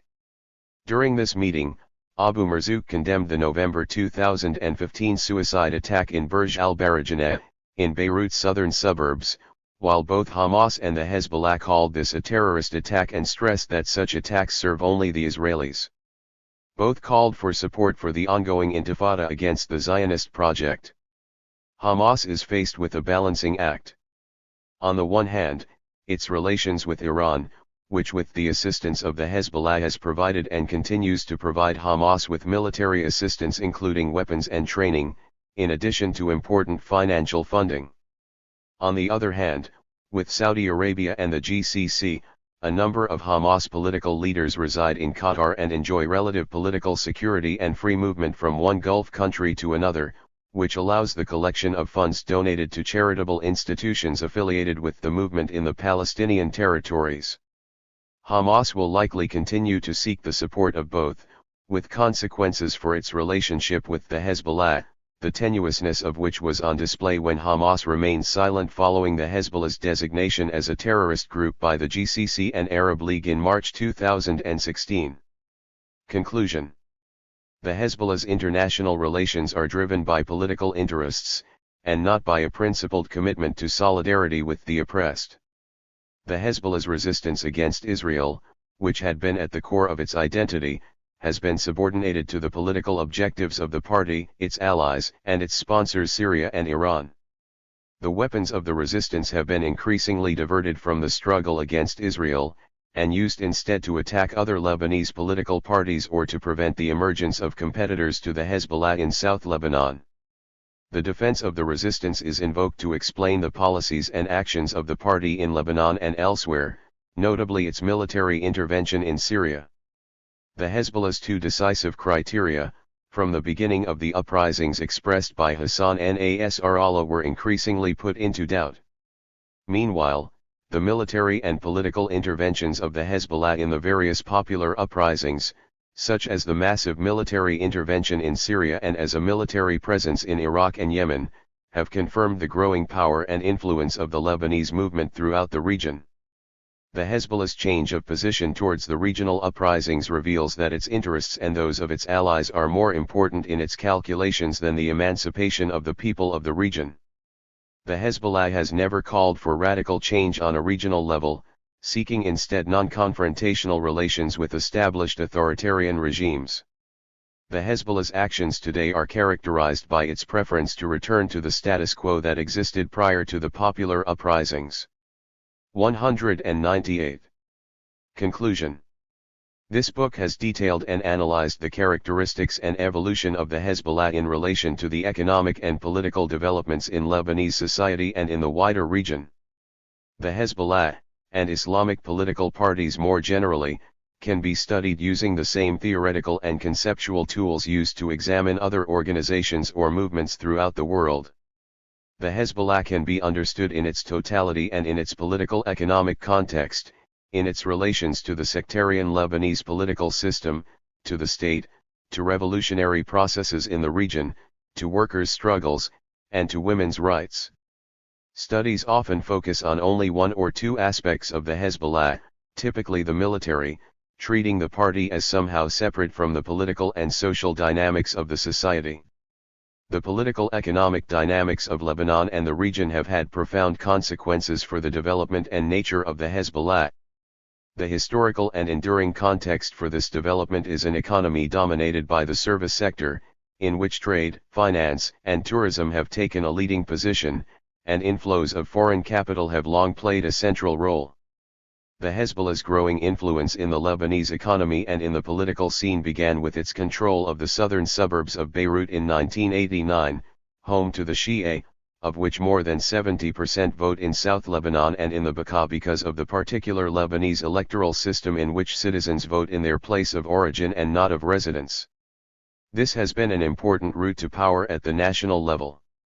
The southern suburbs lacked basic and necessary services for a population in need, which presented great opportunity. The Hezbollah allied itself with the growing and ascendant Shia bourgeoisie, using it as a base for recruitment and fundraising, and in the process making this class a patron of the new society forming in the suburbs. A huge network of organizations has helped the Islamic movement to consolidate its growing influence and control over large portions of the Shia population, which has gained increasing importance in the socio-economic and political structure of Lebanon. The Shia majority populated regions in Lebanon have attracted investment. 199. From both public and private actors. The large inflow of money to the Hezbollah after Israel's 2006 war against Lebanon only increased the importance of the Hezbollah as a large economic actor. The Hezbollah is known to have purchased large portions of land in South Lebanon and in Beirut, increasingly tying the party to major landowners and to the fast-growing Shia fraction of the bourgeoisie, mainly concentrated in the construction and trade sectors of the economy. Over time, these socio-economic and political changes have had important consequences for the party and its policies. The Hezbollah has seen the growing significance inside the party of new higher middle-class cadres involved in liberal professions, and a weakening of radical and smaller petit bourgeois elements such as the clerics. At the same time, a new fraction of the bourgeoisie linked to the party through Iranian capital and investments was created, while the rest of the Shia fraction of the bourgeoisie, whether in Lebanon or in the diaspora, became increasingly intertwined with the Hezbollah. Alongside this increasing economic weight and integration into the political system, the Hezbollah has also been linked to corruption and to the wider use of clientelist practices. The economic and political strength of the Hezbollah in Lebanon has made the organization an increasingly significant rival to the fraction of the Lebanese bourgeoisie gathered around Hariri and the March 14 alliance, particularly after Syria's withdrawal from the country in 2005. The political opposition of the Hezbollah to the March 14 forces, which are backed by Western states and Gulf monarchies, should be understood as intercapitalist rivalry on the national scale, between two blocs linked to different regional and international forces. Despite their rivalries, however, these two blocs have cooperated with one another at points of crisis as indicated by their similar attitudes towards labor and other social movements, their orientation towards neoliberal reform in Lebanon, and their cooperation in government following the departure of the Syrian army from Lebanon in 2005. The sectarian state. The political objectives that initially informed the ideology of the Hezbollah have been subordinated to other priorities. The organizations. Hezbollah. 200. Original radical opposition to the Lebanese sectarian political system has been downplayed following its entry into parliament and participation in government along sectarian lines, in contrast to its continued rhetoric and populist criticism. The Hezbollah's initial objective was to establish an Islamic regime, despite the near impossibility of such a task given the multi-confessional reality of Lebanese society. From total refusal of involvement in the sectarian system, the organization has been progressively integrated into the system as one of its main actors. The Hezbollah's evolution was linked to various factors, including the change of political leadership in the IRI that sought a more pragmatic policy and improved relations with the Western and Gulf states, the development of the Hezbollah as a mass party that was no longer primarily composed of young radical clerics and individuals who sought to impose a model similar to Iran, and, finally, the Hezbollah's need to protect its armaments and its growing political and economic interests inside Lebanon. The popular base of Hezbollah, which increasingly included the growing Shia fraction of the bourgeoisie and the middle classes, especially in Beirut, did not necessarily yearn to live in an Islamic republic on the Iranian model, and was satisfied with a return to peace and an improvement in political representation. These developments reflected the new political and economic strength of the Shia population in the country, achieved after the Taif Agreement. Another important feature in this integration into the political system was the withdrawal of the Syrian army from Lebanon, which compelled the party to participate in all Lebanese governments from that point onwards. In light of these developments, the Hezbollah does not constitute a challenge to the Lebanese sectarian system. On the contrary, it sees the system in much the same way as any other sectarian political party as a means to serve its own interests. This is particularly important given the various social and political forces that attempt to unify Lebanese popular classes beyond sectarian identities. The Hezbollah has sought to collaborate with other Lebanese elites in opposition to these anti-sectarian forces, despite some political differences, especially during periods of heightened social mobilization. The Hezbollah's participatory engagement with the confessional state reflects both an attempt to moderate the structural contradictions of Lebanese capitalism as well as 201. The rivalries that exist within the bourgeoisie between its hegemonic and non-hegemonic fractions. The latter, as Mehdi Amel has noted, reflects the consciousness of non-hegemonic layers of the bourgeoisie in their aspiration to occupy hegemonic positions occupied by other fractions, or to rise to their level by identifying where possible with them in the political and economic domain.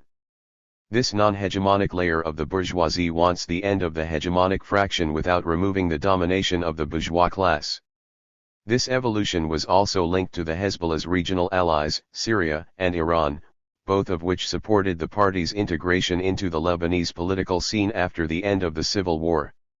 At the same time, the Hezbollah's armed apparatus was subordinated to its political interests, in particular the ongoing stability of Lebanon.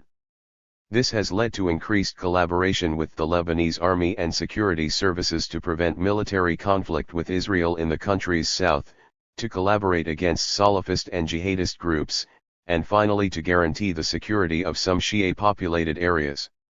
This does not mean that the Hezbollah's military component did not and does not still play a role against Israel's aggression and wars, but the Hezbollah's force is increasingly being used for other purposes, especially after the 2006 Lebanon War.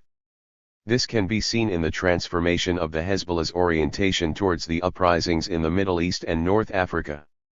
The Hezbollah's so-called solidarity with the oppressed of the world was, as we have seen, rather rhetoric and was based on the Hezbollah's political interests, which are themselves linked to the IRI and Syria. Ideology. The Hezbollah promotes the unity of the community and cooperation between classes, as Khomeini used to preach, in which the workers should not ask more than what is given by the bourgeoisie and the bourgeoisie is obligated to be charitable towards the poor. As for other Islamic movements, class struggle is seen as negative because it fragments the community or the ummah. The solution to poverty is to be found in a return to Islamic values and tradition, or, in the words of the Tunisian Hezbollah. 202. Islamic leader Rachid Ghannouchi, we need to emphasize that poverty, in the eyes of Islam, is linked to unbelief. Likewise, Mustafa Sibai, the founder of the Muslim Brotherhood in Syria, noted that, the socialism of Islam leads necessarily to the solidarity of various social categories and not to the war between classes as communism. As such, Islamic parties seek to re-establish the Ummah, a religio-political entity that would gather all Muslims and transcend the cleavages that divide them today. The Islamization of large sections of the Shia population served this objective, splintering and weakening solidarities between the different sects in Lebanon, whereas the Shia before the Lebanese civil war comprised the largest number of members of nationalist and progressive parties that were leading social struggles.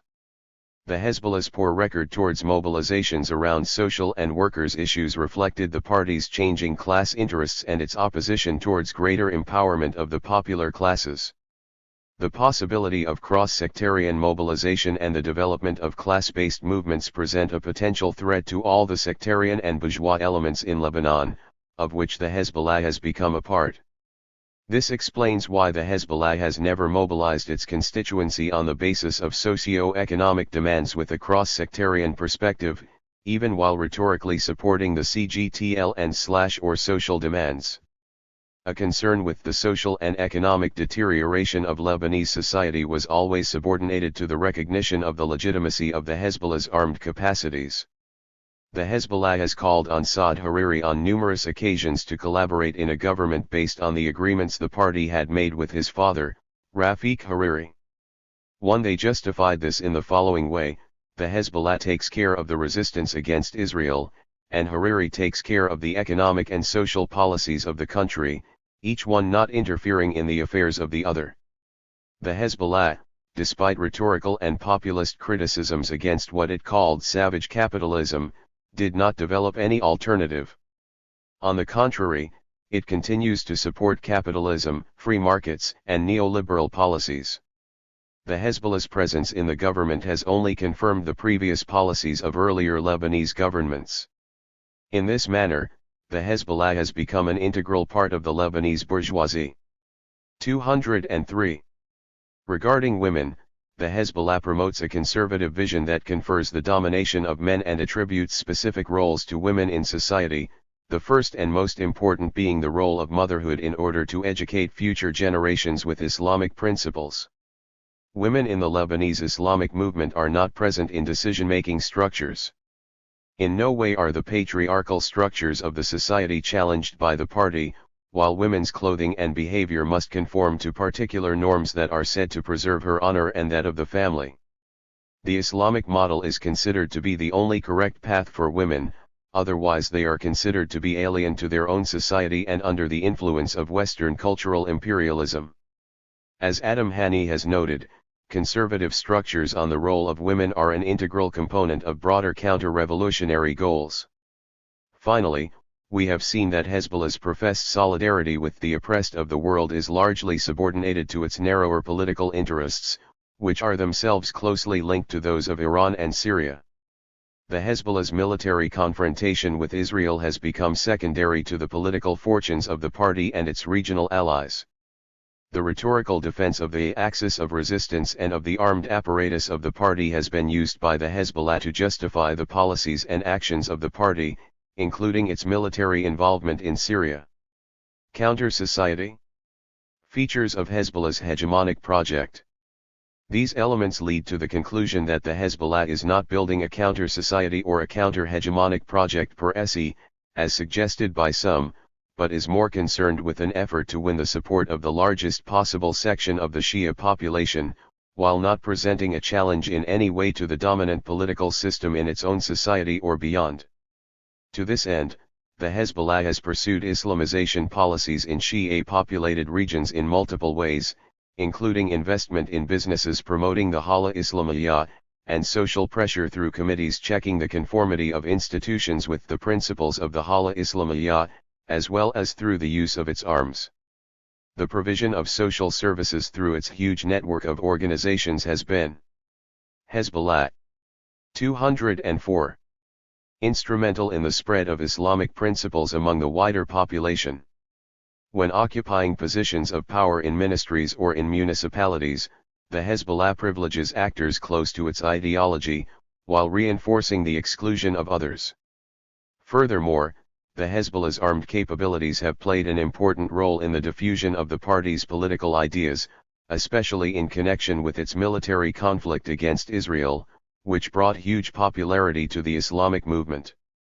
At the same time, its armed wing also serves other purposes such as the defense of the Islamic movement against any attempts to weaken it, the repression of dissent within the Shia population and among other Lebanese actors, and plays the role of the police and the army to guarantee security in some Shia-populated areas. The Hezbollah has been successful in achieving a level of hegemony among the Shia population. This hegemony has involved the development of a twofold nature of class domination, in which, according to Gramsci, the party both leads the allied classes, and dominates over adverse classes. In this manner, hegemony represents the form of political power exercised over those classes in close proximity to the leading group, while domination is exerted over those opposing it. Consent is one of the means of forging the composite body of a class alliance, while coercion is developed against the excluded other. Consent and coercion, in other words, operate together in a dialectical fashion. As Peter Thomas has noted, they counterbalance each other in a unity that depends upon the maintenance of a precise, unbalanced equilibrium between its two poles. Forces must not appear to predominate too much over consent, but the proper relationship between in reality involves more weight on the side of the former. The Hezbollah has gained the consent of the popular classes through the mechanism of Islamization and by the domination of the military con. 205. Frontation against Israel, binding the interests of subaltern classes to the party structure and its interests, while it benefited and relied upon the continuing demobilization of labor movements and other proletarian/working class forces. In the words of Bob Jessup, a hegemonic project can be concerned with various non-economic objectives. 2. In the Hezbollah's case, these non-economic objectives include Islamization and domination of the military confrontation with Israel. However, the Hezbollah ultimately advances the long-term interests of the hegemonic class, which are not the interests of the popular classes but rather those of the rising bourgeoisie with its growing Shia fraction. As Garatna argues, a class that manages to lead, and not only to dominate, in a society based economically on class exploitation, and in which the continuance of such exploitation is desired, is constrained to use forms of hegemony that obscure the situation and mystify this exploitation. It therefore needs a form of hegemony designed to give rise to manipulated consent, a consent of subaltern allies. In this manner, Hezbollah's ideology, in which mechanisms of Islamization are predominant, is a non-organic philosophy, one that has maintained the subaltern classes in their subaltern position, glossing over or obscuring the true, fractured nature of the present by speculatively sanctifying it as the only possible present and this as eternity. It is an ideology that attempts to reconcile contradictory and opposing interests. Alternative paths. The initial point of departure of this book was that the Hezbollah, and Islamic movements in general, are neither revolutionary nor progressive groups, nor terrorist groups, but are parties led by political interests that can be explained through a materialist approach, and not simply by a focus on ideology. In a Marxist sense, these parties can be identified as actors pulled in two directions towards radical rebellion against Hezbollah. 206.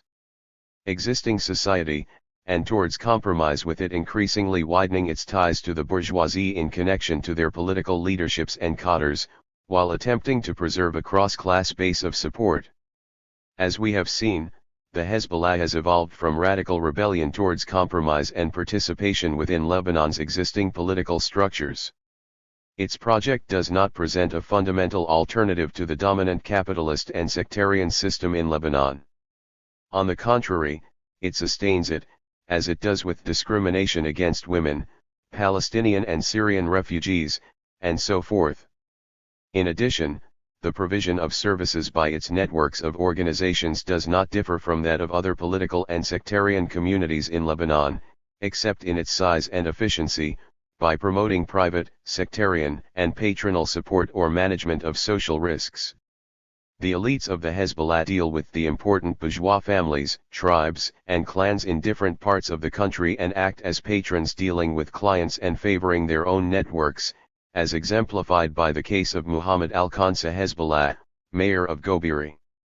The party, in many aspects, only strengthens the prevalent dynamics of Lebanese society, those of a social system based on primordial or primary identities rather than social rights. As Achkar argues, it is misleading to consider Islam as merely a flag and mask or a rhetorical device, as this overlooks the significant limitations to radicalization of these organizations' membership, and even their mass following, due to their adherence to Islamic fundamentalist doctrines. Indeed, the weakness of Orientalist approaches that view religion as the main tool to analyze these parties, and as the driving force of history in the Middle East, is that they leave out the reality of socio-economic and political dynamics. Following Nilsson's call for a theory of social movement that is truly relevant to the needs and knowledge of activists that seek to contribute to what Marx referred to as the self-clarification of the struggles and wishes of the age, I have sought to show the nature and development of the Hezbollah in its totality, in the context of the structures and dynamics within and around the Lebanese Islamic Party and in the wider society. It is beyond the scope of this book to outline a full alternative to the Hezbollah's political program or its socio-economic practices. But it can be said that the preceding analysis suggests that a truly counter-hegemonic project requires a rupture with the sectarian system, a full accounting of the class and social differentiation within Lebanon, and a nuanced appreciation of the regional dynamics as they intersect within Lebanon.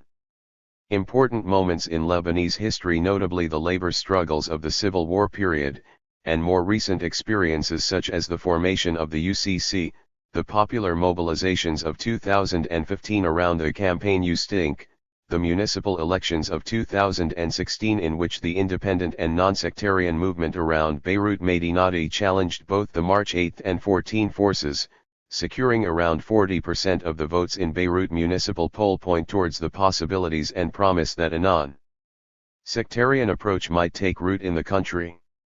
In contrast, the Hezbollah fails to provide a vision of modernity that can challenge neoliberal capitalism or the Lebanese sectarian political system. In a region witnessing popular uprisings and intense and rapid political changes, the contradiction between the Hezbollah's proclaimed support for the oppressed, on the one hand, and its orientation towards Lebanese neoliberalism and the country's elite class, on the other, will likely prove increasingly problematic for the leadership of the Lebanese Islamic movement.